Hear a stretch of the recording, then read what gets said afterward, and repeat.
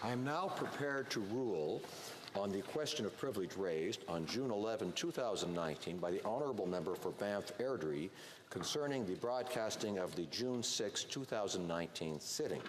First and foremost, I want to sincerely thank the member for raising this issue. While the matter can be more closely identified as administrative in nature rather than a question of privilege, it is nonetheless important. The ability for the House of Commons to communicate and disseminate its proceedings is essential in order for the public to follow the debates in our Parliament. Members must have confidence in our capacity to make available these debates. This is done, in part at least, through the public broadcasting of the proceedings of the House of Commons and its committees, which offers viewers accurate and complete debates of the House. En fait, la diffusion. In fact, broadcasting of all proceedings of the House dates back to 1977. Since 2003, proceedings have also been available live through Parleview, a service offered through our website for live and on-demand broadcasting of the proceedings. This latter service allows members to retrieve parts of the audio or televised proceedings through the Parleview portal. Comme le député l'a expliqué. As the member explained, it is this service portal that is at the core of the issue raised. A review of the events that occurred on June 6th and the following days revealed that there was a technical problem at the opening of that sitting at 10 a.m. that has a direct impact on the capacity to access some video footage. Fortunately, I can confirm that the missing portion at the start of the sitting on Thursday, June 6, from 10 a.m. up to 10:09:52 a.m. is available through Parleview as it should be. I am also pleased that, though part of the video was missing for a short while, the audio, its interpretation, and the official debates were at all times at members' disposal and readily available. The entire incident was certainly unfortunate and unsatisfactory for the member. On behalf of the administration, I apologize for this error. I have been assured that corrective measures are being taken to prevent this from occurring again. I would also like to thank the member for his diligence in pursuing this matter. Social media has become very important for members, particularly in their efforts to communicate information to their constituents. I thank all honourable members for their attention. Tabling of documents. Pursuant to Section 79.22 of the Parliament of Canada Act, it is my duty to present to the House a report from the Parliamentary Budget Officer entitled Closing the Gap, Carbon Pricing for the Paris Target. The Honourable Parliamentary Secretary to the Government House Leader. Yes, thank you, Mr. Speaker. Pursuant to Standing Order 36(8), I have the honour to table in both official languages the government's responses to 5 petitions. And, Mr. Speaker, while I'm on my feet, I move, seconded by the member for St. Catharines, that the House do now proceed to orders of the day.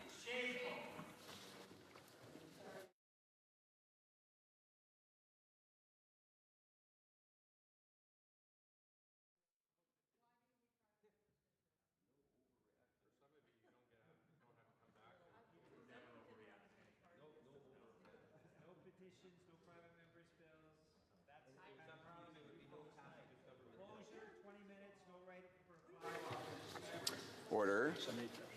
Order. Mr. Lamoureux, seconded by Mr. Biddle, moves that the House do now proceed to orders of the day. Is it the pleasure of the House to adopt the motion? No! All those in favour of the motion will please say yea. Yay! All those opposed will please say nay. Nay! In my opinion, the yeas have it. Call in the members.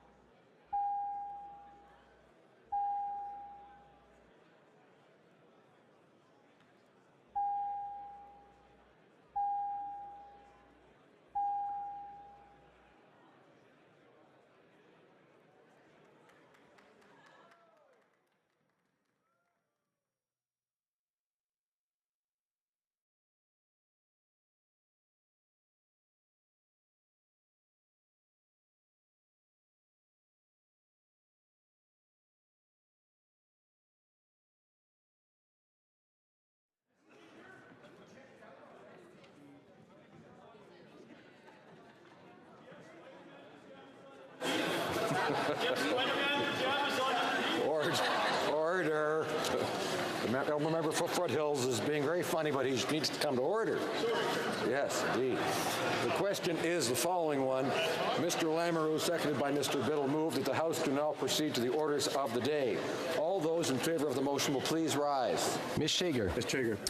Mr. Hare. Mr. Hare. Mr. Macaulay Cardigan. Mr. Macaulay Cardigan. Mr. Sajan. Mr. Sajan. Madame Joly. Madame Joly. Monsieur Rodriguez. Monsieur Rodriguez. Ms. Petitpas-Taylor. Petit Potter. Ms. Murray. Ms. Murray. Monsieur Lametti. Monsieur Lametti. Ms. Bennett. Ms. Bennett. Ms. Haidu. Ms. Haidu. Mr. Hussain. Mr. Hussain. Ms. Ing. Ms. Ing. Ms. Mahaichuk. Ms. Mahaichuk. Mr. Casey Cumberland Colchester. Mr. Casey Cumberland Colchester. Mr. McKay. Mr. McKay. Mr. Nault. Mr. Knoll. Ms. Scrow. Ms. Scrow. Mr. Eiking. Mr. Eiking. Mrs. Lockhart. Mrs. Lockhart. Monsieur Lauzon, Argenteuil, La Petite Nation. Mr. Lausanne, Argenteuil, La Petite Nation. Mrs. McCrimmon. Mrs. McCrimmon. Mr. Algabra. Mr. Algabra. Mr. Oliphant. Mr. Oliphant. Mr. Carr. Mr. Carr. Ms. Gould. Ms. Gould. Mr. Sohi. Mr. Sohi. Mr. Holland. Mr. Holland. Mr. Champagne. Mr. Champagne. Ms. Monsef. Ms. Monsef. Ms. McKenna. Ms. McKenna. Madame Le Boutillier. Madame Le Boutillier. Madame Bibeau. Madame Bibeau. Mr. Wilkinson. Mr. Wilkinson. Mr. Cousineau. Mr. Cousineau. Mr. Casey Charlottetown. Mr. Casey Charlottetown. Mr. Vaughan. Mr. Vaughan. Monsieur Serré. Monsieur Serré. Monsieur Miller, Ville-Marie, le Sud-Ouest et des Sœurs. Monsieur Miller Ville-Marie, le Sud-Est et des Sœurs. Monsieur Chiffquet. Mr. Chiffquet. Mr. Bagnall. Bagnall. Monsieur Paradis. Mr. Paradis. Mr. Scarpellegia. Mr. Scarpellegia. Mr. Sims. Mr. Sims. Mr. Tanzi. Mr. Tanzi. Mr. Fergus. Mr. Fergus. Mr. Anand Sangre. Fernando Sangre. Mr. Fillmore. Mr. Fillmore. Miss Goldsmith-Jones. Goldsmith Jones. Miss Demoff. Mr. Moff.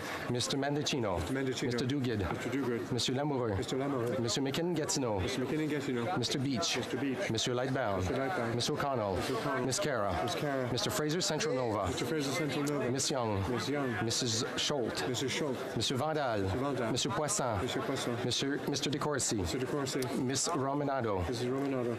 Monsieur Massé, Avignon, La Métis, Matane, Matapédia. Mr. Massé Avignon, le Métis Matane, Matapédia. Monsieur Hébert. Monsieur Hébert. Mr. Jesneski.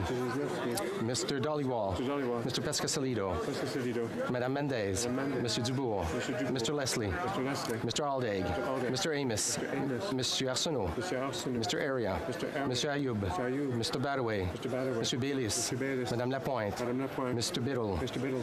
Mr. Boissonneau. Mr. Boissonneau. Mr. Bossio. Mr. Bossio. Mr. Bertina. Mr. Bertina. Monsieur Breton. Mr. Breton. Mr. Chan. Mr. Chan. Mr. Bruson. Mr. Bruson. Ms. Dillon. Ms. Dillon. Monsieur Drouin.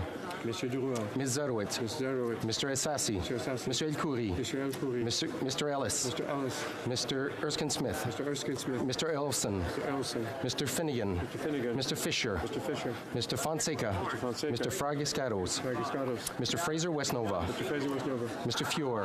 Mr. Gerritsen. Gerritsen. Mr. Graham. Mr. Graham. Mr. Hardy. Mr. Hardy. Mr. Harvey. Mr. Harvey. Mr. Housefather. Mr. Housefather. Ms. Hutchins. Ms. Hutchins. Mr. Iacono. Mr. Iacono. Mr. Johari. Mr. Johari. Miss Khalid. Ms. Khalid. Mr. Levitt. Mr. Levitt. Mr. Long. Mr. Long. Mr. Longfield. Mr. Longfield. Miss Ludwig. Ludwig. Mr. Maloney. Mr. Maloney. Mr. May Cambridge. Mr. May Cambridge. Mr. McDonald. Mr. McDonald. Mr. McKinnon, Coquitlam, Port Coquitlam. McKinnon, Coquitlam. Mr. McLeod, Northwest Territories. South Northwest Territories. Mr. Morrissey. Mr. Morrissey.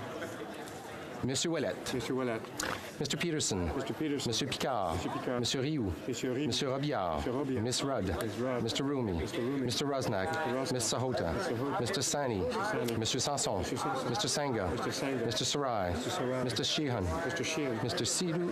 Mr. Sidhu, Mission Masquerade, Fraser Canyon. Mr. Cedar, Mr. Masquerade, Fraser Canyon. Miss Sidhu, Brampton South. Cedar, Brampton South. Mr. Sobera. Mr. Sobera. Mr. Spangerman. Mr. Spangerman. Mr. Tabera. Mr. Tabara. Mr. Tang. Mr. Tang. Ms. Vandenbelt. Ms. Vandenbelt. Mr. Whalen. Mr. Whalen. Mrs. Zaid. Mrs. Zaid. Madame Fortier. Madame Fortier. Miss Lambropoulos. Madame Lambropoulos. Mr. Rogers. Mr. Rogers. Miss Yip. Miss Yip. Madame Bandayan. Madame Bendayan. All those opposed to the motion will please rise. Ms. Bergen. Ms. Bergen. Ms. Gledoux. Ms. Ledoux. Mr. Allison. Mr. Allison. Mr. McColeman. Mr. McColeman. Mr. Kent. Mr. Kent. Monsieur Deltel. Mr. Deltel. Mrs. Block. Mrs. Block. Miss Rampel. Miss Rample. Monsieur Blaney, Bellechasse, Les Chemins, Lévis. Mr. Blaney, Bellechasse, Les Chemins, Lévis. Miss McLeod, Kamloops, Thompson, Caribou. Mr. McLeod, Kamloops, Thompson, Caribou. Mr. Doherty. Mr. Doherty. Mr. Barlow. Mr. Barlow. Monsieur Berthold. Monsieur Berthold. Monsieur Martel. Monsieur Martel. Monsieur Paulus. Monsieur Paulus. Mr. Albus. Mr. Albus. Mr. Chong. Mr. Chong. Mr. Richards. Mr. Richards. Mr. Warkentin. Workington. Mr. Strahl. Mr. Straw. Mr. Al-Boutaif. Mr. Aboutieff. Mr. Lake. Mr. Lake. Mr. Lobb. Mr. Lobb. Mr. Sorensen. Mr. Sorensen. Mr. Godin. Mr. Godin. Mr. Reed. Mr. Reed. Mr. Nader. Mr. Nader. Mr. Brassard. Mr. Brassard. Mr. Anderson. Mr. Anderson. Mr. General. Mr. General. Ms. Alislev. Ms. Alislev. Mr. Soroya. Mr. Soroya. Madame Boucher. Madame Boucher. Mr. Carey. Mr. Carey. Mr. Hoback. Mr. Hoback. Mr. Falk Provencher. Mr. Falk Provencher. Mr. Zimmer. Mr. Zimmer. Mr. McGuire. Mr. McGuire. Mr. Jennis. Mr. Jennis. Mrs. Gallant. Mrs. Gallant. Mr. Dreeshen. Mr. Dreeshen. Mr. Albrecht. Mr. Albrecht. Mr. Arnold. Mr. Arnold. Mr. Gould. Mr. Gould. Mr. Kitchen. Mr. Kitchen. Mr. Waugh. Mr. Wall. Mr. Schmale. Mr. Schmale. Mr. Macaulay Edmonton West. Mr. Macaulay Edmonton West. Mr. McKenzie. Mr. McKenzie. Mr. Shields. Mr. Shields. Mr. Diot. Mr. Diot. Mr. Vierson. Mr. Vierson. Mr. Weber. Mr. Weber. Mr. Mott. Mr. Mott. Mr. Davidson. Mr. Davidson. Mr. Stanton. Mr. Stanton. Mr. Sopok. Mr. Sopa. Mr. Van Kesteren. Mr. Van Kesteren. Mr. Iglinski. Mr. Iglinski. Mr. Julian. Mr. Julian. Mr. Massey Windsor West. Mr. Massey Windsor West. Mr. Bouliris. Mr. Bouliris. Miss Kwan. Kwan. Miss Ramsey. Miss Ramsey. Mr. Caron. Mr. Caron. Mr. Garrison. Mr. Garrison. Monsieur Dussault. Mr. Dussault. Monsieur Aubin. Mr. Aubin. Monsieur Nantel. Mr. Nantel. Monsieur Choquette. Mr. Choquette. Mr. Duval. Mr. Duval. Mr. Cannings. Mr. Cannings. Mr. McGregor. Mr. McGregor. Mr. Rankin. Mr. Rankin. Madame Boutin-Sweet. Madame Boutin-Sweet. Madame Moore. Madame Moore. Mr. Christopherson. Mr. Christopherson. Miss Matheson. Miss Matheson. Madame Hughes. Madame Hughes. Monsieur Beaulieu. Mr. Beaulieu. Monsieur Plamondon. Mr. Plamondon. Madame Posé. Madame Posé. Monsieur Fortin. Mr. Fortin. Monsieur Barcelou-Duval. Mr. Barcelou Duval. Mr. Manley. Mr. Manley. Mr. Weir. Mr. Weir. Mr. Clement. Mr. Clement.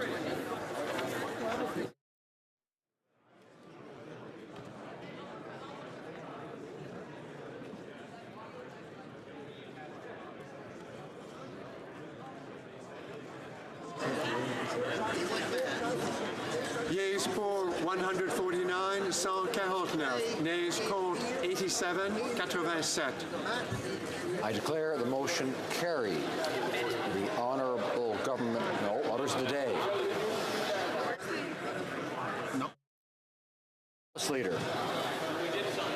Thank you, Mr. Speaker. I move, seconded by the Minister of Fisheries, Oceans and the Canadian Coast Guard, that in relation to Bill C-68, an act to amend the Fisheries Act and other acts in consequence, not more than one further day shall be allotted to the consideration of the Senate amendment stage of the said bill, and that 15 minutes before the expiry of the time provided for government orders on the day allotted to the consideration of the Senate amendments to the said bill, any proceedings before the House shall be interrupted if required for the purpose of this order, and in turn, every question necessary for the disposal of the said stage of the bill shall be put forthwith and successfully without further debate or amendment. Thank you, Mr. Speaker.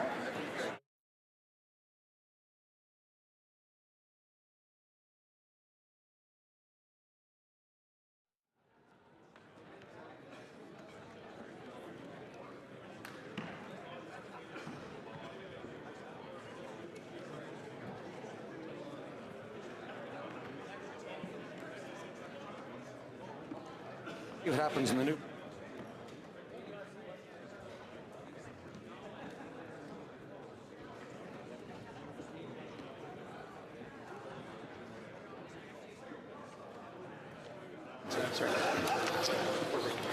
Order.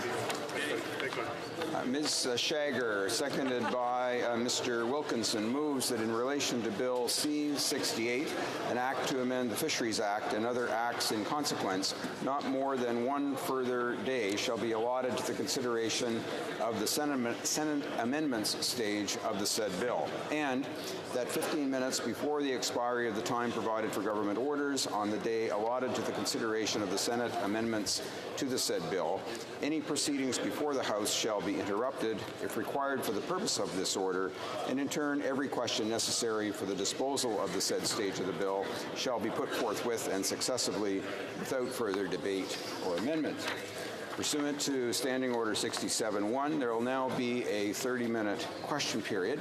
I invite all honourable members who wish to participate in the 30-minute question period, please rise. Accordingly, I'd ask all honourable members to limit their interventions to approximately 1 minute. That includes the minister responding to the questions. And again, opposition members are given preference during the 30-minute period, but some questions will be taken from the government side as well. We'll now proceed to questions. The honourable member for Caribou Prince George. Thank you, Mr. Speaker. So here we have it. Time allocation. Once again, by a government that said that they would never, they would let the debate reign, Mr. Speaker. So, Mr. Speaker, through you, I'd like to ask our honourable colleague, the minister, if he can table with this House any evidence where the changes that were done to the Fisheries Act under the previous government resulted in any harmful alteration or destruction or disruption of fish or fish habitat. Honourable Minister of Fisheries and Oceans. Thank you, Mr. Speaker. The government consulted broadly and widely on this bill. The consensus amongst all of the folks that made submissions during the consultation was there was a need to restore protections for fish and fish habitat that were removed when the previous government gutted the bill in 2012. There were extensive discussions in this chamber and in the other place, totaling almost 39 days of debate. Canadians are expecting us to deliver on what we said in 2015. They are expecting us to restore the protections for fish and fish habitat, and that is exactly what we are doing. Questions. The honourable member for Vancouver East. Chair, Mr. Speaker, here we are again. The government's bringing forward closure effectively to shut down debate. And, from a government who actually promised that they would be different than the Harper Conservatives, they in fact have brought in more closure debates proportionately than that of the Harper government. So I ask the government side on this question, how can they justify this and call this democracy? The Honourable Minister of Fisheries and Oceans. Thank you, Mr. Speaker. Let me provide a little context for the honourable member. This bill was introduced over a year ago. It went through 3 days of debate at second reading, 8 days of committee debate, including 46 witnesses, 4 days of debate at report stage, 3 days of debate presently. In the other chamber, it's 9 days of debate at second reading, 10 days of debate at committee, 3 days of debate at third reading. In total, almost 39 days of debate. That's a lot. That is a lot of debate and a lot of consideration for a very important bill that we are very proud of. Questions. The honourable member for Dauphin, Swan River, Neepawa. The minister is being very disingenuous here. I sat in on the hearings on Bill C-68. Not a single opponent of what we did in 2012 could prove in any way, shape, or form that those changes had any effect on fish populations or fish communities. And they can look at the record. Under our government, for example, 2010, the Pacific salmon run in the Fraser River was a record. 2014, the run was even higher. Under this particular government's watch, Pacific salmon stocks are collapsing, and the Chinook salmon stock is the poster boy for that. Our committee produced a unanimous report on Atlantic salmon with a number of recommendations. We saw the minister's response. Not a single part of that letter responding to the 17 unanimous recommendations was dealt with, such as smallmouth bass in Miramichi Lake, such as overfishing by Greenland, such as excess predation by seals, striped bass. The response did not deal with any of that. Why is this department so inept and uncaring for fisheries communities and fish stocks? Honourable Minister of Fisheries and Oceans. Thank you, Mr. Speaker. I think the subject of the debate today is C-68, and I would tell my honourable colleague that the department conducted extensive consultations. There were over 2,000 Canadians who registered online, over 5,000 who filled out questionnaires, 170 meetings with Indigenous groups, 200 submissions from Indigenous people, 208 letters to the minister, many meetings in person, and it was virtually unanimous that we needed to restore fish and fish habitat that were taken from the bill, from the Fisheries Act by the previous government, which gutted the protections for fish and fish habitat. We're very proud to be delivering on a campaign commitment that is so important to Canadians, and we are doing that now. Questions. The honourable member for Winnipeg Centre. Thank you very much, Mr. Speaker. You know, in the Senate, there are a number of our bills which are so important, just like this exact bill here, C-68. There's also Bill C-88, C-91, C-92, C-93, C-391, C-374, C-369, C-262. All these bills are being delayed by the Senate because they're taking far too long. I was wondering if the Honourable Minister could tell us about why the Conservative senators are delaying all these bills, delaying us getting the jobs that Canadians have sent us here to do. They gave us a mandate in 2015 after a decade of darkness of the Conservatives, trying to repair the damage that they had done to the environment, that they had done to Indigenous communities, and make sure that we get this job done. So can the Honourable Minister talk a little bit about that, please? Very good. There's the Honourable Member for Caribou Prince George on a point of order. Mr. Speaker, I would remind our honourable colleague from Winnipeg that the independent senators on the Senate side actually control the House. And Mr. Speaker, that I would challenge that there is relevance to this question. We are still at a maximum of 30 minutes, so I think that was mostly to do with debate, but with respect to relevance, I think that's the second time that has been mentioned. I do ask members to stay on the question that's before the House. The Honourable Minister of Fisheries and Oceans. Thank you, Mr. Speaker. Certainly, Canadians expect that the government will deliver on the campaign commitments that it made in 2015. It is important that the Senate debate and discuss bills, but it's also important that they remember that we are the elected chamber and that as we move legislation forward, that of course we are open to amendments from the other House, but that at the end of the day, Canadians are expecting us to deliver on the campaign commitments. I would also say it's not simply the Senate that has been trying to delay legislation through, if we look at Bill C-68, the debate that occurred on Tuesday, my honourable colleague from Caribou Prince George simply talked out the clock, talking about things that had zero to do with C-68. It's the Conservatives here that are trying to ensure that we do not pass the legislation that Canadians expect. We are planning to ensure that we get these things done. Question. La députée de Rosemont. The honourable member for Rosemont-La Petite Patrie. Yes, thank you, Mr. Speaker. I think voters will fully recall that the Liberals promised in 2015 to do things differently, to respect Parliament, to respect the democratic process, and not to use the guillotine systematically. And what are we seeing today? They're using it even more than Stephen Harper's Conservatives. I think this is the proof that the Liberals are incapable of managing the parliamentary process. They're panicking. They're putting a gag on every bill. What does my colleague have to say to that, the Honourable Minister? Thank you, Mr. Speaker. We have a great deal of respect for the House and its processes. What my colleague said is completely false. Amount of debate on this bill. As I said, I'll provide more context again for the honourable member. There has been almost 39 days of debate collectively between this chamber and the other House, including 46 witnesses at committee in this committee and a number of additional witnesses, 15 additional witnesses in the other House. 39 days of debate. I think most Canadians would expect that we get on with the business of governing. 39 days is an enormous amount of time. We have listened. We have incorporated many amendments that were suggested both here and in the other House, and now it is time for us to make sure that we deliver on the commitments that we made to Canadians in 2015. Questions. The Honourable Member for North Okanagan, Shuswap. Thank you, Mr. Speaker. For Fisheries, Oceans, and Canadian Coast Guard. I sat in on all of those debates in this House and in our committee on the House side. Time and time again, we had requests from First Nations. We had requests from our side for extended consultation, for extended study time, and yet the government members on that committee shut it down. Shame. Just like the fake consultation they're doing here. I hope he's going to set aside his talking points and actually speak about what we heard, especially yesterday in the committee when we studied these amendments from the Senate on Bill C-68. What we heard was that the only people opposed to the third-party habitat banking were the fisheries DFO staff as directed by the fisheries minister. Why is it the fisheries minister and only his staff that are opposed to the third-party habitat banking amendments? Why only you? Why can't the minister accept that we could actually create net habitat gains through those hard third-party habitat bankings, and here he is trying to shut down debate on it. Shameful.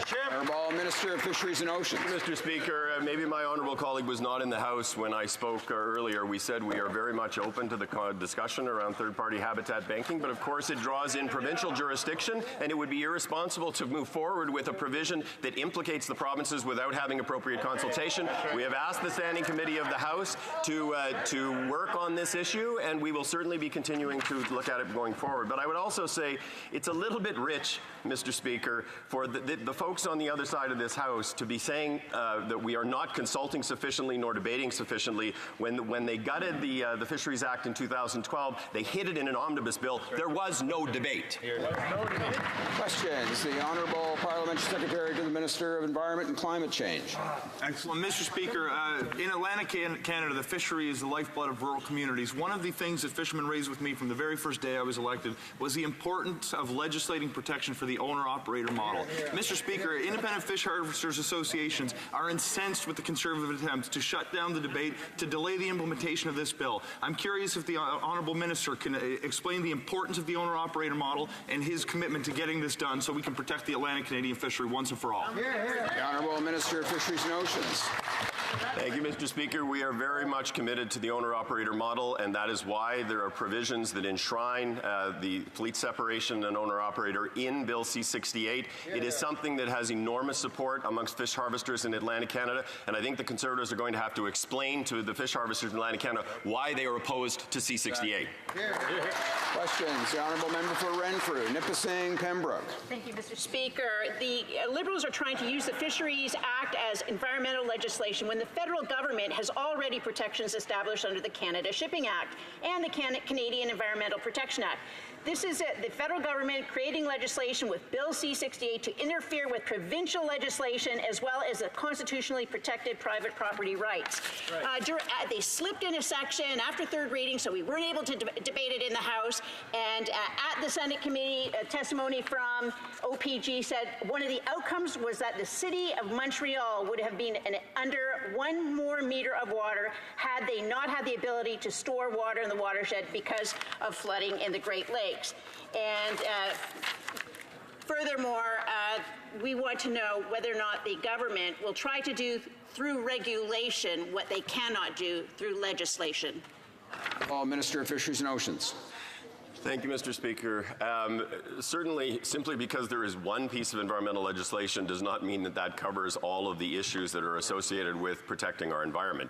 This piece of legislation is about protecting fish and fish habitat. That is something that is important to Canadians from coast to coast to coast. It is something that Canadians told us very clearly in 2015 that they wanted to see change, that they wanted to see appropriate protection for fish and fish habitat. That is exactly what this bill does. We are very proud of this legislation. It has drawn broad support from coast to coast to coast across various different groups, and we are delivering on a commitment that we made to Canadians in 2015. Questions. The Honourable Member for Vancouver East. Very much, Mr. Speaker. You know, this debate is about the procedure to which parliamentarians are entitled to, and that is to engage in debate in this House. And what the government is doing is shutting down debate again. And, you know, Mr. Speaker, I would surmise to say that the government will continue with this practice, not only for this bill. I'll bet you anything that after this debate on this bill, there'll be another round yet again of closure. That's what the government is doing, time and again, bringing in closure to shut down debate. I'd love to get into the substance of the bill itself. If we're allowed to actually get into the debate without closure, will the government commit to that? Honourable Minister of Fisheries and Oceans. Thank you, Mr. Speaker. Let me once again provide some context for the honourable member. This bill was introduced over a year ago. It has gone through 10 days of debate in this chamber, 8 days of debate in the standing committee associated with this chamber. In the Senate, 12 days of debate, 9 days of committee debate, 39 days in total associated with debate. Canadians are now expecting, after hearing all of the various perspectives, after adjusting the bill and taking account of some of the considerations that were brought forward, Canadians are now expecting us to act. I would also say, Mr. Speaker, I have enjoyed a very productive and cooperative working relationship with the former fisheries critic from the party opposite, with respect to a number of elements of this bill, and we are very proud to incorporate S203 and S238 relating to cetaceans in captivity and shark finning to ensure that they are passed through this House and done in a manner that is appropriate, and I've been very happy to work with the former fisheries critic from that party. Hear, hear. Questions? The honourable member for North Okanagan, Shuswap. The minister to step away from his talking points. He talks about 39 days. Many of those days are only a few hours in committee at study, and we heard time and again from First Nations that wanted to provide briefs. We saw where there was over $2 million provided for First Nations to provide briefs to the committee on the study of the Fisheries Act back in 2016. But there was $1.2 million paid out for compilation of those briefs that were received by the committee after the study date and the committee had made their recommendations on the bill, because his department, his members on that committee would not extend the study. Why is he again shutting down debate on an important bill? Well, Minister of Fisheries and Oceans. Thank you, Mr. Speaker. There were, as I noted previously, there were several rounds of consultation that included thousands of submissions from Canadians. One of the consultations was through the Standing Committee, and the Standing Committee did very good work in that regard. But certainly there was enormous amount of consultation that went into this. There were 39 days of debate, Mr. Speaker, with respect to committees and debate in the two chambers. And I would say it is entirely rich for somebody from the party opposite that when they gutted the bill of the Fisheries Act in 2012, did it through an omnibus bill, no debate. No debate. I mean, that is just unbelievable. 39 days of debate versus no debate. Questions? The honourable member for Avalon. Thank you, Mr. Speaker, and thank you to the Minister for bringing this forward today. I want to ask the Minister, in 2012, one of the things that were entrenched in the so-called changes was something called self-assessment, that you could self-report as a developer or a contractor or whatever, any damage to habitat or fish habitat. So I wonder, could he talk about how important it is to make sure it's not left up to the person to report themselves for doing something wrong in these changes we're making to this bill today. To have self-assessment is like putting a fox in charge of the hen house. Minister of Fisheries and Oceans. Thank you, Mr. Speaker. Certainly enhancing compliance and enforcement is an important part of the changes in Bill C-68. We are ensuring that we are protecting fish and fish habitat. That is through legislative protection, but it is also ensuring that we are providing resources to the department to do effective compliance and monitoring on an ongoing basis. We have made enormous investments in the Department of Fisheries and Oceans in compliance and enforcement, but also in science. The previous government cut over $100 million from the Department of Fisheries and Oceans. We have rebuilt that department. It will be far more effective going forward, and it will now have the tools to do the job. Hear, hear. Questions? The honourable member for Caribou, Prince George. Mr. Speaker, both our the honourable minister and our honourable colleague from Avalon are being disingenuous in their comments, Mr. Speaker. Time and again through witness testimony, not one witness could actually provide any examples of where the 2012 changes to the Fishery Act actually provided or led to any harmful alteration, disruption, or destruction of fish or fish habitat. Standing before this House and before Canadians and saying disingenuous comments like that is unparliamentary, Mr. Speaker. So through you, I would like to ask our honourable colleague, the minister, again, once again, table one example of where the changes to the 2012 Fisheries Act resulted in any harmful alteration, disruption, or destruction of fish or fish habitat as provided by any witnesses that provided through consultation or through committee work. Thank you. Honourable Minister of Fisheries and Oceans. Thank you, Mr. Speaker. I suggest the honourable colleague read Section 91 of the federal court judgment, where it actually speaks to the issue of fish habitat being at risk. This government made a commitment to Canadians that we would restore the lost protections that Canadians knew were lost when the previous federal government gutted the Fisheries Act. It is an incredibly important for all Canadians that we not only protect, but that we rebuild. The stock rebuilding provisions within this new act will help us to ensure that we are rebuilding major fish stocks, particularly commercial fish stocks, to ensure the economic prosperity of our coastal communities. This is something that Canadians from coast to coast to coast are supportive of, and we would ask that the Conservative members opposite get on board. Questions. The honourable member for South Okanagan, West Kootenay. Well, thank you, Mr. Speaker. And I'll start off by saying I'm generally in favor of this bill as a biologist working in this country over the last long time. The Federal Fisheries Act was often held up as the only piece of legislation, certainly in British Columbia, that protected wildlife habitat, period. And it was very much noticed when the previous Conservative government took away much of those habitat protection powers. But what I want to talk about here is this pattern of this government to shut down debate on almost everything. I think this is the 70th time we've had a time allocation or closure motion. We started off today with missing routine procedures, going right to orders of the day because the government was afraid of whatever. And so we lost the chance to, I had petitions to put in. People may have had private members' bills to pose. You know, I don't know how many times we've gone to orders of the day, but we're supposed to be here debating C-88, and instead we're talking about closure and the shutting down of democracy. Well, Minister of Fisheries and Oceans. Thank you, Mr. Speaker, and thank you to my honourable colleague for the question.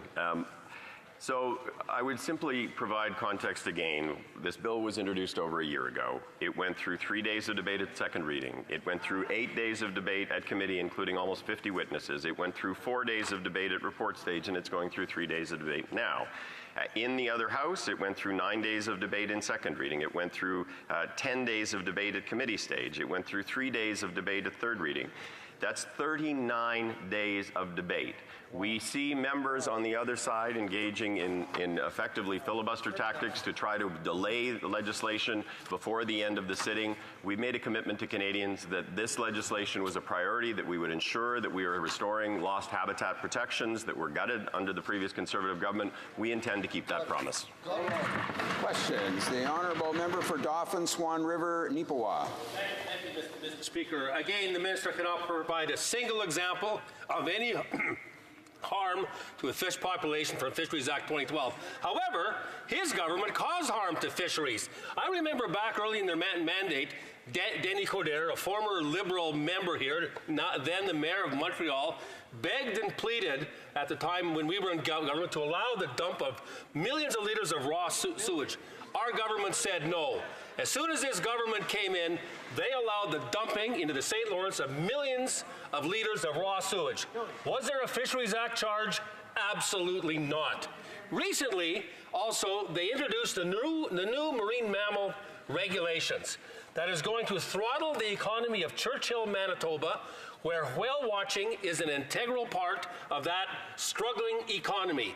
I contacted the minister on a number of occasions about this, and he simply doesn't care about communities. He only cares about, well, I won't use the word, he'll only, with his cronies in the Liberal Party who do their best to destroy fish habitat without him even caring. Why is that?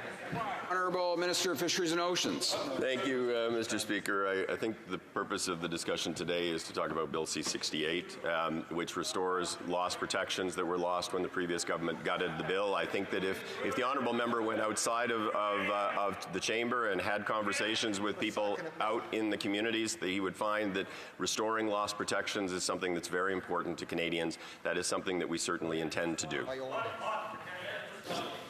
Questions. The honourable member for New Brunswick Southwest. Here.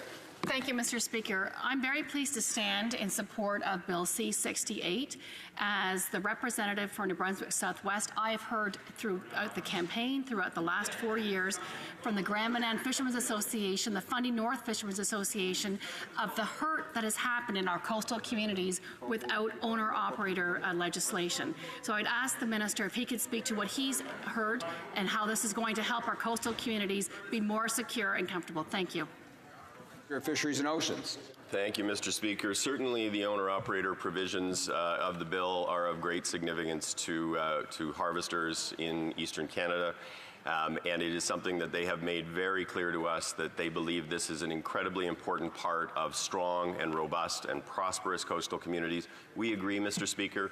We think that it's very important that independent fish harvesters have the protections that they need, and that we are doing what we need to do to ensure that we're enforcing those by putting them into Bill C-68 in legislation. We are strengthening that, and I think that if the honourable members opposite went to Atlantic Canada and had conversations with fish harvesters, they would find that there is virtually unanimous support for these provisions.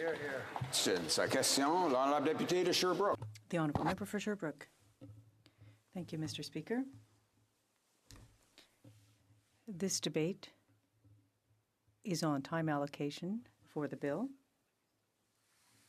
on C-68, not on the substance of the bill, but on the procedure being used to limit debate. Now, my colleague opposite talked about 39 days of debate, and for him that's sufficient. That is subjective in my mind to say that it's sufficient, whereas with under bills, there have been some omnibus bills with far more pages that only get to 10 or 12 days of debate. So they're using these figures very subjectively. I'd like to ask the minister how he determines when there's been enough debate. After 5, 10, 15 days, I'd like an answer to that, because the analysis appears to be very subjective. The Honourable Minister. Thank you, Mr. Speaker. And I thank the Honourable Member for his question.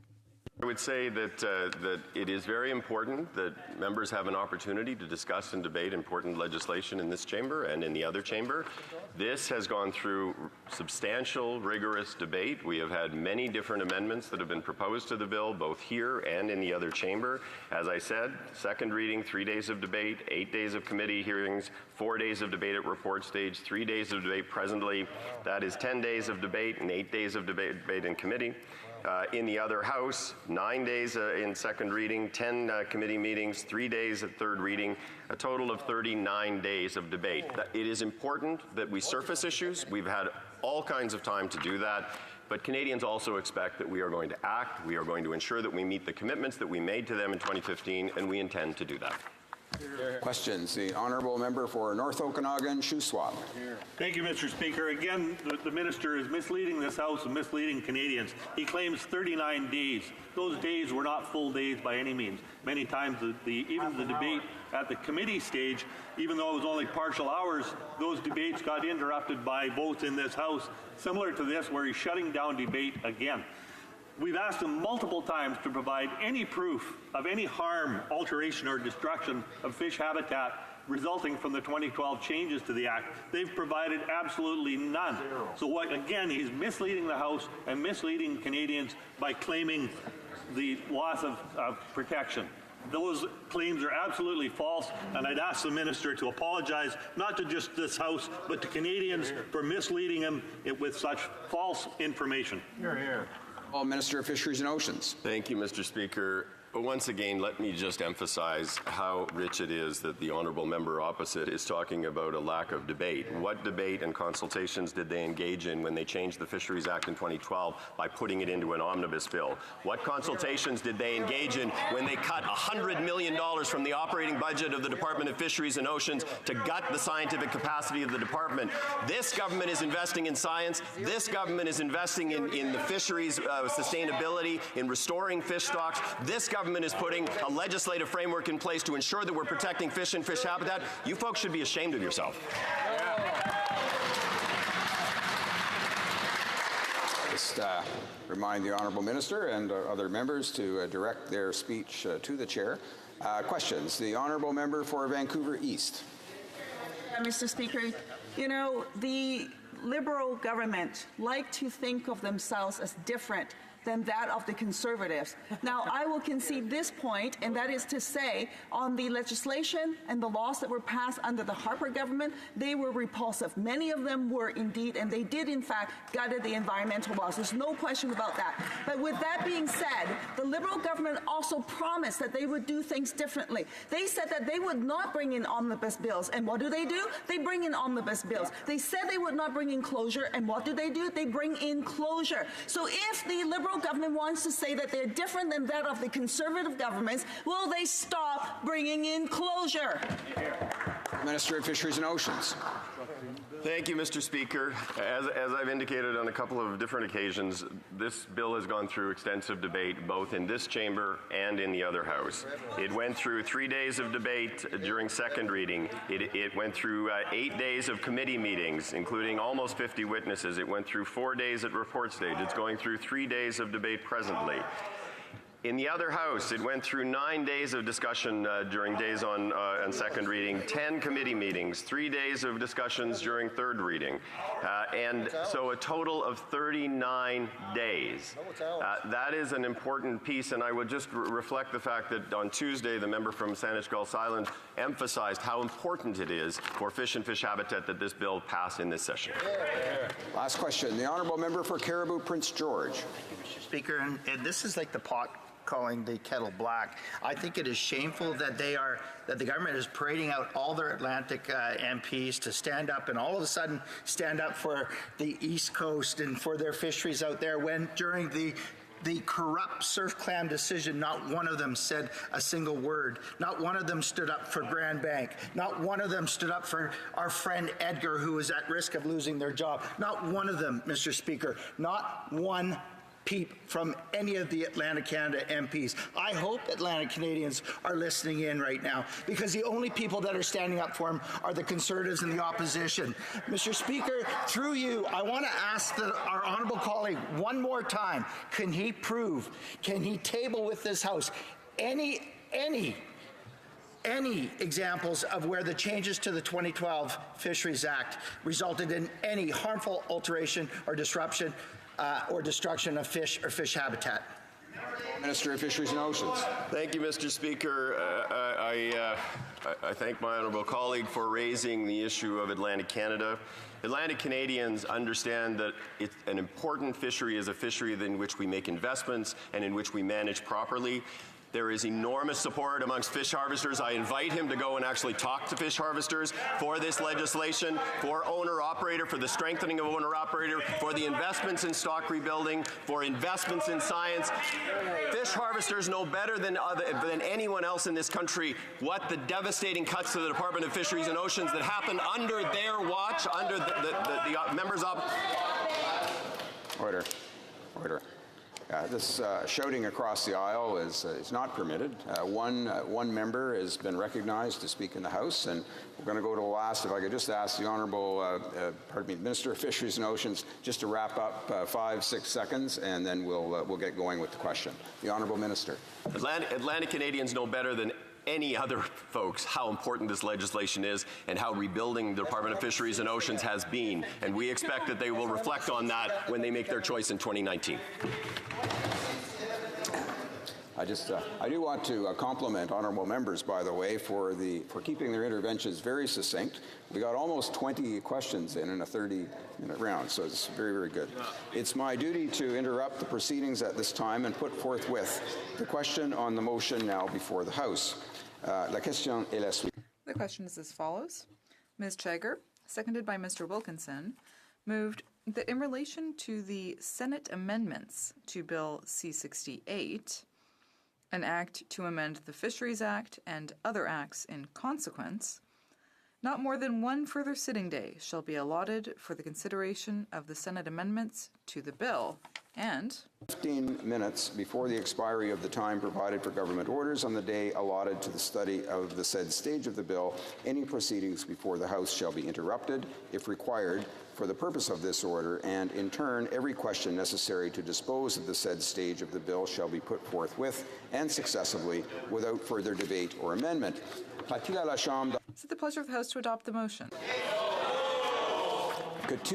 All those in favor of the motion will please say yay. Yay!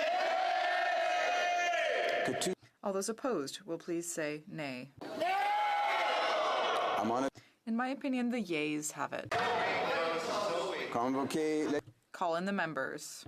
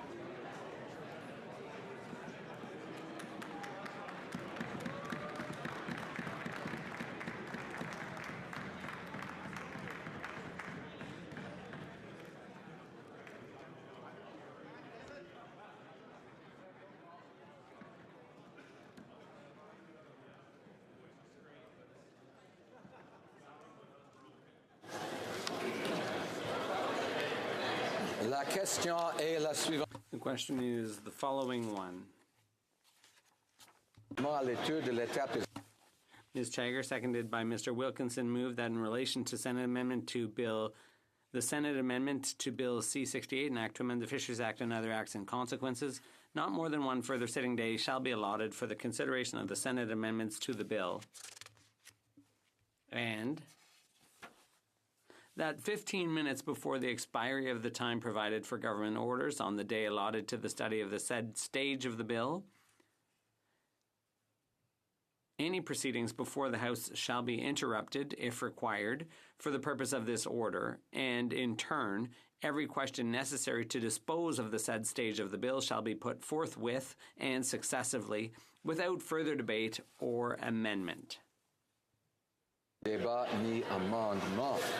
Que tout ce qui All those in favor of the motion will please rise. Mr. Hare. Mr. Hare. Mr. Macaulay Cardigan. Mr. Macaulay Cardigan. Mr. Sajan. Mr. Sajan. Madame Joly. Madame Joly. Mr. Goodale. Mr. Goodale. Monsieur Rodriguez. Mr. Rodriguez. Ms. Petitpas-Taylor. Ms. Petitpas-Taylor. Ms. Murray. Ms. Murray. Mr. Lametti. Mr. Lametti. Ms. Haidu. Ms. Haidu. Mr. Hussain. Mr. Hussain. Ms. Ing. Ms. Ing. Mrs. Jordan. Mrs. Jordan. Ms. Mahaichuk. Ms. Mahaichuk. Mr. Casey Cumberland Colchester. Mr. Casey Cumberland Colchester. Mr. Easter. Mr. Easter. Mr. McKay. Mr. McKay. Mr. Nault. Mr. Knoll. Ms. Scroll. Ms. Scroll. Mr. Eiking. Mr. Eiking. Mrs. Lockhart. Mrs. Lockhart. Monsieur Lauzon, Argentin, La Petite Nation. Monsieur Lauzon, Argentin de la Petite Nation. Mrs. McCrimmon. Mrs. McCrimmon. Ms. Jones. Ms. Jones. Mr. Algabra. Mr. Algabra. Mr. Oliphant. Mr. Oliphant. Mr. Carr. Mr. Carr. Ms. Gould. Ms. Gould. Mr. Sohi. Mr. Sohi. Mr. Holland. Mr. Holland. Mr. Champagne. Mr. Champagne. Ms. Monsef. Ms. Monsef. Ms. McKenna. Ms. McKenna. Madame de Boutillier. Madame de Boutillier. Madame Bibot. Madame Bibot. Mr. Wilkinson. Mr. Wilkinson. Mr. Cusner. Mr. Cusner. Mr. Casey Charlottetown. Mr. Casey Charlottetown. Mr. Vaughan. Mr. Vaughan. Monsieur Serré. Mr. Serré. Monsieur Miller, Ville-Marie, le Sud-Ouest et des Sœurs. Mr. Miller, Ville-Marie, le Sud-Est et des Sœurs. Mr. Bagnall. Mr. Bagnall. Monsieur Paradis. Mr. Paradis. Mr. McGinty. McGinty. Mr. Scarpellegia. Mr. Scarpellegia. Mr. Sims. Mr. Sims. Ms. Ratanzi. Mr. Ratanzi. Mr. Fergus. Mr. Fergus. Mr. Anand Sangre. Mr. Anand Sangre. Mr. Fillmore. Mr. Fillmore. Ms. Goldsmith-Jones. Goldsmith-Jones. Ms. Demoff. Ms. Demoff. Mr. Mendocino. Mr. Mendocino. Mr. Duguid. Mr. Duguid. Mr. Lamoureux. Mr. Lamoureux. Mr. McKinnon-Gatineau. Mr. McKinnon-Gatineau. Mr. Beach. Mr. Beach. Mr. Lightbound. Mr. Lightbound. Mr. O'Connell. Mr. O'Connell. Miss Cara. Miss Cara. Mr. Fraser, Central Nova. Mr. Fraser, Central Nova. Miss Young. Miss Young. Mrs. Schultz. Mrs. Schultz. Mr. Vandal. Mr. Vandal. Mr. Poisson. Mr. Poisson. Mr. DeCourcy. Mr. DeCourcy. Mrs. Romanado. Mrs. Romanado. Mr. Massey Avignon, la métisse Matane Matapedia. Mr. Massey Avignon, la métisse Matane Matapedia. Mr. Hébert. Mr. Hébert. Mr. Jevnevsky. Mr. Mr. Dollywall. Mr. Dollywall. Mr. Pescaslido. Madame Mendez. Madame Mendez. Mr. Dubourg. Mr. Leslie. Mr. Leslie. Mr. Aldaig. Mr. Amos. Mr. Arsenault. Mr. Arsenault. Mr. Area. Mr. Area. Mr. Ayoub. Mr. Ayoub. Mr. Badaway. Mr. Badaway. Mr. Baylis. Mr. Baylis. Madame Lapointe. Madame Lapointe. Mr. Biddle. Mr. Biddle. Mr. Boissonneau. Mr. Boissonneau. Mr. Bossio. Mr. Bossio. Mr. Bertina. Mr. Bertina. Monsieur Breton. Mr. Breton. Mr. Chan. Mr. Chan. Mr. Bruson. Mr. Bruson.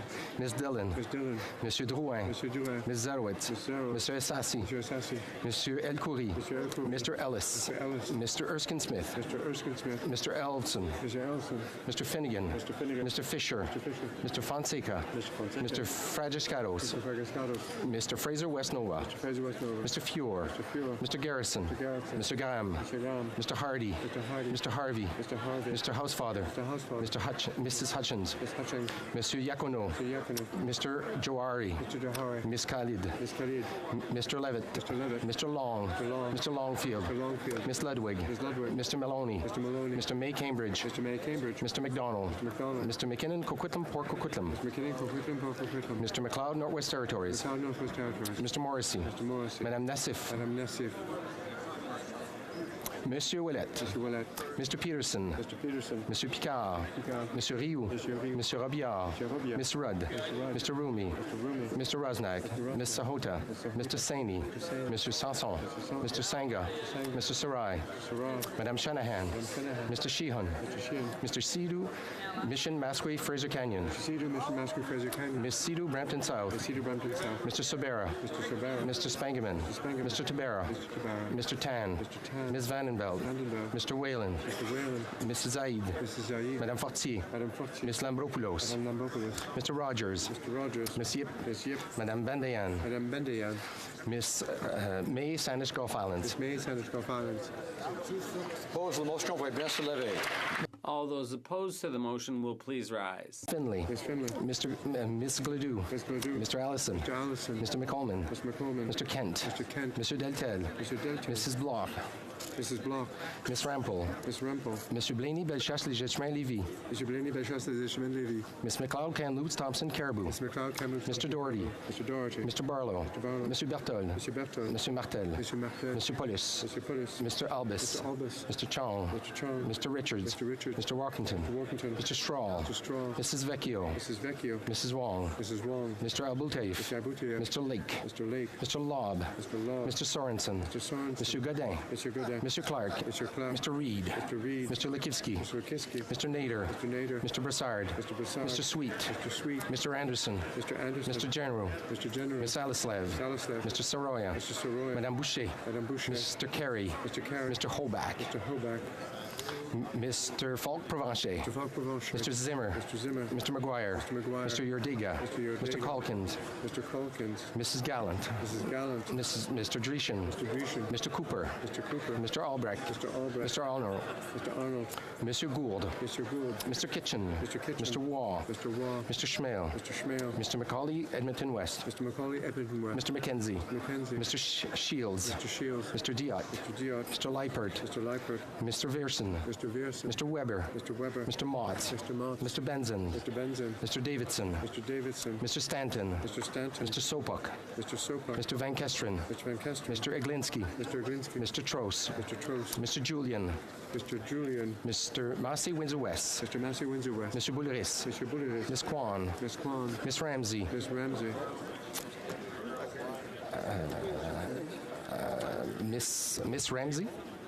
Miss Ashton. And Miss Ashton. Monsieur Caron. And Monsieur Caron. Oh. Mr. Garrison. Mr. Garrison. Miss Blaney, North Island, Powell River. Miss Blaney, North Island, Powell River. Monsieur Dussault. Monsieur Dussault. Monsieur Dubé. Monsieur Dubé. Monsieur Aubin. Monsieur Aubin. Monsieur Nantel. Monsieur Nantel. Monsieur Choquette. Monsieur Choquette. Mr. Duval. Mr. Duval. Mr. Cannings. Mr. Cannings. Mr. Johns. Mr. Johns. Miss Hardcastle. Miss Hardcastle. Mr. McGregor. Mr. McGregor. Mr. Rankin. Mr. Rankin. Madame Quash. Madame Quash. Madame Boutin-Sweet. Madame Boutin-Sweet. Madame Moore. Madame Moore. Mr. Christopherson. Mr. Christopherson. Miss Matheson. Miss Matheson. Madame Hughes. Madame Hughes. Monsieur Plamondon. Monsieur Plamondon. Madame Posé. Madame Posé. Monsieur Fortin. Monsieur Fortin. Monsieur Barcelou-Duval. Monsieur Barcelou-Duval. Mr. Rankin. Correction, Mr. Manley. Mr. Manley. Mr. Weir. Mr. Weir. Mr. Clement. Mr. Clement.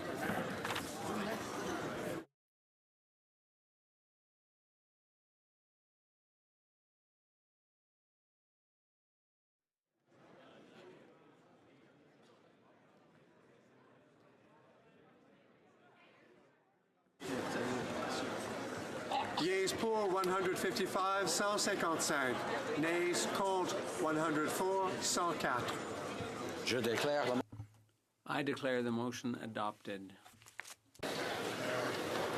Mr. Speaker, I move, seconded by the Minister of International Trade Diversification, that in relation to Bill C-100, an act to implement the agreement between Canada, the United States of America, and the United Mexican States, not more than 5 further hours shall be allotted to the consideration at second reading stage of the bill, and that at the expiry of the 5 hours provided for the consideration of the second reading stage of the said bill, any proceedings before the House shall be interrupted if required for the purpose of this order, and in turn every question necessary for the disposal of the said stage of the bill shall be put forthwith and successfully without further debate or amendment. Thank you, Mr. Speaker.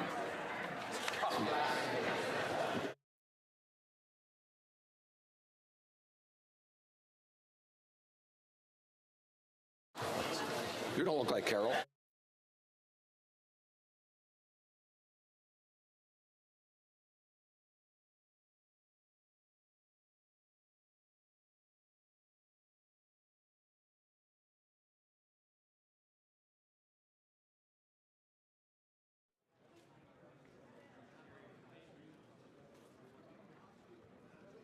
Order. Ms. Shager, seconded by Mr. Carr moves that in relation to Bill C-100, an act to implement the agreement between Canada, the United States of America, and the United Mexican States, not more than 5 further hours shall be allotted to the consideration at second reading stage of the bill, and that at the expiry of the 5 hours provided for the consideration of the second reading stage of the said bill, any proceedings before the House shall be interrupted if required for the purpose of this order, and in turn every question necessary for the disposal of the said stage of the bill shall be put forthwith and successively without further debate or amendment. Conformément à l'article Pursuant to standing order, there will now be a 30-minute question period.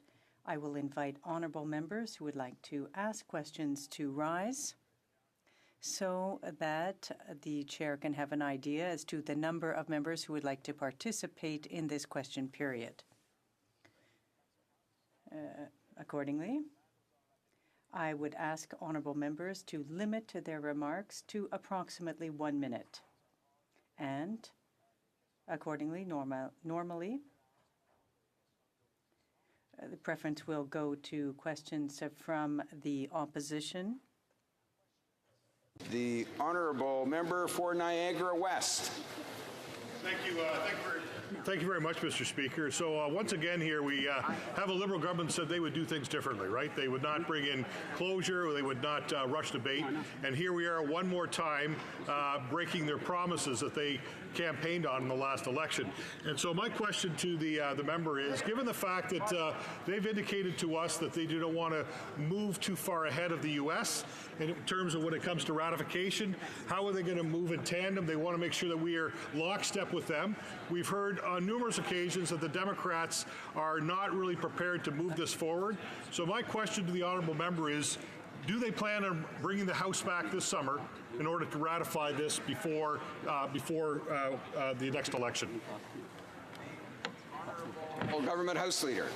Thank you, Mr. Speaker. Mr. Speaker, I would like to thank the member for the question. And yes, Mr. Speaker, as has been quite clear, we will be moving in tandem with the United States as well as Mexico. We know that they have commenced the ratification process, and that's why it's important that we be able to advance this legislation to committee so that our committee process can continue to advance, and so that we can also have opportunities for members to be able to discuss this important legislation. We've been able to find a good deal that's a win-win-win, and what we want to do is ensure that the Canadian economy has certainty, as does our supply chains businesses. And to directly respond to the member's question, I would say that yes, if necessary, we do have limited tools. Recalling the House would be one of them. I am on the public record stating both in this House and outside that I'd be more than willing to recall the House to ensure that the Canadian economy as well as Canadians have certainty and that we're able to ratify this deal. Thank you, Mr. Speaker. Questions. The honourable member for Essex. Thank you, Mr. Speaker. And, you know, this is just really incomprehensible at this point. We're talking about the largest trading relationship that we have, millions of jobs in our country who are not, we're not going to be able to have a proper debate on this. Liberals had promised, in fact, Mr. Speaker, the Prime Minister, in a response to a question to me one day in this House, said that it would have full debate in the House. But here we are, the Liberals using the undemocratic tools of the Harper Conservatives and ramming through legislation. This piece of legislation, of all pieces, deserves to have the full amount of time. Rushing this through does not benefit Canadians in any way. It increases the cost of medication. It is jeopardizing jobs. And I would like to know through you, Mr. Speaker, why have the Liberals been so dishonest, and why are they putting working people in jeopardy by jamming through this legislation? Honourable Government House Leader. Mr. Speaker, when it comes to this important legislation, we've actually been able to strike a really good balance that actually works for Canadian industry sectors, Canadians from coast to coast to coast. And I will say that the NDP, there's not a single deal that the NDP will ever support because they don't believe in free trade, and that's just a position. So the NDP says, oh, we want to discuss it, but they would rather discuss this legislation at the expense of people actually directly within her riding. She says that she supports the auto sector. Let's hear some some quotes. Global Automakers of Canada, David Adams, president, said on October 2nd, 2018, CUSMA exempts a percentage of eligible auto exports from tariffs, one of the biggest wins in the New Deal. Automotive Parts Manufacturer Association of Canada, Flavio Volpe, also president, said Windsor is perfectly positioned to take advantage of the new agreement. You now have to source 75% instead of 62.5% of the content in North America. That volume will show up undeniably in places like Windsor. I would hope that that member would support this important legislation and see it go to committee. Questions? The Honourable Member for Central Okanagan, Similkameen Nicola. Thank you, Mr. Speaker. And while Conservatives do support having stability, let me point out, Mr. Speaker, that we've heard before where the government said everything is fine. And you know what we saw, Mr. Speaker? We saw the Mexican government meeting with the Americans to discuss trilateral issues that they originally said, no, it's all bilateral. And by the time the government came to wake up and smell the coffee on it, that they had been played, they ended up getting handed a NAFTA 0.5, which is this agreement that's now being referred to as CUSMA. This House leader has said that she has heard specifically that the Canadian process will be in tandem with the American process. This government's been played before, Mr. Speaker. What evidence does she have from either Congress or from the administration that they will not be played again? Government House Leader.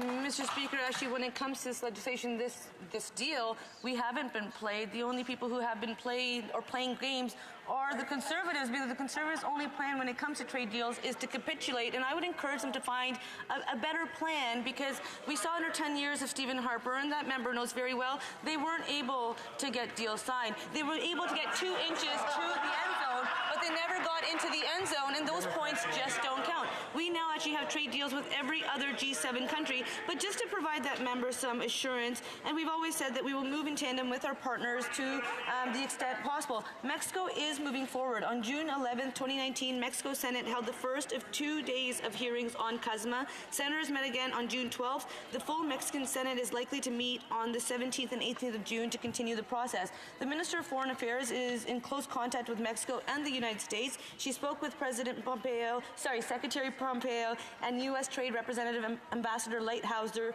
yesterday, just on June 12th, and spoke with the Mexican Foreign Minister on June 10th as well. Madam Speaker, when it comes to our government, as we've said, we're working in close tandem. Here's some concrete examples that should provide that member some reassurance, I would think. Thank you. Questions and comments? Young member for South Okanagan, West Kootenay. Thank you, Madam Speaker. And I just, I'm flabbergasted here. This is, I think, we're over more than 70 closure debates here in the House, this Parliament. This is from a government who said that closure and time allocation was not the way to go. They said they wouldn't be introducing omnibus bills, and they've done that. We're supposed to be here debating the Mackenzie Valley Natural Resource Act, and we haven't, it's afternoon now, and we haven't said a word on that because we've had a series of closure and time allocation motions. We went to orders of the day, so I couldn't present petitions. Nobody could present petitions. If people wanted to put in private members' motions, they couldn't do that. And now we're here shutting down debate on the biggest trade deal that Canada has ever contemplated signing. And this is important to Canadians. A big part of this bill will increase drug costs. Yesterday we had a report saying we need universal pharmacare. This will make it more difficult to implement that. So I'm just wondering why we're hurrying on this very important subject and why we're sitting here just going time allocation after time allocation debate and not debating the important things that Canadians want us to be talking about. The Government House Leader.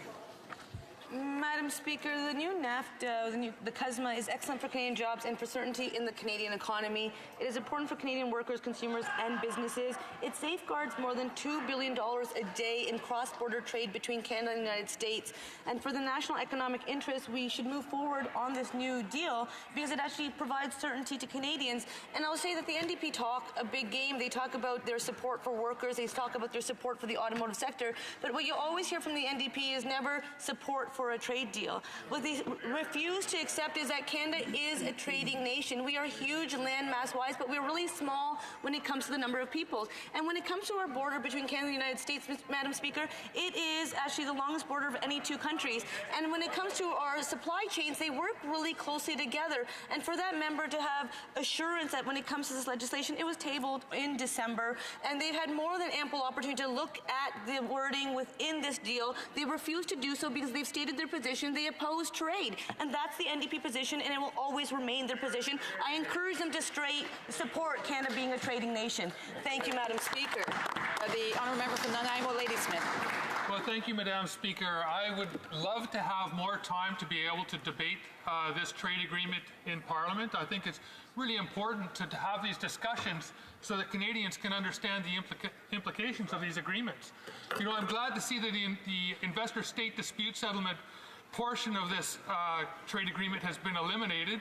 ISDS undermines our sovereignty and our democratic authority, and we've had trade agreements and foreign investment promotion and protection agreements like the Canada-China FIPA hoisted upon Canadians, and the Stephen Harper government rammed through the FIPA agreement with China and basically turned us into a colonial state of China.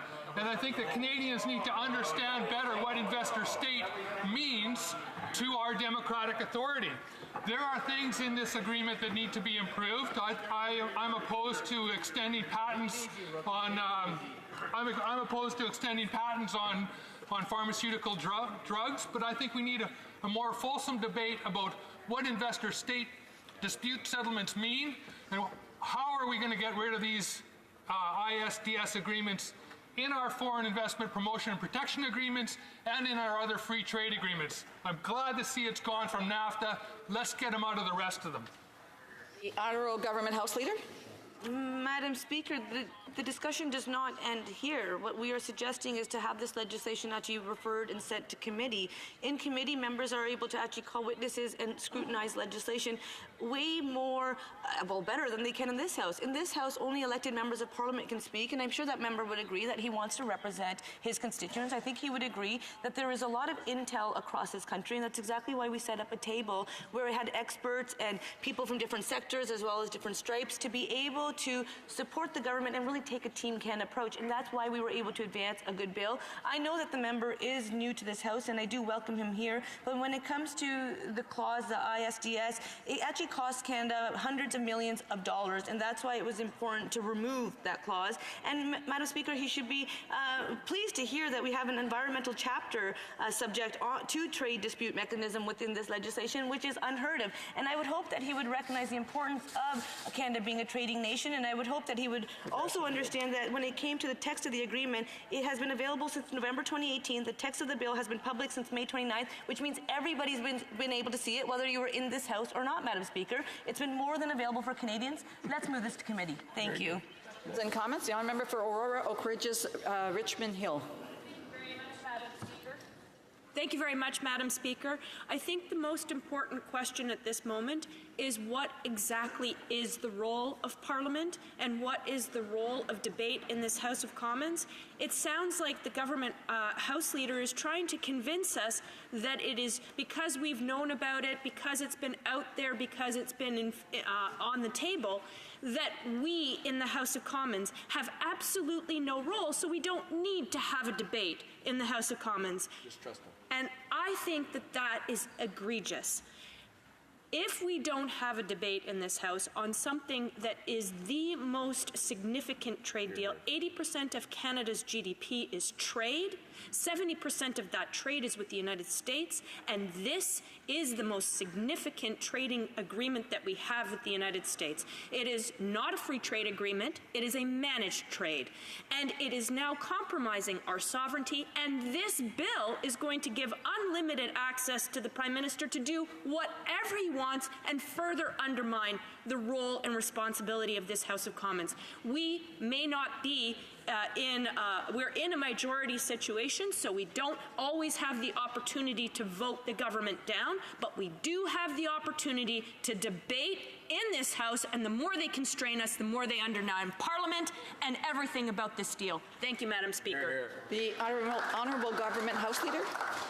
Madam Speaker, I have good news for the member. What we are doing today is actually saying that we should not only have debate on this legislation, but we should also call debate we should also call the legislation to a vote. And by actually having a vote on this legislation, it goes to committee. That's how the process works, Madam Speaker. And when it comes to members of Parliament, they sit on the committees.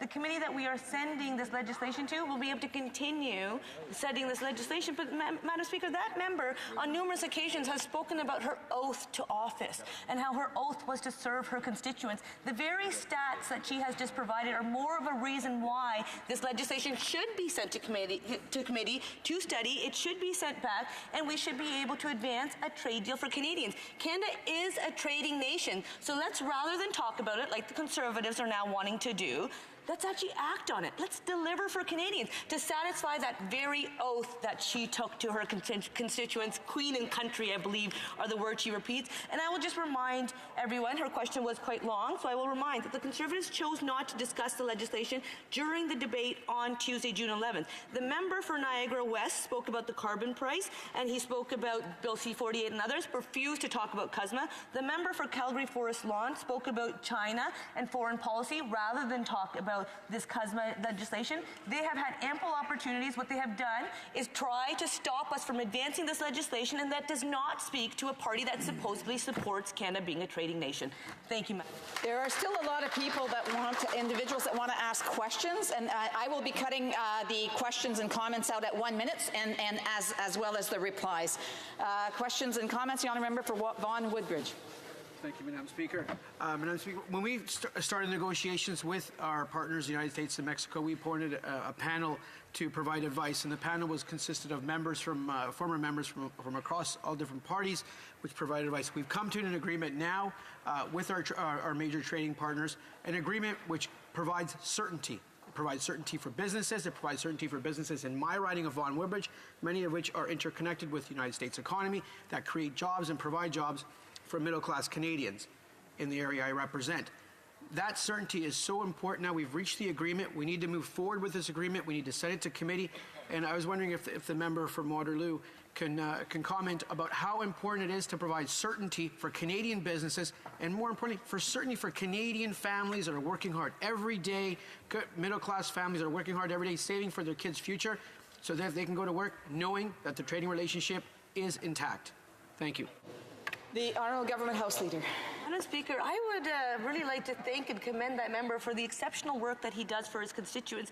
And when it comes to his question, it really speaks to his knowledge on this file. And that's what's so important, is when we have access to wording, to text, what we need to do as parliamentarians is to study that legislation, really get to know it, so that we can strengthen it and ensure that we are delivering for the very people that he represents and I represent and that every member represents. And Canadians definitely did see how hard it was to negotiate this new agreement and to achieve the lifting of tariffs. This was a task that all of our country was involved in. During that time, many Canadian families, unfortunately, had real worries about whether they would lose their jobs or not, and that's exactly what this legislation does, is that it provides certainty to those very families, to our workers. Canada did its job. We have a new NAFTA deal, which is a win-win-win outcome. We have a full lift on tariffs. Unions and auto workers support this deal. I know, Madam Speaker, that it's important that we move this legislation to committee. That's why we need to call it to a vote, but that will be after we still have a little bit of... Questions and comments? The honourable member for Vancouver East. Thank you very much, Madam Speaker. You know what? The government House Leader suggests that the NDP does not support trade. That is absolutely incorrect and false. We support fair trade, and perhaps that is the issue that the government members do not get. But let me say this, Madam Speaker. The government House Leader says, oh, we don't have to have this debate here in this chamber because it could go to committee. Well, not all of us sit on that committee. There are a limited number of people who could go to that committee to participate. We all deserve to engage in this democratic process, to engage in a debate with respect to this trade deal. Now, Madam Speaker, this is just this morning, the second time where the government is bringing in closure for a government who says they would do things differently than that of the Harper government. How is that going? How is that going with the Sunny Ways and with the amount of closure that they brought in that is proportionately higher than that of the Harper government? The Honourable Government House Leader. Madam Speaker, I would not state anything that's actually not valid and doesn't have facts to support it. When it comes to the NDP, I would love for them to name one trade deal that they support. Canada is a trading nation. We today have trade deals with every other G7 country, and the NDP has not supported a single one. If they could just name one trade deal that they support, I would be more than willing to change my statements, but they can't because they want to talk a good game.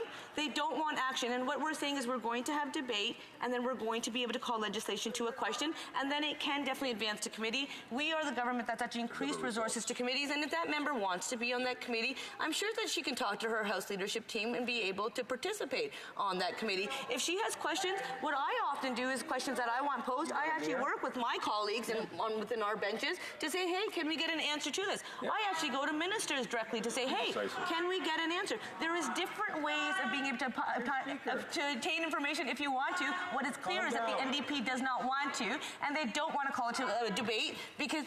So, as I said, I'm giving signals as to when time is up, and I would ask members to respect that so other people can ask questions. Questions and comments. The honourable member for Prince Albert. Madam Speaker, Liberals make things so tough on themselves, it's unreal. She said it was tabled in the House in December. She could have actually brought the legislation forward in plenty enough time for us to have good debate here in the House and plenty of enough time for the committee to do a thorough review of the bill. Now, the question I have for this member and for the House Leader is actually two questions. One, will she assure to us that it goes to committee, that the committee can take as many witnesses and as much time as it needs to actually go through this legislation? And will she also assure to us that if any changes in this legislation should happen in the U.S. this summer, that the committee will have a chance to look at that before they finally vote on it and bring it back to the House? Good question. The Honourable Government House Leader. Madam Speaker, I really appreciate that question, and in response, I was just reminded by colleagues that when it comes to members of Parliament in this House, part of the work that we do and the privileges we have is that we can actually appear and be part of any committee. So I'd like to reassure the previous member that she is able to participate at committees when it comes to this member's question, and he was part of the previous government, so I can understand why he's concerned, because Stephen Harper used to tell them what to do at committees. They actually had a rule book to shut down committees, and so now I can understand why he's concerned. I actually don't intervene in the committee process, and that's why we say they have the resources, they should be able to do the work. But what is clear is why they did not want to debate this legislation earlier this week, and now he's already providing excuses that the Conservatives are going to use to ensure that we don't advance it. Madam Speaker, rather than have excuses, let's work together to find a way forward. We are a government that works on solutions. The Conservatives remain a party that works on excuses. Thank you, Madam Speaker. Questions and comments? The honourable member for Parry Sound, Muskoka. Take your time. It's coming. The strategy that is being deployed by her government, she did mention that there have been talks with Mr. Lighthizer and also with Mr. Pompeo, but we all know in this place who are watchers of the American scene that Speaker Pelosi has a lot to say about this as well. And I want to know whether there's been consultations with the Speaker's office and the House of Representatives in the United States, because they are going to be driving whether there is actual passage of the trade deal. And of course, Speaker Pelosi and the Democrats have been opposed to the trade deal. So have there been discussions? Can she assure the House that there's actually going to be tandem approach here? Because in fact, in the House of Representatives in the U.S., there's a lot of opposition to this particular trade deal. The Honourable Government House Leader. Madam Speaker, and I thank that member for his comment, and I would encourage him actually to be careful about what he reads on the internet, because it doesn't always come out to be what you think it is. And that's why I would like to reassure him that we are working in tandem with the United States as well as Mexico. And I would like to reassure him that when it comes to the Minister of Foreign Affairs, that she is definitely working closely with her counterparts. Not only is she having conversations, what we've done, Madam Speaker, is actually we set up a table to ensure that people from coast to coast to coast, people from all stripes, sectors, were part of the Team Canada approach to ensure that we had a good deal. So I would encourage him to be careful about what information he's obtaining, but the Minister of Foreign Affairs is always available and will continue to provide reassurance. We will work really hard for Canadians to ensure that we have a good deal, not just any deal like the Conservatives were asking for. Thank you, Madam Speaker. Members that I do have a clock in front of me. The Honourable Member for questions and comments, the Honourable Member for Essex. Thank you, Madam Speaker. You know, it's unfortunate that the government House Leader doesn't know what legislation has been passed in this House, and I can reassure her that in this Parliament, and she can go back and look it up for herself, that New Democrats supported the Canada-Ukraine deal, and there are other deals as well. So if she could correct herself, I would appreciate that. The other thing, too, we were promised a full debate by the Prime Minister, by the Minister. We would have a full debate. We would not have the closure that we're seeing today. So again, Liberals not being truthful with not just parliamentarians, but Canadians. At the committee, Madam Speaker, around the TPP, we had over 400 witnesses. We have 2 meetings left.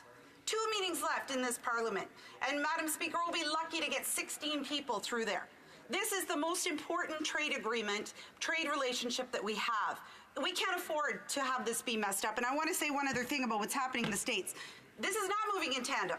The Democrats have not put this on the floor and will not put it on the floor until labor, the environment, the cost of medications, and the enforceability are improved. And this is something they've done. It's not a Pandora's box. They have precedent for it under Speaker Pelosi. So the Liberals are not being truthful here today. And I want to know why the Liberals have been misleading Canadians and saying here that they're allowing a debate when they're shutting it down and there won't be enough witnesses at committee. I do want to remind the member that she can't say indirectly what she can't say directly. The Honourable Government House Leader. Madam Speaker, we've been very truthful with Canadians, and that's exactly why we had a table set up with people from all sectors, all stripes, experts, economists, and the list goes on. And when it comes to that, member, I would like to say, the NDP supports trade with Ukraine. They supported a trade deal. Canada is a trading nation. We have, I can't even tell you how many trade agreements we have at least 75 trade agreements, and the NDP support 1 out of 75 trade agreements. We should definitely do the math on that because, I guess the NDP now supports trade deals. What they should... Order. I want to remind the member for Essex she had an opportunity to ask the question without being interrupted, and I would hope that she would afford that respect back to, even though she may not like what the answer is. The Honourable Government House Leader. Thank you, Madam Speaker. So when it comes to Canada and the United States, as she knows very well, we have the largest border of any 2 countries. We have a really important relationship. It's really important to our economy and the workers that she represents and fights for. The NDP and the CPP don't really have a lot of interest when it comes to the actual bill because not a single Conservative or New Democrat MP showed up to the technical briefing that we just hosted on June 11th. If they actually have concerns and questions, they did not show up. Sorry, I would like to correct myself. One of the members in the official opposition, I guess, sent a staff member. But what I'm saying is MPs want to debate. MPs are not showing up. So let's really call a spade and say that the NDP does not want to see this legislation. Questions and comments? Honourable Member for Niagara Centre. Niagara Falls. Okay, thank you, Madam Speaker. And I actually, on one point that the Liberals have made, I have to agree, particularly with respect to the NDP. I mean, I don't know if there's any party in any Western democracy that's had such a consistent record of opposing trade deals. And to be fair to them, it's not just something recent. They go back to the 1960s. The NDP didn't like the Auto Pact. They didn't like the U.S.-Canada Free Trade Agreement. They didn't like NAFTA. They don't like CETA, TPP. They don't like anything. And to be fair, I guess they've got one here. And that's fair enough. I can understand that. And at least the Liberals, when they're in office, generally they support trade agreements. But of course, not when they're in opposition like they were in 1988. I mean, they were passionate against the Canada-U.S. Free Trade Agreement. They were going to the wall on that one. They were going to challenge that. That being said, I wonder if the honourable member like a list of all the trade deals that the Harper government has agreed to and put into effect. It was a considerable record. I appreciate she's not the trade minister or the foreign minister, but if she would like, I will. So, again, the questions and comments are getting pretty long again. The Honourable Parliamentary Secretary. Madam Speaker, I know that member's been in here for a long time, and I know he will not be offering himself again, and I do want to commend him on definitely his comments and his knowledge of history. I would like to assure him that when it comes to technology, we actually can obtain the information that he's referring to, and it has definitely been looked at. What we know is that we actually have a better trade deal than the previous, the Conservatives were able to sign, but that Prime Minister Mulroney was actually part and was able to provide us information. And that member of parliament represents a border riding, and he knows that trade is important to the business community. We listen to businesses, and they're looking forward to us moving forward on this legislation. And I can tell him that when it comes to Niagara's trade corridor, it's very dependent on this legislation moving forward, so I appreciate the first half of his comments. Thank you, Madam Speaker. We got time for one more question. The Honourable Parliamentary Secretary of the Government House Leader. Not very long, please. Okay, thank you, Madam Speaker. I'm wondering if the Government House Leader and member from Waterloo, who's consistently a strong advocate for her constituents in ensuring that hard work is done every day that the House sits. And I'm wondering if she can just reflect into how important it is that we continue to work hard for Canadians. The Honourable Government House Leader. Madam Speaker, I would like to thank the member for Winnipeg North not only for the work that he does for his constituents, but really for his presence within this House and actually being able to debate on many pieces of legislation. Members talk about not wanting to debate legislation or not having the opportunity. Oftentimes, that is a very member who is up on his feet being able to make sure that we're advancing and having thoughtful debate, and he's asking questions. He should really be commended for the important work he does, and I know I look to him. When it comes to working hard, yes, Madam Speaker, the Liberal Party is not strangers to hard work. We know that Canadians from coast to coast to coast work hard every single day. We actually extended sitting so that we could sit until midnight to be able to have more debates, to offer members exactly what they're asking for. Oftentimes, members do not want to participate in that debate, and I tell you, Madam Speaker, we are the government that's going to take action to ensure that we actually deliver for Canadians. We are a government that's going to ensure that legislation works for Canadians, and when it comes to the opposition, they will continue to provide excuses, and they will continue to try to ensure that the government is not able to move forward. But I encourage them, let's not play partisan games at the expense of Canadians. This legislation needs to be sent to committee. Thank you, Madam Speaker. It is my duty to interrupt the proceedings at this time and put forthwith the question on the motion now before the House. Madame Chagger, appuyée par... Ms. Chagger, seconded by Mr. Carr, moved that in relation to Bill C-100, the question is as follows. Ms. Chagger, seconded by Mr. Carr, moved that in relation to Bill C-100, an act to implement the agreement between Canada, the United States of America, and the United Mexican States, not more than 5 further hours shall be allotted to the consideration of the second reading stage of the bill, and dispense. Is it the pleasure of the House to adopt the motion? All those in favour of the motion will please say yea. All those opposed will please say nay. My opinions, the yeas have it. Call in the members.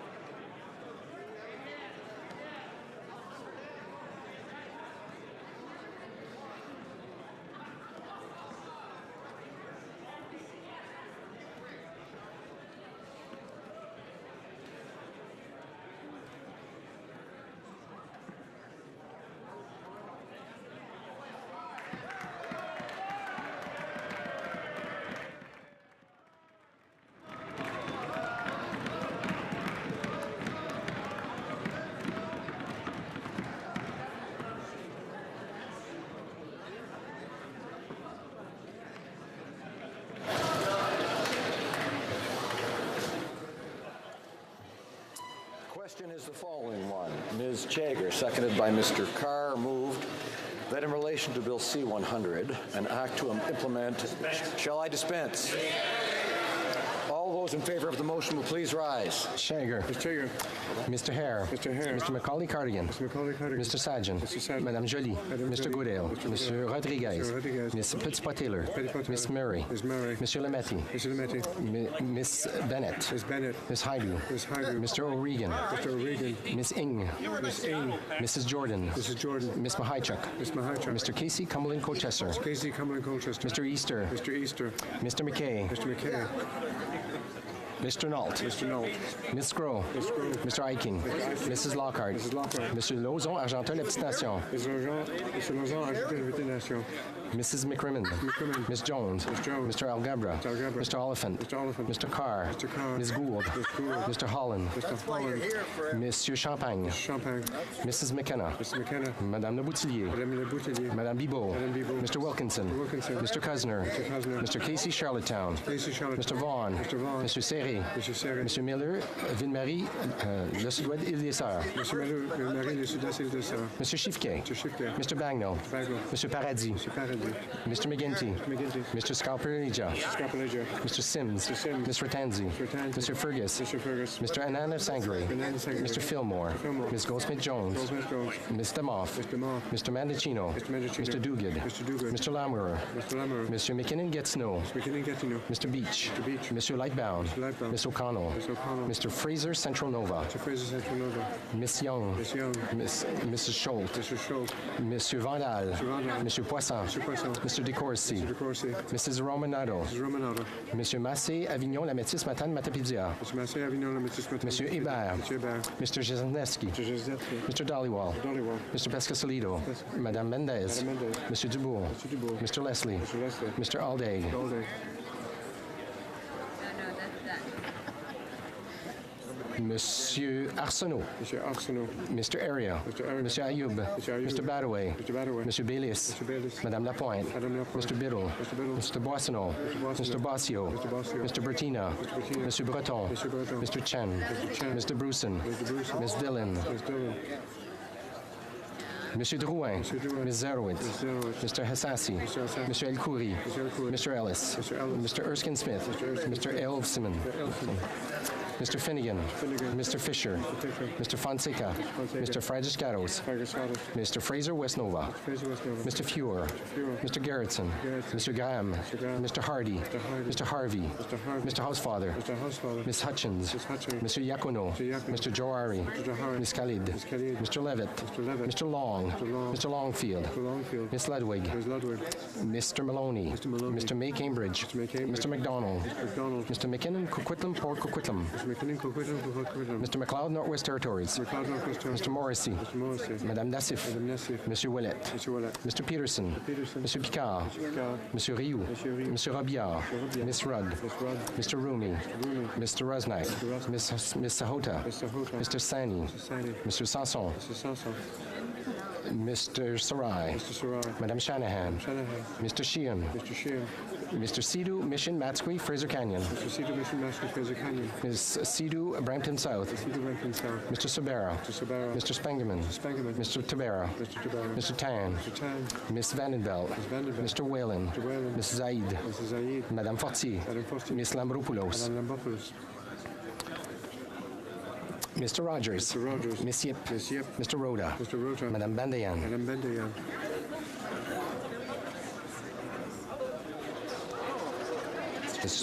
All those opposed to the motion will please rise. Ms. Bergen. Ms. Bergen. Mr. Nicholson. Mr. Nicholson. Ms. Gledoux. Ms. Gledoux. Ms. McColeman. Mr. McColeman. Mr. McColeman. Mr. Kent. Mr. Kent. Mr. Polyev. Mr. Mr. Polyev. Monsieur Deltel. Mr. Deltel. Miss Rampel. Miss Rample. Mrs. McLeod, Kamloops, Thompson, Caribou. Mr. McLeod, Kamloops, Thompson, Caribou. Mr. Doherty. Mr. Doherty. Mr. Barlow. Mr. Barlow. Mr. Berthold. Mr. Berthold. Mr. Martel. Mr. Martel. Mr. Paulus. Mr. Paulus. Mr. Albus. Mr. Albus. Mr. Chong. Mr. Chong. Mr. Richards. Mr. Richards. Mr. Workington. Mr. Workington. Mr. Strahl. Mr. Strahl. Mrs. Stubbs. Mrs. Stubbs. Mrs. Vecchio. Mrs. Vecchio. Mrs. Wong. Mrs. Wong. Mr. Abutaif. Mr. Abutier. Mr. Lake. Mr. Lake. Mr. Lobb. Mr. Lobb. Mr. Sorensen. Mr. Sorensen. Mr. Godin. Mr. Godin. Monsieur Clark. Mr. Clark. Mr. Reed. Mr. Reed. Mr. Lekitsky. Mr. Lukiski. Mr. Nader. Mr. Nader. Mr. Broussard. Mr. Broussard. Mr. Sweet. Mr. Sweet. Mr. Anderson. Mr. Anderson. Mr. General. Mr. General. Miss Alislev. Alislev. Mr. Soroya. Mr. Soroya. Mr. Carey. Mr. Carey. Mr. Holbach. Mr. Holbach. Mr. Falk Provencher. Mr. Falk Provencher. Mr. Zimmer. Mr. Zimmer. Mr. McGuire. Mr. McGuire. Mr. Yurdega. Mr. Yordega. Mr. Calkins. Mr. Calkins. Mrs. Gallant. Mrs. Gallant. Mr. Dreeshen. Mr. Dreeshen. Mr. Cooper. Mr. Cooper. Mr. Albrecht. Mr. Albrecht. Mr. Arnold. Mr. Arnold. Mr. Gould. Mr. Gould. Mr. Kitchen. Mr. Kitchen. Mr. Waugh. Mr. Waugh. Mr. Schmale. Mr. Schmale. Mr. Macaulay, Edmonton West. Mr. Macaulay, Edmonton West. Mr. McKenzie. Mr. McKenzie. Mr. Shields. Mr. Shields. Mr. Diot. Mr. Diot. Mr. Leipert. Mr. Leipert. Mr. Weber. Mr. Weber. Mr. Motts. Mr. Motts. Mr. Davidson. Mr. Davidson. Mr. Stanton. Mr. Stanton. Mr. Sopak. Mr. Sopak. Mr. Van Kesteren. Van Kesteren. Mr. Iglinski. Mr. Iglinski. Mr. Trost. Mr. Trost. Mr. Julian. Mr. Julian. Mr. Massey, Windsor West. Mr. Massey, Windsor West. Mr. Bulleris. Mr. Bulleris. Miss Kwan. Miss Kwan. Miss Ramsey. Miss Ramsey. Miss Ashton. Miss Ashton. Mr. Garrison. Garrison. Madame Sanssouci. Madame Sanssouci. Monsieur Dussault. Monsieur Dussault. Monsieur Dubé. Monsieur Dubé. Monsieur Aubin. Monsieur Aubin. Monsieur Nantel. Monsieur Nantel. Monsieur Choquette. Monsieur Choquette. Mr. Duval. Mr. Duval. Mr. Cannings. Mr. Cannings. Mr. Johns. Mr. Johns. Miss Hardcastle. Hardcastle. Mr. McGregor. Mr. McGregor. Mr. Rankin. Mr. Rankin. Madame Quash. Madame Quash. Madame Boutin-Sweet. Madame Boutin-Sweet. Madame Moore. Madame Moore. Mr. Christopherson. Mr. Christopherson. Miss Duncan and Edmonton Strathcona. Miss Duncan, Edmonton Strathcona. Miss Matheson. Matheson. Madame Hughes. Madame Hughes. Monsieur Plamondon. Monsieur Plamondon. Madame Posé. Madame Posé. Monsieur Fortin. Monsieur Fortin. Monsieur Barcelou-Duval. Monsieur Barcelou-Duval. Miss May, Saanich Gulf Islands. Miss May, Saanich Gulf Islands. Mr. Manley. Mr. Manley. Mr. Weir. Mr. Weir. Mr. Clement. Mr. Clement.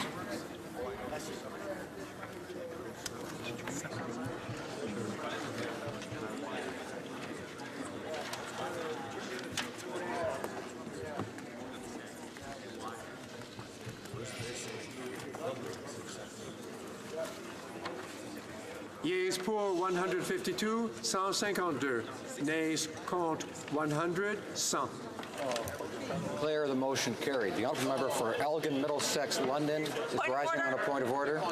Mr. Speaker, I rise on a point of order with respect to a tweet claiming that I do not support M225 and that I was preventing it in the House, as well as the fact that I voted against it. This claim is categorically false. I want the House to know, Mr. Speaker, that I seconded the motion and spoke favorably to the proposal. Further, I would like to seek unanimous consent of the House that motion M225 has been deemed adopted.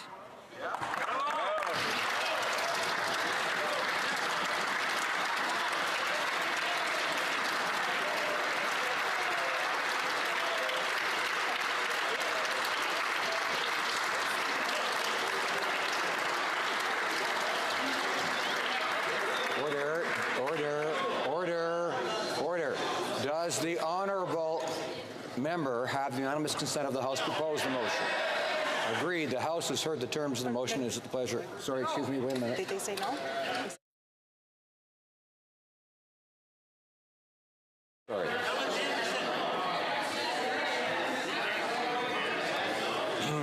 Is it the pleasure of the does the honourable member have the unanimous consent of the House to adopt the motion? I only heard yeses. Is it the pleasure of the House to adopt the motion? Yes. Adopted.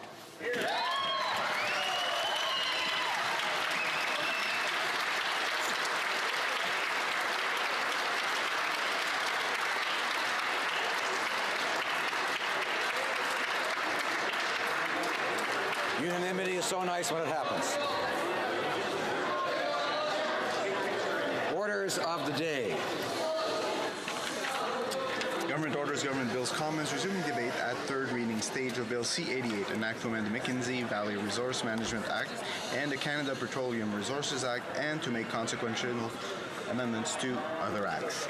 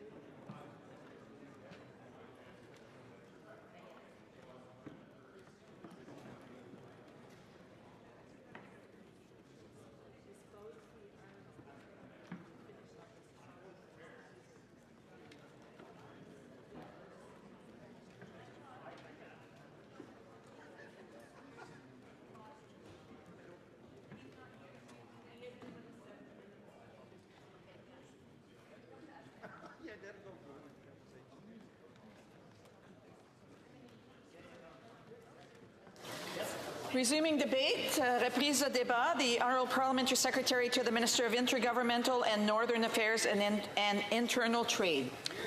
Thank you, Madam Speaker. It's a pleasure to rise in the House and speak in support of a third reading of Bill C-88.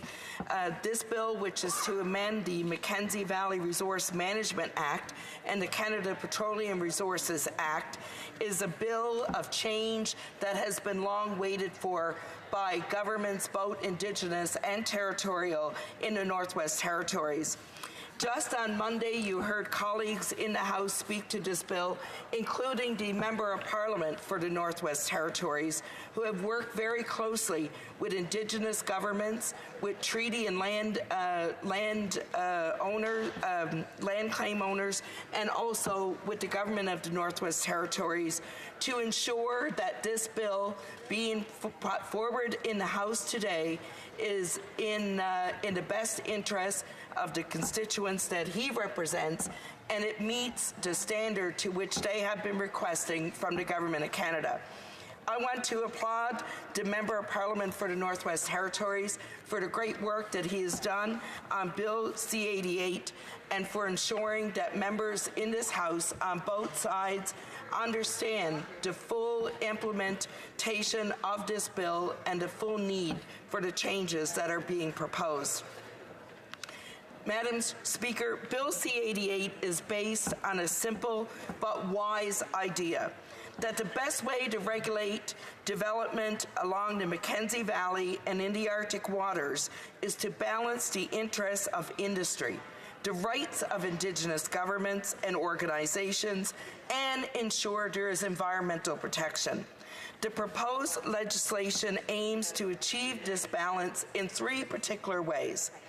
One, by fostering the certainty that is required by industry, and as we know, the Northwest Territories is no stranger to industry.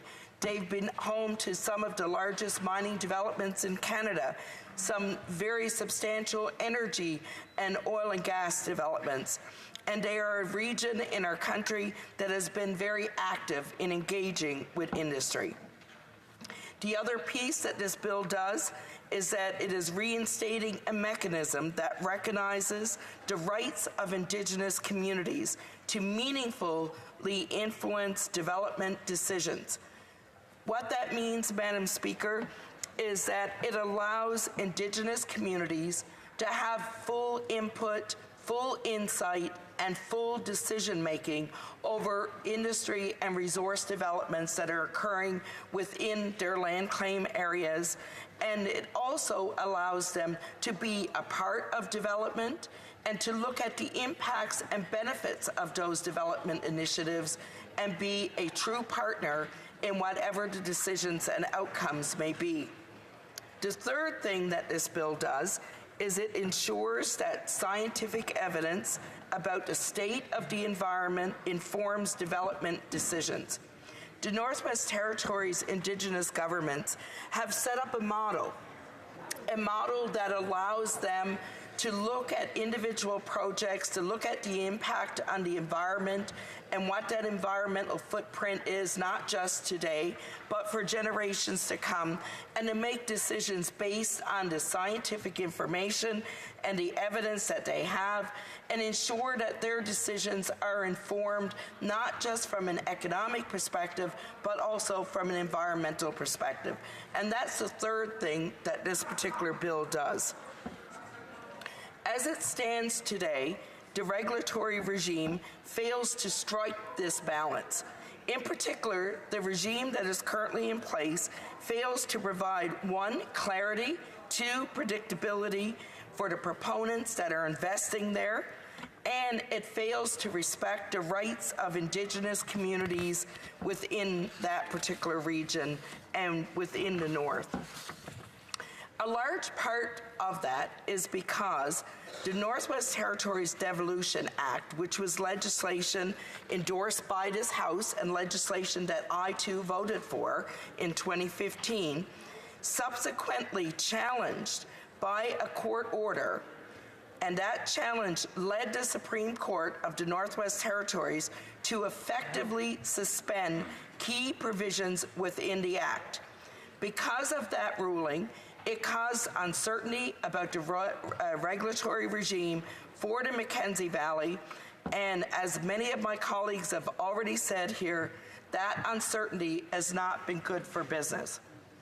The reason I voted for this bill in 2015, even though it contained clauses that would eradicate the rights of treaties and Indigenous people in the territory, and we knew it was wrong, and we fought hard to change that within the bill. We made amendment after amendment, but the Harper government of today would have none of it. They would have no amendments in the bill that would ensure the rights of Indigenous people. We were left to make a choice. Do we support the devolution of the Northwest Territories, which needed to happen and was long overdue to happen, or do we not support it because of these clauses? And what we did, Madam Speaker, is we supported the bill, and we said that when we formed government, we would revert. We would revert the negative legislation within that bill that was eradicating the rights of Indigenous people, that was not upholding the environmental and economic responsibilities as you should with any major development. And we made a commitment to the people of the Northwest Territories that when we became government, we would change this legislation to reflect what they wanted. And that's what we're doing today. Over the last couple of years, we have worked very closely with Indigenous governments in the Northwest Territories, with their Member of Parliament, and with the government of the Northwest Territories to get this legislation right, to change the injustices that were caused by the former Harper government and that was impounded up on people in the Northwest Territories, and today we are removing that. We are removing that. We are allowing companies that want to invest in the Northwest Territories to look at major developments and resource development projects to have certainty, to ensure that there isn't going to be impacts that are unforeseen for them today, and that they know the climate in which they are investing. They know the process in which is expected of them. And the second thing we're doing is we are allowing Indigenous governments who have had land claims and treaty rights and self-government agreements for many decades to have back control of their own lands, to be able to make decisions that are going to be in the best interest of their people and for generations to come, and to do it in a very systematic and scientific way that looks at all impacts and benefits and allows Indigenous governments there to not only have a choice in terms of whether a project goes forward or whether it doesn't, but also have the opportunity to partner with these investors, with resource development companies, and to look at how everyone can benefit when they work together. And that's the kind of relationship that we have promoted right across Canada with Indigenous groups, with territorial and provincial governments, with investors, resource development agencies, and others.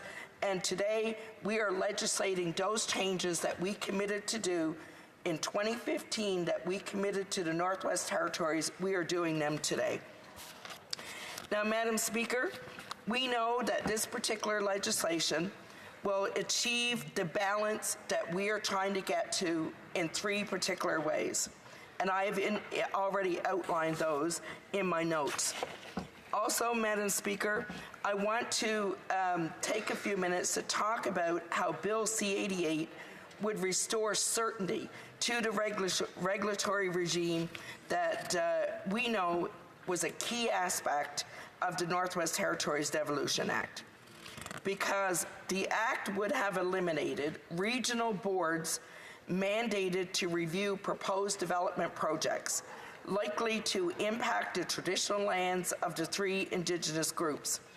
The Tlicho, the Gwich'in, and the Saulteaux are three particular groups whose rights were eradicated, whose impact upon their lands and treaty agreements was forced on them by the Harper government. And what we're doing today is we are allowing the Tlicho, the Gwich'in, and the Saulteaux to have the right to make decisions in their own lands, to look at what the impact is on their traditional lands, on their way of life, on their environmental footprint, and how their people can benefit from development projects. It almost seems like it's such common sense. So why would any government want to take that away from Indigenous groups in Canada? But we saw only a few years ago, the former government, the Harper government, had no shame in removing rights from Indigenous groups and Indigenous governments. And that's exactly what they did to the Quechua, the Gwich'in, and the Satu in the Northwest Territories.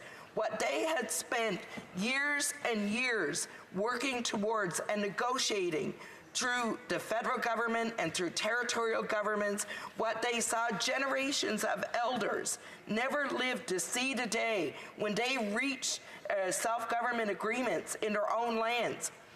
And when they finally did, it was an opportunity for them, and that opportunity was eroded by the Harper government overnight with one piece of legislation that said, we will now tell you how you're going to regulate resource development in your traditional lands and in the Northwest Territories. Well, Mr. Speaker, we made a commitment then that if we ever form government, that we would reverse those changes, and that's exactly what we're doing today. Each of those communities concluded comprehensive land claim agreements, and in doing so in this country, that guarantees you a role on land and water boards and a mandate to review and make decisions on development projects on or near your traditional lands. So Parliament reviewed and endorsed each one of these agreements, authorized the establishment of the regional boards, and Mr. Speaker, Bill C-88 proposes to reverse the board restructuring and reintroduce the other provisions that were suspended by the Supreme Court decision. Because these Indigenous groups in the Northwest Territories knew that their rights were violated by the Harper government. They knew what was happening was the epitome of colonialization at its best. And that's why they sought the courts. They went to the Supreme Court to argue their case, to say to the Supreme Court of Canada, we have negotiated these rights, they are inherent rights, they are treaty agreements, and Madam Speaker, no government should have the right to impose upon them in the way the former government did. And guess what? The Supreme Court decision outlined several things that needed to happen to restore that confidence in the regime, particularly among Indigenous people, among proponents and investors in resource development, and those that were a part of it in the Northwest Territories. The proposed legislation would also build on confidence in another way. It would clarify the processes and the expectations for all parties that were involved in the regulatory regime. I happen to live in the North, and I represent a riding that is very engaged in resource development, in the mining industry, and in the energy sector in particular. And I also know, Madam Speaker, that with every one of those development projects, there's major investments, there's major commitments, and there is nothing better than moving forward on a project and knowing what all the expectations are of all the parties that are involved, and also in knowing what that process is, what's expected of me before I put a shovel in the ground. And those things are important. Now, the government opposite will say that Liberals are too engaged in regulating and restricting and putting too many demands around the environmental component. But you know something? Large-scale industry that care about the people where they want to develop, they too want to do what's right. They too want to ensure that their environmental footprint is as small as it can be. They too want to have the support of the Indigenous people and the communities in which they're investing. And they too want to have strong partnerships to ensure that their development projects are not interrupted by protests, not interrupted by unforeseen regulations, but rather they can move forward and that they have sustainability. So that's why many of these companies, and many that I've known personally over the years, are happy to sign impact benefit agreements. They're happy to work with Indigenous governments to hire Indigenous workers, to ensure there are benefits that accrue to their communities, to ensure that environmental concerns that Indigenous people and non-Indigenous people have with development in their areas is going to be listened to and going to be dealt with. These companies want to address those issues up front. They don't want to plow into communities and invoke pressure upon them to do things. They don't want to, Madam Speaker, rule what's going to happen. They want to operate in partnership too. It's the government opposite that has the idea that these companies are not interested because they have to follow regulatory regimes or they have to look at what environmental implications are. Very few companies would take that approach, Madam Speaker, and I'm so proud that in this country we have companies that are investing heavily in resource development that really care about the footprint they leave behind for the environment and the people who live there. And those are the companies that are successful. Those are the companies that Canadians hold up as examples of how resource development and how partnerships work with communities and Indigenous people in Canada. And we should be very proud of that. We should not be trying to change how we do that, Madam Speaker, through legislation and imposing regulations up on people because we think, oh, you know, you should do it this way or that way. In committee, we actually had an individual come in to committee, and I think that, first of all, you should understand that in the previous legislation brought forward by the Harper government, they wanted to get rid of the regulatory boards of the Gwich'in and the Satu and the other groups in the Northwest Territories. They wanted one mega board. It was going to be one board, and they were going to deal with all of these issues. And they hired someone. Actually, they even went out and hired an individual, a consultant by the name of McCrank. And McCrank came to committee and he testified, and I sat in committee that day.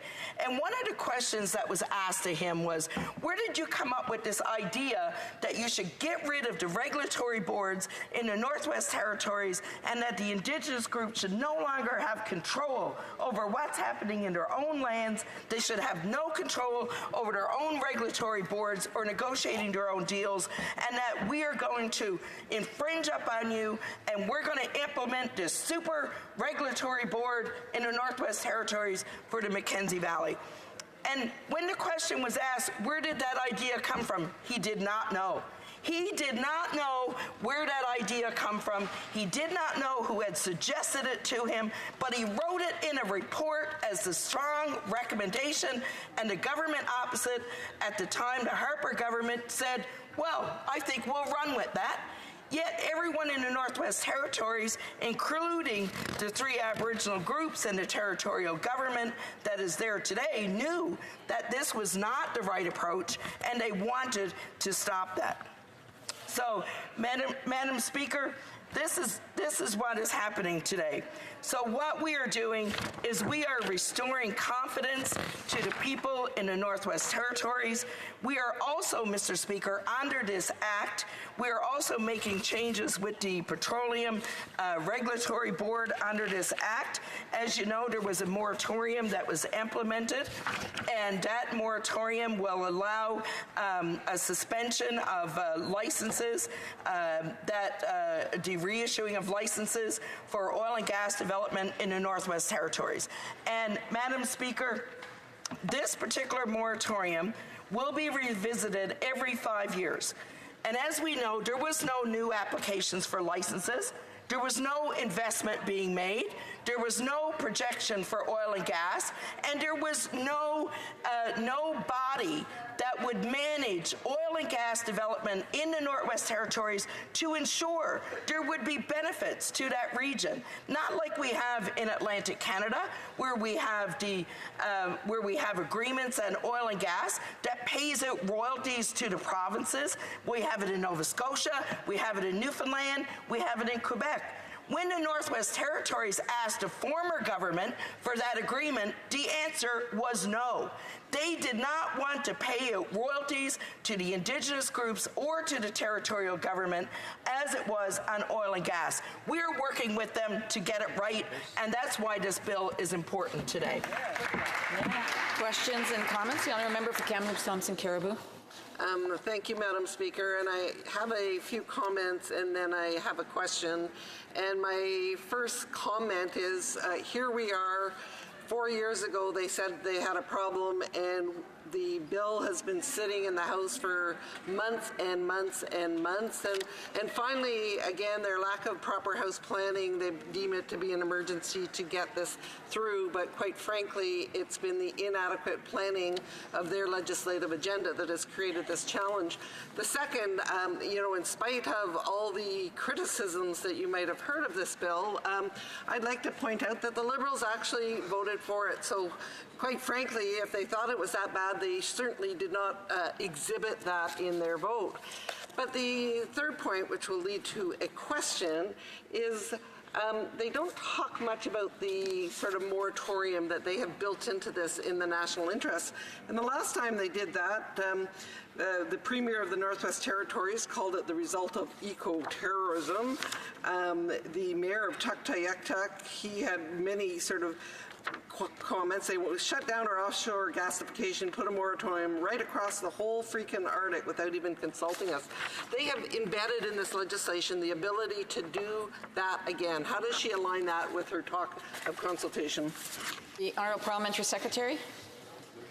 Thank you, Madam Speaker. First of all, with the legislative agenda, we would not be here doing this today if the member opposite and her government had gotten it right in the first place. If they had listened to the Saulteaux, the Gwich'in, and the other governments of the Northwest Territories at the time, Madam Speaker, we wouldn't be here today making those amendments. That's the first point. They always want to say, but you voted for it in 2015.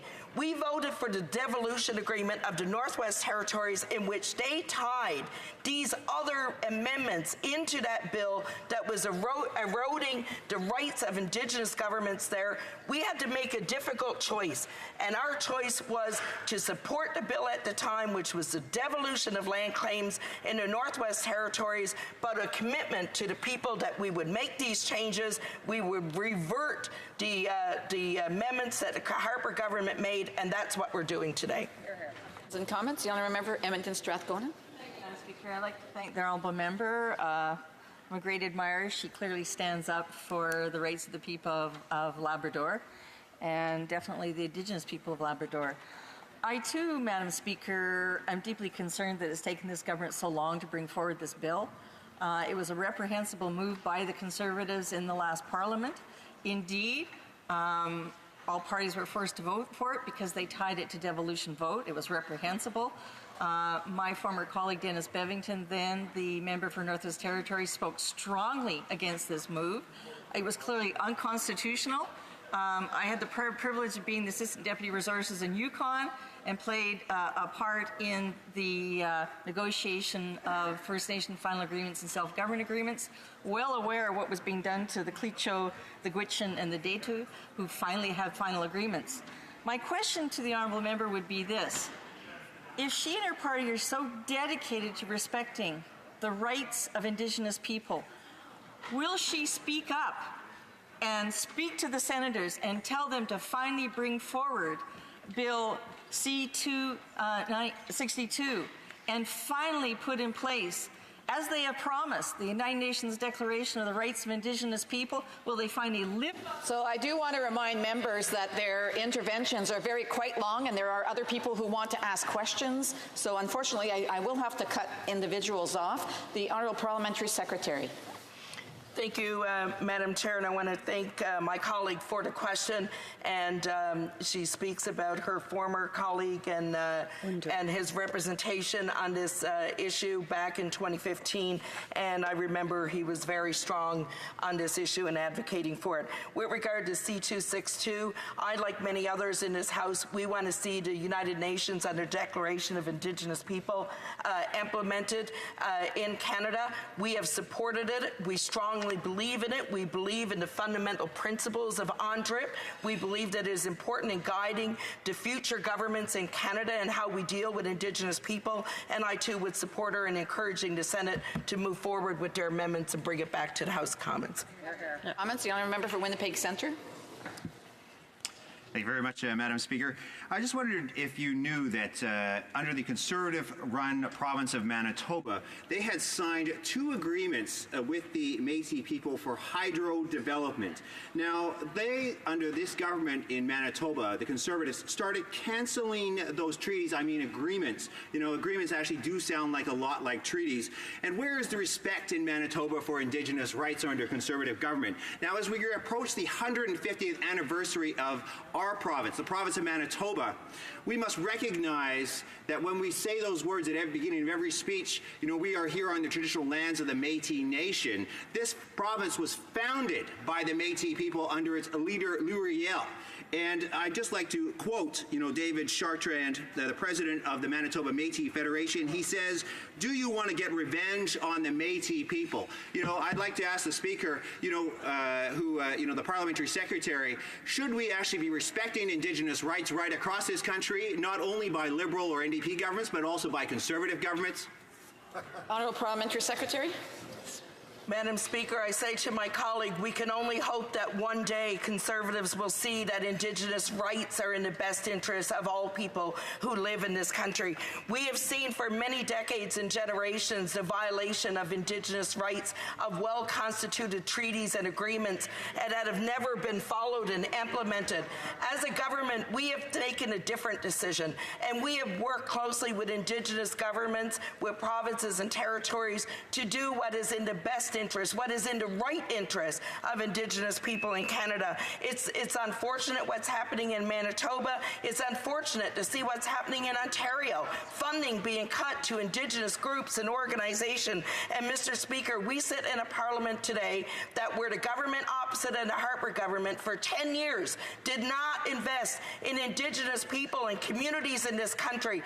Even in the 4 years we've been here, we have invested more than $17 billion in additional revenue into Indigenous governments and communities in Canada.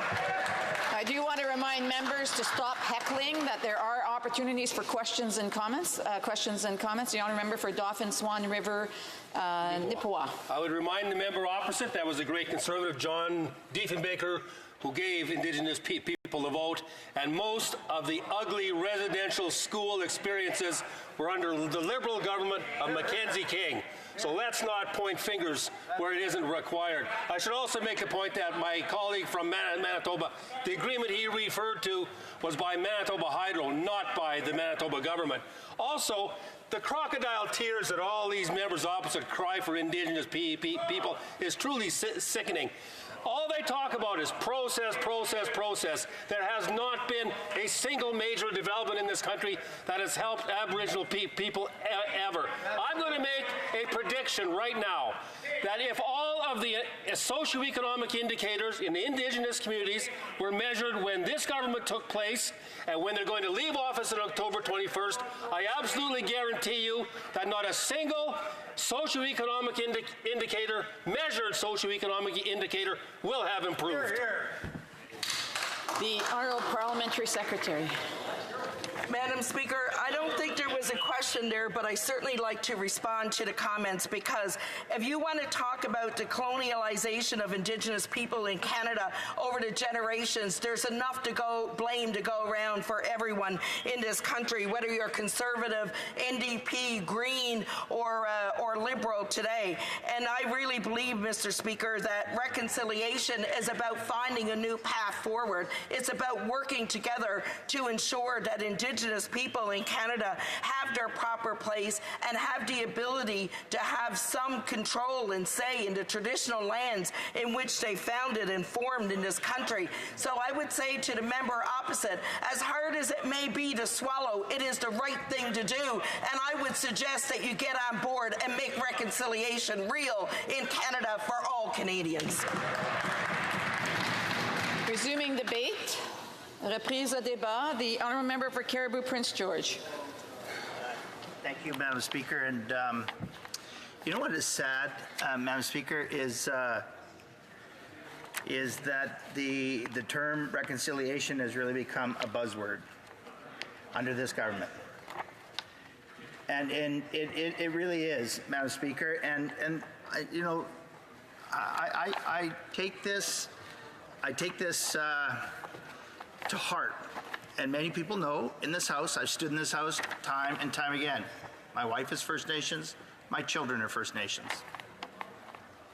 And it is troubling for me when we have people that stand in this House and they put their hand on their heart and they say it's in the best interest of reconciliation, not just on C-88, Madam Speaker, C-69, C-48, C-68, the surf clam scam that took place earlier on in this session.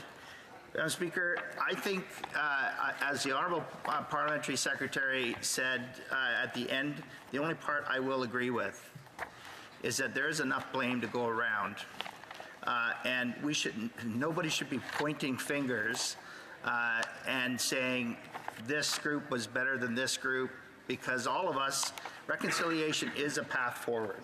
It is about creating a path forward. It is not about pitting First Nation against First Nation. It is not about pitting First Nation against non-First Nation. It's about how we walk together moving forward. And what we have seen time and again from this government, and I will offer an example, Madam Speaker, what we have seen is that they stand in the House and Madam Speaker, I will preface this comment, not all. Not all members will on each side of the House. I think there are people that truly understand it on each side, but some will stand and say, we support reconciliation, or this is all about reconciliation. And then heavy-fisted policy comes down, or words are said, which we call them bozo eruptions maybe, which then there's regret afterwards, Madam Speaker. And I will go back to what we started this spring session off, which we had the first Attorney General, first Indigenous Attorney General of our country, Indigenous female Attorney General of our country that spoke truth to power, and what happened to her. Right. Now, Madam Speaker, and we've also seen in terms of C-88. C-88 is interesting, Madam Speaker, because it looks to reverse the incredible work our previous government did on putting together C-15. Now, I'm going to read the quote from our honourable colleague across the way when she voted for C-15. It says, as Liberals, we want to see the Northwest Territories have the kind of independence it has sought. We want it to have the ability to make decisions regarding the environment, resource development, business management, growth, and opportunity which arise within their own lands. Now, Madam Speaker, I'm going to offer you this. She has offered a lot of excuses today as to why she voted for it. She was tricked, or she voted for it because of this. It's easy to stand, it is easy to stand after the fact and say, coulda, woulda, shoulda, or this is the reason, my arm was twisted. But Madam Speaker, I'll offer you this. If you don't stand for something, you will fall for anything. And that is what we have seen with this government in taking up the eco-warriors or the eco-warriors agenda to pay back for the 2015 election. And that's why we have C-68. That's why we have C-69. That's why we have C-48. And that's why we have C-88. C-88, she wants to talk about how it is empowering our First Nations. Madam Speaker, let me offer you a few quotes here. Mr. Mervyn Grubin, the mayor of the hamlet of Tuktoyaktuk. Tuk has long been an oil and gas town since the first oil boom. Or the whalers hunting whales in the late 1800s and the early 1900s. We've grown up side by side with industry. We have not had any bad environmental effects from oil and gas work in our region, and we have benefited from the jobs, training, and business opportunities that have been available when the industry has worked in Tuk.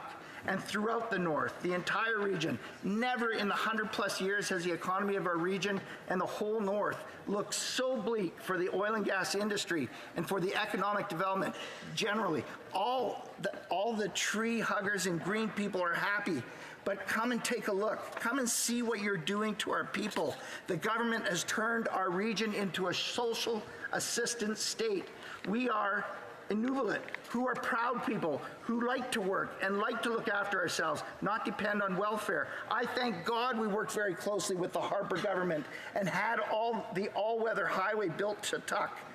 It opened in November 2017. If some of you haven't heard, and now we're learning to work with tourism, we all know that's not the money and the work that we were used to in the oil and gas like the days we used.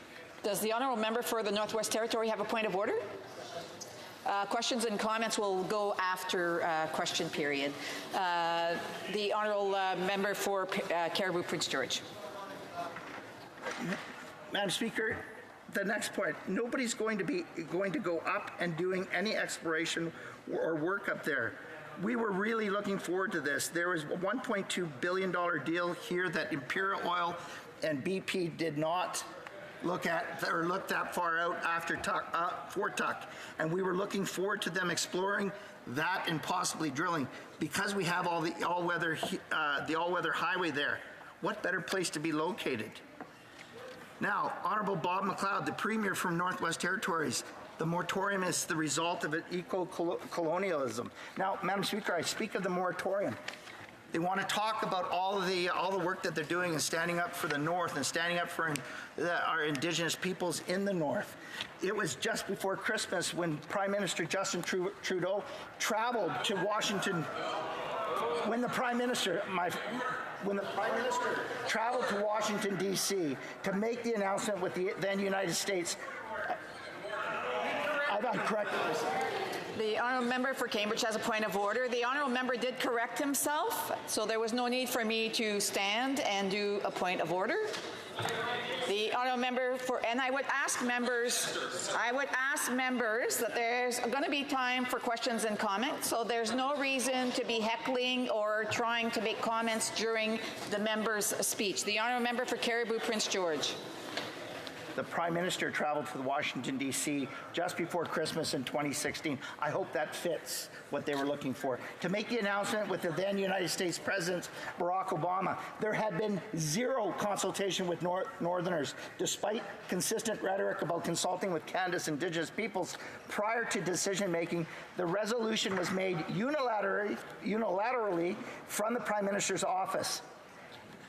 Madam Speaker, the Indigenous peoples and the people from Northwest Territories had about an hour's notice with that. It said here, Wally Schuman, the Ministry of Industry, Tourism and Investment, Minister of Infrastructure for the Northwest Territories. I guess we can be very frank because we're in front of a committee. When it first came out, we never got much notice on the whole issue of the moratorium and the potential that was in the Beaufort Sea. There were millions and millions, if not billions of dollars in bid deposits and the land leases up there. That took away any hope we had of developing the Beaufort Sea. Mervyn Grubin said, I agree the Liberals should be helping us. They shut down our offshore gasification and they put a moratorium right across the whole freaking Arctic without even consulting us. They never even said a word. Madam Speaker, our honourable colleague, the parliamentary secretary, said this. She said, in response and to preempt my speech, she said, now the Conservatives, actually she called us the government on the other side. We are the government in waiting. We will be government in October. Now she said this, she said that the guys across the way, they're going to say that we criticize them for caring too much about the environment. That is incorrect. We criticize them because they put the priorities of the environmental groups, like Tides, like World Wildlife Fund, like Greenpeace, ahead of that, of the local stakeholders, the Indigenous peoples that are standing up, and they're actually saying we're tired of being poster boys for these eco groups. Madam Speaker, if you don't believe me, let me read you a few quotes what the chiefs are starting to see a lot now is that there's a lot of underhanded tactics where certain people are paid in communities and they're used as spokespersons. Essentially, they are puppets and props to kill resource development. It's outrageous, and people should be upset about that. The chiefs are. Who said that? Calvin Helene, chair of the Eagle Spirit Chiefs Council. Also, Stephen Buffalo, President and CEO of the Indian Resource Council. Since this government was elected in 2015, Prime Minister Justin Trudeau has repeatedly... I'm the member for Caribou Prince George. This is the second time, so I just want to remind him again that he's not to mention the names of any ministers or any MPs that sit here in the House. The honourable member for Prince... I am aware of what was said. I did rule. I would ask members to be very patient. The honourable member for Caribou Prince George.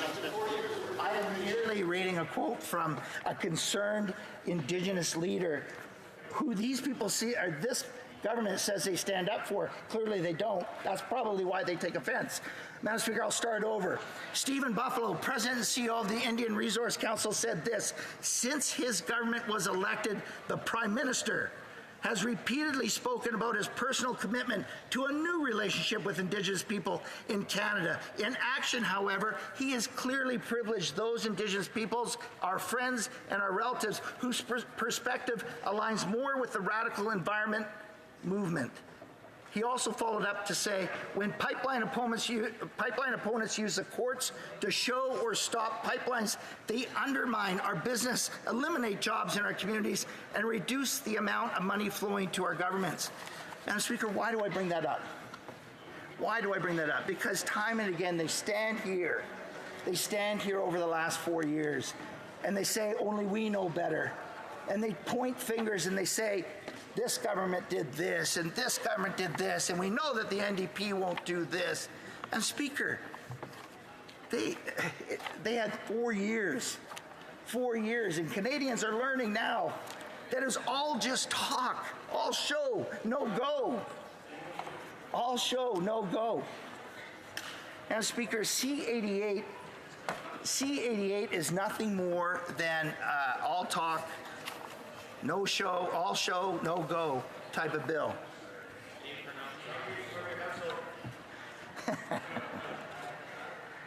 Madam Speaker, it is shameful. It is shameful when we have bills such as C-69, C-48, C-88. C-88 allows, it actually gives the minister all the authority to shut down the North, and turn the North into a park, essentially, taking away any opportunity, any economic opportunity for Indigenous peoples and those that live in the North. That is what the worry is. Now, you can stand here or sit here and listen to all the talking points that the Liberals are going to give you, but the reality is that they're being disingenuous. And they'll stand here again, as I said earlier on, Madam Speaker, they'll stand here again with their hand on their heart and they'll say that it's all about reconciliation. And we know, Madam Speaker, the opposite, because they've come time and time again and proven that. You know, Madam Speaker, it's quite shameful in the days, in the dying days of this session, where a government, when in the 2015 election, it was day 10, the then member for Papineau, now our Prime Minister, stood and he told Canadians on day 10 that he would not resort to such parliamentary tricks as omnibus bills. He actually told Canadians that he would balance the budget by 2019. He also told Canadians that, well, he would let the debate reign. And what does that mean? That he would not invoke closure or time allotment on bills. And I will remind those that are in the House, in the gallery, and those that are listening in, this is your House. You have elected the 338 members of Parliament to be your voice. And what the government is doing when they invoke closure, they are silencing your voice. They are silencing the electors that elected the opposition. Madam Speaker. The member knows that he's to address The honourable member knows that he's to address the questions and comments directly to the chair and not to individuals in the House or individuals in the gallery. And I just want to remind him that unfortunately I will be cutting him off, like right now. Sorry. And he will have 5 minutes remaining the next after question period when this is back before the House. Statements by members, déclaration de député, l'honorable député de Repentigny. The Honourable Member for Repentigny. The issue of environmental assessment for federal projects is a spitting image of Canada. On one side, 6 premiers oppose the Liberals' Bill C-69 because, in their opinion, environmental assessment does not adequately take into account money. They want to impose pipelines without the possibility of any challenges. On the other side is Quebec, which also opposes Bill C-69 because it finds that Ottawa wants to impose its mediocre environmental standards. Quebec wants its own laws to apply. And in the middle is Ottawa, trying to force through legislation no one wants. That's exactly what Canada is all about. In the Bloc Québécois, we support Quebec. It's up to us to choose the projects that are adopted or not based on our laws. That's why we voted against Bill C-69. But that's not what will prevent us from voting against the Conservative amendments, because their only objective is to force pipelines on us without any possibility to challenge them. Thank you, Mr. Speaker. Member for Northumberland, Peterborough South. Mr. Speaker, I rise today to acknowledge the recent passing of Rotarian Bill Patchett, a tireless and compassionate philanthropist and humanitarian in my riding of Northumberland, Peterborough South. Bill's was a life that touched so many in ways both big and small. He helped to raise millions of dollars locally, provincially, nationally, and internationally for a wide variety of causes. Bill was a true self-made man. From hardscrabble beginnings to greatness. He never forgot what it means to struggle, what it means to feel vulnerable, what it means to go without. He channeled early adversity into incredible personal success. In doing so, he brought those gifts you take from the hard times to good times, and he used them to help every day in any way he could. I wouldn't be here today without the support of Bill and his loving wife, Delphine. I wish words could accurately describe the positive impact Bill Patchett made on this world. We are all humbled, Mr. Speaker, by his legacy. Again, I can only say thank you. Honourable Member for Markham Unionville. Thank you, Mr. Speaker. Last Friday, I lost a great friend. Hans Diebrunger was a friend to many of us here in this place, and his recent and sudden passing touches so many in Greater Ottawa region. Hans was a champion of South Asian community and primary organizer of Ottawa's annual South Asian Fest. Hans was also a businessman, a public servant, and host of Mirch Masala Mix and Bhangra Nation on Chin 97.9 FM. He had a deep passion of sharing South Asian culture, and he was always looking for new ways to put Ottawa on the map. But most importantly, he was a devoted husband to his wife, Oshima, and very proud father of their daughter, Neela. Hans also leave behind his brother, Bandeep, and his mother, Benny, who I know miss him very much.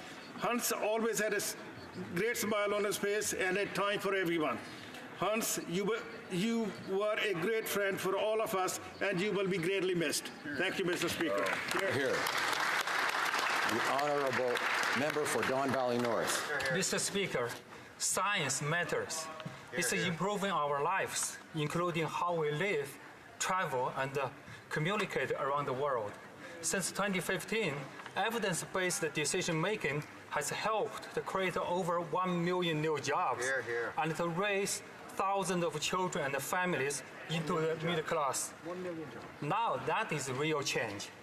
Canada's improved status has attracted many world-class researchers to work with us on some of the most pressing challenges facing society, such as climate change and mental health, at a time when many countries are turning inwards.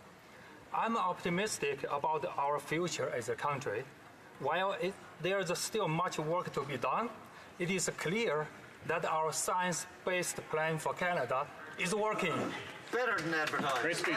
The honourable member for London Fanshawe.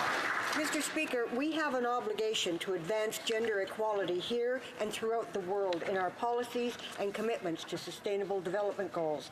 And it starts with ensuring absolute sovereignty over our own bodies. Contraception is power. There is no country that has achieved economic empowerment without recognizing family planning and a woman's empowerment as an effective tool. Gender rights, women's rights are human rights. The simple fact challenges the power of the patriarchy and its concentration of capital in the hands of white male one-percenters. This is the reason that we're seeing a bolder, more blatant attack on women and the LGBTQS community in the public sphere. It's all about power, Mr. Speaker. New Democrats challenge that construct. We understand that fostering inclusivity and equality benefits everyone. Over the next few weeks, the NDP will be rolling out our progressive platform. Look for it, because that's where you'll see real change. Count on it. The honourable member for Northwest Territories. Mr. Speaker, the expansion of Canadian Northern Economic Development Agency is yielding great results. We not only made CanNor funding ongoing for the first time, we also increased it. I can't talk fast enough today to list all the investments, but I can name a few. Millions to our tourism industry, from marketing support to NBT tourism, to more specific funding for our amazing Snow King, boosting arts and crafts in Inuvik, the pavilion in Hay River, campground investments in Tulida and Regli, and support to Uluhaktuk to help provide services to cruise ship tourists. $2.7 million to GNBT to advance work to the Slave Geological Road. Canada 150 funding of over $2 million for much needed improvements to the Girl Guide Camp, Delanade Cultural Center, and Trails System in Fort Smith.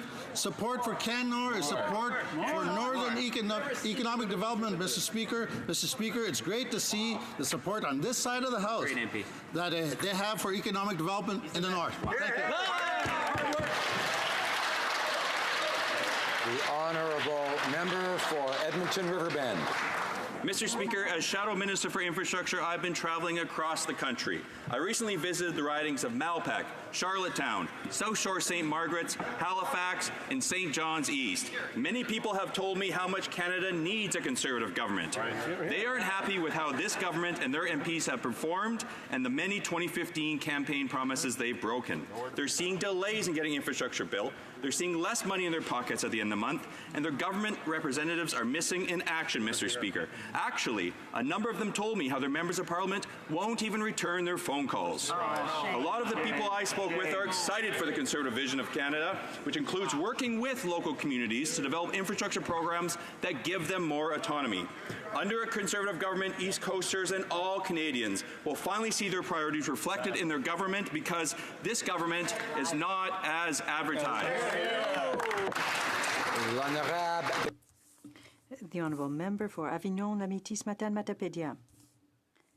Mr. Speaker, the people back home remember the 10 dark years of Conservative government. Cuts. Talk about people back home and they will tell you. In 2015, a major change, 180 shift. We have invested back home for our seniors, for our people. We put in place the Canada Child Benefit. And $3.8 million goes to families back home, and that's helping 11,880 children. 75 projects have been put in place, including the New Horizons for Seniors program, representing $1.3 million back home. Think about the hundreds of students who've got a job thanks to the Canada Summer Jobs program. That's $3 million back home. The 220 federal jobs created, $11 million in wages for economic development in the region.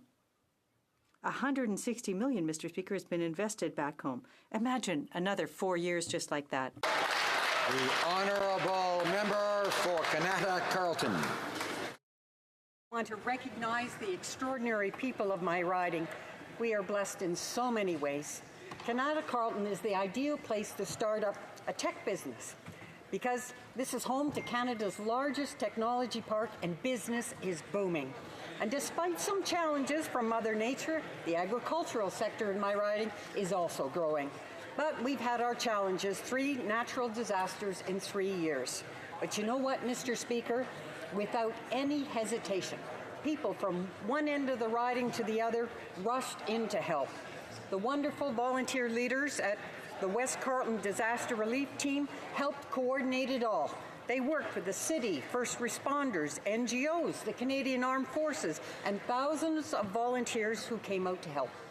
They set an incredible example for our community. That's what leaders do. Thank you, Kanata Carleton, for being such an inspiring example of community. I'm so proud to represent you. The honourable member for Haliburton, Kawartha Lakes, Brock. Hello. Mr. Speaker, I'd like to congratulate Lindsay native and St. Louis Blues defenseman Vince Dunn on winning the Stanley Cup last night. A remarkable ending to a season that certainly had its bumps for the 22-year-old and his teammates. In the spirit of recognizing organizations and individuals who improve our community, the Lindsay and District Chamber of Commerce recently held their annual Evening of Excellence. I'd like to congratulate all award nominees and recipients, including Kawartha Care Wellness Center for Marketing Excellence. Health and Wellness Excellence went to Integrated Care Pharmacy, Youth Excellence, BTW Electronic Parts, Innovation Excellence, PKA Soft Touch, Customer Service Excellence, Fresh Fuel, Design Excellence, Horizons Family Dentistry, Not-for-Profit Excellence, Sir Optimist International of Kawartha Lakes. The Employer of the Year was Ward's Lawyers. New Business of the Year, the Lindsay Advocate. Don Brown was named Business Leader of the Year, and this year's coveted Citizen of the Year award went to Klaus Rauter. Finally, a special thank you to all the sponsors, the staff, the Board of Directors, President Barb Armstrong, and Executive Director Colleen Collins for organizing that spectacular event. Well done. The Honourable Minister of Veterans Affairs was hoping I'd cut off the Honourable Member when he was talking about St. Louis's victory, a suggestion. And while that might appeal to those of us, Bruins fans, I think it's important to recognize the outstanding job the St. Louis Blues did and congratulate them on their victory. As painful as that is. The Honourable Member for Fredericton. Mr. Speaker, congratulations to Fredericton's own Jake Allen, who hoisted the Stanley Cup last night in a decisive Game 7 victory over our Boston Bruins. Jake is just the first Frederictonian since Danny Grant in 1968 to win hockey's Holy Grail. In fact, on the heels of Willie O'Ree's induction into the Hockey Hall of Fame, it's been a pretty good 12 months for NHL fans and our stars in Fredericton. I'm sure that Jake's biggest fan, Brad Pond, is sitting at home already planning the parade for when the Stanley Cup comes to town this summer. Like Brad, all of Fredericton is filled with pride as you lifted the cup over your head last night, Jake. And I'm sure that your great-grandfather, Wilfred, a childhood buddy of mine, is looking down from above, smiling. Enjoy the celebration with your teammates, and we look forward to seeing you, Shannon, and the two girls in Freddie Beach this summer, where we can all have a sip out of Lord Stanley's mug. The Honourable Member for Mississauga Lakeshore. Grassroots organizations and passionate residents are at the core of what makes Mississauga Lakeshore a great place to live, work, and play. From the Mississauga Waterfront Festival to the Paint the Town Red Canada Day Parade and the Southside Shuffle, the champions behind our events are true community builders. Mr. Speaker, I'd also like to thank members of our community who came together to tackle plastic pollution. The Prime Minister's recent announcement on single-use plastics is supported by the advocacy of people in my riding and across Canada who saw a pressing challenge and decided to be part of the solution. In their efforts to build a more inclusive community in Mississauga Lakeshore, local leaders also came together to found the Rainbow Saga Alliance to create LGBTQ+ safe spaces. This past weekend, Mr. Speaker, they hosted the first Pride flag raising at Mississauga City Hall. To all those who work tirelessly to make our community even stronger and more inclusive, my sincere thanks. Mississauga Lakeshore is indeed a better place because of their commitment and hard work. Thank you, Mr. Speaker. The Honourable Member for Richmond Centre. June 15th is World Elder Abuse Day. Seniors from all walks of life across gender, culture, and socio-economic status are vulnerable to elder abuse, physical, financial, sexual, or emotional. These crimes result in distress and harm to the victims who need to be protected. That's why the last Conservative government passed the Victims' Bill of Rights and included age as an aggravating factor for sentencing. And I'm so proud that my motion to combat seniors fraud passed in the House recently. Conservatives created the Minister for Seniors. The Liberals cut it. It took them more than 3 years to appoint one. When it comes to caring for seniors, the Liberals are not as advertised. L'honorable député d'Outre. The Honourable Member for Outremont. Mr. Speaker, the disaster effects of climate change call for immediate action. This is the top issue for our generation and the top issue for my constituents in Outremont and Mile End. I listened to them and we have responded. Our government has just strengthened our plan for the environment. Banning single-use plastics in 2 years. Plastic cutlery, plastic food wrapping, 87% of these are not being recycled. They're instead found in our lakes and our rivers and in our parks. I know some think this is a very bold measure, but we need to be bold, Mr. Speaker. It's our responsibility in this House to consider the future of our country and to protect the planet for our children and our grandchildren. Thank you, Mr. Speaker. The Honourable Member for Cowichan, Malahat, Langford. Mr. Speaker, the 42nd Parliament is drawing to a close, and we shall soon vacate the nation's capital for some much-needed time with our families, our constituents, and our communities. I want to wish all of my colleagues a safe and happy summer. It has been an incredible privilege to be a Member of Parliament and represent the area in which I grew up. This House is a special place, with every seat here representing a distinct and unique part of this great country. This job is certainly unlike any other, but it has never been about me. It has always been and will continue to be for the amazing communities and people I represent on the spectacular and beautiful Vancouver Island. They are the reasons I'm here, and they are the ones who continue to inspire and push me to be better. I look forward to reuniting with them in the weeks and months ahead. Thank you. The Honourable Member for Central Okanagan, Similkameen, Nicolet. Mr. Speaker, throughout this past winter, I've had a record number of my constituents share their home heating bills with me. Why? Because in British Columbia, who signed on to the Liberals' pan-Canadian agreement to raise carbon taxes, the price of the carbon tax can be higher than the commodity cost of the gas. And for an 87-year-old senior on a fixed income, a $150 monthly power bill hits hard. Today, we learned from the Parliamentary Budget Officer that the Liberals' carbon tax is a total failure. It will not meet the Paris targets this government likes to boast about. We are told the carbon tax will need to be massively increased. It will literally need to increase 5 times higher. Mr. Speaker, I have constituents who cannot afford the current carbon tax. A massive carbon tax increase will cause serious hardship. I implore this government to come clean, tell Canadians how much the carbon tax they will impose if re-elected. Canadians have a right to know. The Honourable Member for York Centre. Mr. Speaker, I want to highlight some of the work over the past 4 years that's improved the lives of my constituents in York Centre. Each year, we've created hundreds of summer jobs for youth, including those most at risk of gun and gang violence. Through the Canada Child Benefit, we've lifted record numbers of families and children out of poverty. We've invested in the TTC and opened 2 new subway stations in my riding alone. We've addressed affordable housing for seniors and families through investments in Toronto community housing. We've made investments in vital projects like the North York Women's Shelter, brought our community's voice back to Downsview Park, supported the new Centennial College Aerospace Campus, and quadrupled security infrastructure grants at synagogues, schools, and community centres. We've recognized and celebrated our community through Jewish, Italian, Filipino, and Latin American Heritage Months. Mr. Speaker, let me close with words that will resonate across this chamber and across the country. Let's go Raptors, we the North!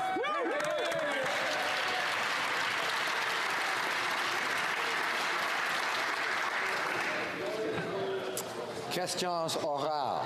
Oral questions. The Honourable Member for Carleton. Well, the Liberal carbon tax, we now know, is so ineffective, it would have to rise by 400%, or double what the Liberals have publicly projected in order to do what it promises. That's according to the Parliamentary Budget Officer. That would mean a painful 25-cent a litre new tax on gas. Will the government come clean before the election that it is planning, indeed, a 25-cent a litre tax on gas. The Honourable Minister of Environment. Mr. Speaker, once again, the party opposite continues to mislead Canadians. I wonder if the member opposite, if he cashed his climate action incentive rebate of $307, family of 4. He may only have a family of 3. But we need to take serious action on climate change. It's not, as Jason Kenney says, the flavor of the month. We have Doug Ford. He's cutting flood management and forest fire management programs during a flood and forest fires. And we have the leader of the opposition who seems to doubt the link between climate change and extreme weather, who wants to make it free to pollute, and does. The Honourable Member for Carleton. Well, she's doing exactly what she said she would do. Just repeat and repeat something, even if it's not true, so people will totally believe it. But the facts are out. The Parliamentary Budget Officer says that the carbon tax would have to be 400% higher than the Liberals have admitted. Now, the reality is that would mean a painful 25-cent a litre tax on gas. I'm asking a simple yes or no question. Are the Liberals planning a painful 25-cent a litre tax on gas? Yes. Honourable Minister of Environment. You're misleading Canadians. The Honourable Minister, a member for Carleton. Actually, it comes directly out of the Parliamentary Budget Officer's report. And if you simply take his numbers, you arrive at a 25-cent a litre tax on gas. Yeah. So that's the plan that, as the Parliamentary Budget Officer has laid it out, and it works out to $1,000 for an Ontario family, far more than the tiny and smaller than advertised rebate checks that the Liberals sent out prior to the election. So if the minister wants to deny it, why doesn't she just tell us how much will the price of gas go up when the carbon tax applies at $100 a ton? Honourable Minister of Environment. Let me set it out plainly for the member opposite. I hope he does listen. We are taking ambitious action on climate change for everything from pricing pollution, phasing out renewables, and we're taking other measures that are not reflected in the Budgetary Office report, from phasing out from tackling plastic pollution, from incentives for electric vehicles that we just announced, from doubling nature to planting trees. We are committed to meeting our international obligations and doing more. But what Canadians want to know is, does the party opposite understand we have a climate emergency that we need to be taking Order. À l'ordre. L'honorable député. Honourable Member for Louis Saint-Laurent. Mr. Speaker, yesterday the Prime Minister again told Canadians false things by saying that we'd be meeting our Paris targets, but that's false. The PBO has said that they won't. And worse, if we want to meet the targets, we'd have to increase the fee to $102 a ton. That's 5 times higher than planned. So, can the minister tell us what will be the cost that Canadians have to bear from the Liberal carbon tax? The Honourable Minister of the Environment. Mr. Speaker, it's really shameful that this member from Quebec, where there is a price on pollution that is working, is asking this question. Now, what's happening in Quebec? Quebec is reducing its greenhouse gas emissions. Quebec is growing its economy.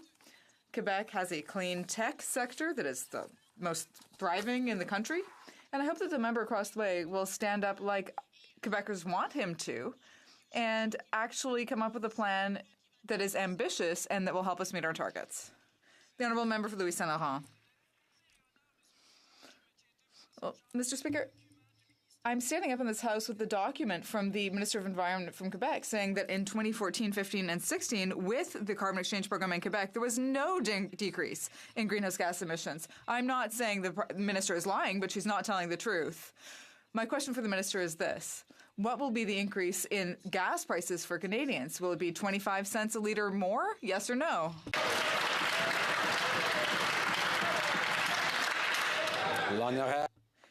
The Honourable Minister of the Environment. Mr. Speaker, I am stunned to hear the member across the way. Is he telling Quebecers now that he doesn't support the carbon exchange program in Quebec? Is he saying that Quebec shouldn't have a price on pollution? Does he think that we can't grow our economy like Quebec is doing while tackling climate change? Does the member opposite not see the millions of people, young people in the streets for these climate marches? Because I know that Quebecers on this side of the House know that. The honourable member. Order. À l'ordre. Order. À l'ordre, l'honorable député de Louis. The honourable member for Louis Saint-Laurent should listen and come to order. Order. Shh. Ça suffit. That's enough. L'ordre. Order. The honourable member for Burnaby South. Thank you, Mr. Speaker. The Democratically members elected in this House voted to pass a bill that would work towards reconciliation. The United Nations Declaration of the Rights of Indigenous People would be enshrined in Canadian law. That would improve the lives of Indigenous people. The people of this House, the members of this House, also voted for a bill that would ensure that federal judges receive sexual assault training, a bill that would improve the lives of sexual assault survivors. But these bills are now being held up in the unelected Senate. It is a travesty of our democracy. So what is this Prime Minister doing to ensure that the will of people is defended and these bills are passed? The Honourable Minister of Crown Indigenous Relations. Government is moving forward on key legislative initiatives to implement the UN Declaration, including the legislation on languages and child and family services. We also supported Bill C-262 as an important next step. We, too, are deeply disappointed to see that the Conservative leader continues to allow his caucus members in the other place to use partisan delay tactics to prevent this important bill from moving forward, blatantly ignoring the unanimous motion passed by this House. Reconciliation with Indigenous peoples should not be subject.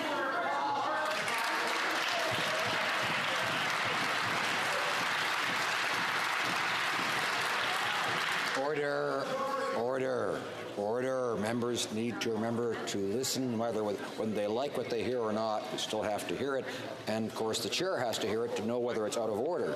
So I'd appreciate that some help in that regard. The honourable member for Burnaby South. Mr. Speaker, a constituent recently told the honourable member for Sherbrooke that he's unable to pay for his 3 prescription medications. He can only afford one of the 3. And his pharmacist had to tell him which of the 3 was the most important.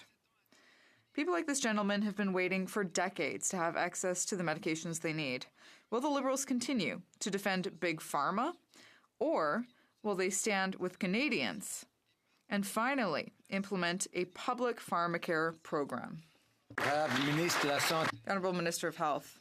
Thank you very much, Mr. Speaker. Let's be very clear. Our government is committed to ensuring that all Canadians have access to a national pharmacare program. We will develop the system, and we know that to do so, we need to work with the provinces and territories, as well as healthcare providers, Indigenous peoples, and all Canadians. We want to ensure that all Canadians have access to the medications they need. David Burnaby said. Mr. Speaker, yesterday's report confirms 40 years of commissions and studies. It confirms our plan that Canada needs a single-payer, publicly delivered, universal, comprehensive pharmacare for all. Now, after 4 years of Liberal government, what did they have to show? Nothing. In fact, they've shown that they'd rather help Big Pharma over people who've got to make tough choices between medication and buying their groceries. Tough choices that may mean that they end up in a hospital because they can't afford their medication. Why is it that the Liberals will not do what's necessary? Why won't they get out of the way and let New Democrats implement the plan? The Honourable Minister of Health. Order. Mr. Speaker, let's be very clear. Our government is firmly committed to making sure that all Canadians have access to a national pharmacare program. And, Mr. Speaker, the work is well underway. Over the past 2 years, we've done all that. We're working to make sure that we lower the prices of drugs. And in Budget 2019, we've invested consistent monies to make sure that the funding is in place to create a Canadian Drug Agency. And also, we are in the process of making sure that we modernize the Patented Medicine Prices Review Board to once again make sure that we lower the cost of drugs and that we'll be able to move forward with this program. Thank you, Mr. Speaker. For Burnaby South. This Liberal government continues to choose the richest people at the top over people struggling to get by. They chose Big Pharma and protecting their profits over people who can't afford their medication. They chose to help Big Telecom and allow them to gouge Canadians on their cell phone bills. They chose to help big polluters continue to poison our planet, and they let the richest off the hook on taxes. The reality is this government doesn't care about people. Why is it that they continue to help the people at the top, the richest, instead of people working hard to get by? Bravo! Here, here. The Honourable Minister of Transport.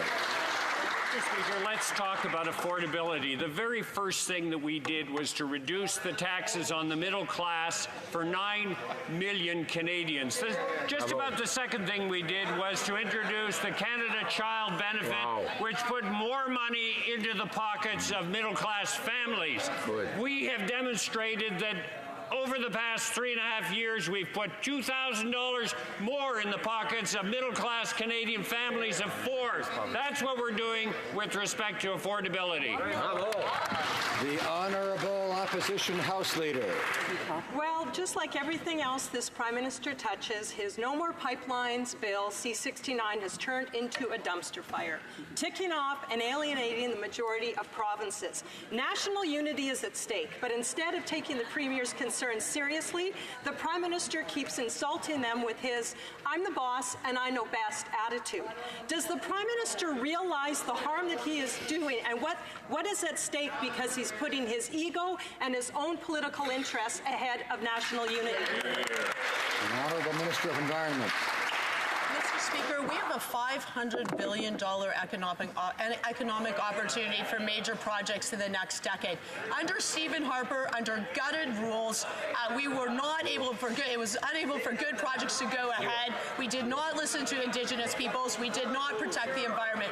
We're very proud of the better rules that we brought in through C-69. We listened to senators. We accepted amendments that made the rules better. Because guess what? You can protect the environment. You can partner with Indigenous peoples. You can do all of that while ensuring that good projects go ahead in a timely way. I would ask the party's opponents to support this good.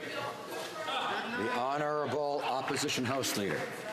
Mr. Speaker, the Prime Minister and this Minister are doing everything they can to destroy Canada's energy sector. That's right. Their No More Pipelines Bill C-69 will be devastating to hardworking families in the oil and gas sector, and they know it. Sadly, the Liberals are going to be shutting down debate on this bill later today, forcing this destructive legislation on Canadians. 9 premiers have raised concerns, but the Prime Minister is ignoring them. Will he finally stop attacking our natural resources sector, listen to the premiers, and withdraw this horrible bill? Hear, hear. The Honourable Minister of Environment. It's time for the country to come together. We do need major projects to go ahead, but under the failed system under Stephen Harper, where environmental protections were gutted, where we did not care about our constitutional obligation to consult with Indigenous peoples, where in the end good projects were not able to go ahead in a timely way, we have better rules. Guess what? Everyone should be standing for those better rules because we want to continue to grow our economy. We want to continue to attract investment. We had largest foreign direct investment in Canada last year. We created 1 million jobs. Bravo. Families are $2,000 better off. That we're showing how you grow the economy and you. Order. I urge members to show courtesy to each other and not be rude and not interrupt. L'honorable député de. The Honourable Member for Pont-Neuf-Jacques-Cartier. Mr. Speaker, it just doesn't make sense what's being said here. The centralizing government is disrespecting the provinces and territories as only Liberal governments can. The democratically elected premiers of the provinces aren't even being listened to by this Prime Minister. The Premier of Quebec also says he's disappointed that the federal government rejected amendments to Bill C-69.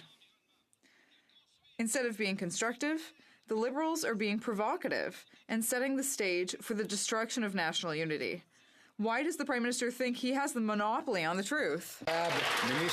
Honourable Minister of the Environment. Mr. Speaker, when I talk to Quebecers, what do they tell me? Well, they want us to take ambitious action on climate change to protect the environment. they want us not to go back to the time of Stephen Harper, but rather to improve the rules for environmental assessments. They want us to grow the economy and to create good jobs, and they know that we have a plan. The Conservatives don't have a plan for the environment, they don't have a plan for the economy, and they don't have a plan for Canadians. Honourable Member for Pont-Neuf-Jacques-Cartier. Mr. Speaker, their plan isn't working.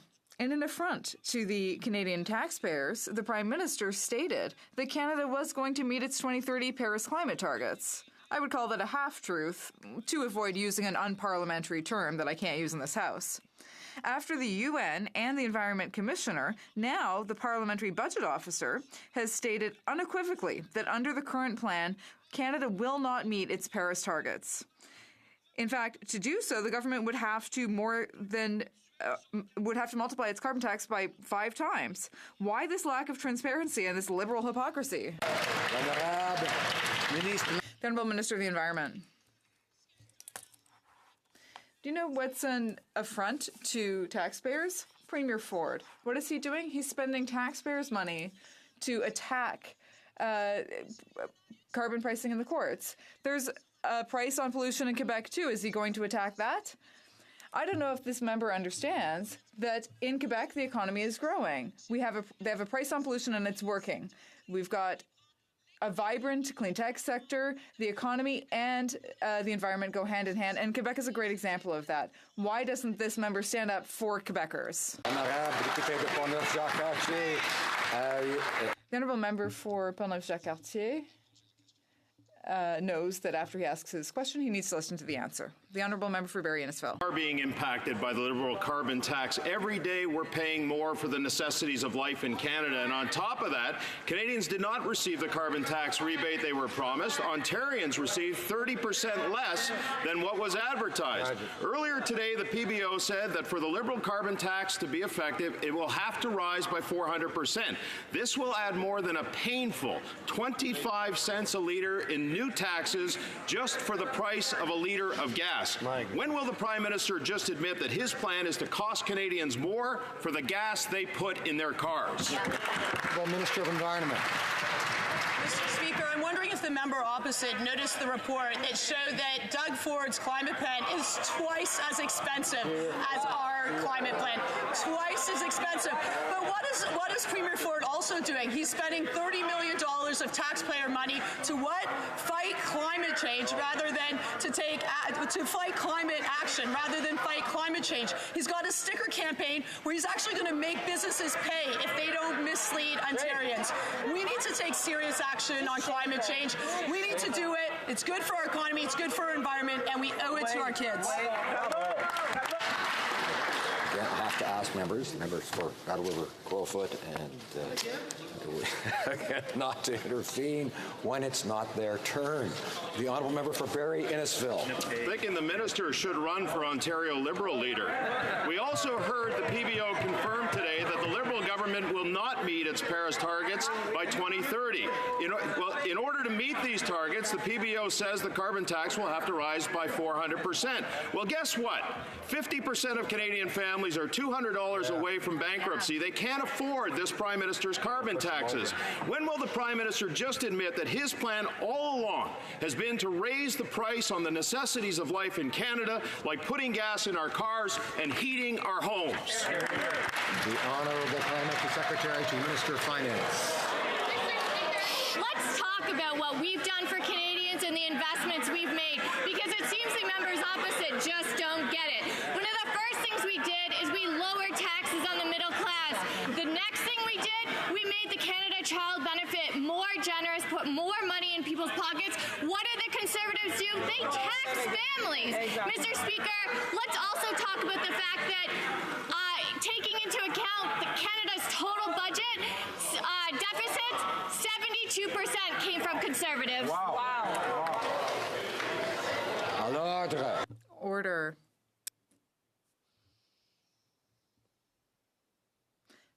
The Honourable Member for Saint-Hyacinthe-Bagotte. Mr. Speaker, in the last budget, the Liberals announced what the NDP, the Assembly of First Nations, the Breakfast Club of Canada, and many others had been calling for, a national school meals program. Given that 1 out of 5 children live in poverty, this is essential.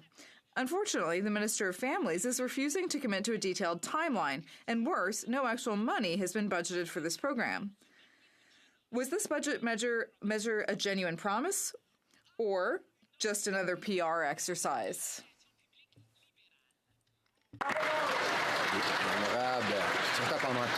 Honourable Parliamentary Secretary. This House to talk about the amazing progress we've made on eliminating child poverty in this country. In fact, the child benefit has reduced child poverty by 300,000 children in this country, and we have the lowest levels of poverty since we started recording it. On the issue of the food program, we are strongly in support of making sure that children who go to school, students who study, have the nutrition they need to do the work they need to do in school. Every study shows that this is a progressive policy. We stand firmly behind it, and we will meet those targets within the budget prescribed. Honourable Member for North Island, Powell River. Mr. Speaker, Dr. Hoskins' report could not be more clear. We need a universal, single-payer pharmacare system in Canada. But it's the latest of 50 years worth of reports ignored by consecutive Liberal and Conservative governments.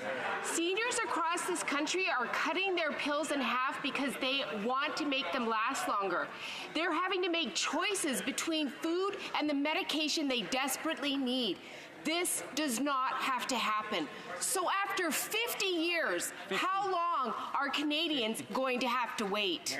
The Honourable Minister of Health. Mr. Speaker, as I've indicated, let me be very clear. Our government is absolutely committed to making sure that all Canadians have access to a national pharmacare program, and the work is well underway. That is why that we launched the Advisory Council, and we were very pleased that we received the report yesterday. I look forward to continuing to work with provinces and territories, Indigenous leaders, and all of the groups involved as we want to make sure that all Canadians will have access to affordable medication. Thank you, Mr. Speaker. The Honourable Member for Brandon Souris. Speaker, the Manitoba-Minnesota Transmission Project would bring clean, green Manitoba energy to coal-burning Minnesota. After 5 years of consultations and approval from both Manitoba's Clean Energy Commission and the National Energy Board, the Prime Minister still refuses to approve this project. He's too proud to approve a project from a Conservative provincial government that is better for the environment than anything he can come up with. So when will this Prime Minister put aside his ego and get out of the way of clean, green Manitoba energy and approve this project? The Honourable Minister of Natural Resources. Mr. Speaker, as the honourable member very well knows, that there is an ongoing dispute between the government of Manitoba and the Manitoba Federation, Métis Federation, as well as some Indigenous communities related to this project, where Manitoba government walked away from agreement they were proposing to deal with some of the outstanding concerns. We are working hard to make sure that we are respectfully discharging our duty to consult with Indigenous communities before we approve this project. Thank you, Mr. Speaker. The Honourable Member for Haliburton, Kawartha Lakes, Brock. Order. Mr. Speaker, if this government was serious about getting the Trans Mountain Pipeline built, they would have done so 3.5 years ago. Instead, the Prime Minister told Canadians he plans to phase out oil and gas. He's confirmed that with anti-energy bills, by vetoing Northern Gateway, and regulating to death the West to East pipeline.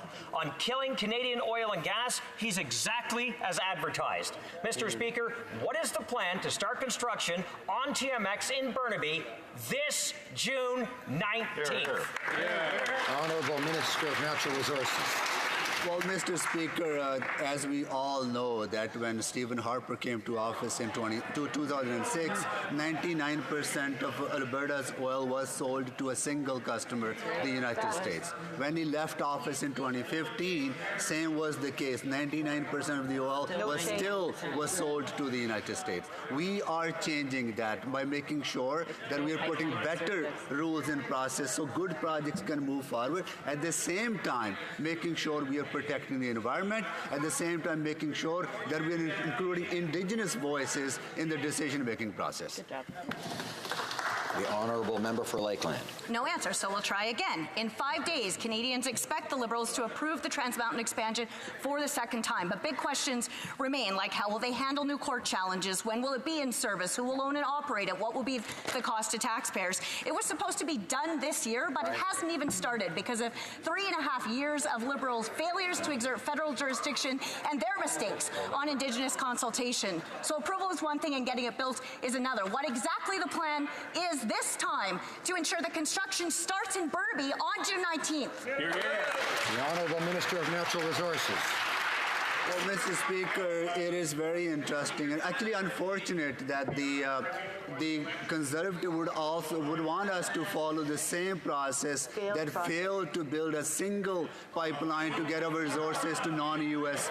markets. We are doing things differently. Our goal is to ensure that good projects can move forward in a responsible, sustainable way, at the same time ensuring that we're taking action to protect our environment and include Indigenous voices in the decision-making process, because that's the only way to have good projects move forward. Here.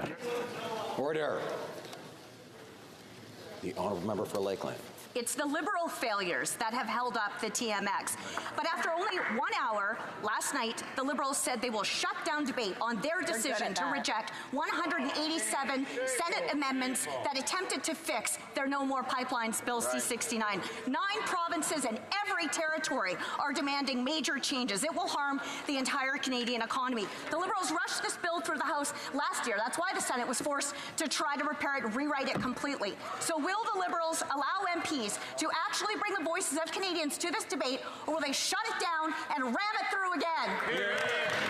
Honourable Minister of Environment.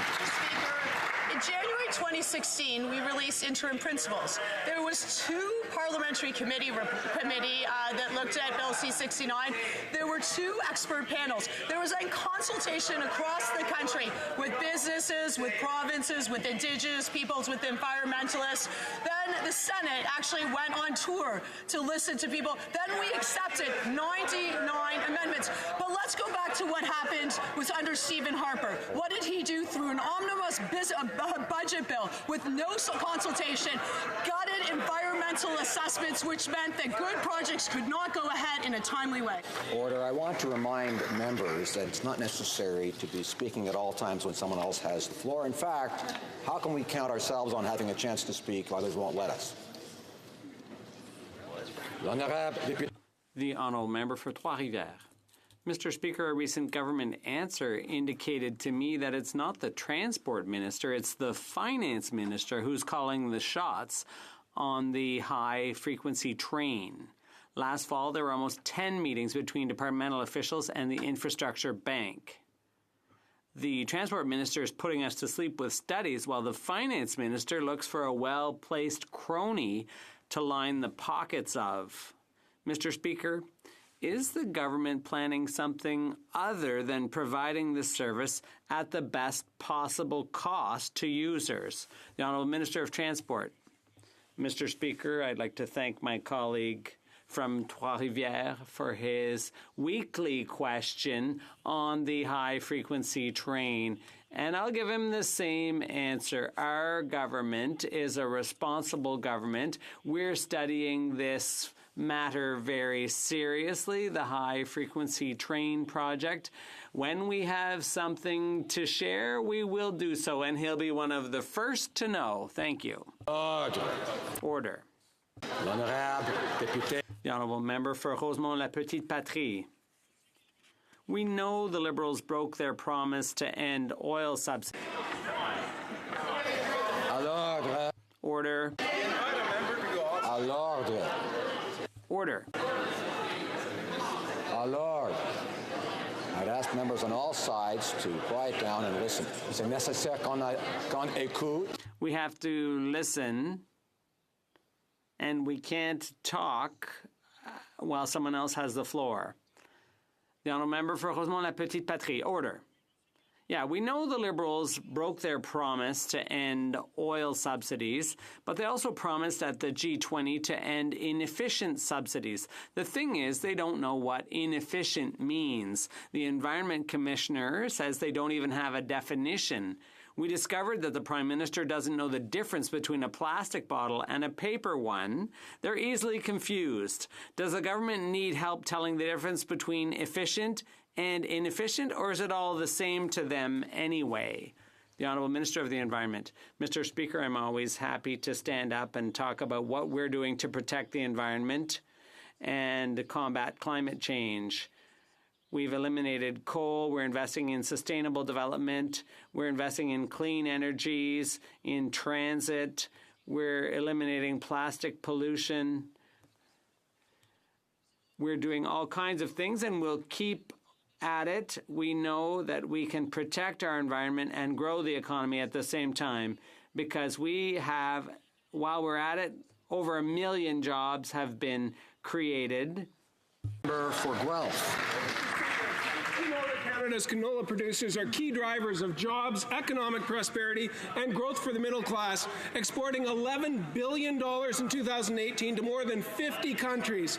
Our government has shown that we're committed to maintaining full market access for Canadian canola seed exports while supporting Canadian producers and their families to meet the challenges ahead through our trade diversification strategy. Can the Minister of International Trade Diversification and my mother-in-law's MP please provide an update to the House of this recent trade mission to Japan and South Korea? The Honourable Minister. Mr. Speaker, I want to thank my colleague from Guelph for the question and his mother-in-law. Last week, I led a canola trade mission to Japan and South Korea with my counterparts from Alberta and Saskatchewan and the member from Niagara West.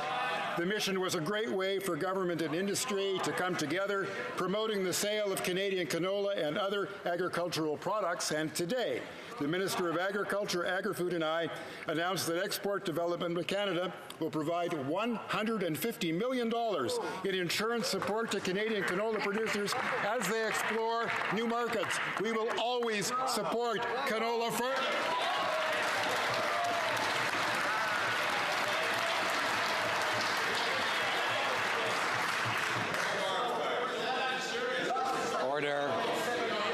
Order à l'ordre. Order. The honourable member for Souris Mouse Mountain will come to order, please. The honourable member for Charlebourg, Haute-Saint-Charles. Mr. Speaker, according to the media, illegal entries at Roxham Road have practically doubled. Since the Prime Minister's tweet, over 23,000 people sought asylum in Canada in 2017. In 2018, that number shot up to 36,000. What's more, the vast majority of these people came here from the U.S., a country with no civil war, no famine, and where the social services are second to none. Why is the Prime Minister trying to convince Canadians these are genuine refugees? The Honourable Parliamentary Secretary. Mr. Speaker, another day, another opportunity for the Conservatives to scaremonger. Here are some important facts. First of all, since last year, the number of asylum seekers coming to our borders irregularly has gone down by 45%. Secondly, many of those people are young people. And third, you have to remember, their government, they're the ones who cut CBSA drastically, and we're the ones reinvesting to give the agency the necessary resources to manage our borders. The honourable member for Charlebourg, Haute-Saint-Charles. I think that Canadians are very aware of what's going on, Mr. Speaker. The Parliamentary Secretary is coming up with fake facts. We have the data. They're publicly available. Next week, the Prime Minister will be meeting the U.S. President to talk about security and defense. Will the Prime Minister have the guts to raise the safe third country issue and renegotiate that deal? The Honourable Parliamentary Secretary. Mr. Speaker, he hasn't understood a thing. 45% reduction since 2018. That's a fact, Mr. Speaker. And I know the Conservatives don't like sharing facts that go against their arguments, but the fact remains. Secondly, I'll say it again, $1.2 billion is what your Conservative government cut the RCMP by. I have to remind the honourable member that all comments must go through the chair. It was the Conservative government that cut $1.2 billion to the RCMP and CBSA, and we're the ones restoring funding so that they can do their job properly and protect Canadians. Member for Calgary Nose Hill. You know, Mr. Speaker, only a Liberal would get up and say that spending more money was a good excuse for getting worse results. And that's exactly what this guy is doing, Mr. Speaker. He's standing up and saying, we spent more money. But yet we found out today through TVA that the number of people illegally crossing the border has doubled. That's ridiculous. It's unfair, it's uncompassionate, and spending money isn't a metric. This has to stop. When will this government close the loophole in the Safe Third Country agreement? We should probably refer to each other as members, but some of us are guys, I suppose. The Honourable Parliamentary Secretary. Well, the first thing I want to say is here's what's not compassionate. Cutting health care for children that come into this country seeking our protection, Mr. Speaker, which is exactly what the Conservatives did. But once again, this gives me an opportunity to repeat some very important facts. 45% reduction in the number of asylum seekers coming over our border irregularly. It's something they don't want to share with Canadians. They want to continue to try and scare Canadians. Second, a huge portion of those are children, Mr. Speaker. And third, let's remind this House and all Canadians, their government cut $1.2 billion from the RCMP and the CBSA and expected them to be able to do their job. We know different. We invested.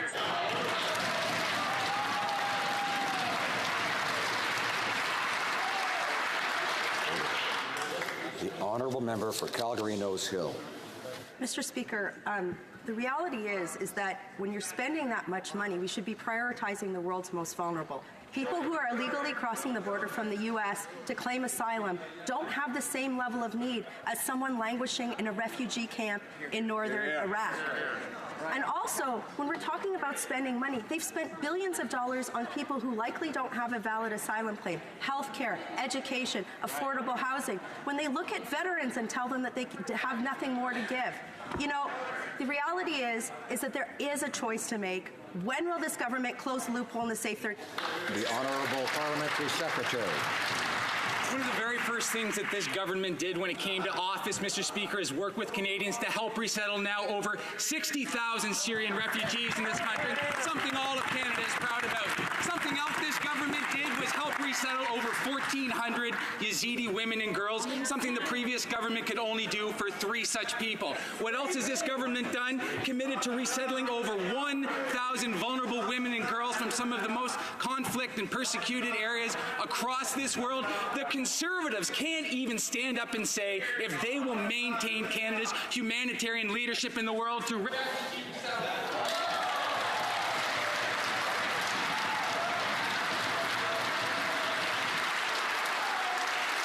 Honourable Member for Churchill-Kiewatinook-Askey. Mr. Speaker, yesterday this government betrayed the Dene in northern Manitoba and northern Saskatchewan. For years they have been negotiating to pursue their right to land and resources north of 60. They were so close to reaching an agreement. A few weeks ago they were told one thing about consultations and initialing, and then at the last minute the minister reversed her position. This is an egregious act of bad faith. It sets the Dene communities back for years, and it is the opposite of reconciliation. So what will the minister do to fix this major problem? The Honourable Minister of Crown Indigenous Relations. Mr. Speaker, the relationship with First Nations, Inuit, and Métis in this country is the most important relationship. It is therefore extraordinarily important that in any agreement that we make, that the Section 35 rights holders are consulted.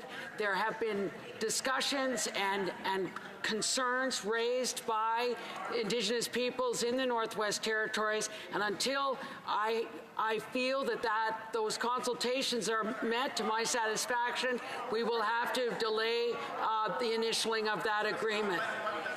The Honourable Member for Vancouver East. The The Prime Minister likes to denounce the Ford government's anti-refugee sentiments. Yet shockingly, when it comes to changes to the asylum system, as we saw in the omnibus budget bill, the Liberals took a page out of the Conservatives' playbook for political gain. Now the Prime Minister is in a spat with Doug Ford over legal aid funding. The collateral damage of women fleeing gender-based violence and LGBTQ2+ members faced with persecution. That means no representation at refugee hearings, detention reviews, and deportation orders. This will put lives at risk. Will the Prime Minister stop the deportations until the legal aid crisis is resolved?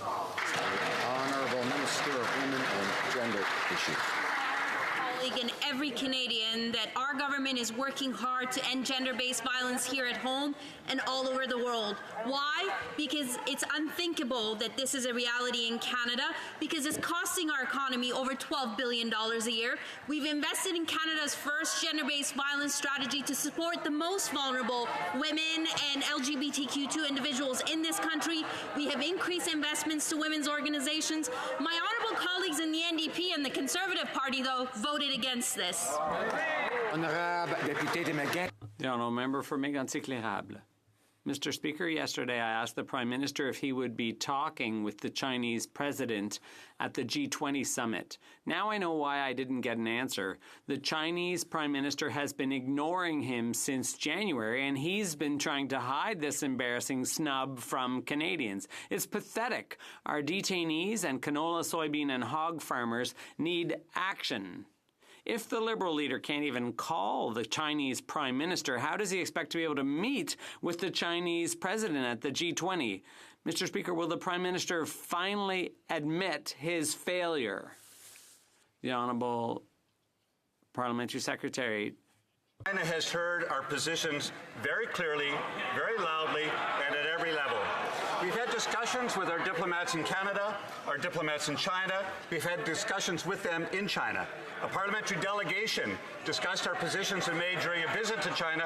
I was on that delegation. It's a shame that neither the Conservatives nor the NDP decided to join us on that mission.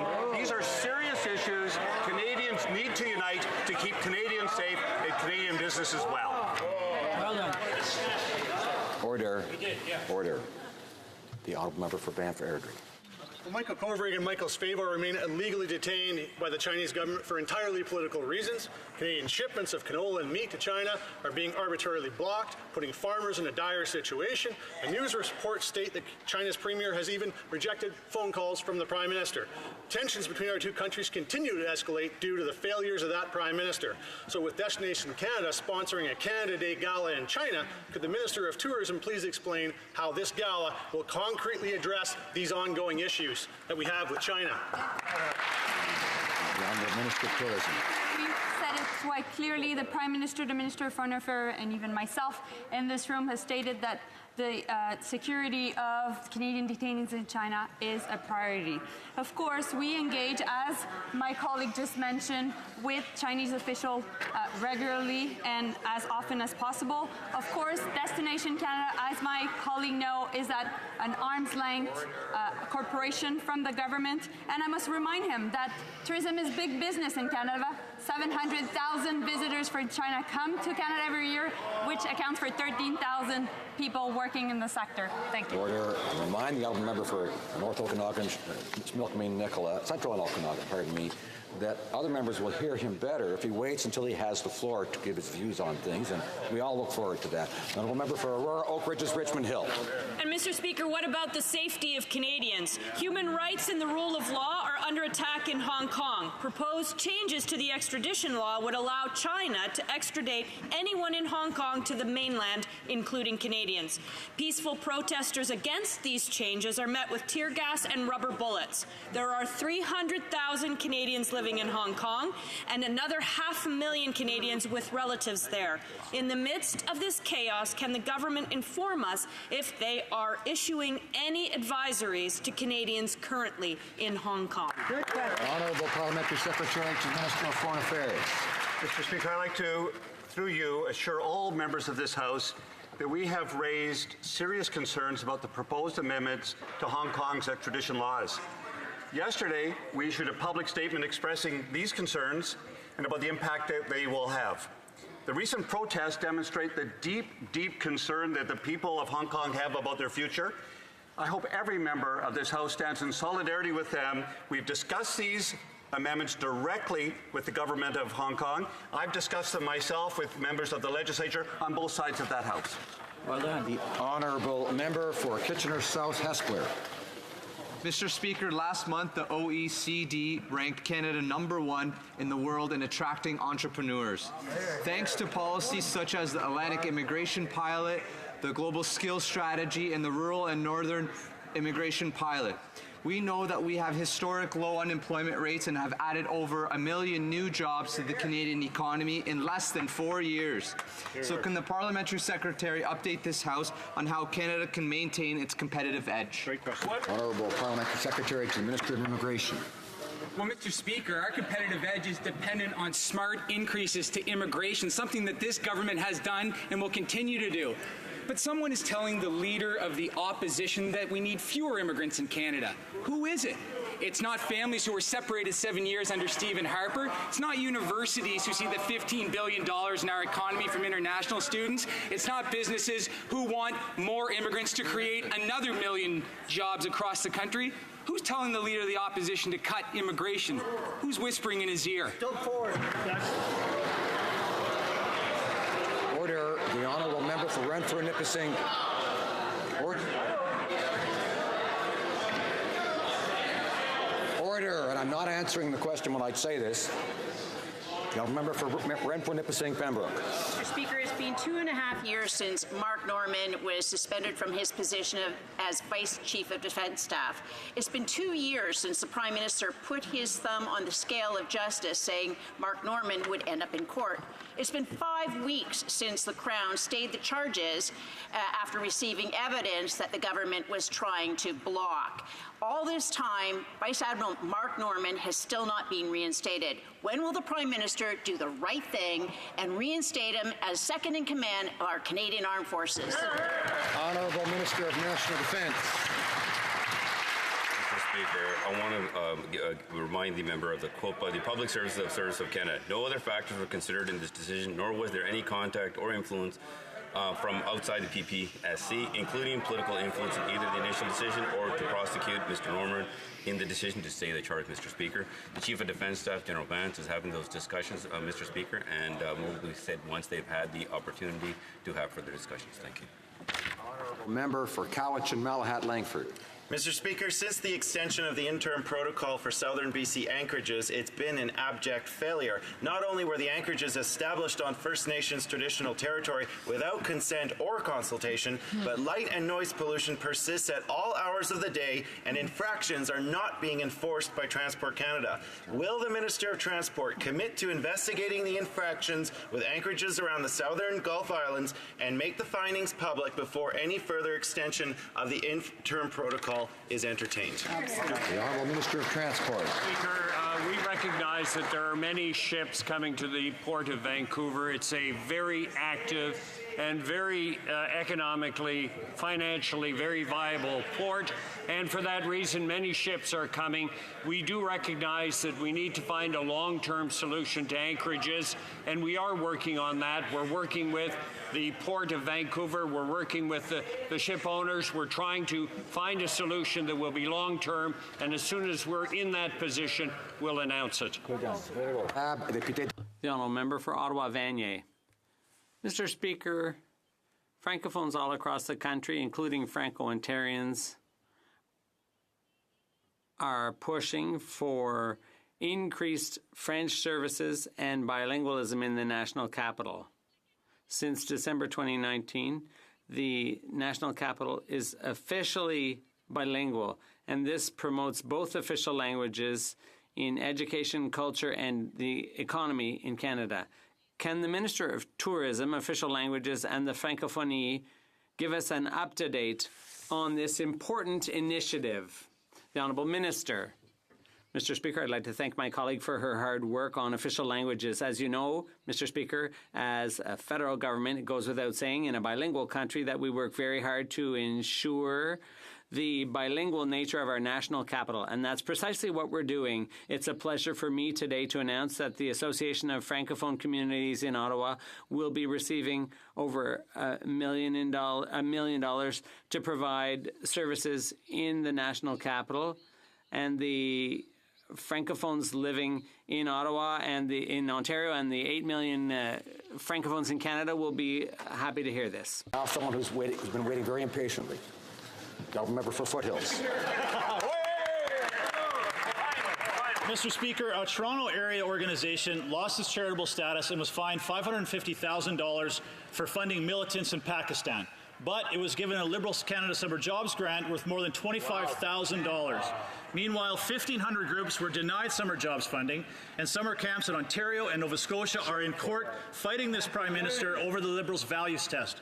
Will the Prime Minister commit to revoke this grant to assure Canadians their tax dollars are not being used to fund terrorist organizations? The Honourable Minister of Employment. Thank you, Mr. Speaker. And of course, we unequivocally condemn violent extremism of any kind. It's unacceptable. It's not tolerated. I've asked the department to look into, review this matter to ensure that the organization is in compliance with the terms and conditions of the program. If it's found that the organization is not, then they will not receive reimbursement for that student. Thank you. Order. The honourable member for Pierre Boucher, Les Patriotes Verchères. Mr. Speaker, people are sick and tired of seeing the old parties funded with huge checks from lobbyists and expensive cocktail parties. We should restore the per-vote subsidy. That's the only way to get rid of the appearance of conflict of interest. We're not the only ones saying this. The former Chief Electoral Officer, Mr. Kingsley, are of the same view. When is the government going to restore the per-vote subsidy? The Honourable Minister of Democratic Institutions. There are strict rules governing political fundraising. There are limits for individual contributions.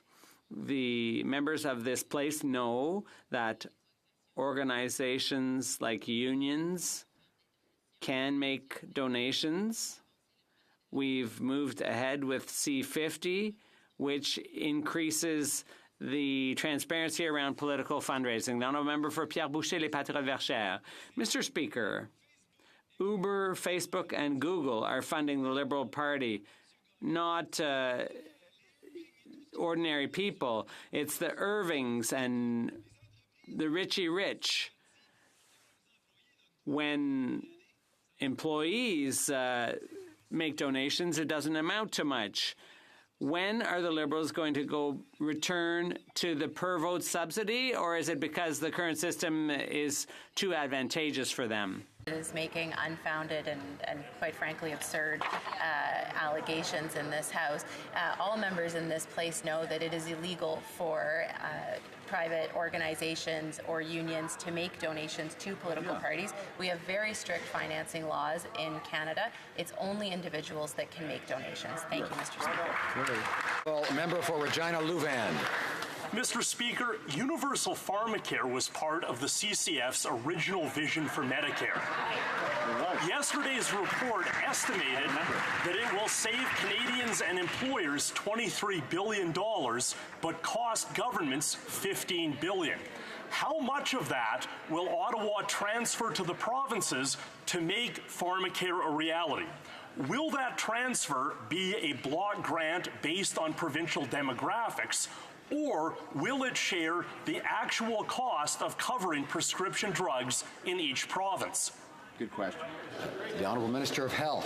Thank you very much, Mr. Speaker. I'd like to take this opportunity to thank my colleague for his important question. And it also allows me an opportunity to reiterate our government's commitment to making sure that all Canadians have access to a national pharmacare program. And that work is well underway. I would like to remind this House that in Budget 2019, we received a funding commitment of $35 million to ensure that we have the creation of a Canadian Drug Agency, which is the foundational piece for a national pharmacare program. We've also received $1 billion to address the area of rare diseases, and I look forward to working with provinces, territories, Indigenous groups, and others to make sure that all Canadians will have access to a pharmacare program. Thank you, Mr. Speaker.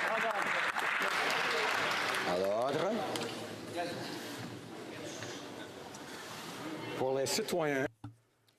For people in all regions across the country, the Canadian Forces Day is a time to highlight the sacrifices that the Canadian Forces members make in our name.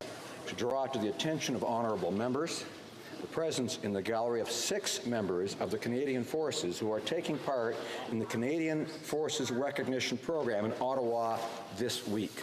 Master Seaman Sarpreet Boparai, Lieutenant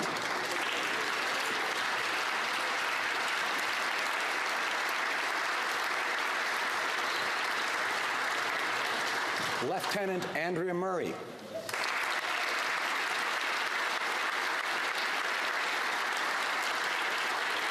Sergeant Melanie Duchesneau,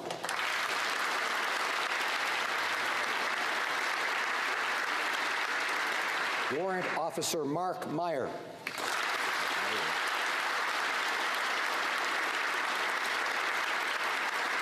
Corporal Joseph Champion,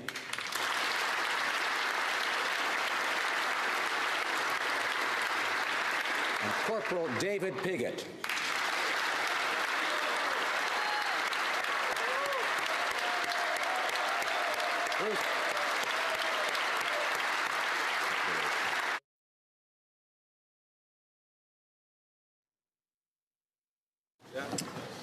I see the honourable member for Louis Saint Laurent on a point of order. Yes, Mr. Speaker, I think you will see unanimous consent for tabling of the following document. A document issued by the Department of Environment of Quebec and tabled in the National Assembly by the Premier of Quebec on November 29th last year. I ask unanimous consent to table this document. The honourable member for Louis Saint Laurent, does he have unanimous consent to table this document? He does not have unanimous consent. Order. The honourable member, l'honorable député. The honourable member for Longueuil Saint-Hubert. Thank you, Mr. Speaker. You know it's with exasperations at the end of the work can lead the nicest among us to do something inappropriate. I made some unfortunate remarks about the Minister of Transportation, for whom I have a great deal of respect, so I wish to apologize. Thank you.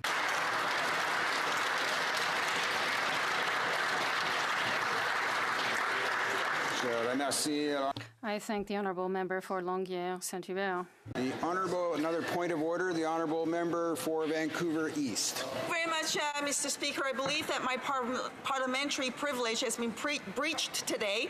The question on deportation and legal aid funding is clearly a question directed at the Minister of Public Safety, who's responsible for CBSA. But somehow the Minister of Status of Women got up to answer the question. So I hope that you find it appropriate to now invite the Minister of Public Safety to respond to my question.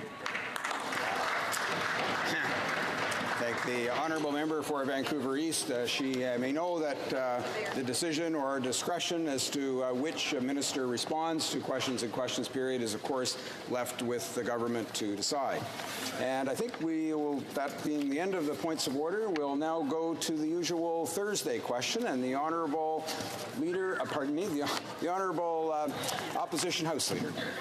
Thank you, Mr. Speaker, and I do appreciate the opportunity. I'd like to ask the government House Leader if she could inform us of the business for the rest of this week and then the business next week. Next week is our last scheduled week, and so I think we'd like to know what the House Leader has scheduled. I am particularly interested in the climate emergency motion that the government brought forward, motion 29.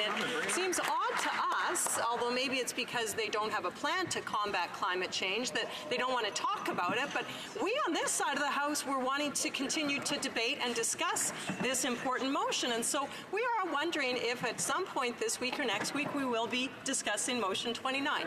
Thank you very much. Government House Leader. Mr. Speaker, I have to actually appreciate and acknowledge the opposition House Leader's newfound respect and regard for the environment, which probably means that the Conservatives are probably hopefully coming out with a plan soon. We've been waiting for it for over a year now. So just to be able to answer her question, this afternoon we will begin debate on the Senate amendments to Bill C-58, the Access to Information Act. This evening we will resume debate on the Senate amendments to Bill C-69, the environmental assessment legislation. We will return to Bill C-88, the Mackenzie Valley bill. Tomorrow we will resume debate on the Senate amendments to Bill C-68, an act to amend the Fisheries Act. And if we have time, we do expect to be receiving some bills back from the Senate. I would like to see one of those debates started. La semaine prochaine.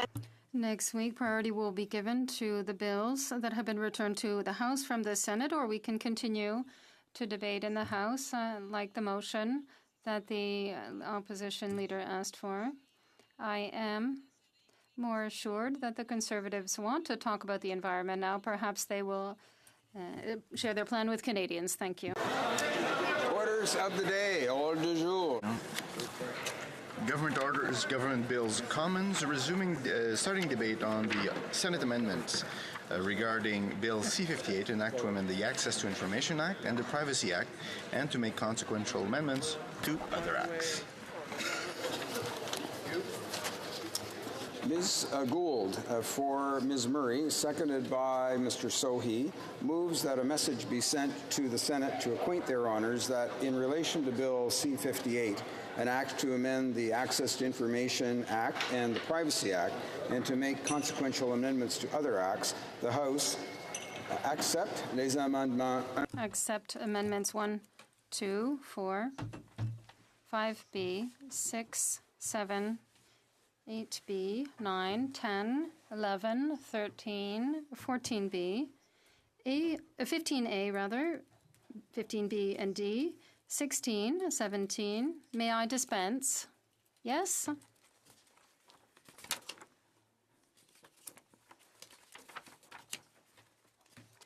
Mr. Speaker.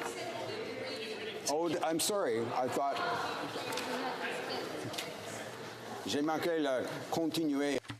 I failed to continue with this presentation. I apologize.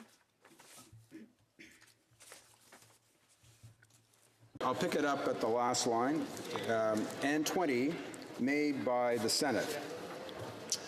Respectfully disagrees with Amendments 3 and 12 because the amendments seek to legislate matters which are beyond the policy intent of the bill, whose purpose is to make targeted amendments to the Act, notably to authorize the Information Commissioner to make orders for the release of records or with respect to other matters relating to requests, and to create a new part of the Act providing for the proactive publication of information or materials related to the Senate, the House of Commons, parliamentary entities, ministers' offices, including the Prime Minister's office, government institutions, and institutions that support superior courts. As a consequence of Senate Amendment 4, proposes to add the following amendment. 1. New clause 6.2, page 4. Add the following after line 4. 6.2. The portion of Section 7 of the Act, before paragraph A, is replaced by the following. 7. Where access to a record is requested under this Act, the head of the government institution to which the request is made shall, subject to Sections 8 and 9, within 30 days after the request is received. To read as follows. A, on page 5, delete lines 31 to 36. A.1, on page 6, replace line 1 with the following. 13. Section 30 of the Act is amended by adding the. As a consequence of Senate Amendment 5A, proposes to add the following amendments. 1. Clause 16, page 7, replace line 37 with the following. Any of paragraphs 31A to E, the Commissioner. 2. Clause 19, page 11, replace line 28 with the following. Any of paragraphs 31A to E and who receives a that's RE hyphen, end quote. Proposes that Amendment 8A be amended by deleting subsection 6. Proposes that Amendment 14A be amended by replacing the text of the English version of the amendment with the following. the publication may constitute a breach of Parliament. Parliament, with a hyphen on the N after the N. Respectfully disagrees with Amendment 15C because providing the Information Commissioner with oversight over proactive publication by institutions supporting Parliament and the courts has the potential to infringe parliamentary privilege and judicial independence. Before we go to debate, j'ai l'honneur de déposer. I have the honor to table, upon the table, the House of Commons report to Canadians for 2019. Debate the Honourable Parliamentary Secretary to the President of the Treasury Board. Thank you very much, Mr. Speaker, and I welcome this opportunity to speak to the message received from the other place with regard to Bill C-58, an act to amend the Access to Information Act and the Privacy Act, and to make consequential amendments to other acts. And also, Mr. Speaker, I'd like to recognize this is my first official duty in debating a piece of legislation as Parliamentary Secretary to the President of the Treasury Board and Minister for Digital Government. He's a fabulous minister, I might add. Je tiens également à signaler. I would also like to point out that many stakeholders contributed to bringing C-58 where it is right now, starting with our friends from the other place, who conducted a very thorough and informed study. We must also recognize the contributions of parliamentarians, stakeholders, particularly those of the Information Commissioner and Privacy Commissioner, in the development of Bill C-58. And, of course, those of our colleagues of the Ethics Committee who worked long and hard on this debate and on the amendments which are being proposed. I would especially like to note the interventions of a number of Indigenous organizations, Mr. Speaker, and their influence on the matters we are considering today, and with whom the government is committed to engaging more closely on these matters in the future. Ensemble, the ideas and suggestions put forward in the letters and presentations from both committees contributed to the fact that concerns of Canadians were heard and reflected in the final version of this legislation. I would remind the House that this bill would implement some of the most significant changes to the Access to Information Act since it was introduced more than 30 years ago, Mr. Speaker, changes which have not been seen even this advent of the World Wide Web. And this is part of the Government of Canada's continuing effort to raise the bar on openness and transparency. In fact, we believe that government information belongs, at the end of the day, to the people the government serves, and it should be open by default. This is quite simply a fundamental characteristic of a modern democracy, and this bill reflects this belief. Against this backdrop, Mr. Speaker, we accept several of the amendments proposed as they further support this objective. I would also like to note, however, that two of the proposals would have looked at questions that go beyond the intention of this legislation. As I would like to remind the House, the goal is to bring targeted amendments to this legislation. Amendments include providing the Information Commissioner with the power to make binding orders and for the release of government information, and the creation of a new part of the Act on the proactive publication of key information. For that reason, that it goes beyond the intent of the bill, the government respectfully disagrees with the amendment that would limit time extensions to respond to a request but to 30 days without prior approval of the Information Commissioner. The government is declining this proposal because these provisions have not been the subject of consultation or thorough study in the context of the targeted review that led to Bill C-58. This proposal risks having unintended consequences, Mr. Speaker, particularly for the office of the Information Commissioner. The government does agree with our friends in the other place that the time extension provisions merits further study. These will be examined as part of the full review of the Act, which Bill C-58 requires to begin within 1 year of royal assent.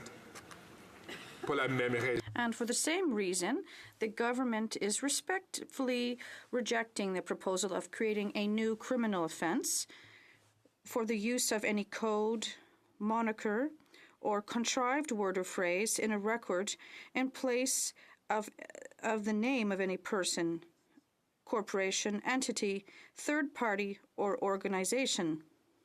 Once again, the provisions in the Access to Information Act with respect to criminal offenses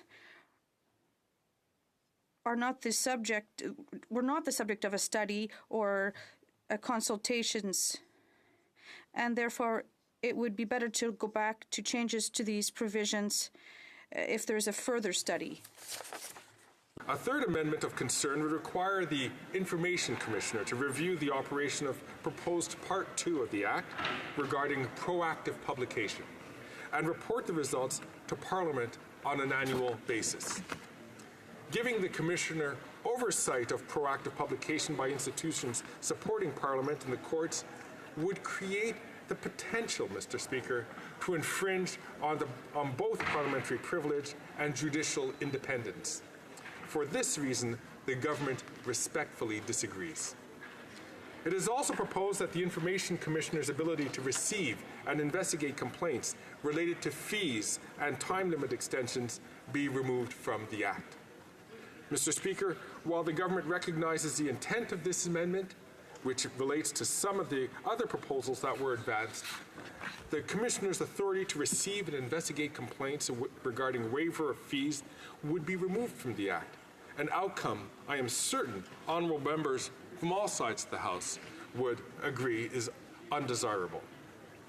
De même, also, as the amendment with respect to the extension of a time limit was not accepted, we must allow the Commissioner to retain the power to receive complaints with respect to time limits and to investigate them. So this amendment is not necessary. With a few exceptions, the government is happy to accept the amendments proposed in the message from the other place, provided that a few technical adjustments are made to ensure the proper operation of these provisions. We agree, for example, with the proposed amendment that would eliminate the government's authority to set and collect fees, apart from the application fee. As the government is committed to Canadians, the government will continue to charge no fees other than the application fee of just $5. A related amendment proposed in the message would retain the right of requesters to make a complaint to the Information Commissioner regarding decisions to waive the application fee. While the Senate amendments would have removed that right, we consider that the Information Commissioner should continue to have oversight over the way the authority to waive fees is exercised by institutions. Several of the amendments made by the other place would encourage and in some cases require more extensive consultation and better communication between the Information Commissioner and the Privacy Commissioner. This is essential to ensure ongoing privacy protection, while the government is trying to increase openness and access to government documents. The government is striving to increase openness and access to government documents. Already provides the Information Commissioner with new power to order the release of government information. To ensure that this does not compromise the right to privacy, an amendment proposes that the Information Commissioner must consult the Privacy Commissioner before ordering a release of personal information. This amendment also proposes that the Information Commissioner have the discretion to consult the Privacy Commissioner when investigating a complaint regarding the application of the personal information exemption. Both of these and some related amendments were suggested by the commissioners themselves, Mr. Speaker, and the government has previously indicated that it supported these amendments, we believe they will strengthen the protection of personal information and further safeguard Canadians' privacy rights. The government also accepts that an amendment would retain InfoSource. Government institutions will continue to be required to publish information about their organizations, records, and manuals. Canadians seeking to exercise their right of access to government records will continue to have access to this tool. As honourable members are surely aware, the government possesses tens of thousands of access requests each and every year. It is an unfortunate fact that in a small number of cases, the requests are made for reasons that are inconsistent with the purposes of the Act. This may be made to harass a certain employee or work unit, for example. Such requests can have a disproportionate effect on the system and slow down resources on legitimate requests. Le gouvernement est d'accord. The government agrees with the amendment suggested by the other place, under which the power of federal institutions to ask the Information Commissioner should be accepted if they're made in poor faith.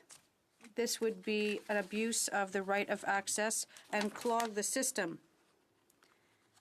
It would also give federal institutions an important tool to focus their efforts on legitimate requests.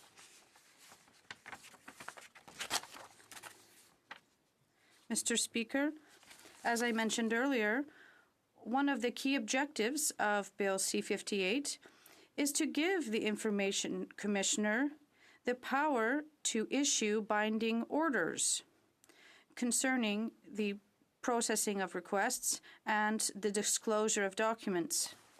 The Commissioner would be able to publish these orders, establishing a body of precedents to guide institutions, as well as users of the system, I should say. Originally, in order to give the Commissioner time to prepare to assume this power, it would not come into force until 1 year after royal assent.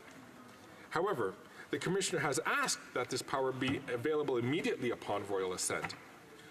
Reflecting the value it places on the Commissioner's perspective, the government has already indicated its support for this amendment. However, another amendment asked for the Commissioner, let me start again, Mr. Speaker. However, another amendment asked for the Information Commissioner to file her orders in federal court and have them enforced as federal court orders. Under Bill C-58, the Information Commissioner's orders are legally binding without the need for certification. We believe that this amendment is unnecessary and would add a step in the process. However, the government will look at these amendments at the 1 year review of the Act with a year's worth of experience under the new system. Providing the Information Commissioner with the power to issue binding orders to government institutions is not a trivial change, Mr. Speaker. It's a game changer for access to information. Whereas now the Information Commissioner must go to court if an institution does not follow her recommendations, Bill C-58 puts the onus on institutions. Should they disagree with an order by the Information Commissioner, institutions will have 30 days to challenge the order in federal court. With respect to courts, Mr. Speaker, I would like to note that the government accepted an amendment that would help to ensure that Bill C-58 not hamper the independence of the judiciary. As the House knows, the new Section 2, which is in the bill, would impose proactive publication requirements to more than 260 departments, organizations, and Crown corporations, including new institutions such as the Prime Minister's Cabinet and Ministers' Cabinets, senators and members of Parliament, institutions that support the Parliament, and administrative institutions that support the courts. It would also include, in this legislation, the proactive publication of information, which, as we know, is of great interest to Canadians, particularly information that ensures greater transparency and accountability in the use of public funds. This includes travel and hospitality expenses for ministers and their staff and senior officials across government, contracts over $10,000 and all contracts for MPs and senators, grants and contributions over $25,000, mandate letters and revised mandate letters, briefing packages for new ministers and deputy ministers, lists of briefing notes for ministers or deputy ministers, and the briefing binders used for question period and parliamentary committee appearances. Putting these requirements into legislation will ensure that Canadians will have access to this kind of information automatically, without having to make a request. It will impose a new degree of transparency on this government and on future governments. As passed by the House, Bill C-58 would require similar disclosure by the judiciary. Depuis, we raised concerns with respect to the communication of individual legal expenses, with respect to the independence of the judiciary, which are exacerbated by the convention under which judges show restraint when commenting on their decisions, and therefore they cannot defend themselves or set the record straight. The amendment proposed in the message, which would require the reporting of legal expenses by court rather than by individual, would address these concerns and would include additional measures to increase transparency. The government is also in favor and accepts the amendment that would end special requirements forcing individuals to indicate the specific subject of their request, the type of the document requested, and the reference period. This was part of the initial bill in order to ensure that requests would have enough information to allow for a quick reply. We listened to the concerns of the Information Commissioner with respect to that clause, and notably the concerns of Indigenous organizations who told us that these provisions may hamper their right to access this information. And I would like to note, Mr. Speaker, that this amendment, like many others proposed in the message, was put forth by the former Treasury Board President when they appeared before the Senate Legal and Constitutional Affairs Committee in October. The proposal and the acceptance of that amendment shows our government's commitment to guaranteeing Indigenous peoples access to information they need, particularly to support their claims and to request the reparation of past wrongs. As MPs can imagine, when documents are several decades or old or more than a century old, asking someone to specify the subject of the request or the type of information or the reference period of the request, this can be an obstacle. I'd also like to thank parliamentarians for this gift. Sorry, Mr. Speaker. I'd also like to reassure the House that the government did take the criticisms put forth by Indigenous groups into account, notably that governments did not consult them enough in the elaboration of Bill C-58. Concerns, the government supported the Union of British Columbia Indian Chiefs, the National Claims Research Directors, and the Indigenous Bar Association in surveying selected First Nations researchers and policy staff about the issue they were encountering with respect to access to information, compiling and analyzing the results in a discussion paper, and undertaking a legal review of Bill C-58. Nonetheless, we recognize that further work is needed with greater collaboration between the government and Indigenous groups. I would draw the attention to the House to a letter written by the former president of the Treasury Board and sent to the committee in the other place. The letters detailed specific commitments to engaging Indigenous organizations and representatives about how Access to Information Act needs to evolve to reflect Canada's relationship with Indigenous peoples, including how information and knowledge of Indigenous communities is both protected and made acceptable.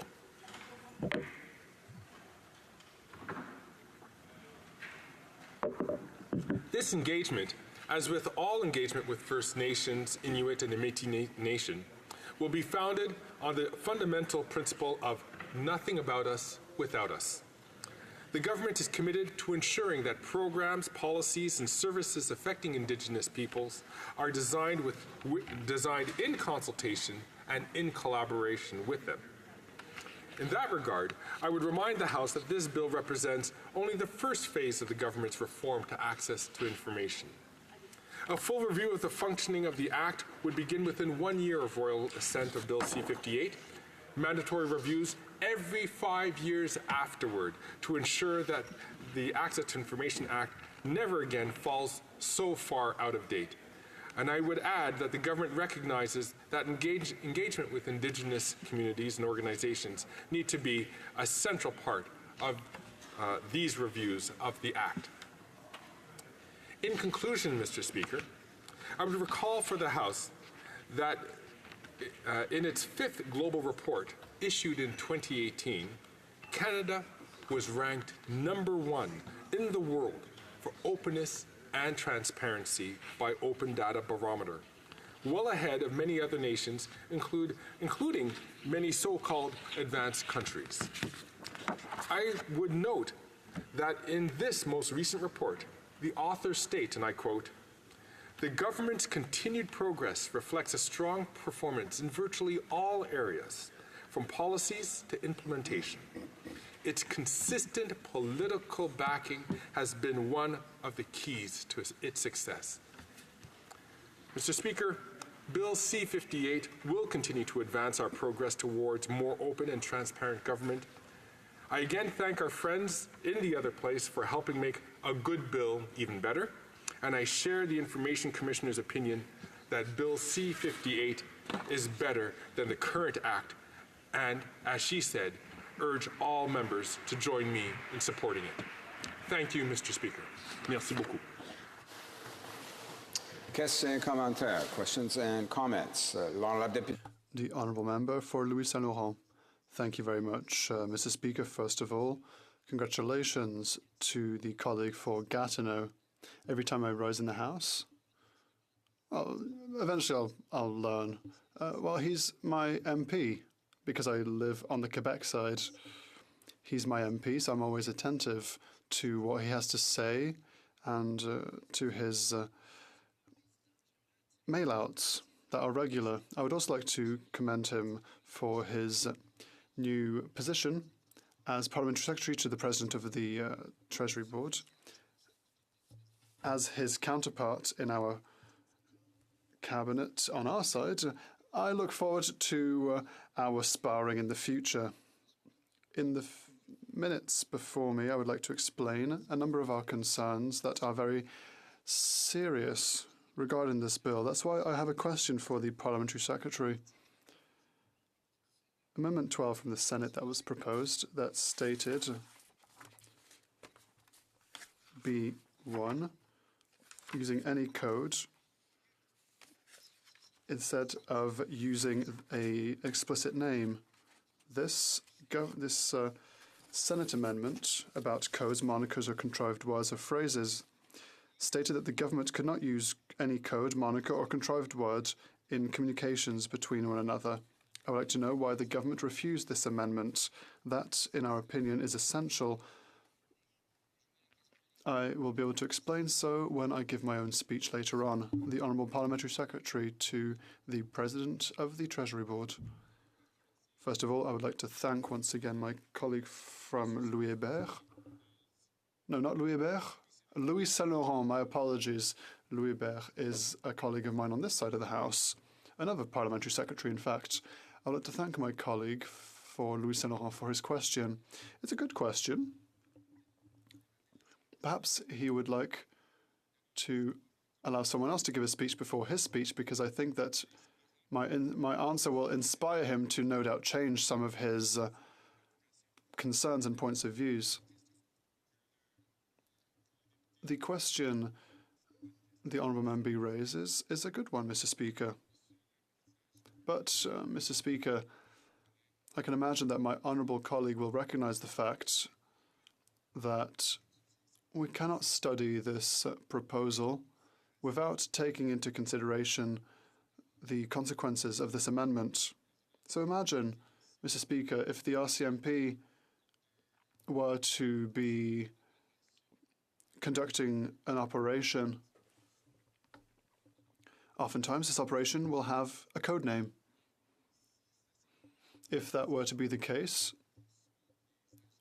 would we prosecute RCMP officers because they dared use a code word or a code name rather than the name of the person who is being investigated? It is for that reason why we have to examine this much more in depth, and that's the reason for which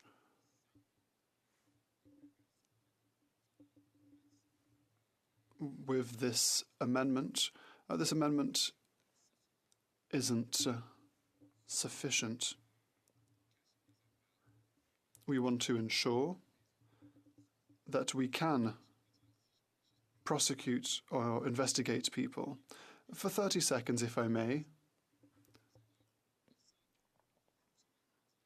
an official will flout the current statute on purpose. If they hide on purpose someone's name, they will be prosecuted if they hide a name to try and avoid an ATIP request. The Honourable Member for Rimouski-Néjet-Témiscouata-Les Basques. Thank you, Mr. Speaker. I would also like to commend my honourable colleague, Verhal Aylmer, for his new position as Parliamentary Secretary to the President of the Treasury Board. Let us talk about Senate amendments and amendments proposed at committee. At committee here in the House of Commons at the NDP, we put forward 36 amendments, 20 of which were accepted or were considered. None were accepted at the end of the day. Some of the NDP amendments had to do with a specific clause that had to do with conditions requested during an ATIP request, exaggerated conditions. The Commissioner to Access to Information said that they were exaggerated. She said that they would hamper journalistic investigations. The question I have is, will the government start refusing legitimate amendments put forward at committee to then accept them when they come from the Senate? Because the amendments proposed by my colleague were very similar to those accepted by the government. The Honourable Parliamentary Secretary, I would like to thank my colleague for his very good question. That has to do with the importance of considering amendments for a number of bills. What I would like to say is that we have taken recommendations from the House Committee. We took these amendments very seriously. We took them into consideration. We debated them. Unfortunately, we did not have a sufficient amount of time to make a decision. However, given amendments put forward by all members of the Standing House Committee, it allowed the department to start thinking about things. And once similar amendments were proposed by the other chamber, it had allowed us enough time to think and to accept the very good amendments that had been proposed, that had first of all been proposed by the members of the Standing Ethics Committee, and that's the reason for which we have accepted them now. Questions and comments? The Honourable Parliamentary Secretary to the Government House Leader. Yes, thank you, Mr. Speaker, and I appreciate the comments from the Parliamentary Secretary. And I've had the opportunity at a much earlier date to provide some thoughts on the legislation. And what we have before us is actually some very substantial changes overall, Mr. Speaker. A modernization, in fact, many would argue, within the legislation in itself, something that has been long overdue. I know there's been a great deal of work that we've witnessed over the last couple of years, but even prior to the legislation coming before the House, that there was also a great deal of consultation that was done. And if my colleague can just provide his thoughts in terms of just where we're at today and how we got there. Parliament Secretary. Thank you very much, Mr. Speaker, and I'd like to thank my honourable colleague for his question. It's a very good question. First of all, Mr. Speaker, how we got here is a road, Mr. Speaker, where there has been a lot of good intentions along the way. But as we know, Mr. Speaker, good intentions are not enough. We have to follow up with action. This original Access to Information Law was proposed back, Mr. Speaker, before there was even something called the World Wide Web. Back in the late 1980s, mid-1980s was the last time that we had an opportunity to have the current framework of the Access to Information Law. And every government since that time, and I'd like to say, especially the government of the Harper government, had promised that this was going to be a top priority. It was one of their few things to do and to improve the accountability of government, and they failed to act. Well, Mr. Speaker, finally, it's time to stop passing the buck, and we took it on. Not only did we take it on, Mr. Speaker, but we made sure that we... Order. Questions and comments? Question commentaire. The Honourable Member for Saanich Gulf Islands. Yes, thank you, Mr. Speaker, and congratulations again to my honourable colleague for his first speech as Parliamentary Secretary for the President of the Treasury Board. I just wish that he had better content for his first speech. Bill C-58 is such a massive disappointment. I have never seen a commissioner like the Privacy Commissioner so pan legislation as this was panned. I have to confess that while I try to keep up with absolutely everything in this place, I have not seen if the Senate amendments were capable of making this bill worth supporting. And I wonder if there's any reference that the Honourable Parliamentary Secretary can direct us to for any impartial experts who initially said the bill was, as this article does, the Liberals' new Freedom of Information bill is garbage. Has there been any substantial improvement from a third-party source that can be referenced at this point? Secretary to the President of the Treasury Board.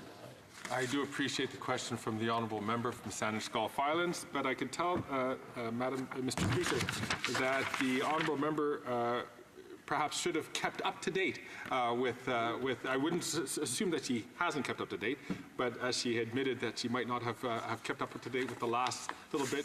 As of May 14th, the Information Commissioner actually had said before committee, and if I could quote her here. La version actuelle du projet de loi. The current version of this bill improves the bill substantially. The government has met recommendations for changes that the Commissioner had made. She concluded by saying, I strongly hope that Bill C-58 will be adopted. Yes. And so, Mr. Speaker, I believe that we have done our duty. Is better possible? That's always the case, and that's why we have provisions in the Act stating that 1 year after royal assent, a review be undertaken, a comprehensive review be undertaken, and then every 5 years thereafter, another 5-year review would occur to avoid a situation where we have to wait 34 years again before we can update a statute which is essential to ensure that a government is legitimate in the eye of the people. Resuming debate, the Honourable Member for Louis Saint Laurent. Thank you, Mr. Speaker. I am very pleased and proud to be here as Minister of the official Opposition's Cabinet. Let's put things in perspective, Mr. Speaker. This bill was adopted and debated in this House It was thereafter sent to the Senate, where amendments were adopted. And like our legislative procedure states, once the Senate has made its proposals, we have to carry out an analysis of these proposals, thereafter either accepting or rejecting them. The government's decision was to accept most amendments put forward by the Senate, but they were against to a number of them, 4 elements, 2 of which piqued our interest, and so I'll have the opportunity to go to the bottom of things and to define why these 4 elements should have been adopted by the government, but the government has decided to cast them aside.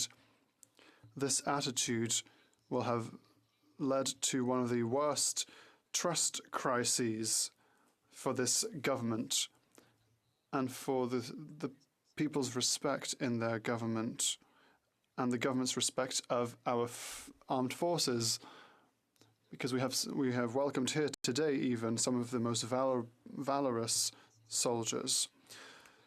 C-58 is a delicate matter. It's an essential matter, however, because it has to do with privacy and private data and the broadcasting and disclosure of private information. This is a balance we have to strike between the right to information and protecting our privacy. And I know what I'm talking about, Mr. Speaker. I had the privilege of being a journalist for over 20 years. Soon, I will have, on the 17th of July, to be more precise, that I will celebrate 30 years since I started as a journalist. After that, I had a 20-year career, but let us remember, Mr. Speaker, it was the year before that I had been hired by the Canadian press to be a parliamentary reporter. And it's because there was a 1988 general election, and Gérard Dolbet, who worked for Canadian Press and NPR, left, and I replaced him for 6 weeks. I was a journalist for 6 weeks, therefore. Now, I'm not going to give you my whole life story, but so I just wanted to mention that, to mention the fact that this is very dear to me. Talking of the balance that we have to protect as a parliamentarian between the right to information of the people, we shall protect that for the good work and the free press that we have to consolidate it, and also to keep in our democracy, and on the other side, to be sure that the people can have their own privacy respected. So it is not a very easy thing to address, but this is what democracy is all about. Letting the press doing its job, and also on the other hand, be sure that the people are well protected on behalf of their privacy and especially their private life. Ainsi donc, Monsieur le Président. So, Mr. Speaker, it had been some time that this bill had been put forward, that all political parties had made a commitment to review it, because we must remember that the first Privacy Act goes back to 1983. So we're talking about 38 years ago. Yes, that's correct. 38 years in a new world. And so we needed to have some new rules. And successive governments have said, yes, perhaps one day we'll have to do an update. And in fact, the way that things were done in 1983 had to be updated. So that meant in 2006 there was an update that was initiated by the Conservative government. And as a few minutes ago, the parliamentary secretary for the president of the Treasury Board, the member for Hull-Ilmer, mentioned, I won't make the mistake twice. He is my member of parliament when I sit in a parliament. And with regard to the 1983 event, except for very upper circles or certain circles of the military, there was not the World Wide Web as we have it today. So in 2006, they started to lay the foundation for an update, and then election after election, the governments committed to review the act to ensure that it could meet the realities of the 21st century with the arrival, of course, of social media and the very broad access that we now have to information, which has dramatically changed the profession of investigator, of journalist, of the information that all people can access.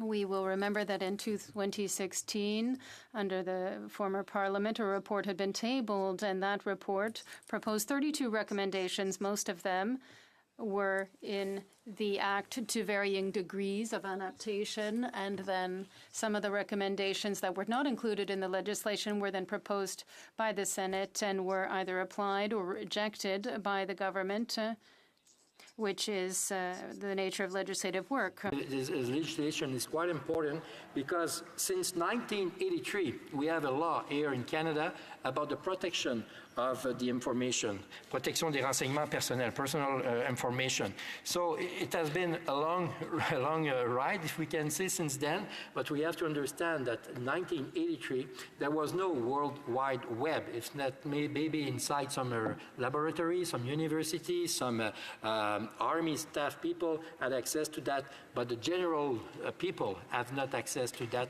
and that new reality of the 21st century. So this is why our government, when we were in office in 2006, had a touch-up with that kind of legislature. And finally, in this new legislature today, the government tabled this bill, Bill C-58. Alors, Monsieur le Président, ce projet... So, Mr. Speaker, this bill was introduced in a first version some time ago. And it might be surprising because this bill, when it was introduced, was the logical follow-up of a commitment made by the Liberal Party during the election campaign, where they said, yes, absolutely, we must further democratize Personal Information Protection Act. And it was in their infamous election platform, along with many other promises they did not keep,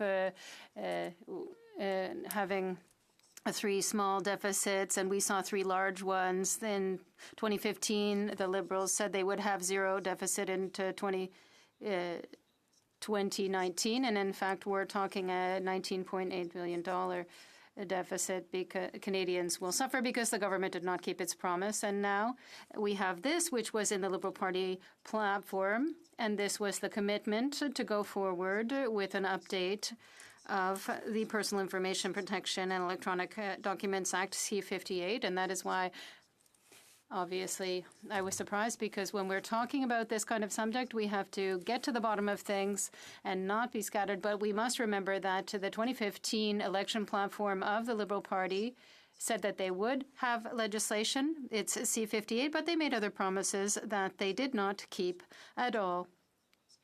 And on October 21st, we will see what the public thinks of that. So over the past 3 years, if I haven't done it 50 times, and I'm not exaggerating, I have asked many times, as I did today, I asked to table an official document by the Department of Environment at the National Assembly that was tabled on November 29th of last year.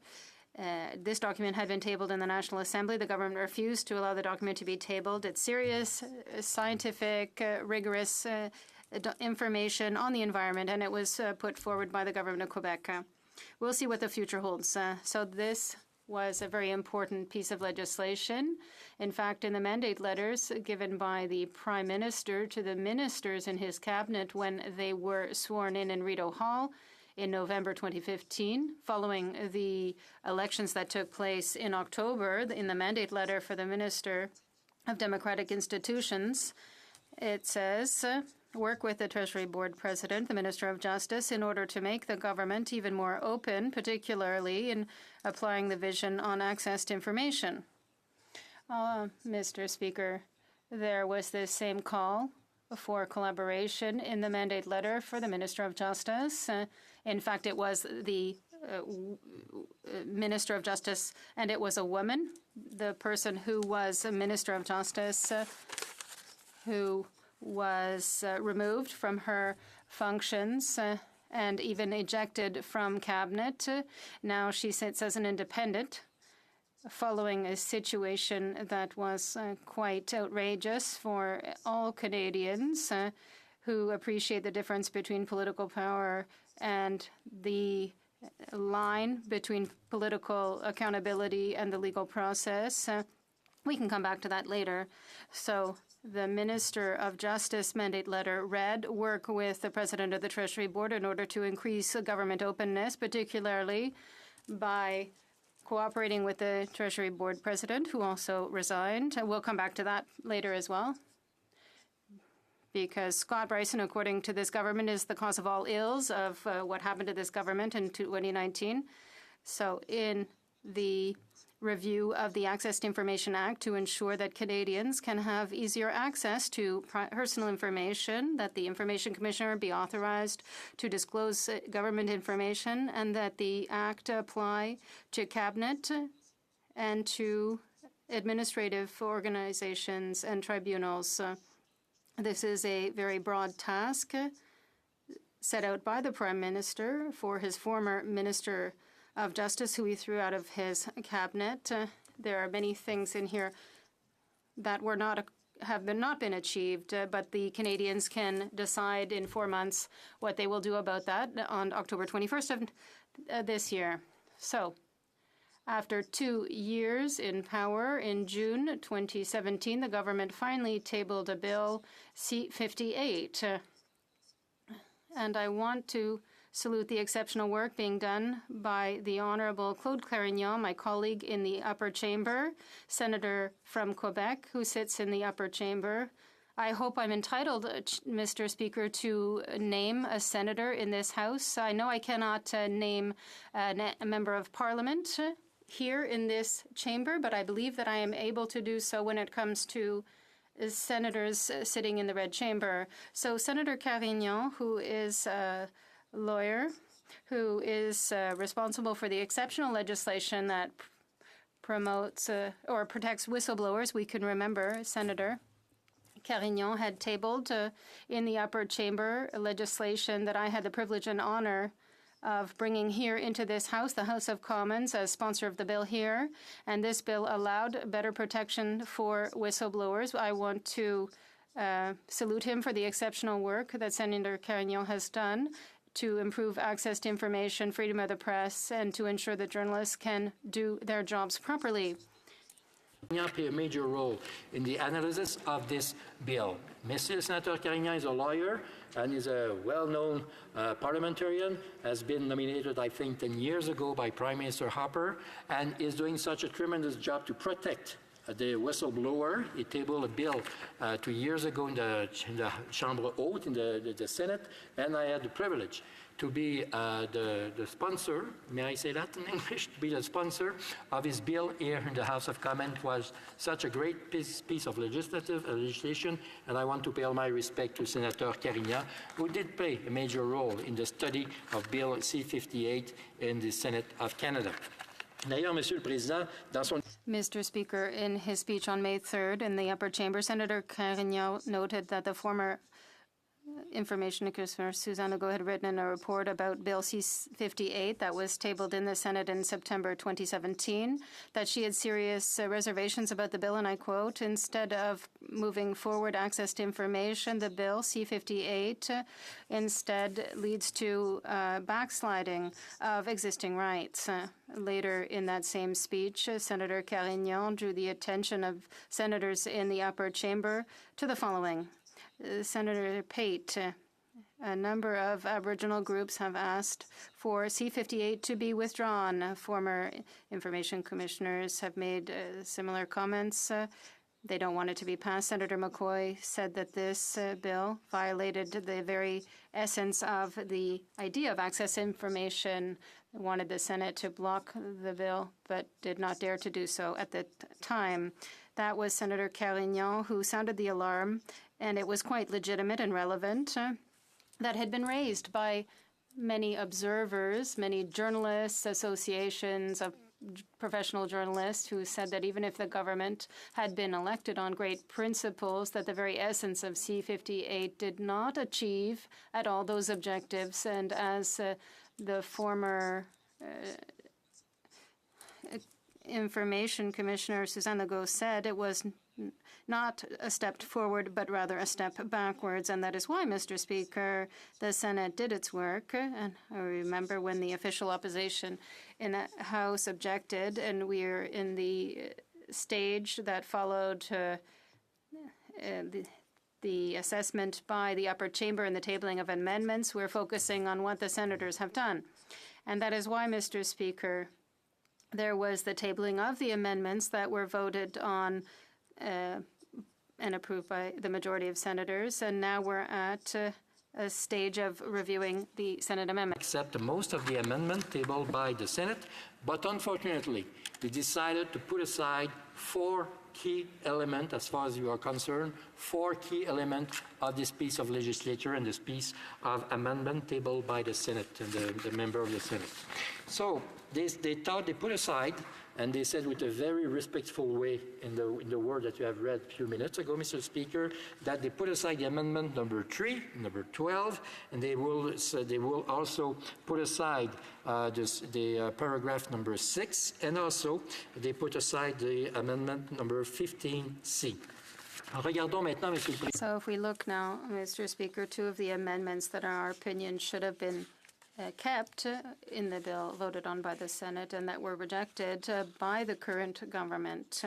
So I mentioned earlier when I asked my honourable colleague, the parliamentary secretary to the Treasury Board, about 32, page 17, add after line 36 the following, 30.2, paragraph 67.11 of the same act is amended by adding after B the following, B.1, use all code, moniker, contrived word or phrase in a record in place of the person, in the name of any person, corporation, entity, third party, or organization. This, Mr. Speaker, is an essential element that I will be able to debate further and to demonstrate the specific example that means that we must, Mr. Speaker, in our opinion, maintain this paragraph, and which was unfortunately set aside by the current government. And I would remind, unfortunately, the sad and terrible episode that our country had to experience, given the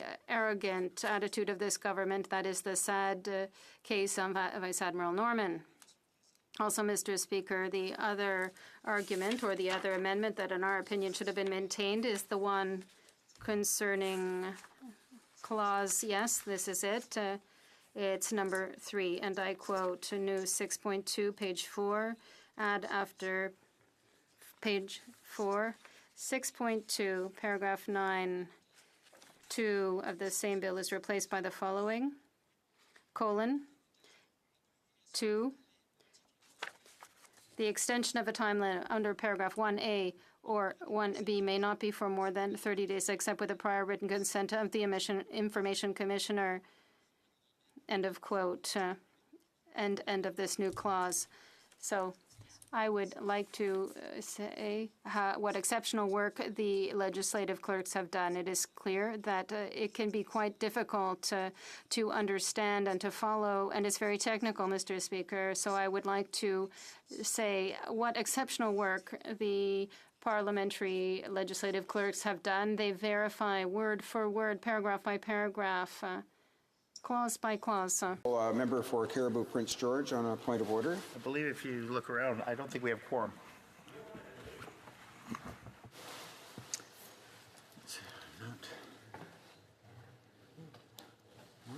Indeed, we do not have quorum. I'll ask to ring the bells.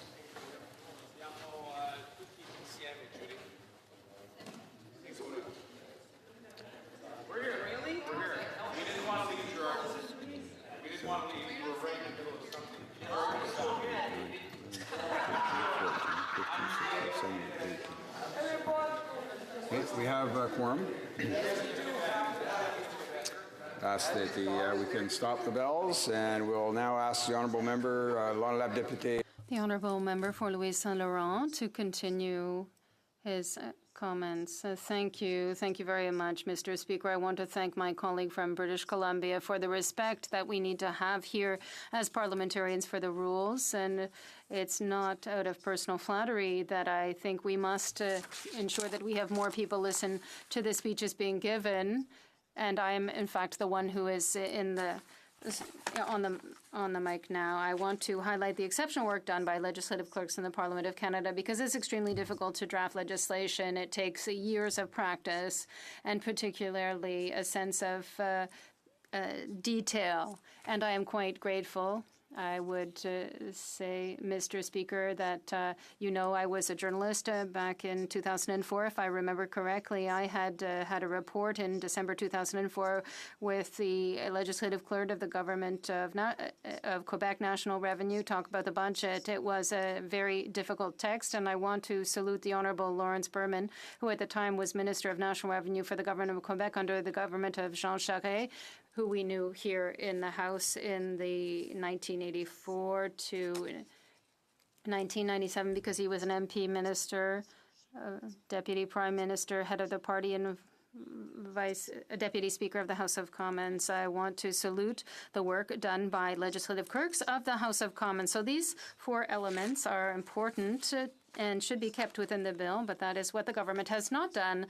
I mentioned earlier that, in particular, the aspect of monikers is something that we looked at, and you will see that in the speech that follows, that the Norman case demonstrated that, unfortunately, and I would say, with parliamentary privilege, there was a witch hunt in our democratic institution, and out of respect for the political power must have for the legislative power and the military power, and unfortunately everything was put in the same basket, and this had financial impacts on the Canadian shipping industry.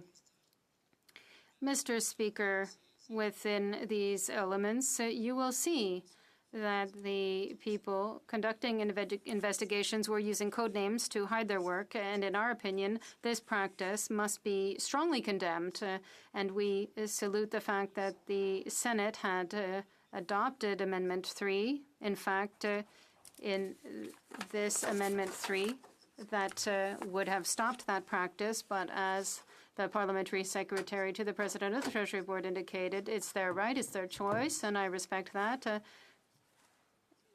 I'm a great Democrat, but we feel that the government is making a mistake in eliminating this amendment. Why, Mr. Speaker? Because over the past few years, I've said it before and I'll say it again, it was one of the most devastating and unfortunate attacks against the legal military powers, and unfortunately it had an impact on business as well. So I'd like to talk to you about asterisks, because this is what we're talking about. It's the story of Vice Admiral Norman. We can remember, Mr. Speaker, about the contract that was given by the government of Canada in 2015 to have a supply ship built, the Asterix. The contract was given to a shipping company, Davy, in Lévis, Quebec, and it was a competitive one that was subject to pressure by Irving in this process, and there was direct intervention by the cabinet and senior ministers. Let's talk about Vice Admiral Mark Norman. Militaire, Monsieur le Président. The most honorable members of our armed forces, well, it's one of these soldiers who has been honored for his professionalism and duty. And he's a gentleman who is the son of an army officer and grandson of a veteran from the First World War.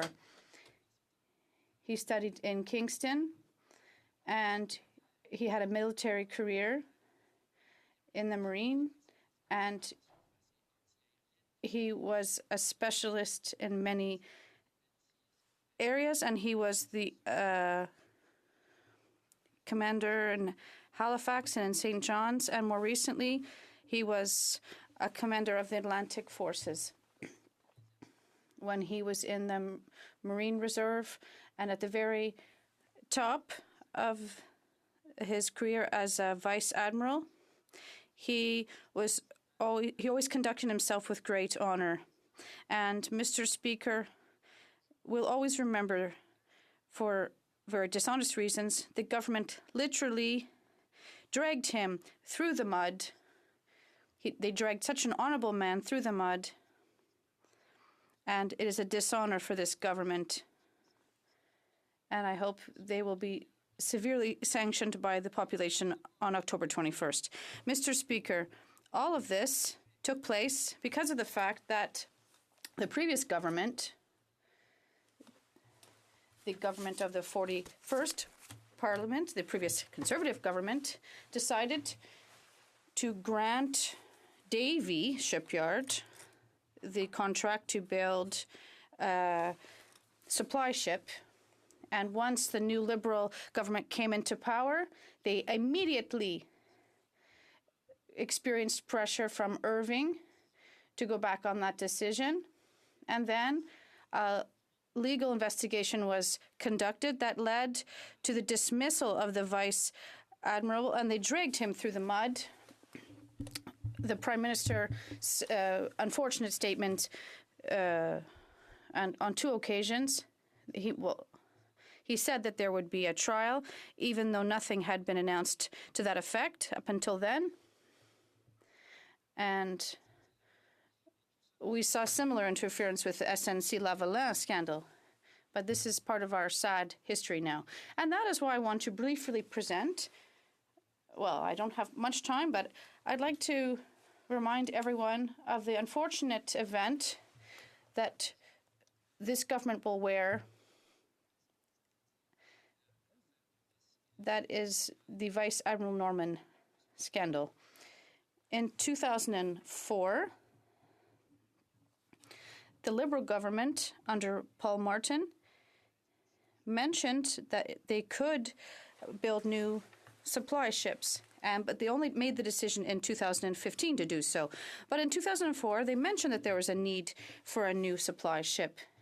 And then several steps were taken, and then in 2014, in October, the Vice Admiral Norman informed the House of Commons at the National Defence Committee that they would need a new supply ship.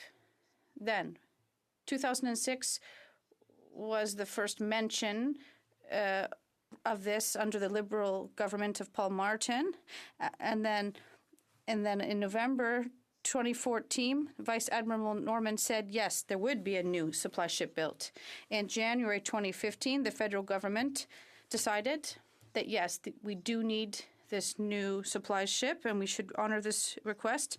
And on June 23rd, 2015, the current Premier of Alberta, Mr. Kenney, who was the Minister of National Defence at the time, announced that the government was in discussions with Davie Shipyard in Lévis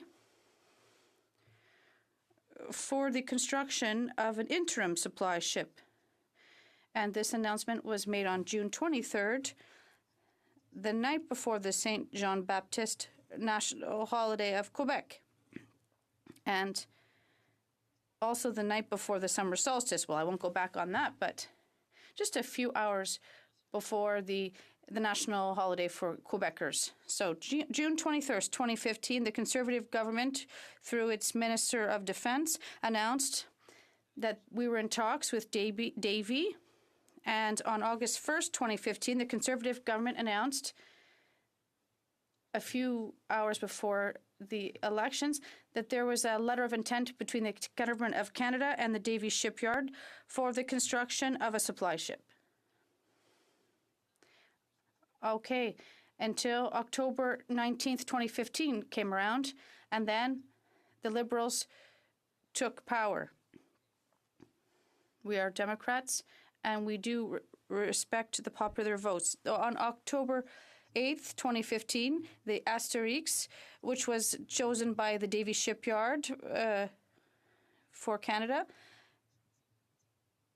arrived in Quebec. And then in November 2015, that is when the political process came to be under the former government. I'd like to remind the House of some facts.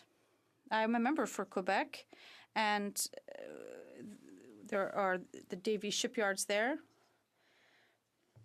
And as a journalist, when I was in this field for 20 years in Quebec, I might have done various reports on the Davie shipyard, maybe 15 or 20, if not 200 rather. Things always went poorly for the Davie shipyard, but our government gave the shipyard, which was created in 1880. Well, it is one of the largest shipyards we have in Quebec, and it can conduct large projects. But some people might be wondering why our government didn't do anything in 2011 on this. But in 2011, we listened to recommendations from an independent committee. And, well, the facts are the facts. In 2011, the Davie shipyard was in a technical bankruptcy process. So we weren't really wondering if we were going to award Davie a contract at that time. That's what happened in 2011. But in 2015, Mr. Speaker, under our government, Canada did grant a contract to Davie to build a supply ship. And this ship was delivered in time and on budget as planned.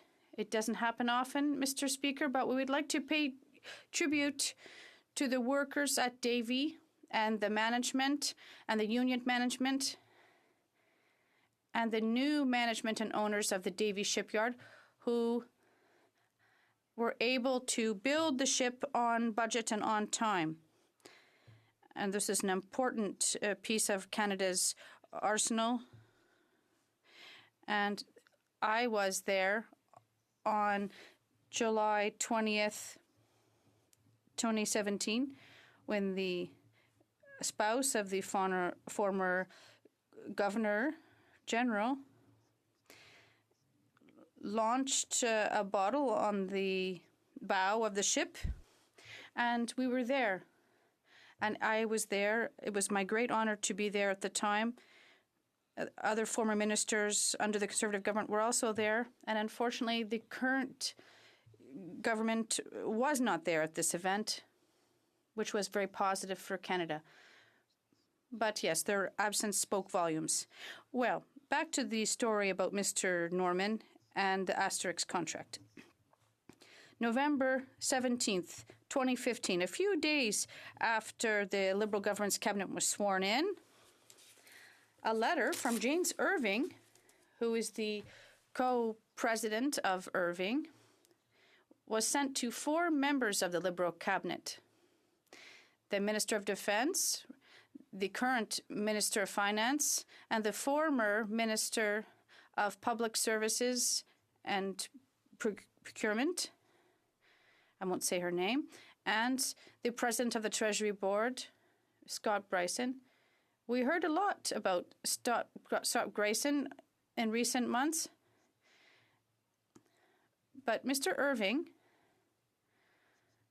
who was defending his job in some way, directly contacted 4 senior ministers of the Liberal government: the President of the Treasury Board, the Minister of Defense, the Minister of Finance.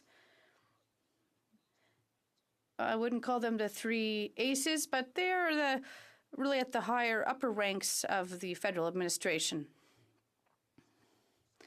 And that is when we learned that November 19th, 2015, in a meeting with the federal cabinet,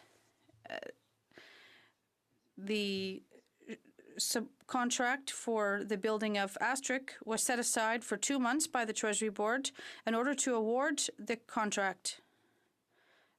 And we learned later why they did this. On November 20th, 2015, a reporter from CBC Radio Canada reported some facts that were published through a leak from Cabinet. He published information saying that the contract wasn't signed as it was supposed to have been on November 30th. And what happened afterward, on November 16th, 2016, an investigation, the RCMP surveilled the Vice Admiral Normand with a police car parked in front of his house in Orleans, in the suburbs of Ottawa. And when I said he was dragged through the mud, I wasn't exaggerating. In January 2017, they conducted a raid on Admiral Normand's home. The 7 police officers raided at the Vice Admiral's Mark Norman's home. They stayed in the house for 6 hours, seizing a desktop computer, a laptop, 2 cell phones, and 3 iPads, one owned by Norman's wife. Mr. Norman's defender will later argue that the RCMP, which has a warrant to seize D&D files and related materials, overstepped itself by seizing, and I quote, thousands of pieces of personal effects from the Norman family. Mr. Speaker, this is totally unacceptable and outrageous. We're talking about one of the top soldiers on the Canadian Army. We're talking about the number 2 of the Canadian Army, and the Liberal treat him, this honorable man, like, I can't say that in the House, but they didn't treat him as high as they should treat a man who was so honorable in his career and his personal life too, Mr. Speaker. C'est alors, Monsieur le Président. And then there were other rather odious episodes. He was relieved of his functions in 2017. The Canadian government refused his request for financial aid due to legal expenses he had to face in this process. December 23rd, 2017, there was the Asterix ship that was officially baptized by the spouse of the former Quebec government. And then December 23rd, the Asterix ship left the Davie shipyard to begin operations. And as an aside, over the past 3 years, the supply ship was one of the best, if not the best, supply ship of all the Allies. The contract that was awarded by our government to Davie was not only wonderfully conducted on time and on budget, but it also met the needs that we were facing at the time. So, Mr. Speaker, everything was going well until politics got involved. When he was questioned about this subject on 2 occasions, the Prime Minister said that Vice Admiral Normand would be dragged before the courts. And he said that twice, before even official prosecutions were brought forward.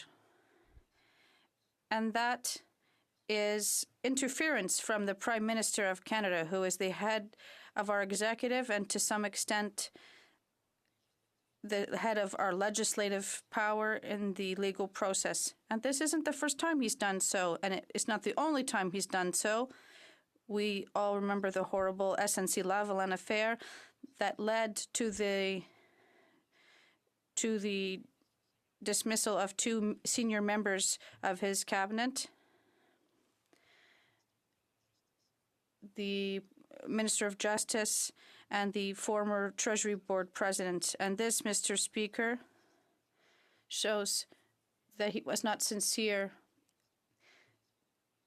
The Prime Minister said that he would end up going to court. We should have just let the courts do their job. He suggested it before it had even been officially announced. And that is what is odious in this whole story. And what happened then, Mr. Speaker? Vice Admiral Normand was dismissed. There was all sorts of suspicions flying around about him. They raided his home. They took his personal effects from his family. They took his wife's iPad. And what happened then? Mr. Normand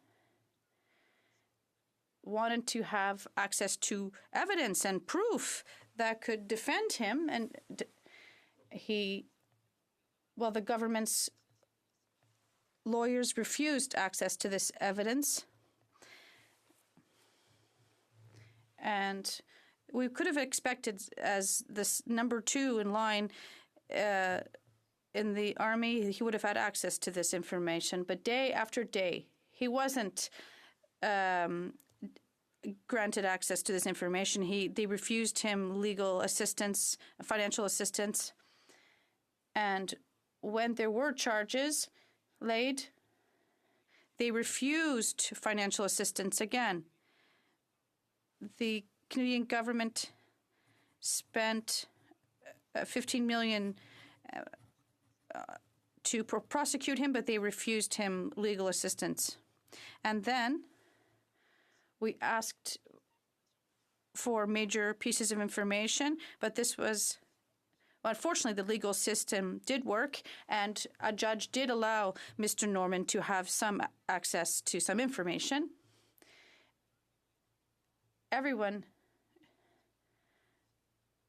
And once everyone had all the necessary evidence, they realized that there was no foundation to these stories. And he should never have been dragged through the mud, Mr. Norman. And this will remain in the memories of all Canadians for quite some time. The whole process allowed for political interference in a legal case that should never have happened. And in the meantime, we have a man, Vice Admiral Norman, who suffered for months and months, who had to defend himself without any assistance. And then what happened in the end? The charges were dropped when they realized there was nothing really to this story. And then they decided to pay for his lawyers in the end. And I would hope so, because they spent all this money, and what happened in the end? Absolutely nothing. The government would have had been obliged by the courts to disclose important information. And when the public would have had all the necessary evidence, and when they would have disclosed the evidence that Mr. Norman had a right to receive, they realized there was no foundation to these stories. And that's the link I'm making with Bill C-58 and the Third Amendment that the Liberals refused. September 18th, 2018, Vice Admiral Norman and his team called 2 surprise witnesses, and evidence was put forward showing that Vice Admiral Norman had the right to see names that had been crossed out in emails between people who were in power and others. And that was a fundamental piece of information. And worse still, in 2019, we learned that a list of acronyms and other names had been crossed out earlier. Because in the proof, in the element, the so important element, it was all written in English. So I will quote it in English. So instead of talking about Vice Admiral Mark Norman, they talk about him like, quote, the boss, quote, entry, quote, C-34. The list was completed by the DOD under questioning Chief of Defense Staff General Jonathan Vance says that unless officials were specifically instructed to use these as search terms, subpoena from Norman's defense team may not have turned up documents that use those phrases. Monsieur le Président, c'est exactement le point précis. Mr. Speaker, that's the reason for which we have to maintain Amendment number 3 as tabled by the Senate. Because, Mr. Speaker, the use of code names, especially in a case such as this one, is unacceptable in our opinion. I would just like to correct what I said earlier. It's not number 3, it's number 12. Amendment number 12 from the Senate. I had a weed out and I checked, and it's number 12. That is why we want this amendment to be kept. I always identified this in our conversations with colleagues. This is the Norman Amendment, in our opinion, to avoid a situation where key people identified in a criminal cause are not deemed to be suspects, but are actually victims. Vice Admiral Norman was a victim in this case of the odious actions of this government. Well, there you go, Mr. Speaker. A code name has to be set aside. Code names cannot be used, and this will remind dark times. Of course, faced with the terrible Liberal Norman scandal, I would also be uncomfortable if I were the government. Vice Admiral Norman acted with honour and dignity. He served with dignity.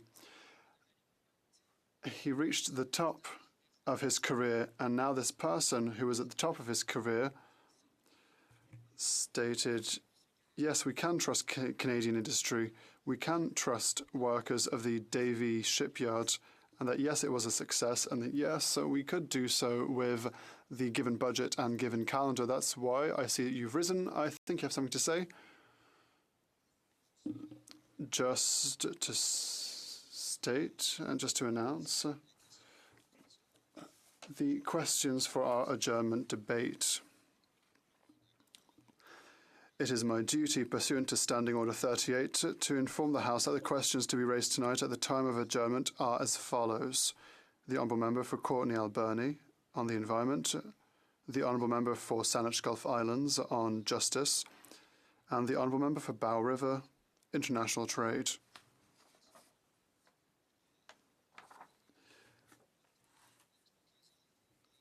Another question? Another minute for the Honourable Member for Louis Saint Laurent. I, with a lot of respect, honour your position. I want to emphasize the fact that this bill, we're talking about la loi sur les renseignements personnels. This bill is an important piece of legislature. This bill is a refresh of something that has been done in 1983 and in 2006 with a touch-up. Now it's time to refresh it and to address the issue of the World Wide Web and the new reality of the 21st century. So this is why, Mr. Speaker, yes, I do recognize and I do appreciate the fact that this bill will be reviewed in 5 years from now, which is good. But there is some issue, Mr. Speaker, that it could have been addressed more correctly by this government. And so this is why in our parliamentary system we had the privilege to have another house, not a parliament, but another, deuxième chambre, the Senate, who is there to review each and every element without the political agenda that we have to live with when we are member of parliament. So this is why so great senators like Senator Claude Carignan from Quebec did a tremendous job to upgrade this bill.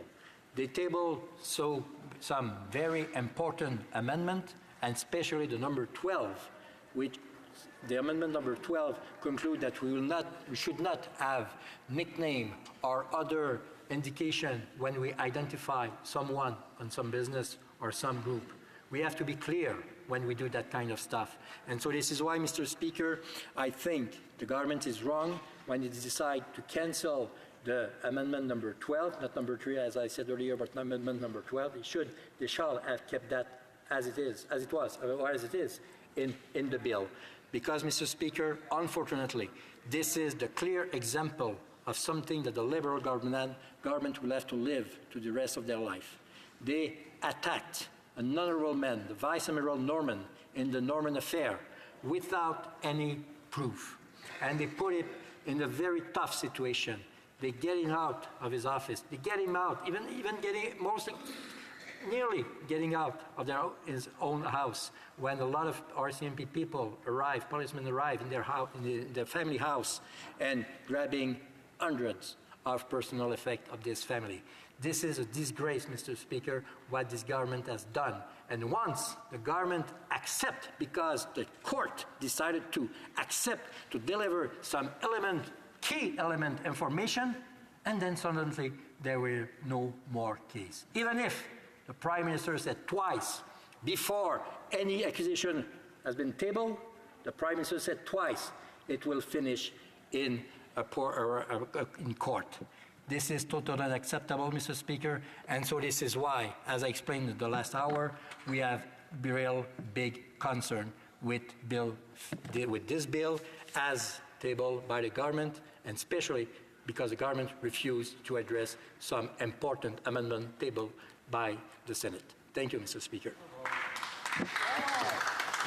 Questions and comments. The Honourable Parliamentary Secretary to the President of the Treasury Board. Merci beaucoup, Monsieur le Président. Thank you, Mr. Speaker. I would like to thank my colleague for Louis Hébert. I said it again, Louis Saint-Laurent, the honourable member for Louis Saint-Laurent, for his speech. I would like to congratulate him also for his career and for the anniversary of his career as a journalist. It seems that he seems to have forgotten, Mr. Speaker, the profession of journalist and the way one can be a good journalist, as he was 20 years ago, I imagine anyway. Because he didn't get to the bottom of things. That's the problem, Mr. Speaker. He forgot to mention the Harper government's record, which was the first government in the whole of the Commonwealth to be condemned, sentenced, in fact, by the House of Commons for not having given information. They hindered the Privacy Act. He also seems to have forgotten, Mr. Speaker, that the Harper government was the first government to have been litigated against before the courts by the Parliamentary Budget Officer. Government that also had cut the Auditor General's budget by $6.4 million. This is the government that had cut the long-form census. Mr. Speaker, I'm wondering if the honourable member would like to go through the depths of this and take a look at the previous Conservative government. And I must say, Mr. Speaker, he was not MP at the time, let us be clear, but he still has to be able to defend their record.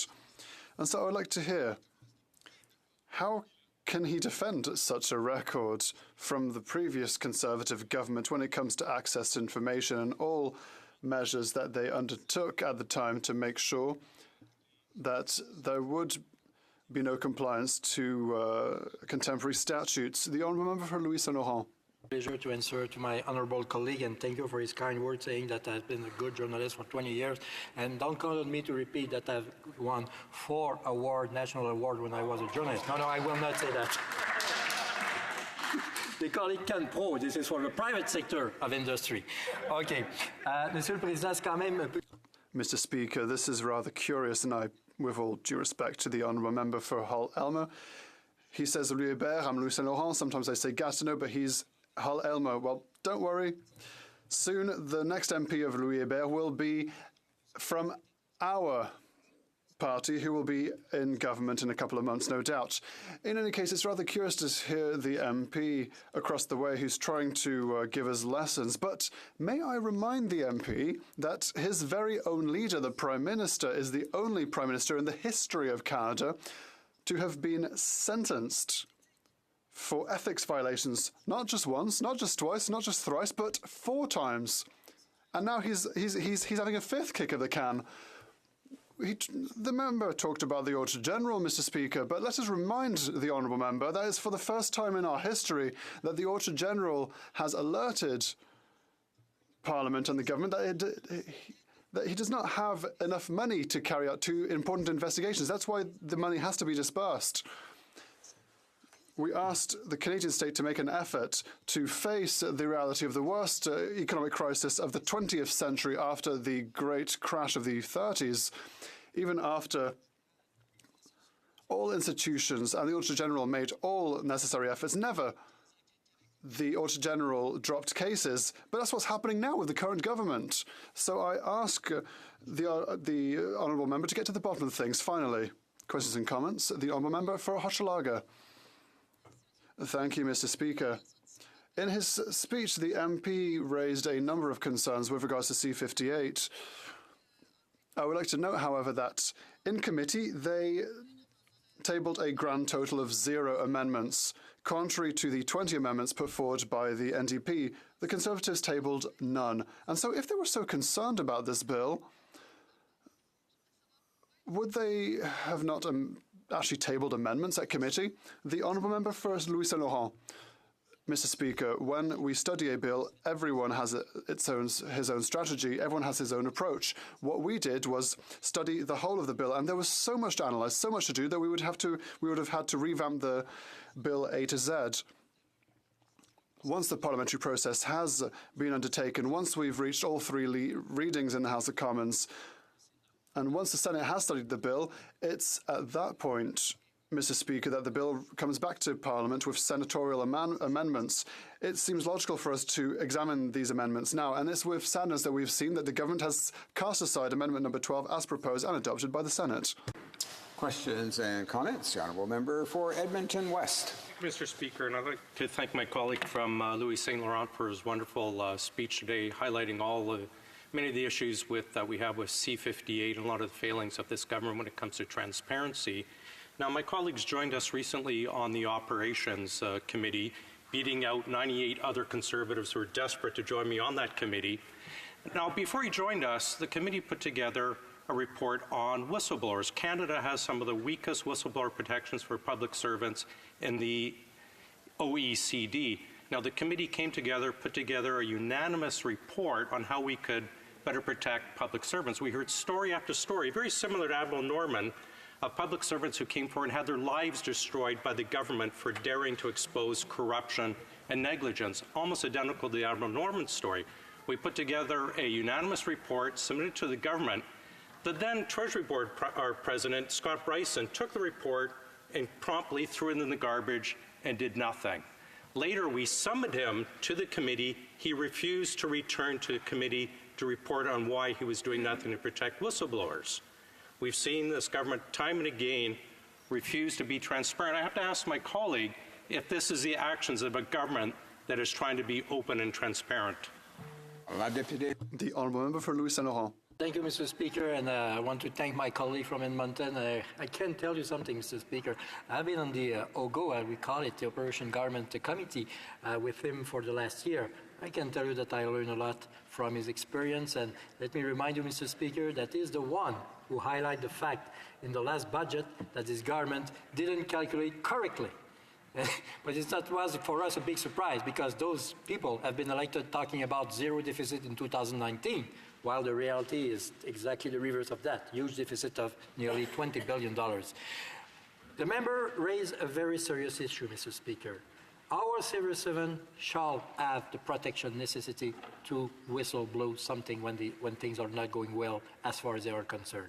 Those are the first witness. Our civil servants are the first witness how things can go wrong and how can we fix it. But for that, Mr. Speaker, the civil servant shall have all the protection necessary. And hopefully, we think that one day, these civil servants will have all the protection that they need and also that they will not have to suffer from some other people, and especially those who are driven by the political agenda, to suffer from attack from the people who want to kill or who want to aggress their career, as unfortunately one of the bravest soldiers that we have in Canadian Army, Vice Admiral Norman, had to suffer for the last 2 years because of this government.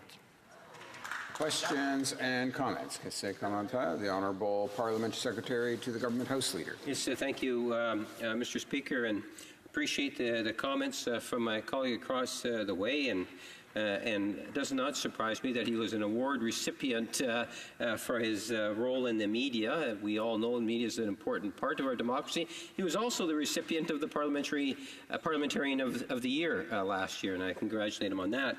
Having said that, Mr. Speaker, I would ask the member to reflect on the previous 10 years of Stephen Harper, where there was a commitment from the former Conservative government to attempt to do something with this.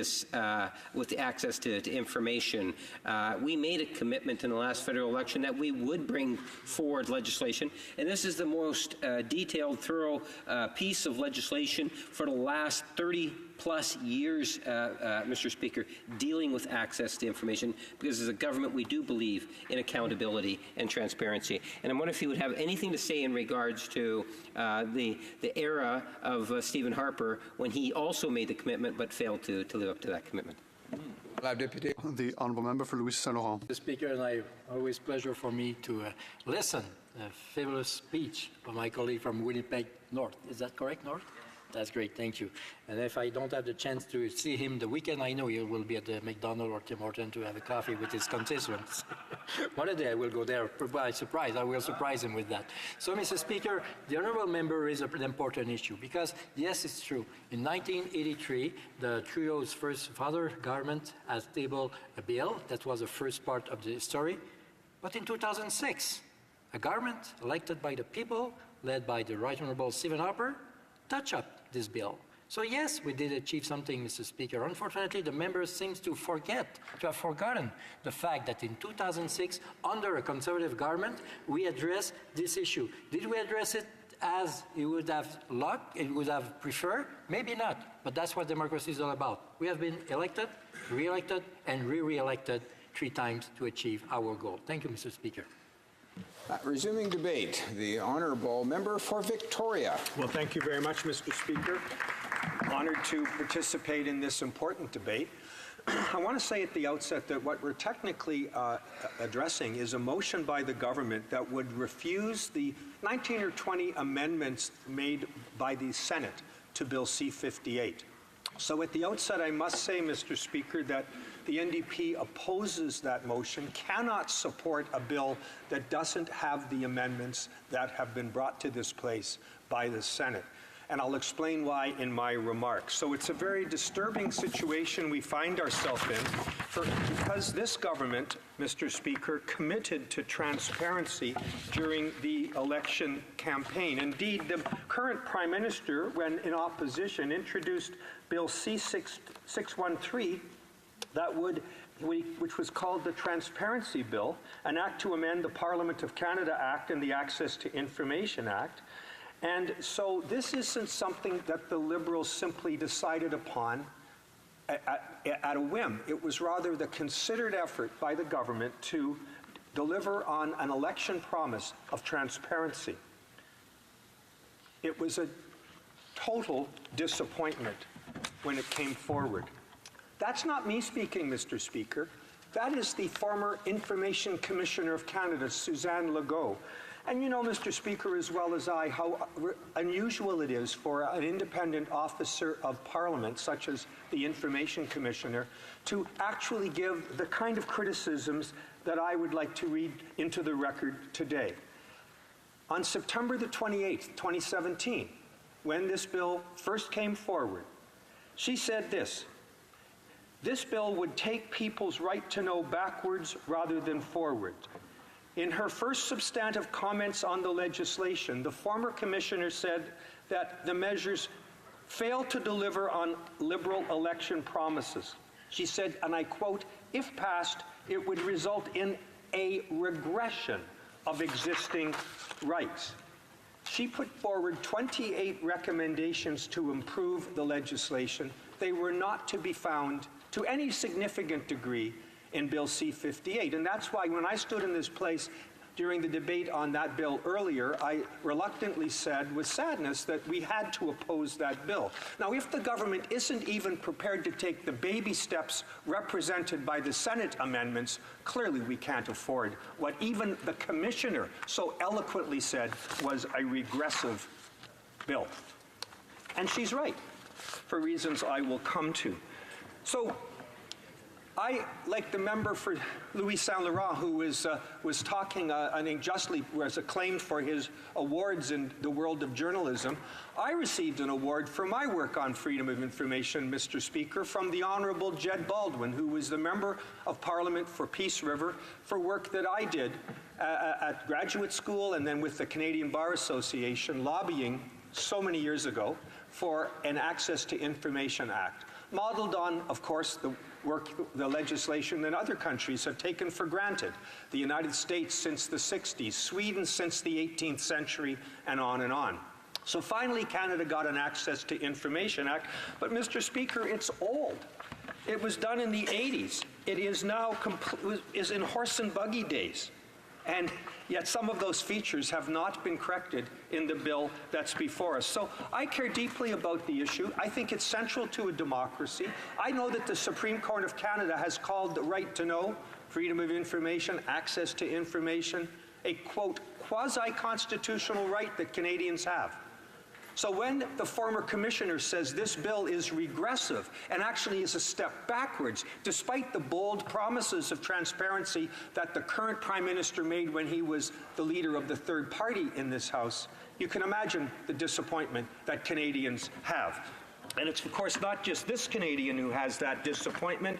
I should point out that Canadian Journalists for Free Expression, the Centre for Law and Democracy, called this bill, quote, inadequate, and asked that the government withdraw it. So when we actually have the Senate coming forth with improvements, for this government to say, well, sorry, we can't even go there, is frankly shocking. It's frankly shocking, Mr. Speaker. So what is wrong with the bill? What is wrong with the bill? I don't quite know where to start. The one thing that's right, I concede, is that there is, for the first time, an order-making power for the Commissioner. Now, Mr. Speaker, just to step back, what should an Access to Information Act contain? It should contain three things. It should contain a general statement that the public has a right to government records. Secondly, it should have obvious exceptions to that rule. We can all guess what they are, and they're all included in this legislation, and then some. Cabinet confidences, business information, policy advice, solicitor-client records, information that would, if disclosed, be injurious to national security or international relations, all of those things. So there's the rule, there's exception, and thirdly, that there is an independent umpire in the game. And until this bill goes through, that umpire, namely the Information Commissioner, was only able to make recommendations, which the government frequently ignored. And now there would be something like an order that could be made and enforced in the federal court. So that is something that I believe is worth support. I also support that there's going to be a legislative review of these provisions within 5 years. I think that's good. But remember I talked about liberal promises, Mr. Speaker? Well, one thing that they talked about constantly in the last election is that the bill would be extended to the Prime Minister's office and ministers' offices. Those records would be available. They're available in the provincial laws, certainly available in my province of British Columbia. Black and white election promise now broken by this government. And there's no way to sugarcoat that, Mr. Speaker. The Senate amendments would improve it and give it a bit more teeth, but that is simply not on in terms of this legislation. So I'm grateful to the Senate for those 20 amendments that would, if passed, have allowed us to begrudgingly accept the improvements in this bill. But the government has now put on notice that they don't want to go anywhere near them. They like it the way their bill was, despite the fact that it was castigated by everybody who knows about access to information in Canada. All the academics that studied it, the journalists that studied it, the advocates out there who use it as a tool to hold their government to account, all said it's not going to work. It's just not enough. So that was sad to me. Yet here's what the Prime Minister said in opposition. I quote, "A country's access to information system is at the heart of open government," close quote. Remember I talked about transparency, Mr. Speaker. They seem to like it in opposition. Or, again, he said, quote, "Transparent government is good government." That was something he said during the campaign. Let's get more specific. He said, quote, "We will ensure that access to information applies to the Prime Minister's office and ministers' offices, as well as administrative institutions that support Parliament and the courts." Didn't actually happen, Mr. Speaker, unfortunately, in this legislation. Now, what the government likes to talk about is what they call proactive disclosure, which is a good thing. You know, Mr. Speaker, where a minister travels and they put his or her expenses on the website, Canadians can see whether there's been abuse. That's done proactively. You go to the website, there it is.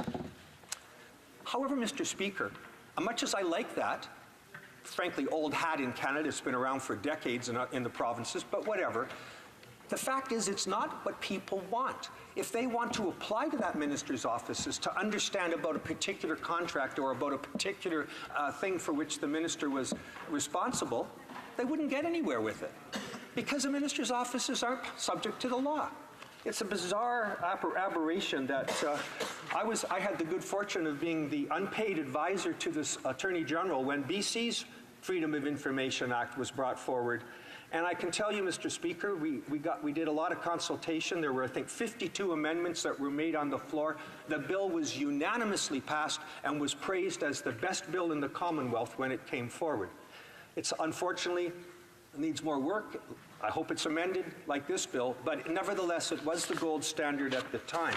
And there was never any question about ministers' offices not being covered. And you know what? The government has what they call in the trade the Mack Truck Clause. They didn't change that. It's the clause, it was Section 69 in the original bill, the Cabinet Confidences Mack Truck Clause. What does that mean? Well, rather than just being an exemption, those exceptions to the rule of which I spoke earlier, Mr. Speaker, the Act doesn't even apply to it. What does that mean? It means you cannot have the Commissioner's office or anybody else deciding whether you've stuffed stuff in a cabinet record in order to evade the law, the right that people have to access information. It was called the Mack Truck Clause, or often cabinet laundering.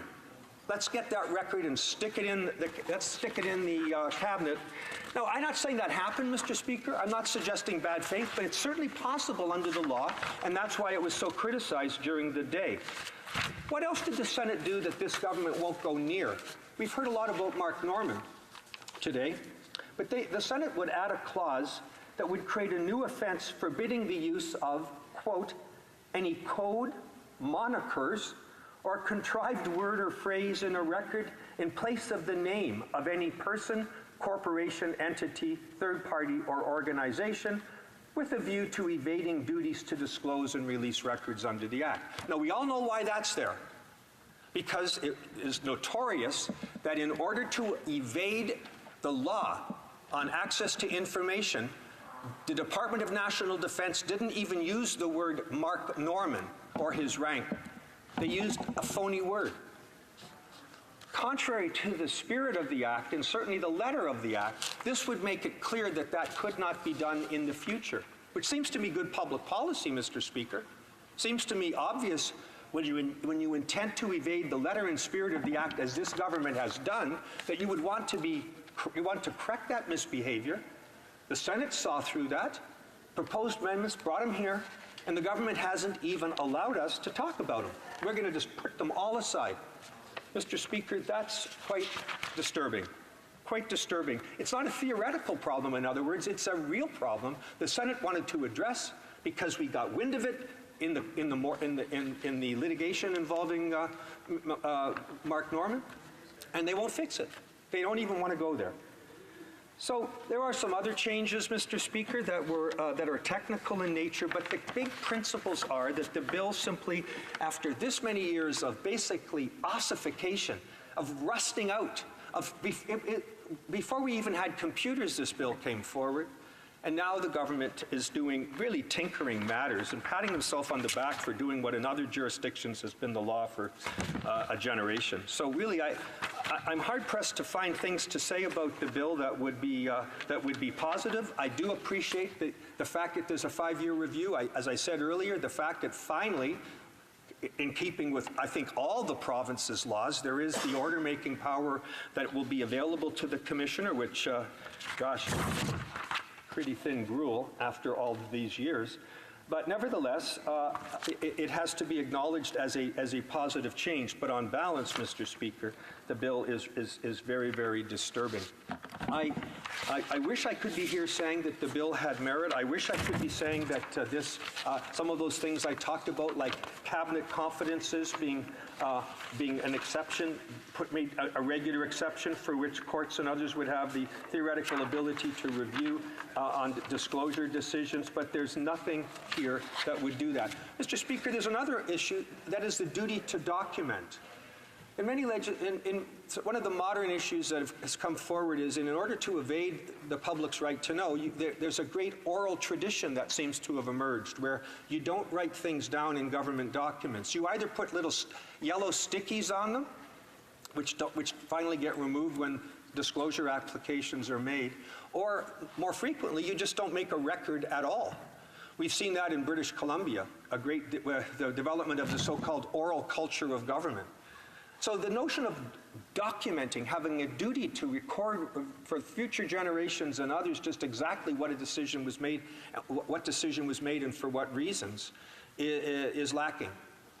In administrative law, there's been a growing commitment, the courts have found, to provide reasons for decisions that are made. And sometimes access to information has been a tool to provide to elucidate the reasons why a particular decision was made.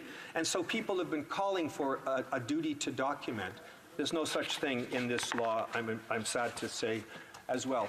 So, Mr. Speaker, in conclusion, the government has taken off the table all of the work that the Senate did, which would have made it possible to support this bill. The current commissioner has said that had those amendments gone through, in her judgment, the Senate amendments have made it better, said Carolyn Maynard, the Information Commissioner of Canada, and the New Democratic Party would have supported this bill. To take all of those amendments off the table and to leave us with what has been soundly criticized by, in all quarters, academic, user groups, journalist groups, and to say we should be happy with what's remaining is simply an outrage, Mr. Speaker. We cannot dignify this with our support. Thank you. Questions and comments? The Honourable Member for St. Catharines. Thank you very much, Mr. Speaker. I'd like to thank the honourable member for his speech, as anyone who is from St. Catharines should be listened to, and I appreciate that. A question to him regarding the current Information Commissioner, Caroline Maynard, noted that our proposed legislation is, quote, definitely a better bill than what we have currently, and that her predecessor's call for changes have been responded to, and that, quote, I'm really hoping that Bill C-58 will be passed. I was wondering if he can comment on that and why that differs from the NDP's position on this bill. Honourable Member for Victoria. Always a pleasure, Mr. Speaker, to rise and speak to someone so wise from the city of St. Catharines, a place I've come to love. I'm delighted that he pointed that out.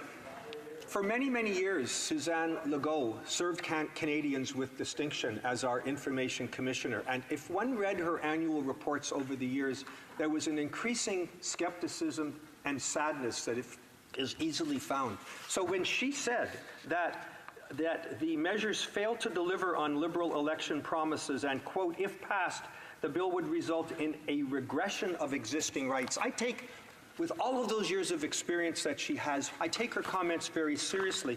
Now, as regards the comments of Ms. Maynard, the new commissioner, she said the current version of the Act is definitely a better bill than what we have currently. It's now 35 years, and what has been proposed, the Senate amendments, have made it better. So I take her comments to the honourable member from St. Catharines to include a reference to those amendments which the government, through its motion, has taken entirely off the floor.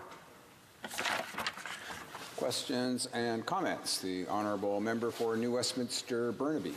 Thank you very much, Mr. Speaker. I'd like to thank the member from Victoria for yet again a very cogent reminder of how effective a member he has been in the House with his presentation of all of the weaknesses of the Liberals' attempt to deny and delay on access to information. And he set out very clearly why it is so important to have this bill amended, which is what the Liberal government has absolutely refused to do. They're gutting improvements that they refused in the House of Commons. And as you know, Mr. Speaker, when this came to committee, Liberals just rammed it through without accepting many of the dozens of amendments that had come from opposition parties like the NDP.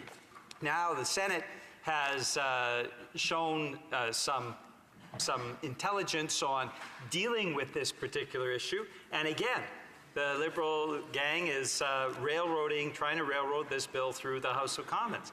So I'd like to ask the member from Victoria, who provides so much depth of detail and intelligence to his analysis of these types of bills. His voice will be missed in the House of Commons. There's no doubt about that.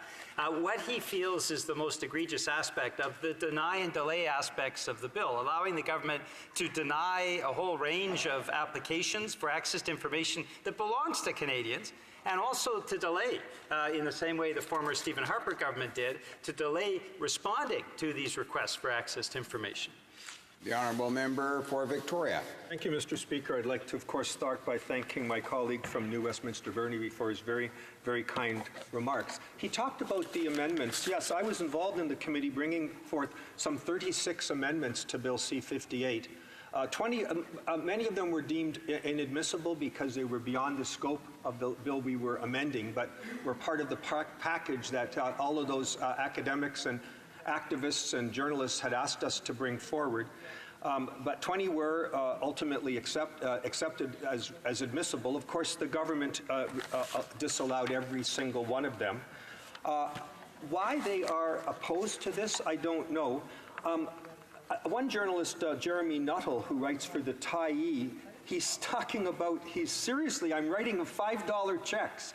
You have to pay $5. It costs the government way more money to cash the check than to do otherwise. You can't go online like you can in British Columbia with a credit card and actually ask for it. So they pride themselves on updating the bill, but they're stuck with this horse and buggy bill that is very hard to understand why they wouldn't take the opportunity. It's not like all the provinces haven't done stuff that the government could learn from, but they're so rigid and they don't seem to accept that we can do it better for Canadians. I'm not suggesting the province's legislation is perfect by any stretch, but it is so much better than what we have here. Questions and comments. The Honourable Parliamentary Secretary to the President of the Treasury Board. Thank you, Mr. Speaker, and I'd like to thank the honourable member from Victoria for his speech and his comments on this on the amendments which are being proposed coming from the other place. I guess I have two questions to ask the member. First, is the member aware, because I've heard him say at least on 2 occasions during his speech to the House that no amendments were accepted by the government in regards to this piece of legislation.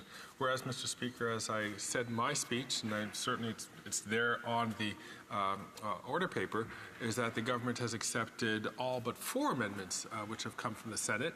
And we could have a debate about that, and I would hope that he would like to engage in it, but I just want to make sure that we're talking about the facts. The second question, Mr. Speaker, is that I heard the member say that the department can ignore, can refuse to respond to a request for the information, and I would like to say that that actually is not quite correct. The department could only refuse to answer a request for access to information only with the permission of the Commissioner of Information. So I'm wondering if the member, if that was just an oversight, or would like to comment as to his opinions on those 2 points. Honourable member for Victoria. Thank you, and I'd like to begin by congratulating the honourable member for Gatineau on becoming a parliamentary secretary in this important field. I would like to say that the amendments of which I spoke, of course, were the ones that were brought forward at the Ethics Committee by the NDP. I gave notice of 36, 20 were accepted as admissible. None of them were brought into the bill. So I stand corrected if I gave a misimpression of that. As for the fact that the department can refuse a request, but the commissioner can override it, that goes to an important point. There's been no suggestion that the Commissioner's office, which has been strapped for resources for years, it's been the complaint of that office every year that they simply don't have the tools to do the job, that they will have the ability in a practical way to give meaning to that. So it sounds good on paper, but whether in practical terms it'll change anything, I don't know. Secondly, there's no such approach in any of the provincial legislations where a simpler, cleaner way would be to simply limit the exceptions and allow order-making power in a much more robust fashion than this bill contains. Questions and comments. Time for one more question. The honourable member for New Westminster Burnaby. Thank you very much, Mr. Speaker. And this gives me an opportunity again to praise the member for Victoria for his due diligence and work on this particular issue and on so many others on behalf of Canadians from coast to coast to coast. He's certainly one of the most learned and knowledgeable members of Parliament that this House has seen in the century and a half that we've existed. We really appreciate the work that he has done. He may dismiss the learned erudition that he brings, but we certainly don't, Mr. Speaker. I wanted him to speculate on why the Liberal government would first refuse all amendments at committee and then, after the other place, actually provides some helpful amendments that actually benefit what people across the country are looking for and access to information, why the Liberal government would gut the bill a second time when there was so much opportunity to take amendments and improve the legislation. Member for Victoria. Mr. Speaker, I want to say that I believe that this is not unique to this government. It's a fact of life, and it applies to parties on all sides. Access to information sounds like a good idea when you're in opposition, when you can use it as a tool.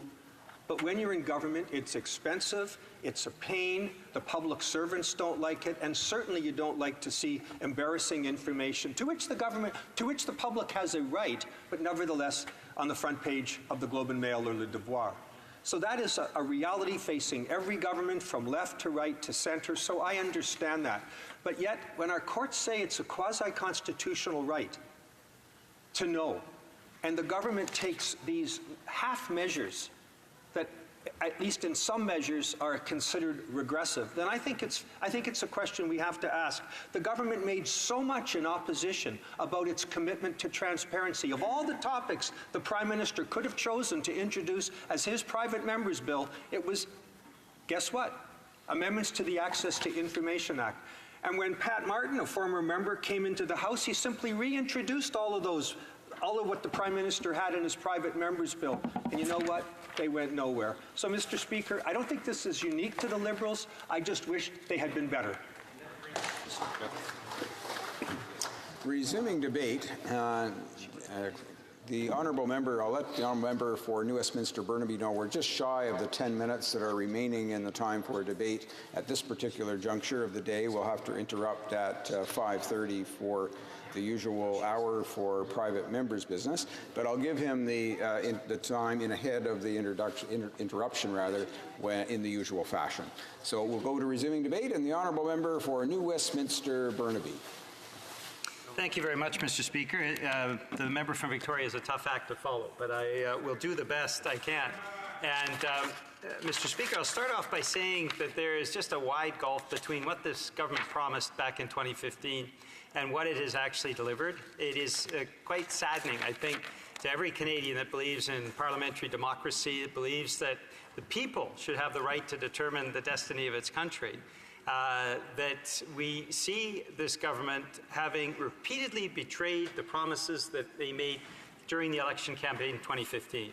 And I won't spend too much time on the litany of broken promises. Certainly democratic reform. We were supposed to have our last first past the post election, which is undemocratic, in 2015. We're now going into another election with the whole aspect of democratic reform got it ripped up as a promise. It's just been trampled on and thrown on the floor. The government actually wanting to take action on the environment. Instead, we get the Trans Mountain Pipeline that the government has spent billions of dollars on, will spend tens of billions more as construction costs escalate. When we talk about this House of Commons, Mr. Speaker, and respecting parliamentary democracy, we had the Prime Minister promising back in 2015 an end to the omnibus legislation that ties together a whole range of unrelated items. And instead, the Liberals have doubled down and created some of the most monstrous omnibus pieces of legislation that this House has ever seen in a century and a half.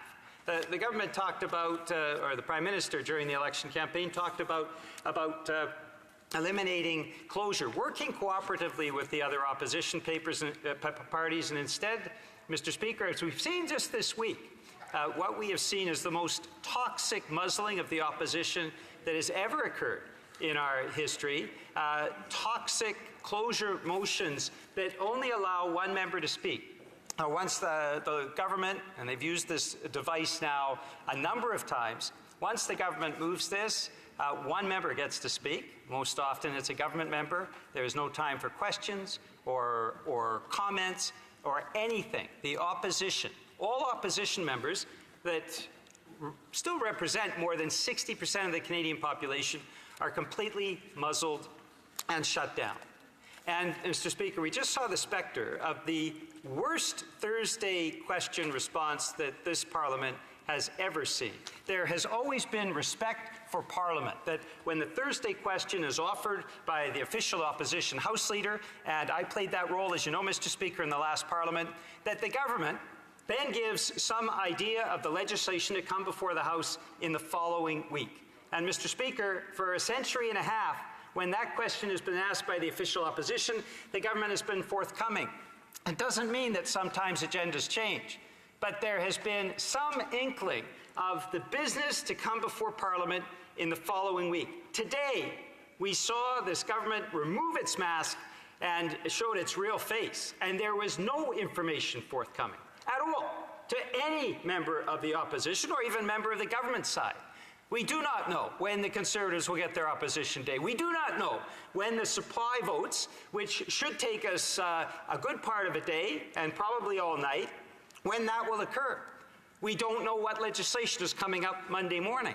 So members of Parliament are leaving this place this week with absolutely no idea of what is coming before the House in the subsequent week, and that is the first time that any government has attempted to override and ride roughshod over parliamentary rights in our nation's history.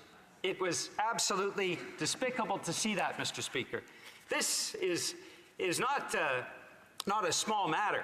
When you think of all of the members of Parliament having to organize their travel schedules to make sure that they're here for those supply votes, which often take 24 hours, for Conservatives to know when their opposition day is coming forward so that they can offer their suggestions, which often I disagree with, but I always respect their right to offer them, for what the Parliament should do and the government should do moving forward.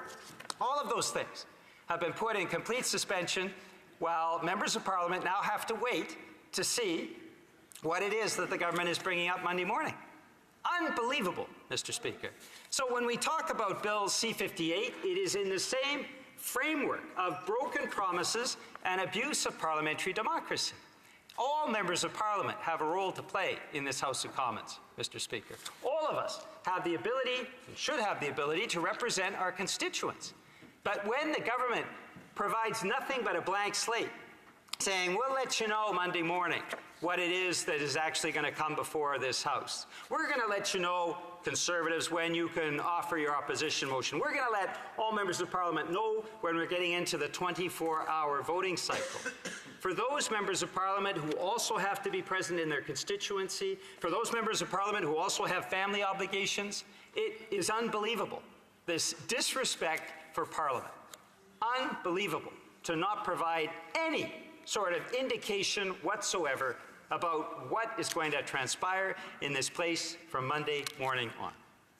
So access to information starts with that. If the government was respecting access to information, I think it would start with parliamentarians. It would say to parliamentarians, here's the schedule for next week. It may change, but here are our intentions about the bills to come before this House. And yes, the Senate influences that. Of that, I have no doubt, Mr. Speaker. But to give some sense of what bills may be coming forward, of when the opposition day is, of when we actually will be looking to have that all-night voting, that is just a modicum of respect, information that needs to be provided to parliamentarians.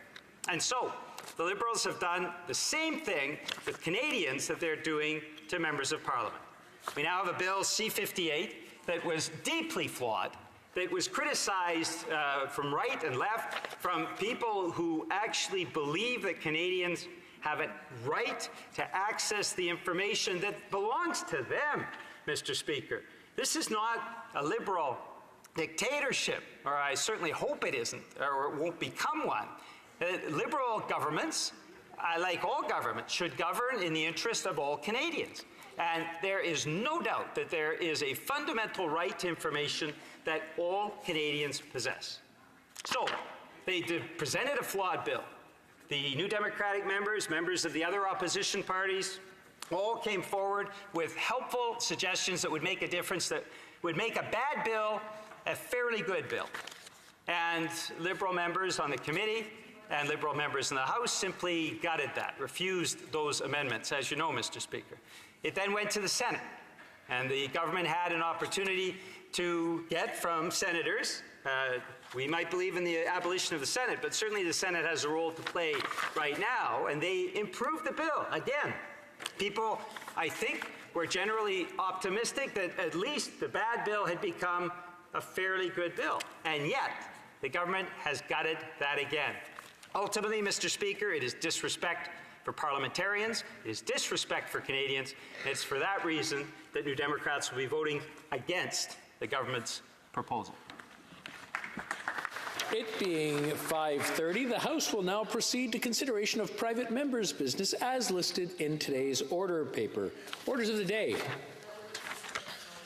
Private members' business. Resuming debate at second reading on Bill C-331, an act to amend the Federal Courts Act, International Promotion and Protection of Human Rights, in the name of Mr. Julian. Resuming debate, the honourable member for Sarnia-Lambton. Well, thank you, Mr. Speaker. It's a pleasure to rise and to speak to Bill C-331 that was brought forward by the member from New Westminster, Burnaby. Now, what I will do is talk about the bill and what the bill purports to do, and then I want to talk about the state of the nation in terms of the federal court system, because this bill is proposing to make some changes there. If I could read the bill's intent, it is to amend the Federal Courts Act to provide for the jurisdiction of the federal court over civil claims brought by non-Canadians in respect of alleged violations outside Canada of international law or a treaty to which Canada is a party. And so the intent of the member who brought forward this private member's business was to address instances where Canadian companies, for example, who are operating in other jurisdictions are not being good corporate citizens and are violating in some way the human rights of individuals there. And in the speech of the member, which I reviewed, he did have a number of examples of companies. A lot of them were mining companies that were in the world. Nevsun Resources that had gold, zinc, and copper mine in Eritrea. And there was allegations of forced labor, slavery, and torture of workers. There was another case of Hudbay Minerals. They were in Guatemala. And there were people shot and killed during that time. And so the intent of this bill is then to allow things that happen outside of Canada to people that may not be Canadians to be able to come and use the Canadian federal court system to pursue civil actions against them. And so the issue I have with that is, first of all, the federal court system as we have it today under the current Liberal government is in tatters. We have seen that the former Justice Minister did not appoint sufficient numbers of judges. And so the court cases were backed up. There was a huge logjam. And in fact, as a result of that, we saw that many murder cases and rape cases were being tossed out of court because the cases had been in the queue for more than 2 years. And according to Jordan's principle, then these people who are guilty of what I would call heinous crimes have gone free. And so, you know, the government has continually eroded the execution of justice in a country of Canada with a weakening of the rules. The government introduced legislation C-75, which took some very serious crimes like forcible confinement of a minor and reduced them to summary convictions, which is a less than 2-year penalty, or a fine. There was a whole list of charges in that bill that really took serious crimes and brought them back to something that was, minor in nature. And I would argue a fine for a forcible confinement of a minor is like a slap on the wrist for something that I think all Canadians would agree is heinous. We also saw the situations with Tory Stafford's killers, Terry Lynn McClintock, who was allowed, even though she had viciously participated in the murder of a child, was allowed to go to a healing lodge where there was no security. And she was actually in the presence of parents that had their children with them when they came to work. So I really am concerned that we need to strengthen our federal court system as it stands today, not weaken it. And I think the Liberal government has not done that. And so I am concerned that if we talk about opening that up to non-Canadians in other countries, they're going to come and bring an extra caseload of court cases to a court system that arguably is already under stress and not delivering, and that we have Canadian crimes that we're not able to adequately prosecute in time, then I think that is a real difficulty. Now, within the bill, there are 17 different types of cases that can be brought forward. And so what I'm going to do is go through a few of these and talk about even incidents that have occurred in this 42nd Parliament to give you an idea of the volume of these cases that might actually come before the federal court. Now, the first one on the list is genocide, which, of course, everyone knows is a very serious crime. But, Mr. Speaker, if we think about some of the genocides that have happened during this Parliament, of course, we have the Yazidis come to mind. The Yazidi women that were brought to Canada after the genocide, where those people were basically exterminated by the ISIS terrorists. And so that is one. Now, there's still outstanding actions to be taken on Rwanda. So that's another genocide that could come our way. The second item on the list is slavery or slave trading. And human trafficking of someone under 18 is also on the list. So human trafficking is a huge issue in Canada. In my riding of Sarnia-Lambton, which is a border city, we see a huge amount of human trafficking happening, and there's an actual network between Sarnia and Toronto that is really couriering people, and not just people from out of the country, Canadian young boys and girls that are lured into this and trapped in that lifestyle for years.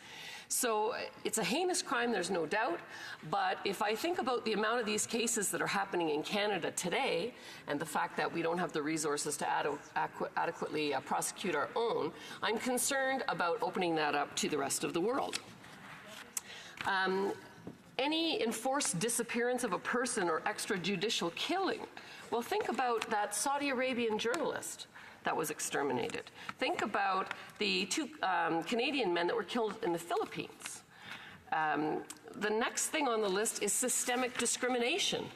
Well, now this opens it way up, because when I was the chair of the Status of Women, we had visits from countries all over the world where women were being systematically discriminated against, and they came to see what we were doing here in Canada. And of course, there are some that would argue that we're still seeing a systemic discrimination within our own country.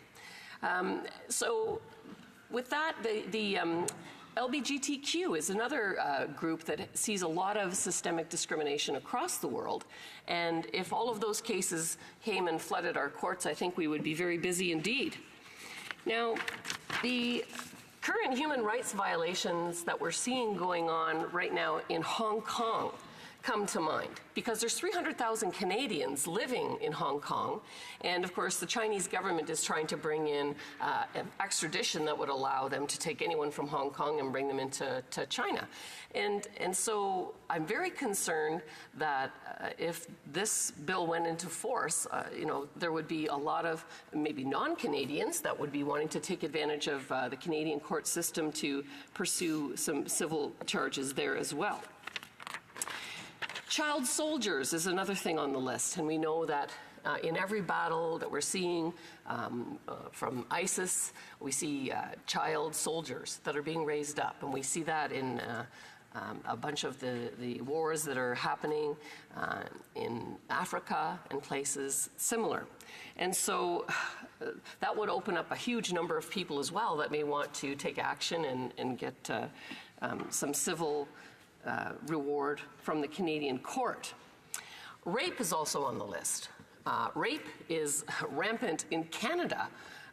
The data says that 1 in 3 Canadian women will be experiencing sexual violence over their life. And so when you think about how many cases we have, and I already talked about how many of those are being kicked out of court, then we really don't have the capacity, I think, to take those on. Forced abortion and sterilization is on the list. We heard testimony today at Health Committee about forced sterilization and the thousands of women in Canada that are undergoing this. So horrible, but once again, lots of cases of our own to take care of. And then they've put in some issues like pollution. So think about plastics pollution by non-Canadians. We know that 95% of the ocean pollution is happening from 8 rivers in Asia and 2 in Africa. So there, again, that is a huge volume of complaints that could be brought forward. And they've added environmental emergencies. Well, that could be like the climate emergency that the Liberals brought debate on, which I think the debate has never been brought back, so it must have been a non-urgent emergency.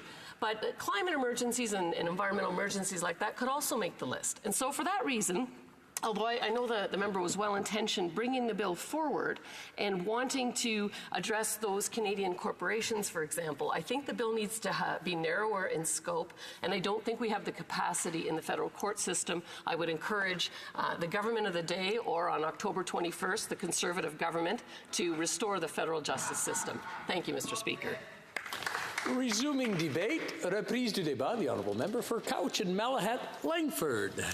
Thank you very much, Mr. Speaker. It's indeed a great pleasure to stand in this House to speak on Bill C-331, brought in by the member for New Westminster Burnaby.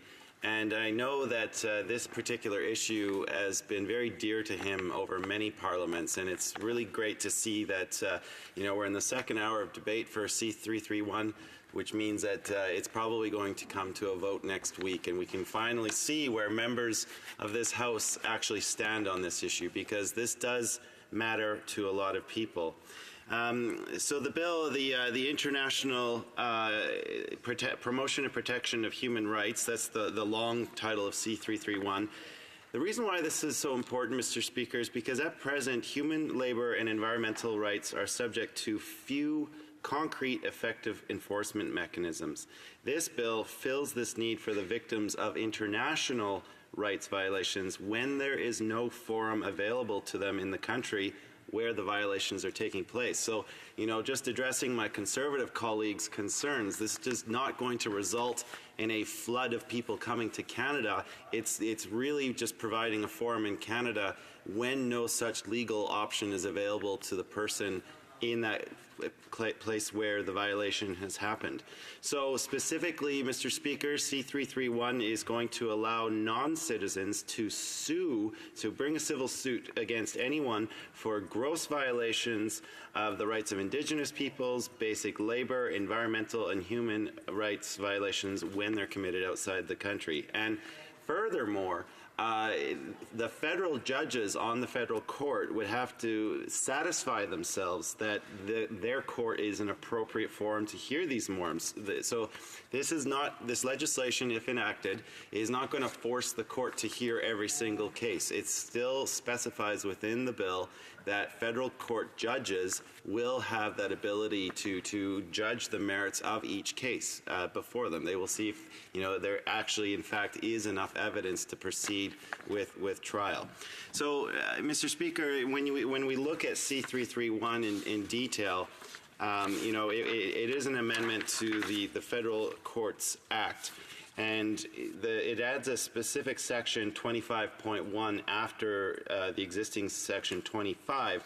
And some of the nature of the claims we have listed within the bill, we have genocide, we have a war crime or a crime against humanity, slavery or slave trading, extrajudicial killing or the enforced disappearance of a person, torture or other cruel, inhuman, or degrading punishment, prolonged arbitrary detention. So, crimes that really speak to some very horrible actions that take place around the world. And I think, we're so very lucky to live in Canada, where we live under the rule of law. We have a judicial system that we place a lot of trust in. Generally, when people see police on the streets, we know they are doing their job. We have a lot of trust in those institutions to not only keep us safe, but also to hold people to account.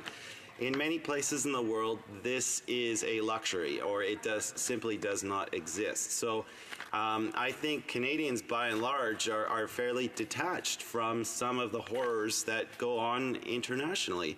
And the unfortunate fact is that a lot of Canadian-based companies have actually been responsible for some of the worst behavior around the world.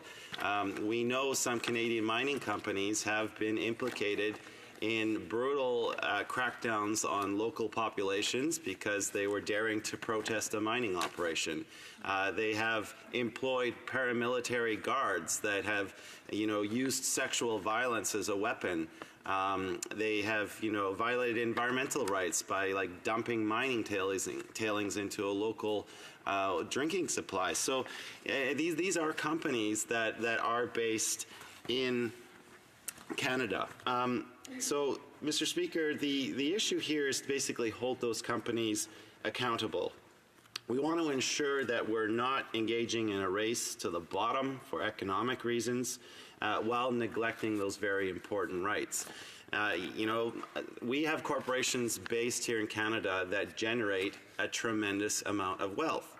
That wealth is not equally distributed, and often the wealth that's being generated is coming directly from the so-called global south, from companies or from countries that are rich in natural resources and are having those resources exploited by companies, but the wealth is being unevenly distributed. And, corporate social responsibility should not be a voluntary thing.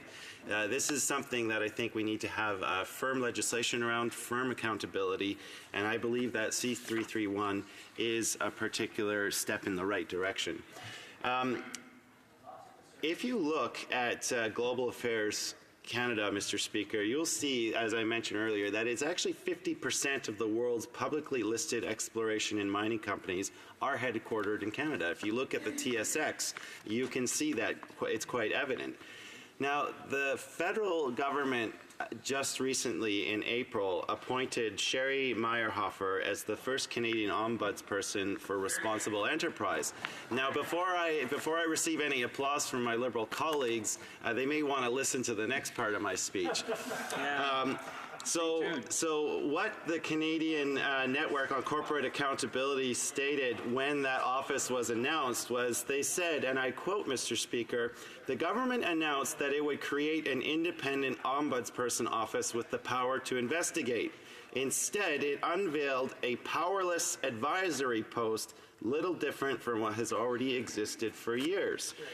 the United Steelworkers Canada National Director Ken Newman said, and I quote, "With the announcement by Minister Carr of the Minister of Natural Resources of the appointment of a special advisor," and that was when he had the post as Minister of Natural Resources, without the powers of an effective ombudsperson, this government has again disappointed thousands of Canadians who are expecting serious action on human rights. So again, you can't just create the office and then walk away with it without giving it the necessary powers, the legislative framework, the resources necessary to actually act on these particularly egregious crimes against humanity, I would say, because as is listed in C-331, these are some of the worst crimes imaginable. Now, I am proud to be a member of a party that has long demonstrated a keen interest in this particular issue. The member for New Westminster Burnaby, as I said in the introduction of my speech, has been pursuing this through multiple parliaments. Our former colleague Paul Dewar, Alexa McDonough have also, the member for Scarborough-Guildwood, a Liberal MP, also saw this as an important thing several parliaments ago with his Bill C-300, which unfortunately ran aground because not enough Liberals showed up at a key vote. So it is important that we actually act on this. This is a signal that to citizens of countries where these rights do not exist. This is a symbol to the world that Canada actually means what it says when we're talking about human rights, when we're talking about labor rights, when we're talking about environmental rights. And furthermore, we mean what we say because we are actually going to provide a forum for the affected party to come here to use our federal court system to pursue justice. And I think I can think of no better signal to the world of Canada actually standing by what it says and showing that through this legislation is actually going to follow through with it. We have some great endorsements of this legislation. I know the endorsements have kept on coming from the member for New Westminster Burnaby, but you know, we have the Canadian Association of Labour Lawyers, the National Union of Public and General Employees, the BC Teachers Federation. It's great to see Canadian civil society and indeed international actors as well come behind this legislation to recognize its importance. And I'll just conclude with this, Mr. Speaker. I am particularly and personally attached to this bill because it's following in the same vein of what I'm trying to do with my own private member's bill, C-431, which is going to amend the Canada Pension Plan Investment Board Act to make sure that our public pension monies are no longer invested in entities that are guilty of human rights, labor rights, and environmental rights transgressions. I think it is particularly shameful when you ask the Library of Parliament to do research that you can find Canada pension plans still invested in companies that are committing these kind of rights transgressions around the world. So I am happy to see that we're going to put force behind our words, as New Democrats always do. I congratulate the member for New Westminster Burnaby on this important bill, and I look forward so very much to next week when I can stand in this House and vote on it on behalf of my constituents. Thank you. Hear, hear. Reprise du débat, resuming debate, the Honourable Parliamentary Secretary to the President of the Treasury Board and Minister of Digital Government. Merci beaucoup, Monsieur. Thank you, Mr. Speaker. I am very pleased to have the opportunity to speak to Bill C-331, an act to amend the Federal Courts Act, International Promotion and Protection of Human Rights. Bill C-331 seeks to amend the Federal Courts Act to give the Federal Court jurisdiction over some international right violations in reparation cases stemming from certain international human right violations. The sponsor of this bill, the MP for New Westminster Burnaby, indicated that this bill is essential to hold Canadian businesses responsible or accountable when they are involved in international rights violations abroad to compensate victims of said violations, especially when the foreign state does not respect the rule of law and offers no recourse to victims. I agree that these concerns are valid and important, but Bill C-331... He's speaking very eloquently, but there's a little bit of a rumble in the background. I just want to remind the honourable members, when they're close by the speaker, it kind of echoes into the microphone, and I just want to remind the honourable members that, you know, a little bit of respect for the person who's speaking. The honourable member, or sorry, the honourable parliamentary secretary. I hope I'm an honourable member as well, Mr. Speaker. Thank you very much. Je suis d'accord que c'est... I agree that these concerns are valid and important, but Bill C-331 will not make Canadian businesses more accountable, nor will it help victims to obtain reparations or compensation. The Federal Court is a legislative-based court. Therefore, its jurisdiction is limited to that which is explicitly set out in the Act. With regards to litigation against individuals and businesses, the court can only hear reparation claims under the federal legal system, as, for example, in the case of patent forgery or a case where there has been a collision between boats under Canadian maritime law, actions that are explicitly of federal jurisdiction. It is for this reason that cases such as Nevson versus Araya and Chalk versus Hudbay Minerals were brought before provincial superior courts. These courts have inherent jurisdiction over cases that have to do with Canadian business actions abroad and, more generally speaking, hear cases that have a real and substantial link to the province. A number of provinces also recognize the doctrine of form of necessity, allowing courts to have jurisdiction over situations where the victim cannot be expected to trigger litigation in the state where the harm was done. This doctrine was notably applied in the Ontario case Bazari versus Baramani, a compensation case regarding acts of torture in Iran. Accordingly, there is no gap in domestic jurisdiction that Bill C-331 needs to fill. The provincial superior courts have adequate jurisdiction to address this type of claim. When superior courts decline to exercise jurisdiction, Mr. Speaker, it is in the application of well-settled rules of private international law or based on considerations of international comity. The common law evolves gradually and incrementally taking into account developments in other jurisdictions. Recent decisions applying to the doctrine of form of necessity show that the common law can and does evolve to address accountability concerns of the kind reflected in Bill C-331. It is worth noting that Bill 331 is modeled on the U.S. Alien Tort Statute, which is the only legislation of its kind in force today. The Alien Tort Statute provides in full that, and I quote, the district court shall have original jurisdiction of any civil action by an alien for tort only, committed in violation of the law of nations or a treaty of the United States. End quotation. Belgium experimented with similar legislation starting in 1993, but repealed it 10 years later in 2003. The Alien Tort Statute is something of an anomaly. It was enacted by the first United States Congress in 1789 and lay dormant until the 1980s. It is a controversial and much litigated piece of legislation. Its scope has been narrowed by successive decisions of the U.S. Supreme Court, most recently last year when the court decided that foreign, that is, non-American corporations could not be sued under that law. Bill C-31 is likewise an invitation to costly and protracted litigation. As with the Alien Tort Statute, the scope of the bill is not clear, and it would not assist victims in obtaining reparation. In particular, Bill 331 does not create any new remedies, that is, any new right of action, under federal law that the federal court could enforce.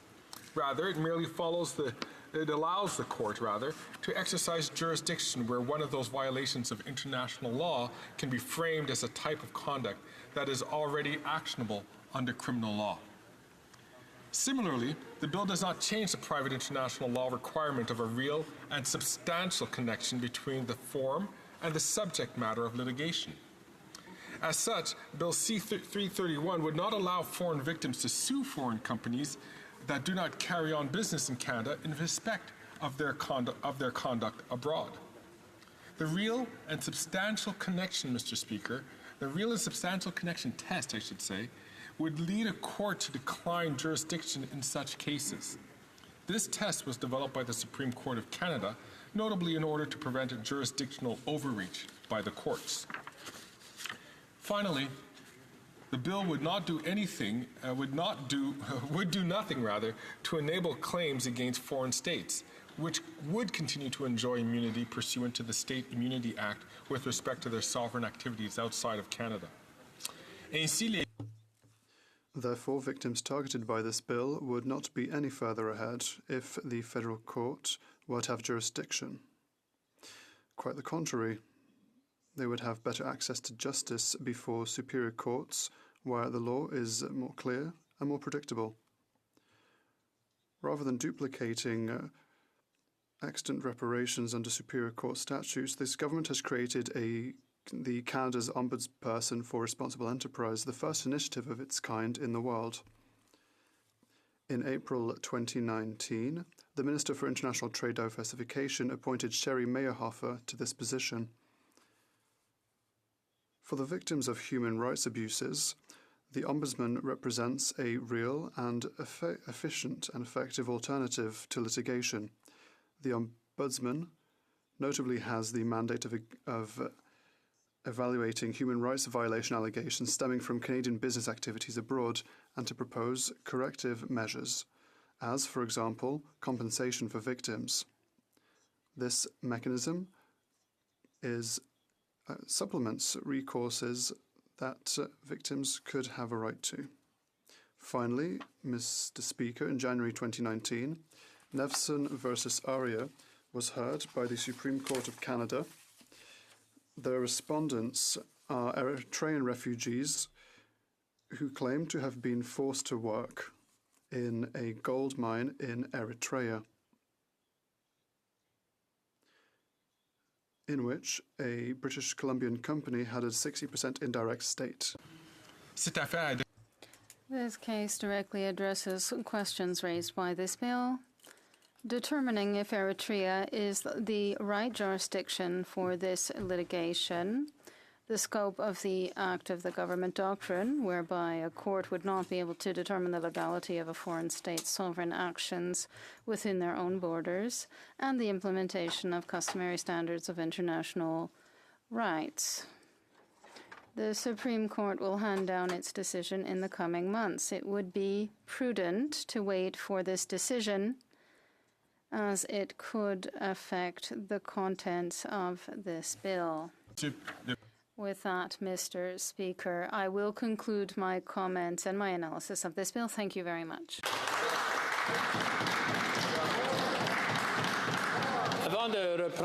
Before resuming debate, I just want to remind the honourable members that some members are very fortunate and have a voice that just carries exceptionally well. And even though they're talking to the person maybe a couple of benches away, it carries very well, and I compliment them on that. But when we're trying to hear someone, it does interfere. So I just want them to learn to whisper and control that strong voice that they have. Resuming debate, the honourable member for Victoria. Thank you. Thank you very much, Mr. Speaker. And I'm, of course, rising to express my strong support for the enormous contribution made by the member for New Westminster Burnaby, who's been championing this legislation for so many years in so many parliaments, and here it is again, a bill that would work toward the international promotion and protection of human rights.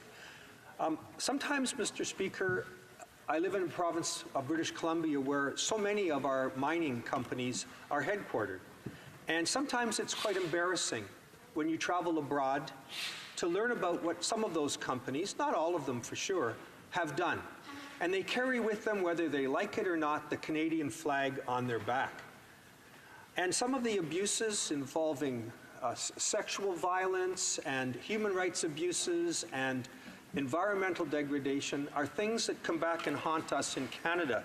And that's why Mr. Justice Ian Binney, formerly of the Supreme Court, has been calling on us as parliamentarians to do something about this, as have so many others. In fact, Mr. Speaker, as the member for Cowichan and Malahat Langford reminded us, groups including who speak for over 3 million people have asked us as parliamentarians to do this, to get this bill through Parliament.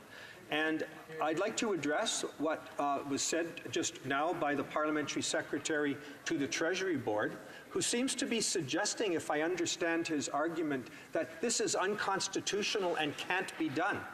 Well, Mr. Speaker, I have a legal opinion from a very well-known and highly respected constitutional law firm, Goldblatt Partners, in the city of Toronto, which at great length confirms the following.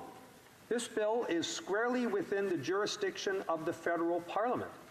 So I don't know who's giving legal advice to the minister, or whether this is a smokescreen to once again avoid effective legislation. But I can assure you, Mr. Speaker, for reasons I'll also describe in a moment, that's simply not the case. And so I would hope that Canadians watching would beseech the Liberal members of Parliament to not be timid, to do what the Supreme Court Justice has asked, to do what Canadians from coast to coast to coast have asked for, to deal with those of us who are embarrassed sometimes when we go abroad, to say we're from Canada, knowing what some of our mining companies have done abroad, to get with the program and do what has been done in so many other jurisdictions. Isn't it ironic that we are here talking about doing in Canada what the Americans did in their alien foreign tort claims legislation so many generations ago? It just seems kind of sad. So what would this bill do? Well, Mr. Speaker, it would amend the Federal Courts Act to provide that court with jurisdiction over civil claims brought by non-Canadians in respect of alleged violations outside of Canada of international law or a treaty violation. If Canada is a party, of course, to that treaty. And particularly, of course, violations of human rights and recognized fundamental rights of Indigenous peoples, labor and environmental groups. So, you know, as my friend from Cowichan and Malahat Langford reminded us, Global Affairs says that over 50% of the world's listed publicly traded exploration and mining companies were headquartered in Vancouver, the vast majority of which are, of course, headquartered in Vancouver. I say, Mr. Speaker, that gives us particular responsibility to do something about this difficult problem. And so allegations have been made by NGOs and others of so many instances abroad over so many years where mining companies were associated, our mining companies, with human rights and environmental abuses. And what is called for is that there be an effective independent mechanism to investigate complaints of abuses and for something to be done about it. Now, the government prides itself on this advisor that has been created with absolutely none of the powers that would make a difference in the real world. And that, of course, is what we are here to try to do. I'm pleased that the honourable member for Scarborough-Guildwood, a Liberal member of Parliament, brought forth a bill not long ago that would do some of the reforms that we're talking about today. Unfortunately, that bill was defeated by his Liberal colleagues. Hopefully they won't this time do it, and Canadians will successfully urge their Liberal members of Parliament to get with the program that we're hoping will be done. Now, there is litigation, of course, that deals with the issue of what's called forum non-convenience, that normally when you sue in Canada, you said, oh, you can't do that. The better forum to do such a lawsuit would be in Eritrea or Papua New Guinea or Guatemala, where some of these cases have occurred. And therefore, a Canadian court would dismiss a lawsuit on the basis there's a better place for that to be heard. I'm happy to report that in British Columbia, our Supreme Court rejected a claim involving a case called Nevsum, a company, Nevsun, that was listed in British Columbia, a mining company, this one doing business in Eritrea. And there was a claim, the court concluded, that there was a legitimate risk that refugees would not get a fair trial in Eritrea, and that was upheld on appeal. And therefore, it seems that there is a recognition in our courts that we might, in certain circumstances, allow for litigation in Canada. That was a good example of that. But we can't depend on that occurring. We need to get legislative change to confirm that. And that's what this bill would do. That's what the honourable member for New Westminster Burnaby has endeavoured to do with this legislation. And I'm so proud of the work that he has done. Someone quoted earlier some of the many, many supporters of this legislation, one of whom is Ken Newman of the Steelworkers, who said this: "Stronger laws are urgently needed in Canada to address international violations of human and environmental rights and related corporate practices. Getting there requires leadership from our elected representatives." And of course, he's right. That's what Canadians are looking for on this. They're looking for a civil cause of action that our courts would be able to address, the Federal Court of Canada, when people from abroad come here and sue over outrageous transgressions of human rights or treaty rights to which Canada is a party. What's wrong with that, Mr. Speaker? Why wouldn't that be something that we would all rise to want to respect? Especially because our country has had such a strong reputation for human rights and environmental good practices around the world. And so it gives us all a black eye, Mr. Speaker, when we hear of some of the horrible abuses that have taken place abroad. whether it be the genocide suffered by people of Darfur, or the murder of trade unionists at the hands of death squads in Colombia, or the sexual violence that occurred in mines in Papua New Guinea. I think it's critical that we fix it. And like I said earlier in my remarks, it's not like this is something terribly new. The Americans have had an Alien Tort Claims Act that allows foreigners there to bring action in American courts for violation of the law of nations. And they've had that since 1980. And here we are with this radical notion in Canada. The Liberals seem to think, oh, it's unconstitutional, can't be done. Of course it can be done. That's why the honourable member for Scarborough-Guildwood has also tried to get it done, because I'm sure he's feeling the same pressure that I have felt as a member of Parliament in Victoria when people come to me and beseech me to get this right, because it's embarrassing to us to see what some of our companies are doing abroad. And they aren't going to be effectively sued in the court of Eritrea. Yeah. They're not going to be effectively held to account in a court in Papua New Guinea. Canadians understand that. They want them to be held accountable here, where they are created and where their directors reside in many cases as well.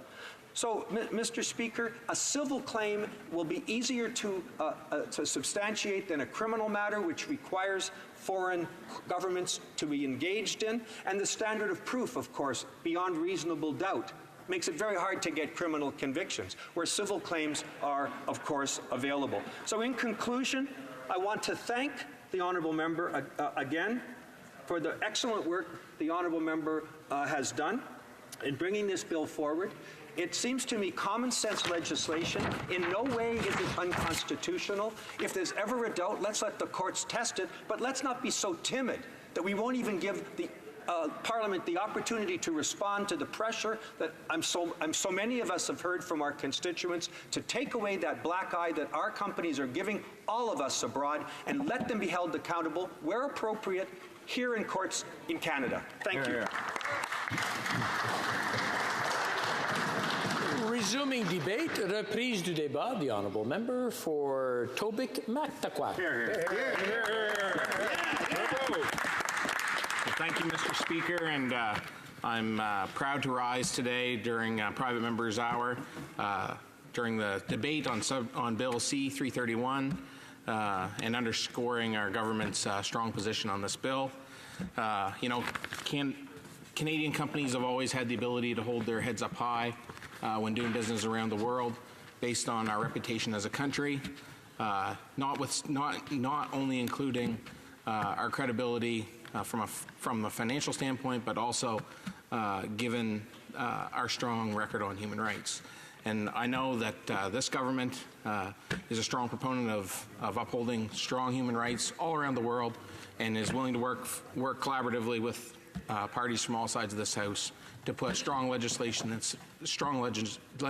place over the years to come to help strengthen those laws as well. I'm going to use this time, Mr. Speaker, to speak briefly about my riding, as this will most likely be my last opportunity to speak in this House. Mr. Speaker, my constituents are aware, and a lot of my colleagues, I've decided not to reoffer in the upcoming federal election. However, my feet remain firmly planted in my riding, and I will be forever rooted in New Brunswick, my home and my future. When I originally decided to run, I remember stating in my nomination speech that I was committed to building a great future for Tobique-Mactaquac and working collaboratively with members from all sides of the House and all parties to do whatever was possible to help New Brunswickers, and specifically those people in my riding. Good man. My willingness to work towards that goal has never wavered, and I feel as committed to my riding today as I ever have. The people in my riding are exemplary people who have shown time and time again to have the ability to not only perform but lead on a world stage, and I'm so incredibly proud of my province and very, very proud of my country. I quickly realized as I took office the immense opportunities that ridings like Tobique-Mactaquac and other rural ridings across the country held and continue to hold today. Not only in my riding, but from coast to coast to coast. The opportunities are endless. It was once said that the reason that a lot of people do not recognize opportunities because it goes around wearing overalls and it looks like hard work. Believe me, I recognize opportunity. I've had immense opportunities in my life working in the private sector, and it's been an immense privilege to have the opportunity to sit on behalf of the people of Tobique-Mactaquac here in the House of Commons over the last 4 years. Whether it involves wearing overalls or a three-piece suit, I certainly don't plan to stop seeing the opportunities developed for all New Brunswickers and for those in Tobique-Mactaquac. I also know that it's been an immense privilege to have the opportunity to work and be of service. Over the past 4 years, we have made great strides in the right direction, and yet there are so many opportunities left to come and so many people that have still been left behind. We all know those people. Veterans struggling with PTSD, hardworking folks facing unemployment, young people burdened by student loans, seniors struggling on fixed incomes, sole support mothers trying to make ends meet, Aboriginal peoples facing discrimination and the legacy of residential school abuse, persons with disabilities facing isolation and accessibility barriers in their own homes and communities, and new Canadians working hard to build their new lives. The list goes on. These people are our neighbors, our friends, and our family, and I am proud, along with my office, to have worked hard on their behalf. But there's so much more that can be done, and we need to continue to be mindful of these issues. I personally, Mr. Speaker, ran to make a difference, to ensure that your kids and mine have the opportunities here at home that truly reflect our amazing region, so that our children in every family can excel and reach for their dreams and to achieve true fiscal responsibility for big and small businesses alike, while recognizing that opportunities countrywide require federal leadership, especially when it comes to infrastructure renewal and new infrastructure. And I think that we've proven as a government that we're capable of leading that charge. And I'm very proud of the developments that we've made as a federal government in terms of infrastructure over the last 4 years. That's why I've worked hard as a member of Parliament over the past 4 years, serving as chair of the All-Party Agricultural Caucus, taking a role chairing the National Liberal Rural Caucus for a year. In the past, I've sat as regional director for provincial ridings in York, Carleton, Victoria, Victoria-Lavallee, worked with the Rotary in my local riding, and I think that self-service is one of the greatest gifts that we can give to this place. All this and more has made me passionate about public service and about representing my constituents. As the Member of Parliament for Tobique-Mactaquac, I have strongly advocated for supply management and continued supply management and investment in agricultural robotics, safe and responsible natural resource development, rural economic development, investment in rural infrastructure, accessibility and visitability, and I'm very proud to have worked collaboratively with my colleagues in the House towards this, a healthy local economy, improved stewardship of our environment, and better, more affordable education, open, fair, and strong democratic representation, and the list goes on, Mr. Speaker. Mr. Speaker, I have never pretended to have all the answers. I believe it is more important to ask the right questions and then work to find solutions. I would like to cite a quote that is one of my favorites and that first came to me from an agricultural producer in my riding. He used to say that we make a living by what we get, but we make a life by what we give. I believe that public service means giving of your time, your talents, and providing the resources necessary to improve the lives of others. This approach was adopted by my office from the outset, and as a Member of Parliament for Tobique-Mactaquac, I've always strived to meet this as a public servant. I hear what people want and need from their representatives: public engagement, a voice that understands and truly reflects them, a willingness to work across the aisle with those who oppose us on certain issues. Partisan divisive politics drives us apart, distracting us from the real priorities and the real work ahead. In New Brunswick, our communities are often close-knit and small, sometimes isolated and struggling. As politicians, our focus should always be on the kind of service that starts in our own homes and grows to embrace our communities and strengthen the general public good. Serving as the Member of Parliament for Tobique-Mactaquac has been so much more than a job. It has been one of the greatest privileges of my life, and I feel honored to have had the opportunity to provide a strong, independent New Brunswick voice on behalf of my constituents.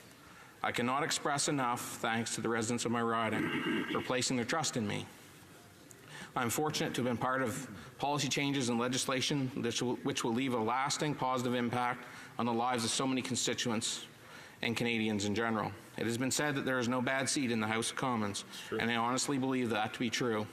I would like to acknowledge the friendships and dedication of members from all sides of the House and Senate as we work together on the important issues facing Canadians. We may have had a few disagreements regarding process and policy, but I never had cause to question our collective objective of providing responsible and passionate governance. New Brunswick is my home and the place that I love most. I have always dedicated so much of my service to advocating for rural economic development, small business growth, rural infrastructure, accessibility, and a host of other issues that are important to New Brunswickers. I am proud of our accomplishments. I look forward to continuing to work and advocate on behalf of New Brunswick businesses and the growth of our local economy.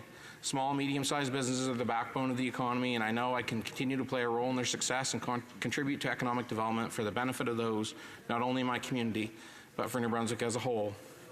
I would like to thank all the volunteers and those who have shared their time, concerns, and advice with me, and those who attended events and reached out to my offices with their concerns around the issues that are important to them.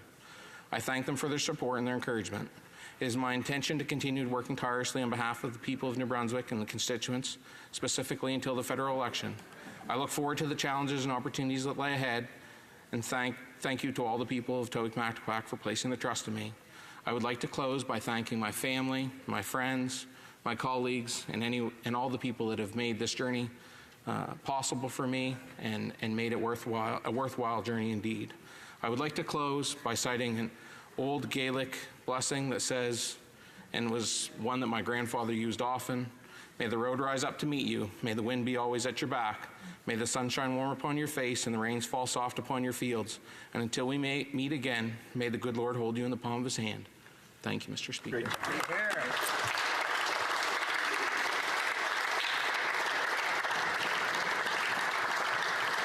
Resuming debate, reprise du débat. The Honourable Member for Nanaimo Ladysmith will have approximately 4 minutes, and then we'll have to go to the right to reply. The Honourable Member. Well, thank you very much, Mr. Speaker, for this opportunity. I stand in support of this private member's bill, and C-331, and I'd like to thank the Honourable Member from New Westminster for his work on this bill. It's a very important piece of legislation. Speaking from personal experience, as a Canadian, I've had experience traveling in Central America. In the 90s, I was in Guatemala. My younger brother was part of the Managua team with the United Nations, and my parents and I were involved in human rights accompaniment with trade union activists who were trying to organize maquilas, the factory workers in Guatemala, and also working with people who were taking forward human rights complaints. And I spent some time traveling around Central America, and I had a Canadian flag on my back, and I could see in different places where I went, in Nicaragua and El Salvador, there were Canadian flags on bridges that had been built with Canadian money. And people thanked me for, being Canadian and being there. And for our country and the role that we played, after the civil wars in Central America. In 2014, I went back to El Salvador to take part in a delegation on mining. And I was doing research for a film on investor-state dispute settlements and looking into the case of Pacific Rim versus El Salvador. And in that case, environmentalists who stood up against this mine that nobody in the country wanted because it was going to destroy the watershed that provided water to 60% of the population. 5 environmentalists were murdered. People had to leave the country as refugees because of the thugs that were involved with the mining company. And I took part in a conference where there were delegates from Guatemala and Honduras and El Salvador, and they all explained situations that were happening in their countries. They had photos and video. I documented this conference and I put it up on my YouTube channel. But the whole time, I was hearing about Canadian mining companies and how they were involved in these projects in communities where they were unwanted, and they ended up hiring thugs to intimidate local Indigenous people and force them into accepting projects that they didn't want, that were destroying their communities, destroying their local environment, destroying their way of life. And people people were having to leave their homes under the threat of violence, and people were being murdered and abused and sexually assaulted. And to me, it was a very shameful experience. And to know that we have, companies abroad who are involved and engaged in these activities was very disheartening, and I thank the honourable member for this work. I think this is a very important bill that people in these situations should be able to seek redress in this country and to get justice, and to ensure that Canadian corporations abroad are responsible for the behaviour of the people that they hire and work with in these countries. So thank you to the honourable member for New Westminster. The right to reply, the right of reply, the honourable member for New Westminster Burnaby. Thank you very much, Mr. Speaker.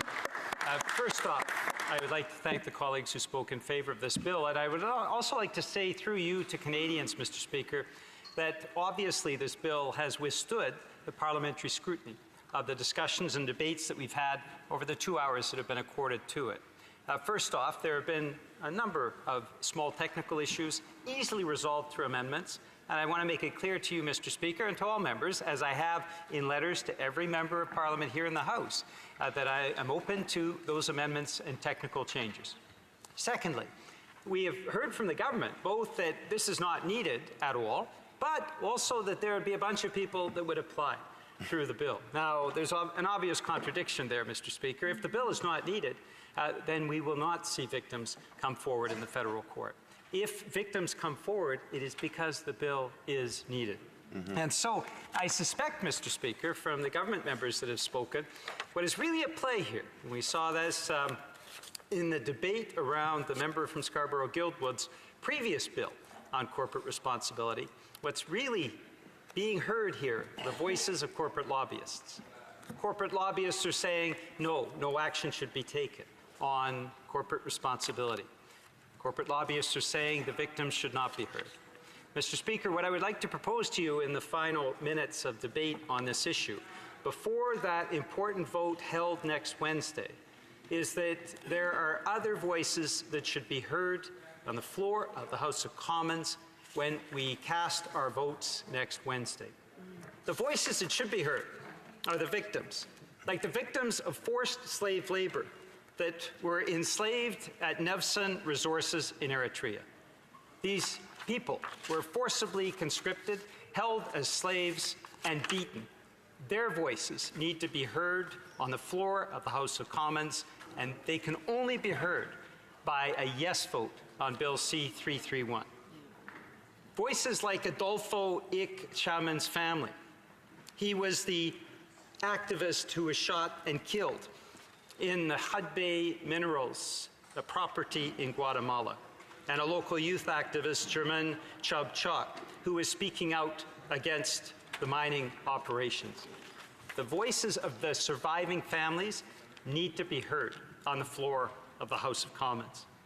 We need to hear from the victims of the appalling sexual violence taking place in Papua New Guinea. These were on the grounds of Barrick Gold operations. Those voices, those victims, need to be heard on the floor of the House of Commons.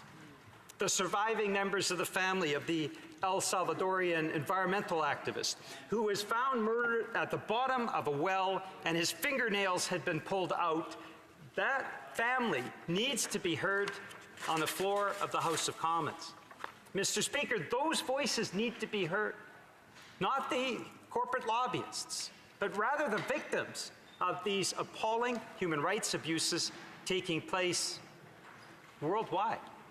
And in each of these cases, as you know, Mr. Speaker, in each of these cases, there can be no justice in those countries because the judicial system is corrupt and the judicial system will not hear their plea for justice. Other voices need to be heard, Mr. Speaker. The more than 3 million Canadians whose organizations have endorsed this bill and who have called out for members of Parliament to vote yes on this bill next Wednesday. Those voices need to be heard as well, Mr. Speaker. And the voices of Canadians across the length and breadth of this country. Poll after poll has shown that the vast majority of Canadians believe in corporate responsibility, believe in justice, believe that Canada needs to be a voice in the world for human rights and justice. And we can accomplish that by a yes vote next Wednesday. Mr. Speaker, Canadians have said very clearly they want parliamentarians to vote yes on this bill. And I would urge Canadians through you to contact their Member of Parliament in the coming days. The vote is next Wednesday. And so parliamentarians need to be called by their constituents. And their constituents need to say to them, vote yes on Bill C-331. The victims' voices, those victims of appalling human rights abuses, of violence, of murder, of sexual abuse, all of them are calling out today to have members of Parliament vote yes on Bill C-331. And Mr. Speaker, I hope through you that all members of Parliament will heed the call and vote yes next Wednesday.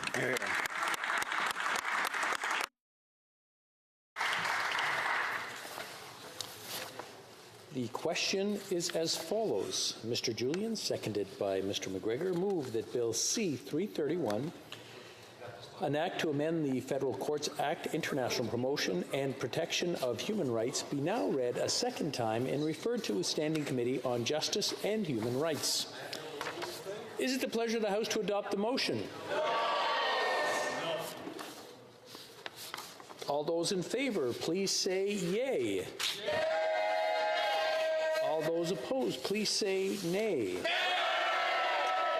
In my opinion, the nays have it. Okay.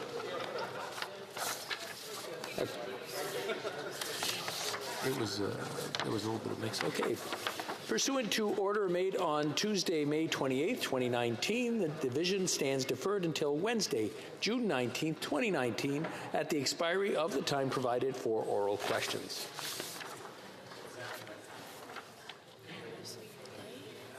Okay, orders of the day.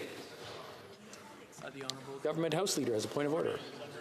Mr. Speaker, in relation to the consideration of the Senate amendments to Bill C-69, an act to enact the Impact Assessment Act and the Canadian Energy Regulator Act, and to amend the Navigation Protection Act and make consequential amendments to other acts, I move, seconded by the Minister of Environment and Climate Change, that the debate be not further adjourned. Thank you, Mr. Speaker.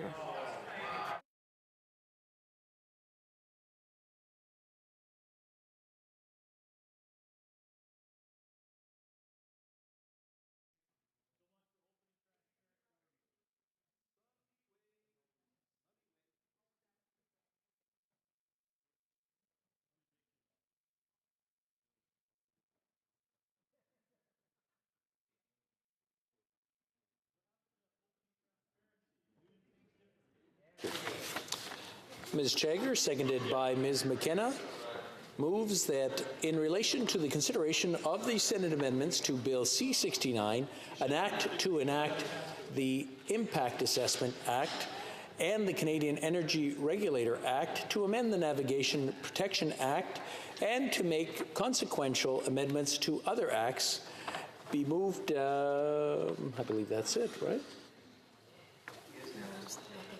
Oh, that the debate be that the debate be not further adjourned.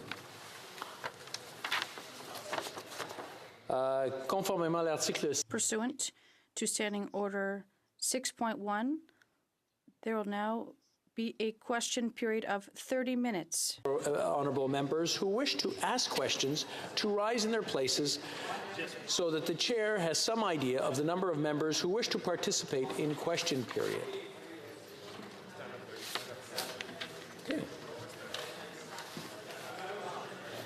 Questions and comments. The Honourable Member for Foothills. Thank you very much, Mr. Speaker. I appreciate the opportunity to speak on this incredible disrespect for Canadians across the country, that they would shut down debate on probably one of the most controversial pieces of legislation that this Liberal government has put forward.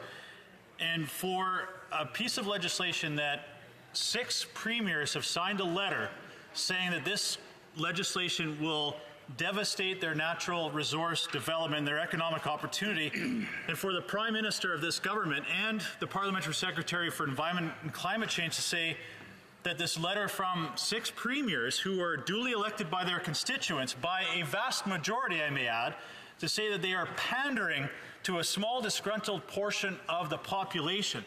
These premiers represent about 60% of Canada's population, more than 60% of our GDP.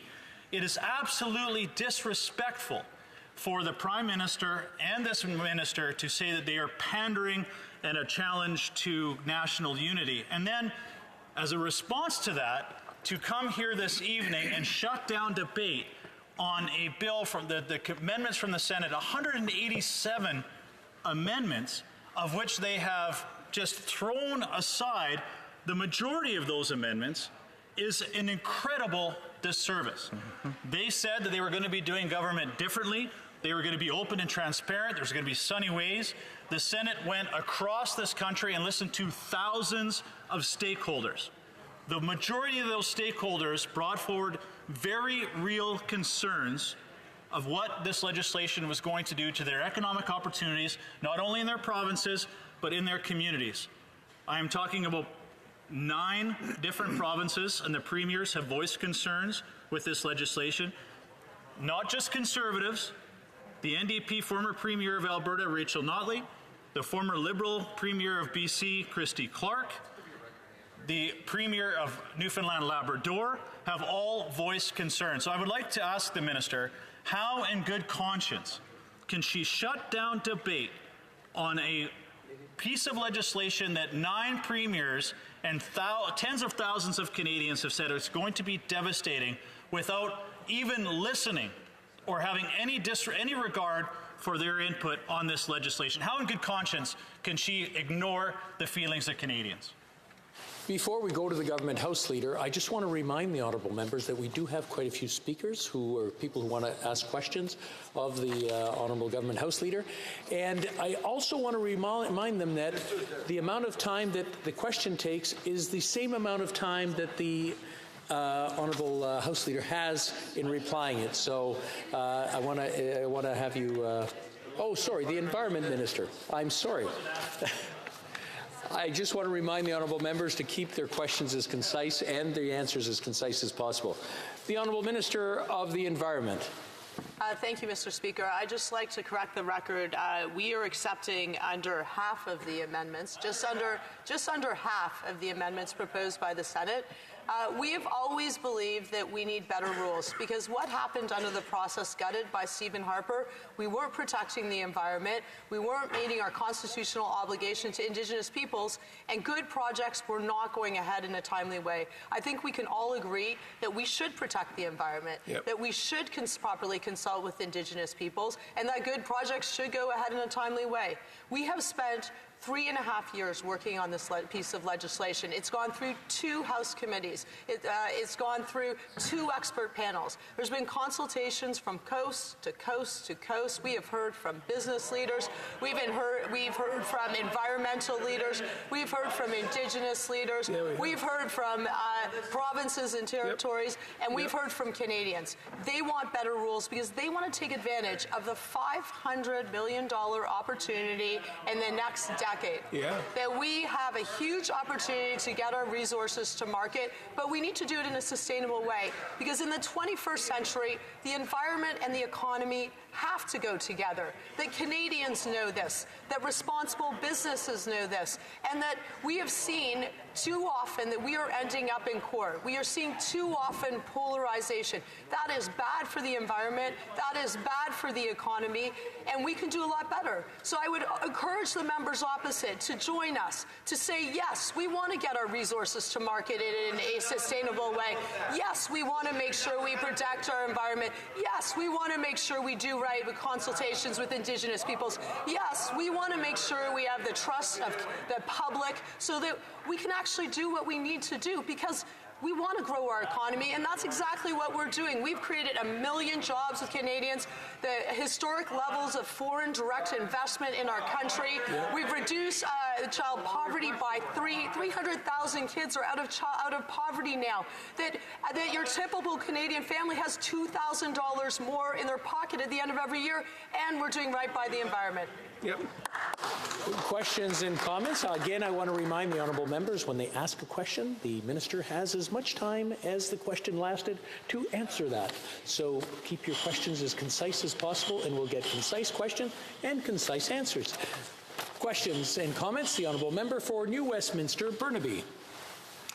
Thank you, Mr. Speaker. And the NDP will be supporting the government motion on Bill C-69, but we do not in any way support this toxic muzzling of the opposition.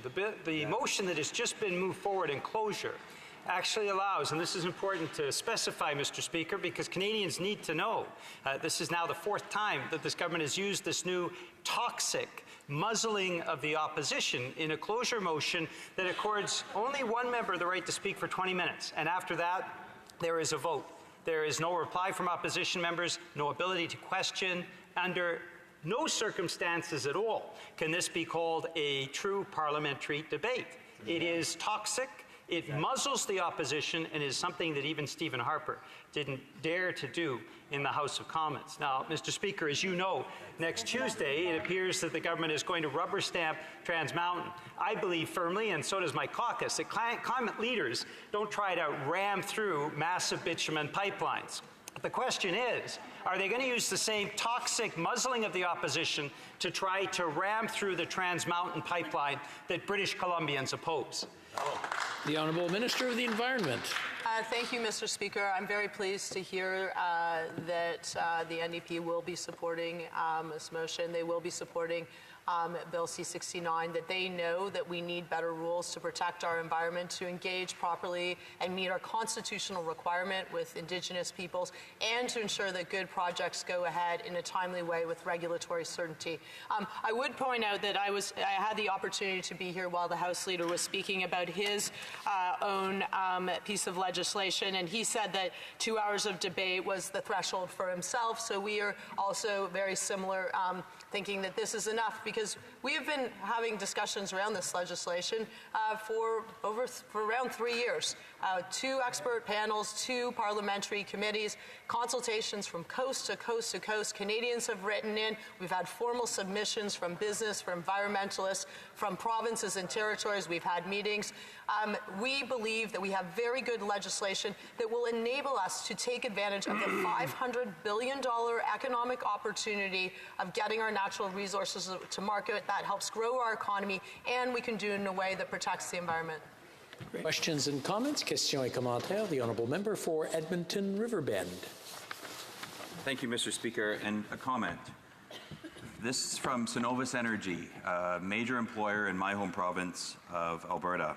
Bill C-69 is a devastating blow to the future of the Canadian economy.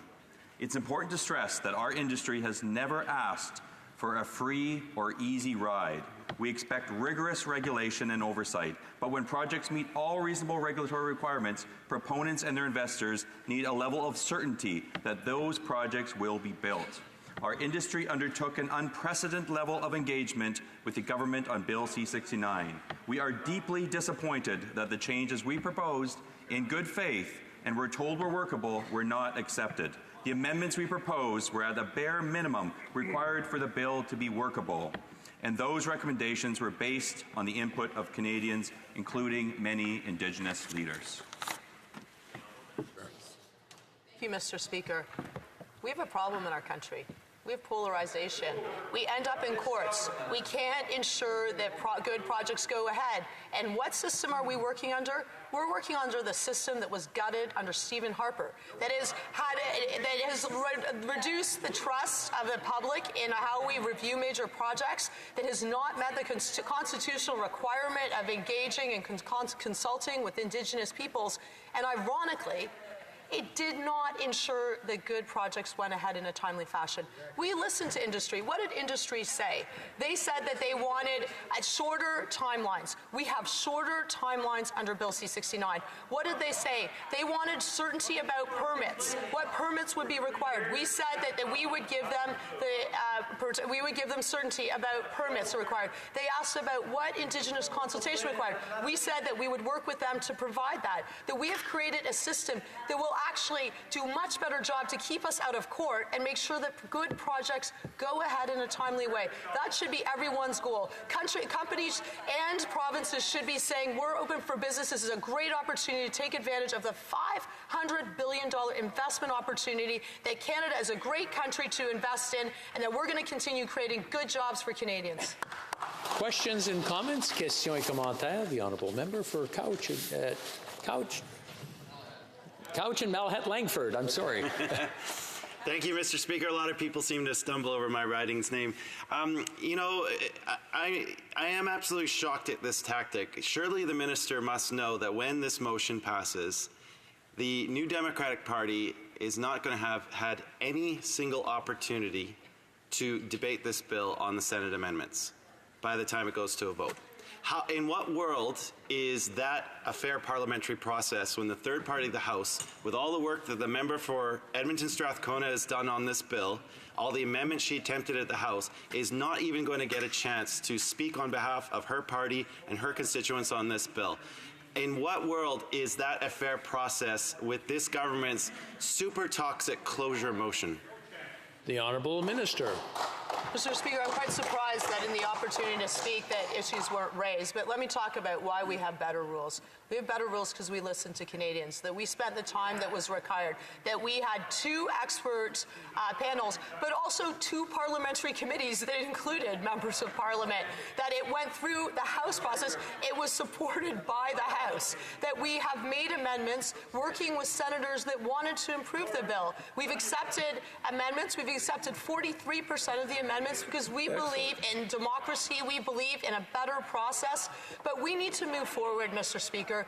We need to create the regulatory certainty that will ensure that good projects go ahead in a timely way while protecting the environment, while ensuring we meet our constitutional obligations to Indigenous peoples, and most of all, that has the trust of Canadians. Questions and comments? Questions et commentaires. The honourable member for Saanich Gulf Islands. Thank you, Mr. Speaker. Words may fail me, and that rarely happens. This bill is despicable. And the claim that the minister makes on the floor of this House, she should be ashamed. The claim that she is supported by doing consultations when she explicitly ignored the advice of the expert panel on environmental assessment, which clearly told this government, you have to review all the projects within federal jurisdiction. Don't keep the Harper architecture of just project review. Look at all federal jurisdiction and keep the regulators out of it. The regulatory boards have no role. And worse, Mr. Speaker, and no one has spoken to this, the government has accepted an amendment from the Senate that will allow chairing of the environmental assessment process by the very regulators her $1 million expert panel told her to keep out of the process.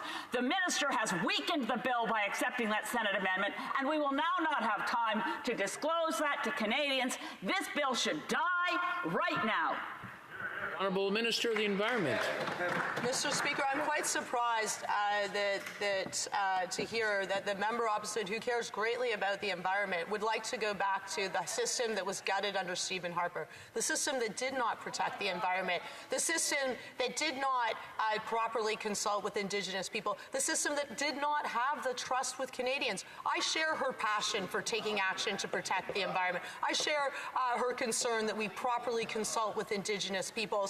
I also believe we need good projects to go ahead in a timely way, that we need to get it right, that we need to make sure that the environment and the economy go together, that we have seriously considered the recommendations. We are very pleased to see broad support amongst many groups, including environmentalists who are extremely concerned about amendments that were being proposed by conservative politicians, that First Nations support this bill because they understand that the gutted system on Stephen Harper did not work for the environment, it did not work for the economy, it did not work for Canadians. Questions and comments? Questions et commentaires. The honourable member for Calgary Nose Hill. Earlier today in question period, the minister, in a response to one of my colleagues on this bill, cited the Senate traveled across the country. Yet this minister who's citing this feedback stands here and is shutting down debate on this bill that industry has said will ensure that there is no more investment in the energy sector for years to come. Everything she has said today is talking points and hogwash. And when we talk about real change on a bill that has such detrimental impact for our economy, why aren't we debating a major, extreme package of amendments from the Senate coming back on this? They're trying to ram this bill through in the dying days of Parliament to the detriment of hundreds of thousands of workers, not just today, but for the future of our country. She has never reduced greenhouse gas emissions in this country. Her carbon tax, all it is a cash grab. They have no environmental plan, and now she's shutting down debate on an amendment package that has a material impact on my constituents and virtually everybody else who's sitting on this side of the aisle. That's wrong, that's divisive, and it's her that's starting a national unity debate in this country. If she had any modicum of respect for this place, for Canadians who work in the energy sector, she would at least allow debate on the Senate amendments. And by shutting it down, she's abrogating her responsibility to this place and to the Canadian democracy. She's ashamed, and she should not be speaking in support of this amendment to shut down debate. Hear, hear. The Honourable Minister. Mr. Speaker, those were a lot of great talking points, except the reality is that under the gutted system under Stephen Harper, those workers' jobs were put at risk because good projects could not go ahead in a timely way, that we ended up in court far too often. Trans Mountain expansion is a great example because there were not proper protections for the environment, that consultation with Indigenous peoples was not there. Stephen Harper gutted a system, and as a result, we ended up in court. That is the truth. And we really need to move forward as a country. We need to make sure that we take action to protect the environment and to grow the economy. That is why we are doing this. We want good projects to go ahead in a timely way, but they will not go ahead if we end up in court, if we do not consult with Indigenous people, if we do not protect the environment, because in the 21st century, we will not get good projects going ahead. I want to remind the honourable members that the process and the procedure is a question is asked and the minister answers, and I'd like to hear what the honourable minister has to say. So we'll keep it down on both sides while the question's being asked and while the answer is being given. Questions and comments. The honourable member for Cape Breton-Cancel.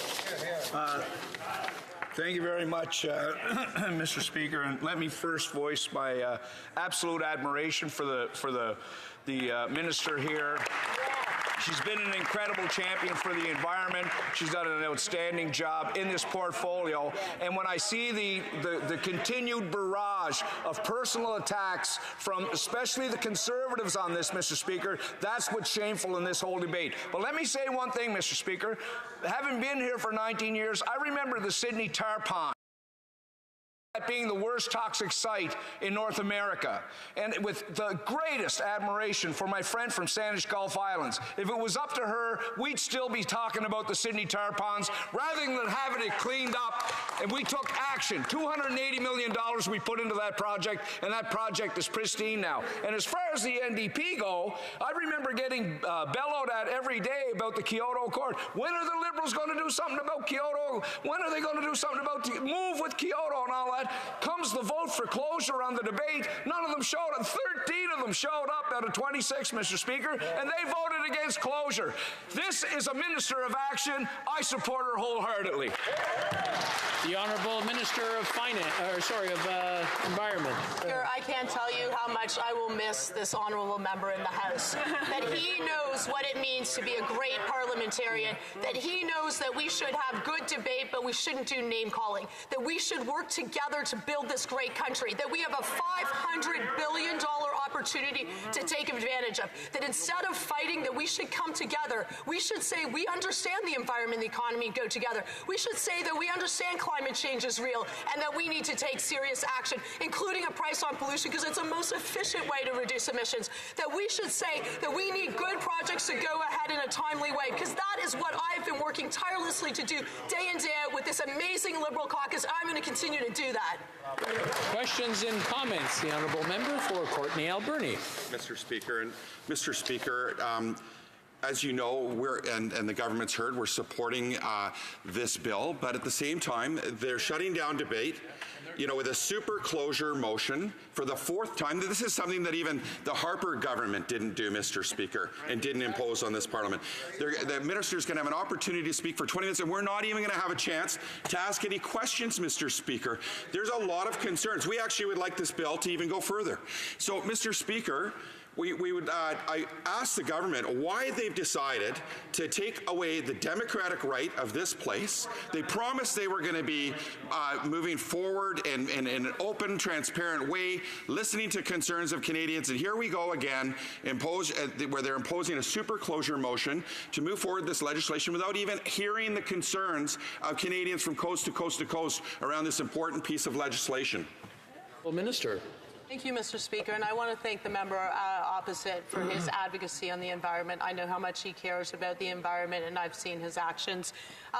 Look, this is a priority piece of legislation. We have listened to Canadians from coast to coast to coast, and we have spent two parliamentary committees, 2 expert panels. But you know what happened? This bill languished in the Senate for almost a year because conservative politicians did not want to continue to move forward on this legislation. They didn't understand the environment and the economy went together. The good news is they were very conscientious senators who recognize that we have the opportunity to get this bill right. They proposed amendments. We accepted the amendments that would strengthen the bill, and we need to move forward now.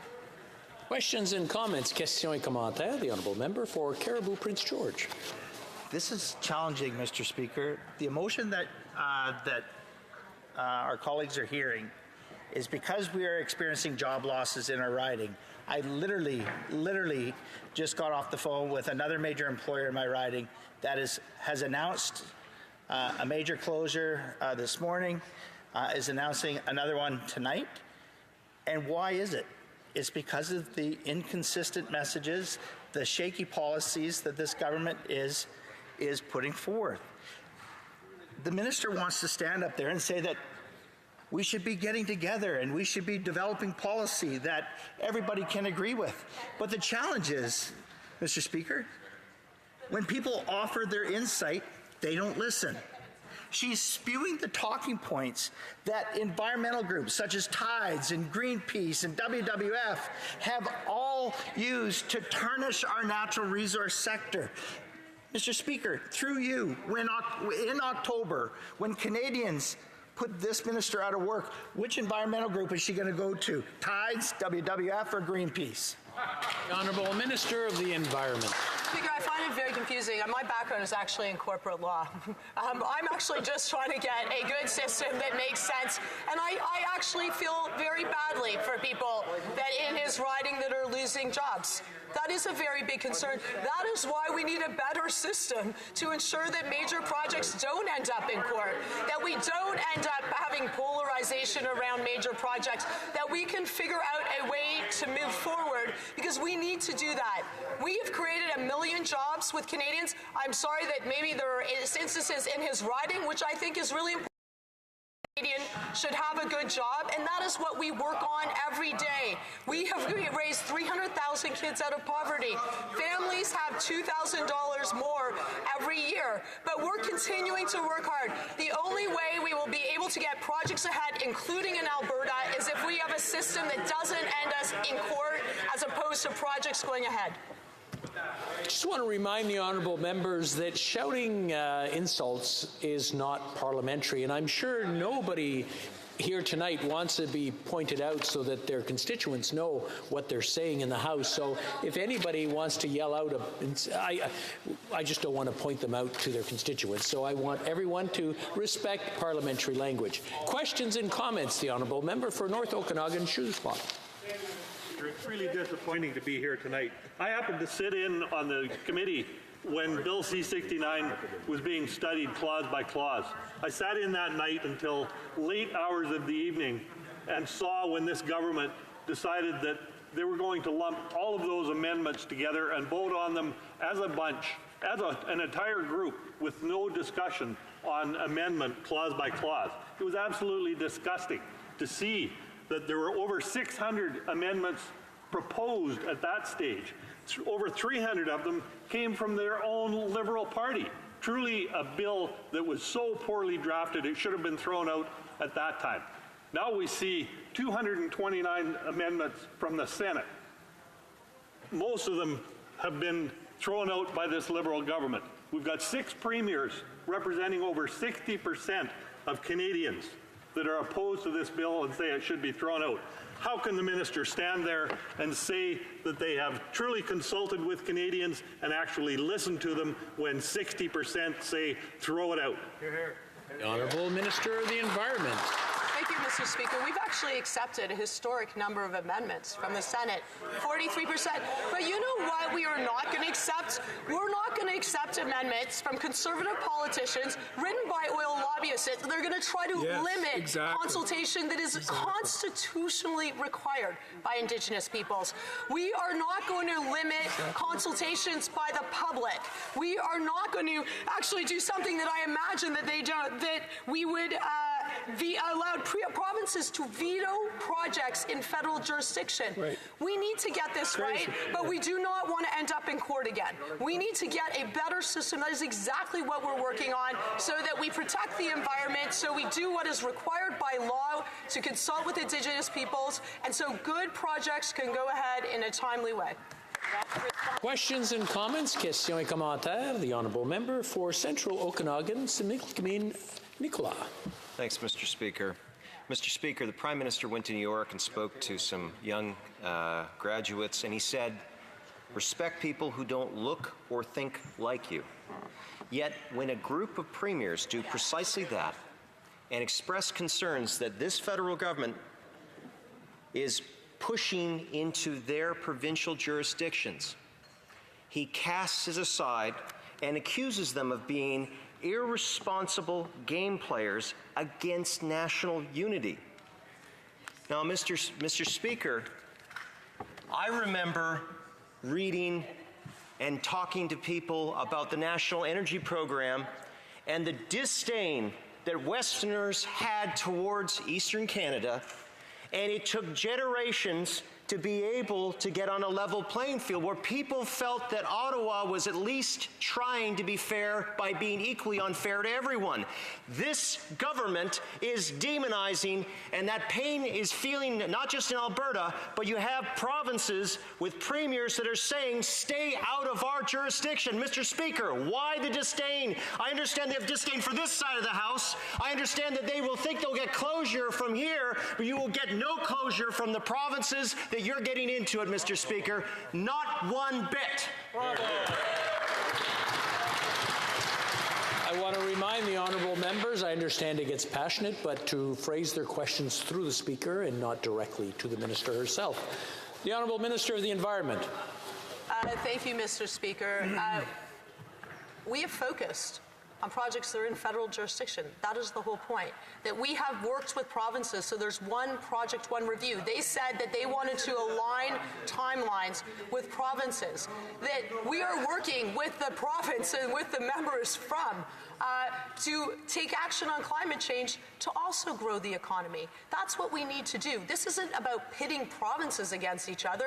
This is about figuring out a way that we can rebuild the public trust that was so lost under the Harper government when he gutted environmental assessment laws without any consultation.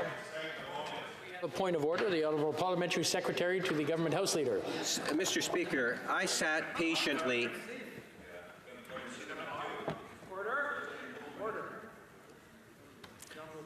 Secretary. I sat patiently and listened to the member opposite pose a very interesting question, to say the least. And it was very quiet, and we could hear the question, even though we didn't like the question, Mr. Speaker. The minister stands up to answer the question, much like they're doing right now, Mr. Speaker. It's a constant heckle. It's difficult at times to even hear the minister answer. I would ask that there be decorum on the other side. The honourable members, I want to remind I'll come to you in a second, the honourable member, the honourable opposition House Leader. One moment. I want to remind the honourable members what the rules are in the House. When someone is speaking, we don't shout, we don't heckle. Now, I just want to remind everyone, I've mentioned it already. Let's see if we can stick to those rules. The Honourable Opposition House Leader. Thank you, Mr. Speaker. Here's what's happening, is there is the most destructive bill to this country that has been proposed by any government, and the debate has been shut down. Members of Parliament are not allowed to speak their constituents' concerns, so there has been a lot of heckling going on. I agree, because Bill C-69 is the worst piece of legislation. Debate, but thank you for making that point.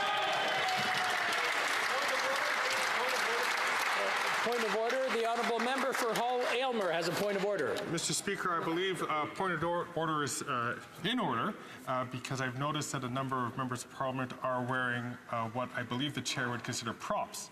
And I would like, if the Prime Minister, if the Speaker would like to make a ruling on that, please. Okay, one moment. I'm going to consult with my table officers just to make sure that everything's in order.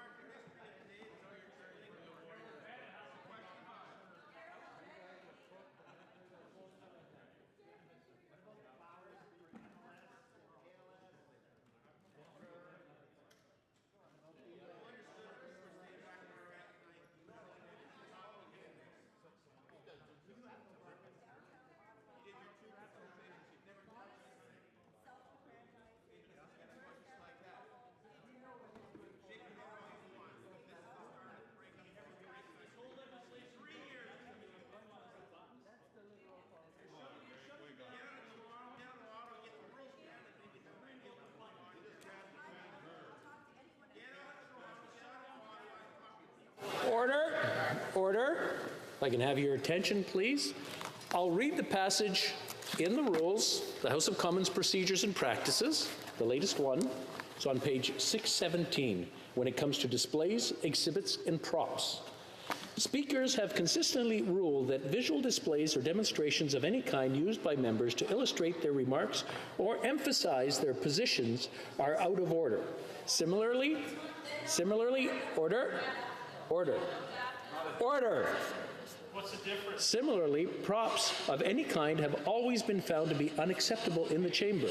Members may hold notes in their hands, but they will be interrupted and reprimanded by the Speaker if they use papers, documents, or other objects to illustrate their remarks. And I think that's the key sentence right there. Exhibits have also been ruled inadmissible during the flag debate in 1964. The Speaker had to remind members on numerous occasions that the display of competing flag designs was not permissible. Small Canadian flags and desk flags have been disallowed, while political buttons and lapel pins have not been considered exhibits as long as they do not cause disorder. The Speaker has interrupted a division to request that certain members remove props from their lapels. My understanding of this is if the prop sends a message, it does interrupt and disrupt. So I will rule that we cannot have the buttons if they have a message that disrupts the chamber.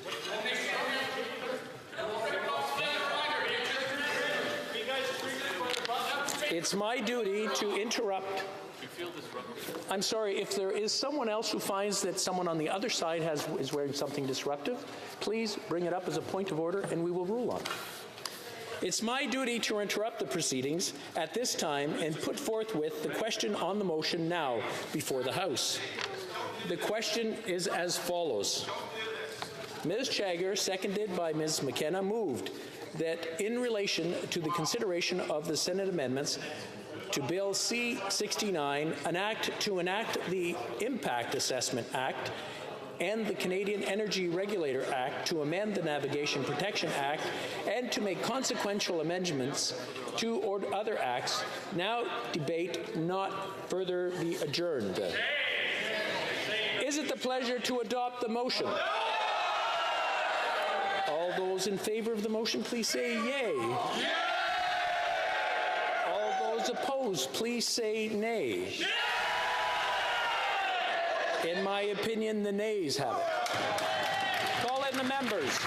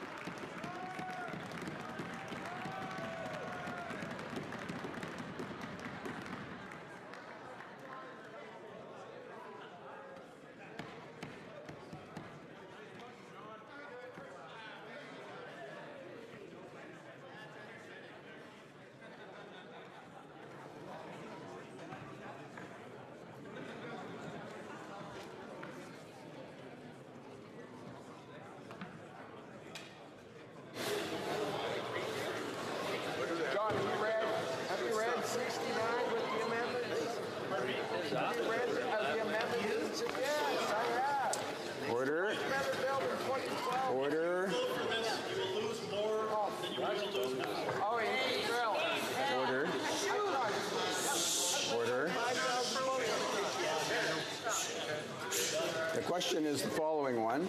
Ms. Shager, seconded by Ms. McKenna, moved that in relation to consideration of Senate amendments to Bill C-69, shall I dispense? All those in favor of the motion will please rise. Ms. Chager. Ms. Chager. Mr. Hare. Mr. Hare. Mr. Macaulay Cardigan. Mr. Macaulay Cardigan. Mr. Sajjan. Madame Joly. Joly. Mr. Goodale. Mr. Goodale. Mr. Rodriguez. Mr. Rodriguez. Ms. Pitpat-Taylor. Ms. Pitpat-Taylor. Ms. Murray. Ms. Murray. Monsieur Lametti. Monsieur Lametti. Ms. Bennett. Ms. Bennett. Ms. Haidu. Ms. Haidu. Ms. Tassi. Ms. Tassi. Mrs. Jordan. Mrs. Jordan. Ms. Mahaichuk. Ms. Mahaichuk. Mr. Casey Carmelin-Colchester. Mr. Casey Carmelin-Colchester. Mr. Easter. Mr. Easter. Mr. McKay. Mr. McKay. Mr. Knoll. Mr. Knoll. Ms. Groh. Ms. Groh. Mr. Iking. Mr. Iking. Mrs. Lockhart. Mrs. Lockhart. Monsieur Lausanne, Jean La Petite Nation. Monsieur Lausanne, Jean La Petite Nation. Mrs. McCrimmon. Mrs. McCrimmon. Ms. Jones. Ms. Jones. Mr. Algabra. Algabra. Mr. Oliphant. Oliphant. Mr. Carr. Ms. Gould. Ms. Gould. Mr. Sohi. Mr. Holland. Monsieur Champagne. Monsieur Champagne. Ms. Monsef. Ms. Monsef. Monsieur Duclos. Monsieur Duclos. Ms. McKenna. Ms. McKenna. Madame Bibeau. Madame Bibeau. Mr. Wilkinson. Mr. Wilkinson. Mr. Cuzner. Cuzner. Mr. Casey Charlottetown. Mr. Casey Charlottetown. Monsieur Serré. Monsieur Serré. Monsieur Miller-Ville-Marie, le Sud-Ouest et les Serres. Monsieur Miller-Ville-Marie, le Sud-Ouest et les Serres. Monsieur Chiefquet. Monsieur Chiefquet. Mr. Bagnall. Bagnall. Monsieur Paradis. Monsieur Paradis. Mr. McGinty. Mr. McGinty. Mr. Scarpaleggia. Mr. Scarpaleggia. Mr. Sims. Mr. Sims. Ms. Ratanzi. Ratanzi. Mr. Fergus. Mr. Fergus. Mr. Ananda Sangari. Mr. Ananda Sangari. Mr. Fillmore. Fillmore. Ms. Goldsmith-Jones. Ms. DeMoff. Ms. DeMoff. Mr. Mendicino. Mr. Mendicino. Mr. Duguid. Mr. Duguid. Mr. Lamour. Mr. Lamour. Mr. McKinnon-Gatineau. Mr. McKinnon-Gatineau. Mr. Beach. Mr. Beach. Mr. Lightbound. Mr. Lightbound. Ms. O'Connell. Ms. O'Connell. Ms. Cara. Ms. Cara. Mr. Verani. Mr. Verani. Mr. Fraser Central Nova. Mr. Fraser Central Nova. Ms. Young. Ms. Young. Mrs. Schultz. Mrs. Schultz. Monsieur Vandal. Monsieur Vandal. Monsieur Poisson. Monsieur Poisson. Mr. De Courcy. Mr. De Courcy. Mrs. Romanado. Mrs. Romanado. Mr. Massa-Avignon-Lamétis, Matane Matapédia. Mr. Massa-Avignon-Lamétis, Matane Matapédia. Monsieur Hébert. Hébert. Mr. Jivneski. Jesneski. Mr. Dhaliwal. Dhaliwal. Mr. Pesky-Salido. Pesky-Salido. Madame Mendez. Madame Mendez. Monsieur Dubourg. Monsieur Dubourg. Mr. Leslie. Leslie. Mr. Aldag. Mr. Aldag. Mr. Amos. Mr. Amos. Mr. Arsenault. Arsenault. Mr. Aria. Mr. Aria. Monsieur Ayoub. Mr. Ayoub. Mr. Badaway. Mr. Badaway. Mr. Bayliss. Mr. Bayliss. Madame Lapointe. Lapointe. Mr. Biddle. Mr. Biddle. Mr. Boissonneau. Mr. Bossio. Bossio. Mr. Brettina. Brettina. Monsieur Breton. Monsieur Breton. Mr. Chen. Mr. Chen. Ms. DeBruson. Mr. Bruson. Ms. Dillon. Ms. Dillon. Monsieur Drouin. Monsieur Drouin. Ms. Zerowitz. Ms. Zerowitz. Mr. Sassi. Mr. Sassi. Monsieur El Khoury. Monsieur El Khoury. Mr. Ellis. Mr. Ellis. Mr. Erskine Smith. Mr. Erskine Smith. Mr. Eyolfson. Mr. Eyolfson. Mr. Finnegan. Mr. Finnegan. Mr. Fisher. Mr. Fisher. Mr. Fonseca. Fonseca. Mr. Fragiscatos. Fragiscatos. Mr. Fraser Westnova. Mr. Fraser Westnova. Mr. Fuhrer. Fuhrer. Mr. Garrettson. Garrettson. Mr. Graham. Mr. Graham. Mr. Hardy. Mr. Hardy. Mr. Harvey. Mr. Harvey. Mr. Housefather. Housefather. Mr. Yakono. Monsieur Yacono. Ms. Khalid. Ms. Khalid. Mr. Long. Mr. Long. Mr. Longfield. Mr. Longfield. Mr. Maloney. Mr. Maloney. Mr. May Cambridge. Mr. May Cambridge. Mr. McDonald. Mr. McDonald. Mr. McKinnon, Coquitlam, Port Coquitlam. Mr. McKinnon, Coquitlam, Port Coquitlam. Mr. McLeod, Northwest Territories. McLeod, Northwest Territories. Mr. Morrissey. Mr. Morrissey. Madame Nassif. Madame Nassif. Mr. Ouellet. Monsieur Ouellet. Mr. Peterson. Mr. Peterson. Mr. Picard. Mr. Picard. Mr. Rioux. Mr. Rioux. Mr. Robillard. Mr. Robillard. Ms. Rudd. Ms. Rudd. Mr. Rumi. Mr. Rumi. Mr. Saini. Mr. Saini. Mr. Sanson. Mr. Sanson. Mr. Senga. Mr. Senga. Mr. Sarai. Sarai. Madame Shanahan. Madame Shanahan. Ms. Sidhu Brampton South. Ms. Sidhu Brampton South. Mr. Sorbera. Mr. Sorbara. Mr. Spengeman. Mr. Spengeman. Mr. Tabera. Mr. Tabera. Mr. Tan. Mr. Tan. Ms. Vandenbell. Ms. Vandenbell. Mr. Whalen. Mr. Whalen. Mrs. Zaid. Mrs. Zaid. Madame Fortier. Madame Fortier. Madame Lambropoulos. Madame Lambropoulos. Mr. Rogers. Mr. Rogers. Ms. Yep. Ms. Yep. Madame Bendayan. Madame Bendayan. Obviously, you don't talk to your constituents if you think this. Que tous ceux qui s'opposent à la motion. All those opposed to the motion will please rise. Ms. Bergen. Ms. Gladue. Gladue. Mr. McColman. Mr. McColman. Monsieur Poiliev. Monsieur Poiliev. Monsieur Deltel. Monsieur Deltel. Ms. Rampel. Ms. Rampel. Monsieur Blaney Bellechasse, les Chemins Lévis. Monsieur Blaney Bellechasse, les Chemins Lévis. Mr. Nuttall. Mr. Nuttall. Mr. Doherty. Mr. Doherty. Mr. Barlow. Mr. Barlow. Monsieur Martel. Monsieur Martel. Monsieur Paulus. Monsieur Paulus. Mr. Albus. Mr. Albus. Mr. Richards. Mr. Richards. Mr. Warkington. Mr. Warkington. Mrs. Stubbs. Mrs. Stubbs. Mrs. Vecchio. Mrs. Vecchio. Mr. Abultaif. Mr. Abultaif. Mr. Lake. Mr. Lake. Mr. Sorensen. Mr. Sorensen. Monsieur Godin. Monsieur Godin. Mr. Reid. Mr. Reid. Mr. Brassard. Mr. Brassard. Mr. Sweet. Mr. Sweet. Mr. General. Mr. General. Ms. Alislev. Ms. Alislev. Mr. Carey. Mr. Carey. Mr. Hobach. Mr. Hobach. Mr. McGuire. Mr. McGuire. Mr. Yudega. Mr. Yurdega. Mr. Calkins. Mr. Calkins. Mrs. Gallant. Mrs. Gallant. Mr. Dreeshen. Mr. Dreeshen. Mr. Cooper. Mr. Cooper. Mr. Albrecht. Mr. Albrecht. Mr. Arnold. Mr. Arnold. Mr. Gould. Mr. Gould. Mr. Kitchen. Mr. Kitchen. Mr. Waugh. Mr. Waugh. Mr. Schmale. Mr. Schmale. Mr. Macaulay Edmonton West. Mr. Macaulay Edmonton West. Mr. Shields. Mr. Shields. Mr. Weber. Mr. Weber. Mr. Motts. Mr. Motts. Mr. Benson. Mr. Benson. Mr. Lloyd. Mr. Lloyd. Mr. Davidson. Mr. Davidson. Mr. Sopak. Mr. Sopak. Mr. Van Kesteren. Van Kesteren. Mr. Miller, Bruce Gray, Owensound. Mr. Miller, Bruce Gray, Owensound. Mr. Trost. Mr. Trost. Mr. Julian. Mr. Julian. Mr. Davies. Mr. Davies. Ms. Ashton. Ms. Ashton. Madame Brosseau. Madame Brosseau. Ms. Blaney, North Island, Powell River. Ms. Blaney, North Island, Powell River. Mr. Choquette. Mr. Choquette. Mr. Johns. Mr. Johns. Mr. McGregor. Mr. McGregor. Mr. Rankin. Mr. Rankin. Madame Boutin-Sweet. Madame Boutin-Sweet. Ms. Matheson. Ms. Matheson. Madame Hughes. Madame Hughes. Monsieur Plamondon. Monsieur Plamondon. Monsieur Sainte-Marie. Monsieur Sainte-Marie. Madame Posé. Madame Posé. Monsieur Fortin. Monsieur Fortin. Monsieur Barsalou-Duval. Monsieur Barsalou-Duval. Ms. May, Saanich-Golf-Island. Ms. May, Saanich-Golf-Island. Mr. Manley. Mr. Manley. Mr. Weir. Mr. Weir. Ms. Ledwood. Ms. Ledwood.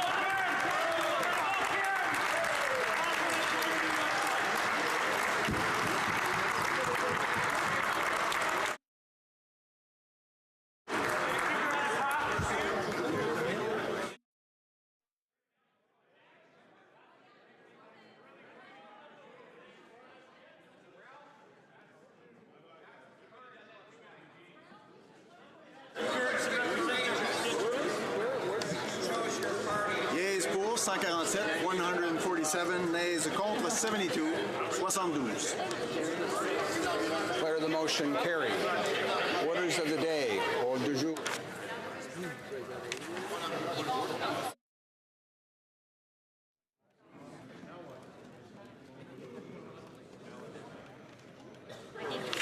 Émanant du gouvernement, projet de loi émanant du gouvernement.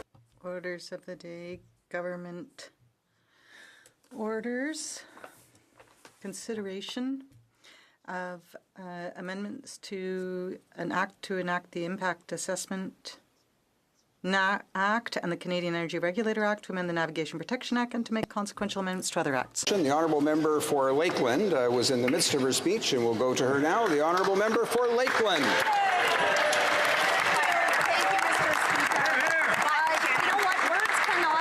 To describe how alarming, outrageous, and insane it is that the Liberals, after 1 hour of debate, are shutting it down and forcing a vote on their rejection of the majority of 187 necessary Senate amendments to Bill C-69. The Liberals are gutting all the substantive amendments that Indigenous communities and businesses, 9 out of 10 provinces, all 3 territories, resource and other private sector proponents insisted must be included to prevent Bill C-69 from harming the whole Canadian economy and interfering with provinces and burdening municipalities with, for example, the rejection of 11 out of 15 amendments to Part 3 of the bill.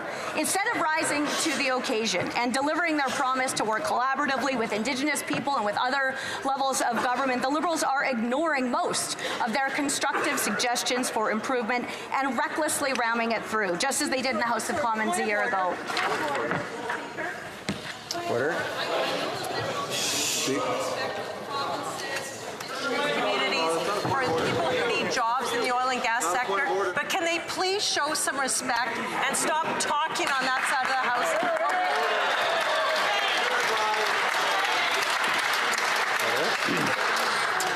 I thank the Honourable Opposition House Leader for bringing attention to the fact that it is quite noisy in the chamber.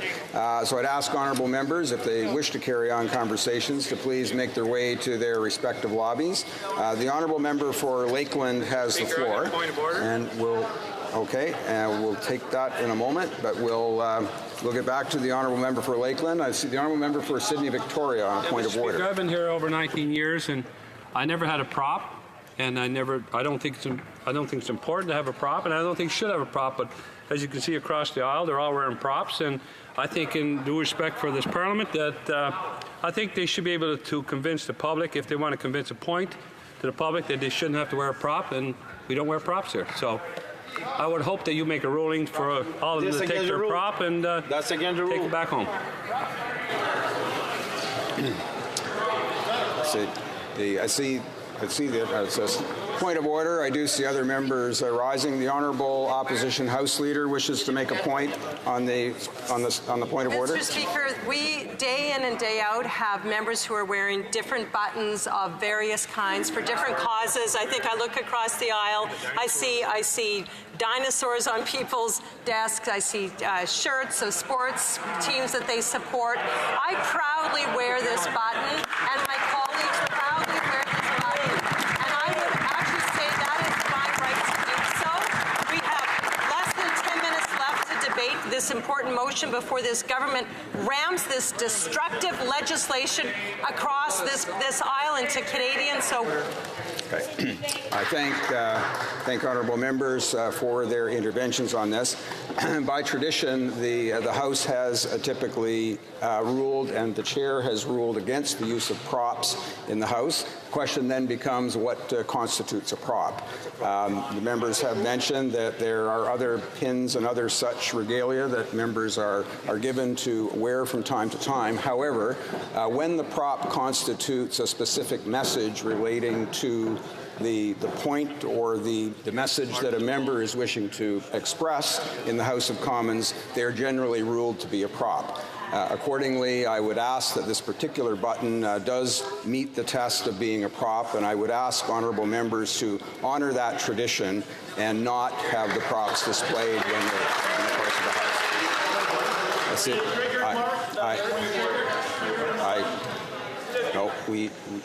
I decided that I see the honourable member for Lanark, Frontenac, Kingston rising on a point. Is it on this point of order? The honourable member. Speaker, I had the button on. I took it off in order to address you. I understand why the Speaker, that is the person addressing the chair, ought not to be wearing a button. But everybody else is not actually addressing the chair. And in the same way that we have different standards addressed for those who are speaking and those who are merely present in the House, I think that's a reasonable distinction to make. Otherwise, effectively, the member can say that those who are doing something I don't like, wearing something I don't like, ought to leave the House. I think let's enforce this in a reasonable way on the Speaker and not go and try to expand this at this time. I thank the honourable member for his additional comments. I would ask again that honourable members not be representing themselves in the House with a prop that expresses a specific position that they wish to express in the House. I have made the ruling, and I'd ask honourable members in the tradition of the House that they abide by that. Let's go to the honourable member for Lakeland.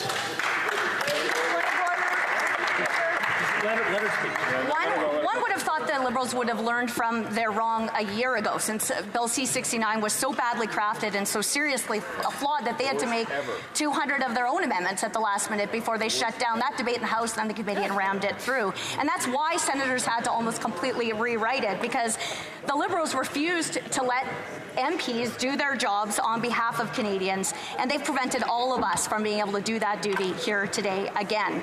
And even though last night it took the Speaker over half an hour to just read all the changes we are debating today, here the Liberals are doing it again and going to ram through this bad bill. Canadians across the country are very concerned. Eric Nuttall, a Toronto-based senior portfolio manager with 9 Point Partners who invests in Canadian oil and gas stocks, he said what the Liberals are doing to Canada's oil and gas sector is, quote, borderline treasonous. A recent Financial Post op-ed said, and these are the words in the paper, they're not mine, that Bill C-69 is, quote, a bill written by economic ignoramuses who have no understanding as to why Canada enjoys high living standards, and called it, quote, sabotage. And why is there such a broad coalition of voices opposed to Bill C-69 because it will damage all of Canada in different ways. It will seriously hinder the establishment of major energy infrastructure, and it's about whether Canada is a place where big-scale, capital-intensive, major projects of many different kinds can be built.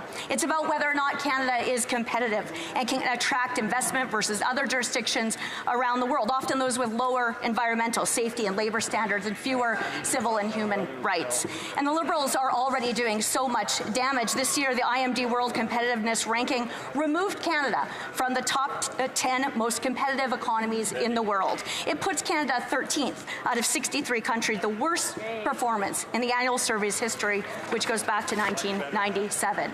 And C-69 will do so much more damage. The Liberal approach introduces longer timelines with no maximum caps, despite the minister's claim, and vague criteria for assessments that will create more uncertainty and continue to drive money and jobs into other countries. Bill C-69, as the Liberals are going to pass it, undermines every element that is key to attract and retain investment and jobs in Canada, like certainty on timelines and permanence of the process to mitigate risk as a factor in several years-long capital planning life cycles. But in Bill C-69, there are numerous ways to that create potential for delay and that allow the Governor and Council to extend timelines arbitrarily without providing justification.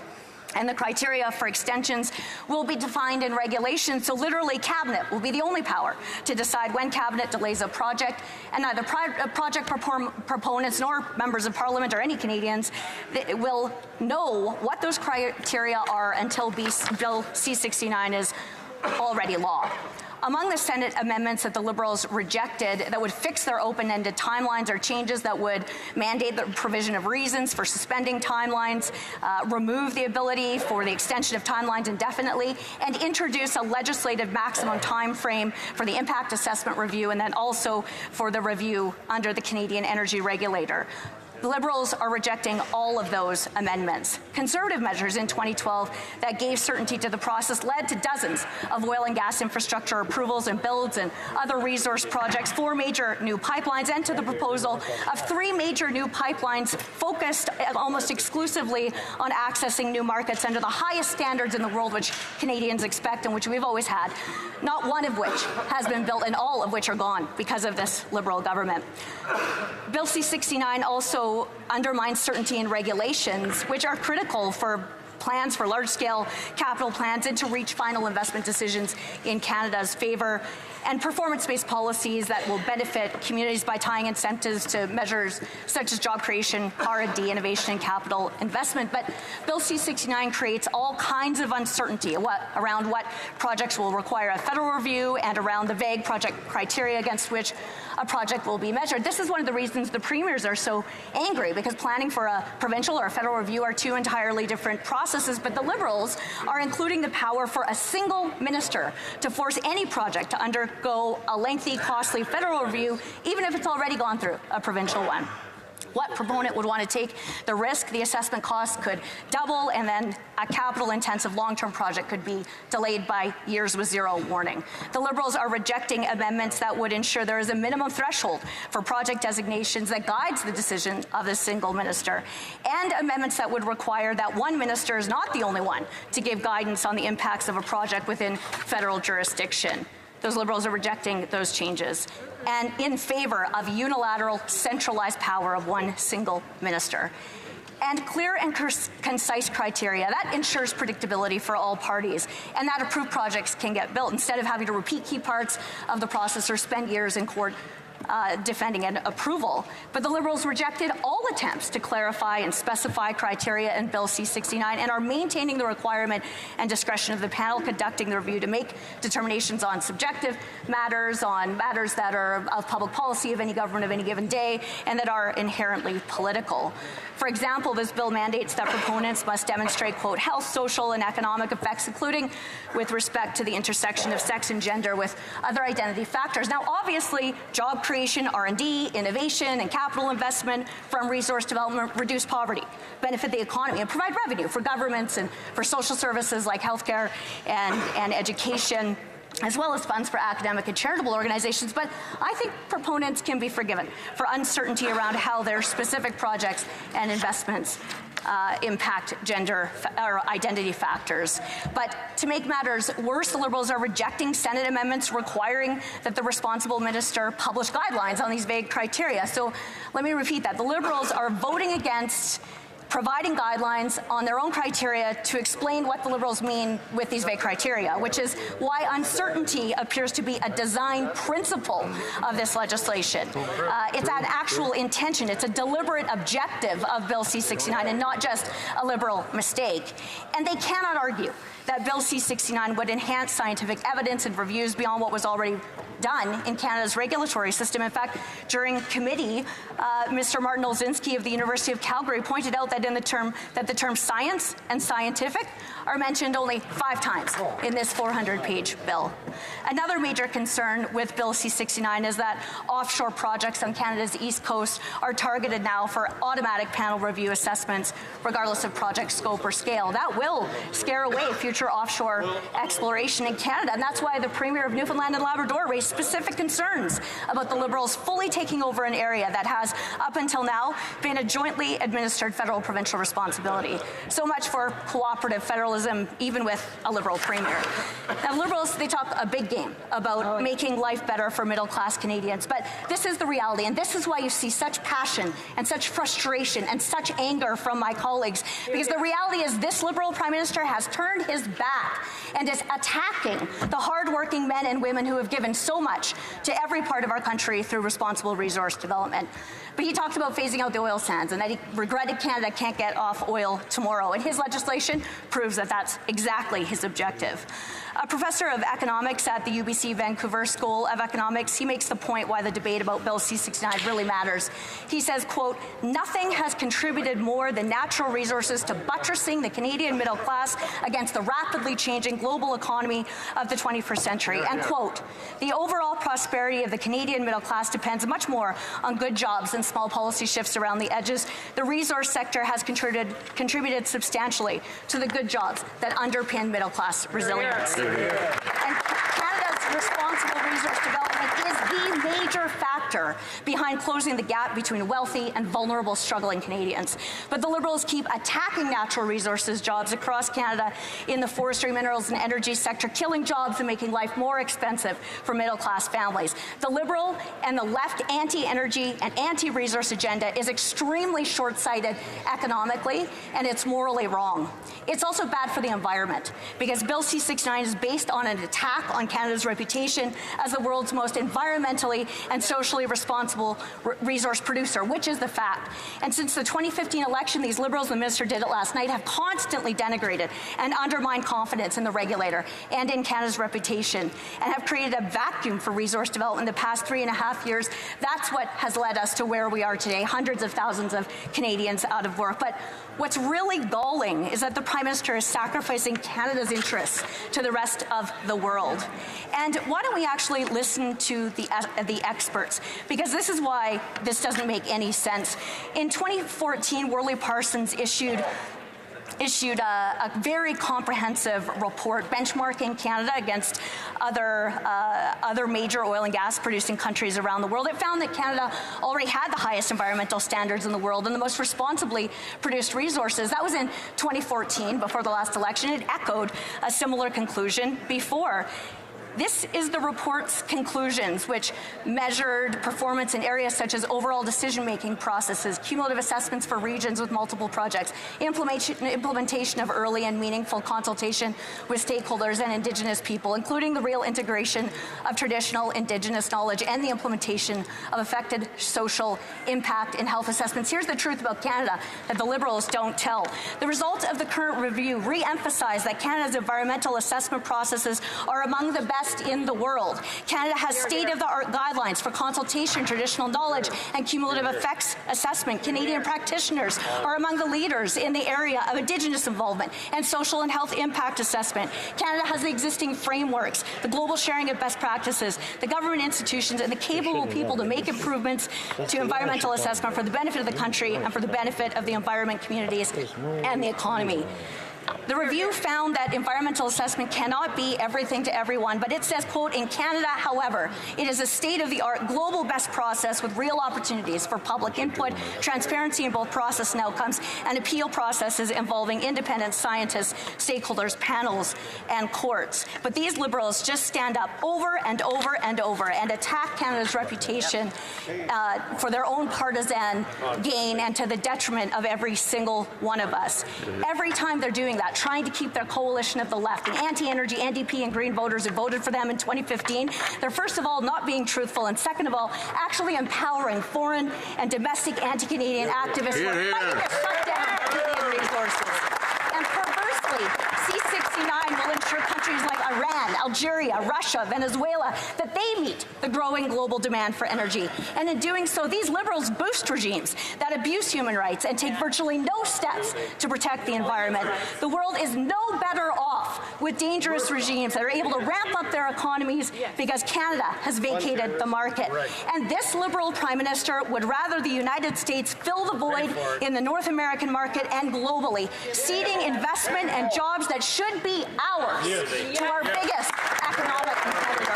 The fact is that Canada has more than enough energy sources of all kinds to be energy independent, and Canada is no better off when it allows its competitors to take the field uncontested, and neither is that good for the environment. An energy-independent Canada would be a Canada firing on all cylinders across all sectors and regions. And the Liberals, therefore, they need to accept 100% of the amendments made by the Senate, and if they don't, this bill needs to die.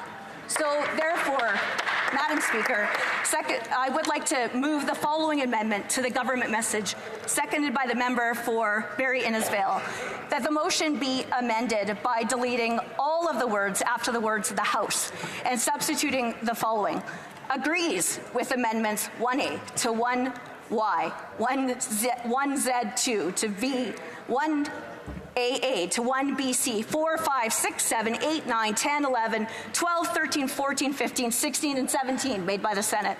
Proposes that amendment 1ZI be amended by deleting the words conducted by a review panel. Proposes that amendment 2 be amended to read as follows: 2 clause 6, page 94. A, replace line 19 with the following: quote, cite, establish the panel's terms of reference in consultation with the chairperson of the Canada-Nova Scotia Offshore Petroleum Board, and B, delete lines 34 and 35. Proposes that Amendment 3 be amended by adding the following: C, delete lines 23 and 24. That is the bare minimum that these Liberals must do for every single community in every corner of this country and for our long-term future, and to keep Canada proud, strong, and free.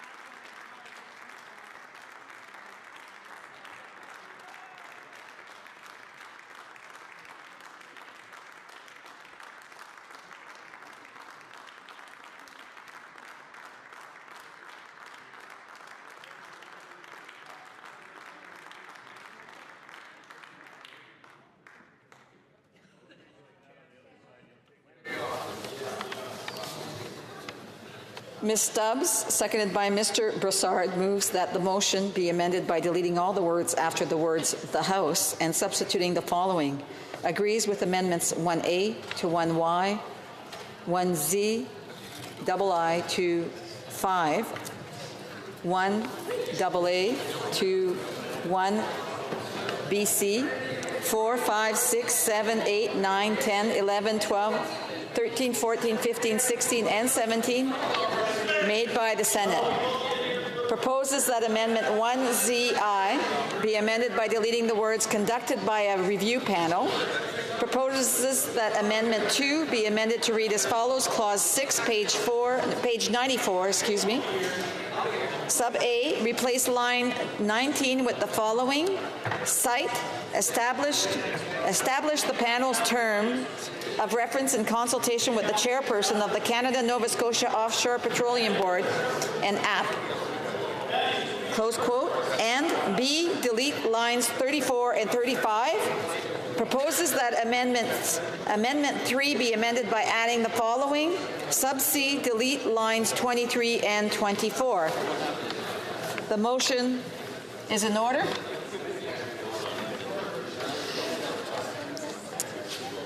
Comme il est 8h10.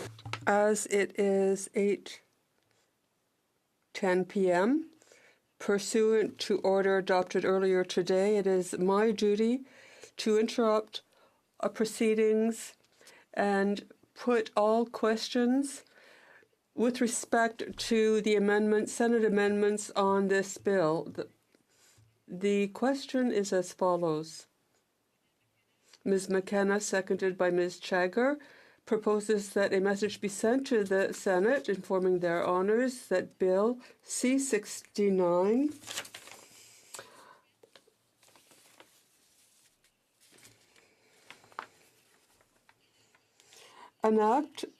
to enact the Impact Assessment Act and the Canadian Energy Regulator Act, to amend the Navigation Protection Act, and to make consequential amendments to other acts.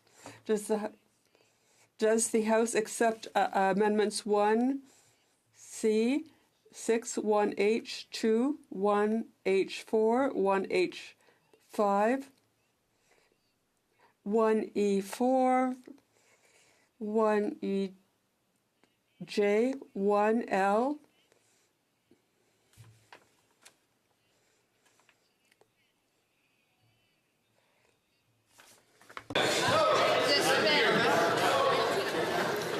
J, 1J1, 1J3, 1LV, 1R1, 1R2, 1U1, 1U2, 152, 1W1, 1W3,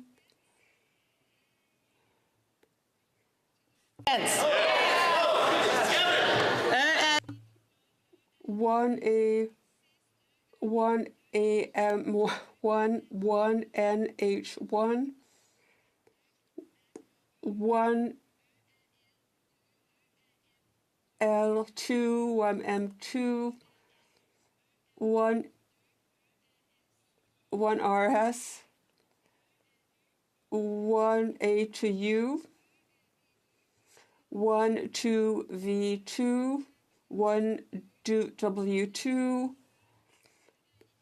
1-2Y2, 1BE, 1-3B, 601, 6P, 6R, 611A, 11DA, 16.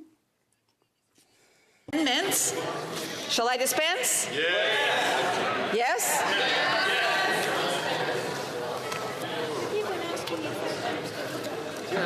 Mrs. Stubbs, seconded by Mr. Brassard, moved the following amendment, that the motion be amended by deleting all the words after the words "the House" and substituting the following. Agrees with amendments 1A. Should I dispense?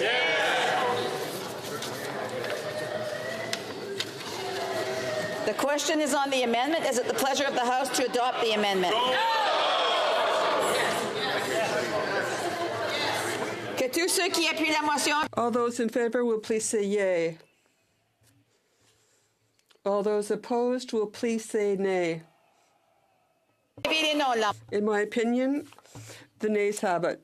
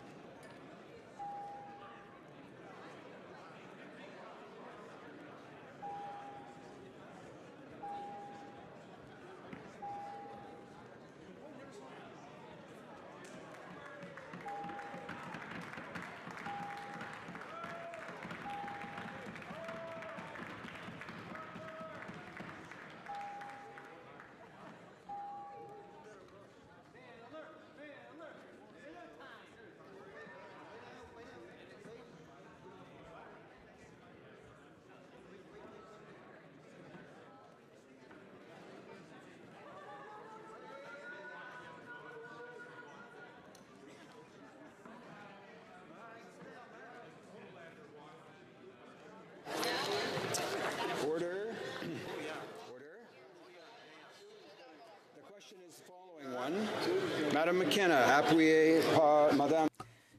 Ms. McKenna moves that a message be sent to the Senate to acquaint their honors. May I dispense? Yes? Mrs. Stubbs, seconded by Mr. Broussard, moved the following amendment, that the motion be amended by deleting all of the words after the words "the House" and substituting the following. Shall I dispense? Yes? The question is on the amendment. All those in favor of the amendment will please rise. Mr. Scheer. Mr. Scheer. Ms. Gladue. Mr. McColman. Ms. Bergen. Ms. Bergen. Mr. Poiliev. Mr. Poiliev. Mr. Deltel. Mr. Deltel. Ms. Rempel. Ms. Rempel. Mr. Blény-Bellechasse-Chemin-Lévis. Mr. Blény-Bellechasse-Chemin-Lévis. Mr. Nuttall. Mr. Nuttall. Mr. Doherty. Mr. Doherty. Mr. Barlow. Mr. Barlow. Mr. Martel. Mr. Martel. Mr. Paulus. Mr. Paulus. Mr. Albus. Mr. Albus. Mr. Richards. Mr. Richards. Mr. Warkington. Mr. Warkington. Mrs. Stubbs. Mrs. Stubbs. Mrs. Vecchio. Mrs. Vecchio. Mr. Aboultaif. Mr. Aboultaif. Mr. Lake. Mr. Lake. Mr. Sorensen.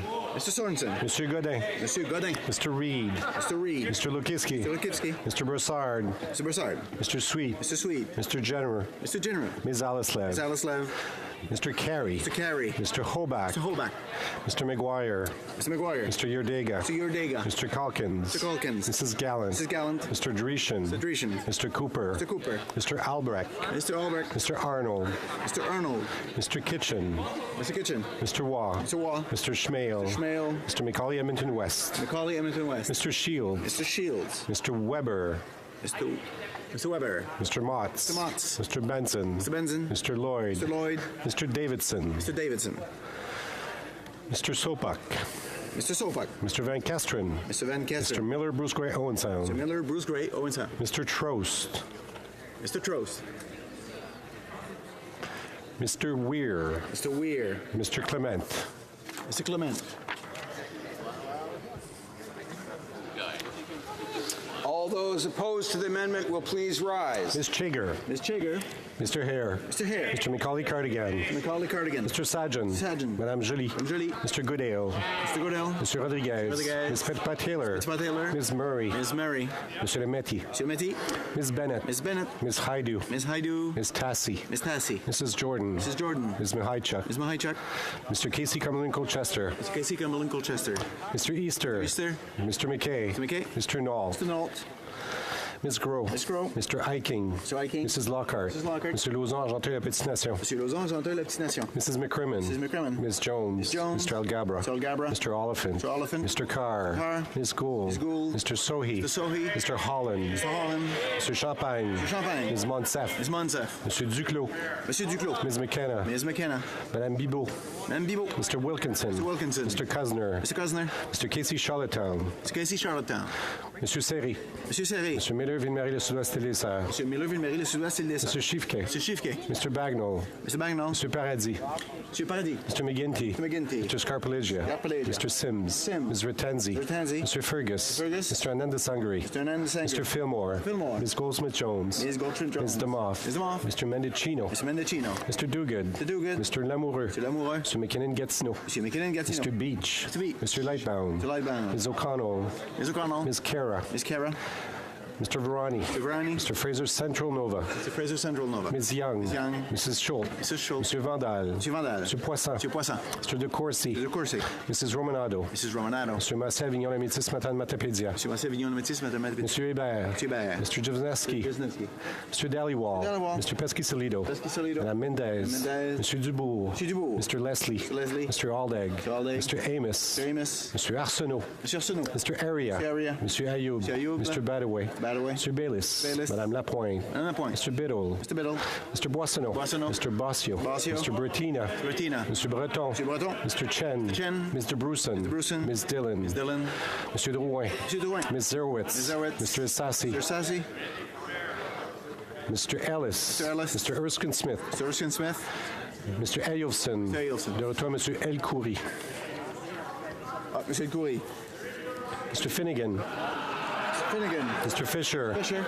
Mr. Fonseca. Fonseca. Mr. Fragiscatos. Fragiscatos. Mr. Fraser Westnova. Mr. Fraser Westnova. Mr. Fuhrer. Fuhrer. Mr. Garrettson. Garrettson. Mr. Graham. Mr. Graham. Mr. Hardy. Mr. Hardy. Mr. Housefather. Mr. Housefather. Monsieur Iacono.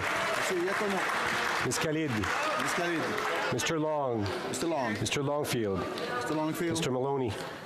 Mr. Maloney. Mr. May Cambridge. May Cambridge. Mr. McDonald. Mr. McDonald. Mr. McKinnon, Coquitlam, Port Coquitlam. Mr. McKinnon, Coquitlam, Port Coquitlam. Mr. McLeod, Northwest Territories. McLeod, Northwest Territories. Mr. Morrissey. Mr. Morrissey. Madame Nassif. Madame Nassif. Mr. Ouellet. Monsieur Ouellet. Mr. Peterson.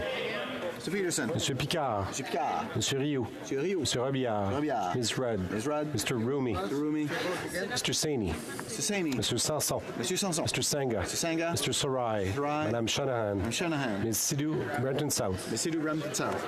Mr. Sorbera. Mr. Sorbara. Mr. Spangeman. Mr. Spangeman. Mr. Tabera. Mr. Tabara. Mr. Tan. Mr. Tan. Ms. Vandenbelt. Ms. Vandenbelt. Mr. Whalen. Mr. Whalen. Mrs. Zaid. Mrs. Zaid. Madame Fortier. Madame Fortier. Madame Lambropoulos. Madame Lambropoulos. Mr. Rogers. Mr. Rogers. Ms. Yep. Ms. Yep. Mr. Rota. Mr. Rota. Madame Bendayan. Madame Bendayan. Mr. Julian. Mr. Julian. Mr. Davies. Mr. Davies. Madame Brosseau. Madame Brosseau. Ms. Blaney, North Island, Powell River. Ms. Blaney, North Island, Powell River. Mr. Choquette. Mr. Choquette. Mr. Cannings. Mr. Cannings. Mr. Johns. Mr. Johns. Mr. McGregor. Mr. McGregor. Mr. Rankin. Mr. Rankin. Madame Boutin-Sweet. Madame Boutin-Sweet. Mr. Christopherson. Mr. Christopherson. Madame Madison. Ms. Madison. Madame Hughes. Madame Hughes. Monsieur Sainte-Marie. Monsieur Sainte-Marie. Madame Posé. Madame Posé. Monsieur Fortin. Monsieur Fortin. Monsieur Barsalou-Duval. Monsieur Barsalou Duval. Ms. May Sanish-Golf-Island. Ms. May Sanish-Golf-Island. Mr. Manley. Mr. Manley.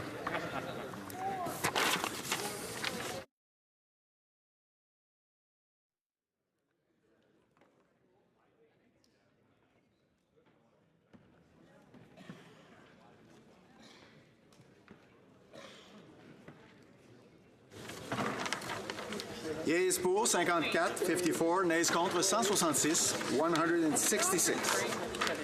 I declare the amendment defeated. The next question is on the main motion. The question is as follows.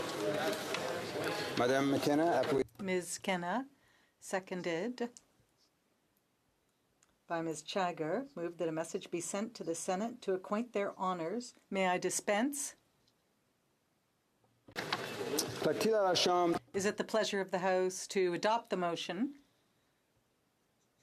All those in favor of the motion will please say yay. all those opposed will please say nay. In my opinion, the yeas have it.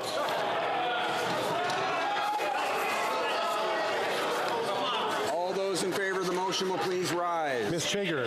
Ms. Chager. Mr. Hare. Mr. Hare. Mr. Macaulay Cardigan. Mr. Macaulay Cardigan. Mr. Sajjan. Mr. Sajjan. Madame Jolie. Madame Jolie. Mr. Goodale. Goodale. Mr. Rodriguez. Rodriguez. Ms. Fitzpatrick. Ms. Fitzpatrick. Ms. Murray. Ms. Murray. Mr. Demetti. Mr. Demetti. Ms. Bennett. Ms. Bennett. Ms. Haidu. Ms. Haidu. Ms. Tassi. Ms. Tassi. Mrs. Jordan. Mrs. Jordan. Ms. Mahichuk. Ms. Mahichuk. Mr. Casey Cumberland Colchester. Casey Cumberland Colchester. Mr. Easter. Mr. Easter. Mr. McKay. Mr. McKay. Mr. Knoll. Mr. Knoll. Ms. Groh. Ms. Groh. Mr. Eiking. Mr. Eiking. Mrs. Lockhart. Mrs. Lockhart. Mr. Lausanne Gentil, La Petite Nation. Monsieur Lausanne Gentil, La Petite Nation. Mrs. McCrimmon. Mrs. McCrimmon. Ms. Jones. Ms. Jones. Mr. Algabra. Mr. Algabra. Mr. Oliphant. Oliphant. Mr. Carr. Mr. Carr. Ms. Gould. Ms. Gould. Mr. Sohi. Mr. Sohi. Mr. Holland. Mr. Holland. Mr. Champagne. Monsieur Champagne. Ms. Monsef. Ms. Monsef. Mr. Duclos. Monsieur Duclos. Ms. McKenna. Ms. McKenna. Madame Bibeau. Mr. Wilkinson. Mr. Cosner. Mr. Casey Charlottetown. Casey Charlottetown. Mr. Serry. Monsieur Serry. Mr. Bagnall. Mr. Paradis. Monsieur Paradis. Oh, de retour à Mr. Miller, Ville-Marie, le Sud-Ouest et les Sœurs. Monsieur Miller, Ville-Marie, le Sud-Ouest et les Sœurs. Mr. Schiefke. Monsieur Schiefke. Mr. McGinty. No, we're good. McGinty. Monsieur McGinty. Mr. Scarpaleggia. Mr. Scarpaleggia. Mr. Sims. Mr. Sims. Ms. Retenzi. Ms. Retenzi. Mr. Fergus. Mr. Fergus. Mr. Ananda Sangari. Ananda Sangari. Mr. Fillmore. Fillmore. Ms. Goldsmith-Jones. Ms. Goldsmith-Jones. Ms. Damoff. Ms. Damoff. Mr. Mendicino. Mr. Mendicino. Mr. Duguid. Mr. Duguid. Mr. Lamoureux. Monsieur Lamoureux. Mr. McKinnon-Gatineau. Mr. McKinnon-Gatineau. Mr. Beach. Mr. Beach. Mr. Lightbound. Monsieur Lightbound. Ms. O'Connell. Ms. O'Connell. Ms. Cara. Ms. Cara. Mr. Virani. Mr. Virani. Mr. Fraser Central Nova. Mr. Fraser Central Nova. Ms. Young. Ms. Young. Mrs. Schultz. Mrs. Schulte. Mr. Vandal. Mr. Vandal. Mr. Poisson. Mr. Poisson. Mr. De Courcy. Mr. De Courcy. Mrs. Romanado. Mrs. Romanado. Mr. Massa-Avignon et Métis, Matane Matapédia. Monsieur Massé, Avignon Métis, Madame Matapédia. Monsieur Hébert. Monsieur Hébert. Mr. Jevneski. Mr. Jesnevsky. Mr. Dhaliwal. Mr. Dhaliwal. Mr. Pesky-Solido. Mr. Pesky-Solido. Madame Mendez. Madame Mendez. Mr. Dubourg. Mr. Dubourg. Mr. Leslie. Mr. Leslie. Mr. Aldag. Mr. Aldag. Mr. Amos. Mr. Amos. Mr. Arsenault. Mr. Arsenault. Mr. Aria. Mr. Aria. Mr. Ayoub. Mr. Ayoub. Mr. Badaway. Mr. Badaway. Mr. Bayless. Mr. Bayless. Madame Lapointe. Madame Lapointe. Mr. Biddle. Mr. Biddle. Mr. Boissonneau. Mr. Boissonneau. Mr. Bassio. Mr. Bassio. Mr. Bretina. Mr. Bretina. Mr. Breton. Mr. Breton. Mr. Chen. Mr. Chen. Mr. Bruson. Mr. Bruson. Ms. Dillon. Ms. Dillon. Mr. Drouin. Mr. Drouin. Ms. Zerwitz. Ms. Zerwitz. Mr. Sassy. Mr. Sassy. Mr. El Khoury. Mr. El Khoury. Mr. Ellis. Mr. Ellis. Mr. Erskine Smith. Mr. Erskine Smith. Mr. Ayelson. Mr. Ayelson. Mr. Fisher. Oh, wait. Mr. Fisher. Back to Mr. Finnegan. Mr. Finnegan. Mr. Fonseca. Fonseca. Mr. Fragiscados. Fragiscados. Mr. Fraser Westnova. Mr. Fraser Westnova. Mr. Fuhr. Mr. Garrettson. Mr. Graham. Mr. Graham. Mr. Hardy. Mr. Hardy. Mr. Housefather. Mr. Housefather. Mr. Iacono. Mr. Iacono. Ms. Khalid. Ms. Khalid. Mr. Long. Mr. Long. Mr. Longfield. Mr. Longfield. Mr. Maloney. Mr. Maloney. Mr. May Cambridge. Mr. May Cambridge. Mr. McDonald. Mr. McDonald. Mr. McKinnon, Coquitlam, Port Coquitlam. Mr. McKinnon, Coquitlam, Port Mr. Coquitlam. McLeod, Northwest Territories. McLeod, Northwest Territories. Mr. Morrissey. Mr. Morrissey. Madame Nassif. Madame Nassif. Mr. Wallet. Monsieur Wallet. Mr. Peterson. Peterson. Mr. Picard. Mr. Picard. Mr. Rioux. Monsieur Rioux. Mr. Robillard. Mr. Robillard. Ms. Rudd. Ms. Rudd. Mr. Rumi. Mr. Rumi. Mr. Saini. Mr. Saini. Mr. Sanson. Monsieur Sanson. Mr. Sanga. Mr. Sanga. Mr. Sarai. Mr. Sarai. Madame Shanahan. Madame Shanahan. Ms. Sidhu Brampton South. Ms. Sidhu Brampton South. Mr. Sorbera. Mr. Sorbara. Mr. Spangeman. Mr. Spangeman. Mr. Tabera. Mr. Tabera. Mr. Tan. Mr. Tan. Ms. Vandenbell. Vandenbell. Mr. Whalen. Whalen. Mrs. Zaid. Mrs. Zaid. Madame Fortier. Madame Fortier. Madame Lambropoulos. Madame Lambropoulos. Mr. Rogers. Mr. Rogers. Ms. Yep. Ms. Yep. Mr. Rota. Mr. Rota. Madame Bendayan. Madame Bendayan. Mr. Julian. Mr. Julian. Mr. Davies. Mr. Davies. Madame Rousseau. Madame Rousseau. Ms. Blaney, North Island Powell River. Ms. Blaney, North Island Power River. Mr. Choquette. Mr. Choquette. Mr. Cannings. Mr. Cannings. Mr. Johns. Mr. Johns. Mr. McGregor. Mr. McGregor. Mr. Rankin. Mr. Rankin. Madame Boutin-Sweet. Madame Boutin-Sweet. Mr. Christofferson. Mr. Christofferson. Ms. Matheson. Ms. Matheson. Madame Hughes. Madame Hughes. Monsieur Sainte-Marie. Monsieur Sainte-Marie. Madame Posé. Madame Posé. Monsieur Fortin. Monsieur Fortin. Monsieur Barsalou-Duval. Monsieur Barsalou-Duval. All those opposed to the motion will please rise. Mr. Scheer. Mr. Scheer. Ms. Ladoux. Mr. McColman. Mr. McColman. Ms. Bergen. Ms. Bergen. Mr. Poiliev. Mr. Poiliev. Monsieur Deltel. Monsieur Deltel. Ms. Rampel. Ms. Rampel. Monsieur Blaney, Bellechasse, les Chemin Lévis. Monsieur Blaney, Bellechasse, les Chemin Lévis. Mr. Nuttall. Mr. Nuttall. Mr. Doherty. Mr. Doherty. Mr. Barlow. Mr. Barlow. Monsieur Martel. Monsieur Martel. Monsieur Paulus. Monsieur Paulus. Mr. Albus. Mr. Albus. Mr. Richards. Mr. Richards. Mr. Warkington. Mr. Warkington. Mrs. Stubbs. Mrs. Stubbs. Mrs. Vecchio. Mrs. Vecchio. Mr. Aboultaïf. Mr. Aboultaïf. Mr. Lake. Mr. Lake. Mr. Sorensen. Mr. Sorensen. Mr. Godin. Mr. Godin. Mr. Reed. Mr. Reed. Mr. Lukiski. Mr. Lukiski. Mr. Broussard. Mr. Broussard. Mr. Sweet. Mr. Sweet. Mr. Jenner. Mr. Jenner. Ms. Alislev. Ms. Alislev. Mr. Carey. Mr. Carey. Mr. Holbach. Mr. Holbach. Mr. McGuire. Mr. McGuire. Mr. Udega. Mr. Urdega. Mr. Calkins. Mr. Calkins. Mrs. Gallant. Mrs. Gallant. Mr. Dreeshen. Mr. Dreeshen. Mr. Cooper. Mr. Cooper. Mr. Albrecht. Mr. Albrecht. Mr. Arnold. Mr. Arnold. Mr. Kitchen. Mr. Kitchen. Mr. Waugh. Mr. Waugh. Mr. Schmale. Mr. Schmale. Mr. McCauley, Edmonton West. Mr. Macaulay, Edmonton West. Mr. Shields. Mr. Shields. Mr. Weber. Mr. Weber. Mr. Motts. Mr. Motts. Mr. Benson. Mr. Benson. Mr. Lloyd. Mr. Lloyd. Mr. Davidson. Mr. Davidson. Mr. Sopak. Mr. Sopak. Mr. Van Kesteren. Van Kesteren. Mr. Miller, Bruce Gray, Owen Sound. Mr. Miller, Bruce Gray, Owen Sound. Mr. Trost. Mr. Trost. Ms. May, Saanich Golf Island. Ms. May, Saanich Golf Islands. Mr. Manley. Manley. Mr. Weir. Mr. Weir. Mr. Clement. Mr. Clement.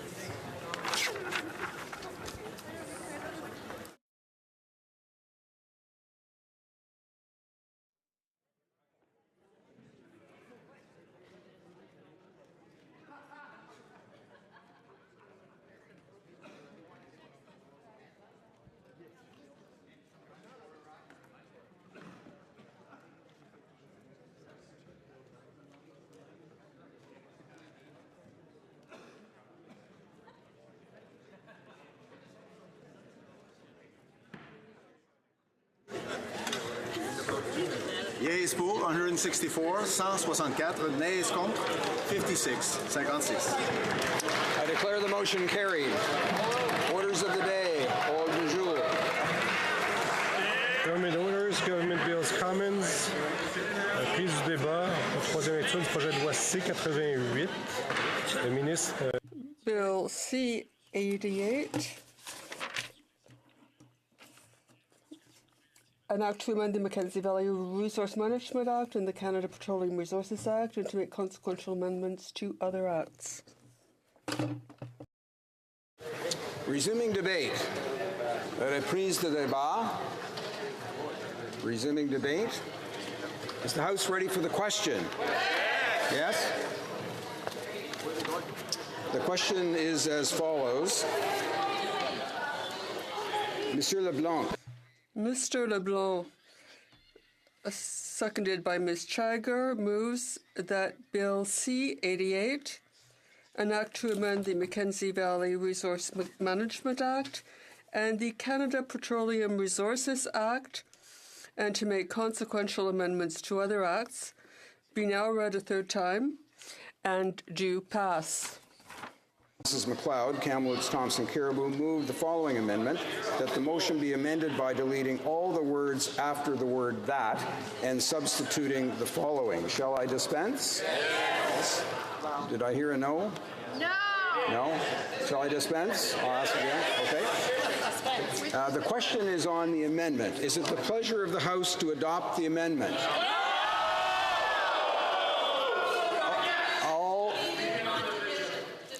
On division? Defeated on division? Okay, I declare the amendment defeated on division.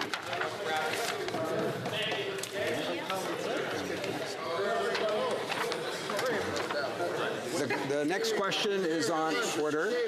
The next question is on the main motion. Mr. LeBlanc, seconded by Mr. LeBlanc, seconded by Ms. Chagger. Mackenzie Valley Resource Management Act and the Canada Petroleum Resources Act, and to make consequential amendments to other acts, be now read a third time and do pass. Is it the pleasure of the House to adopt the motion? All those in favor of the motion will please say yea. All those opposed will please say nay. In my opinion, the yeas have it. All those in favor of the motion will please... Oh, I'm sorry.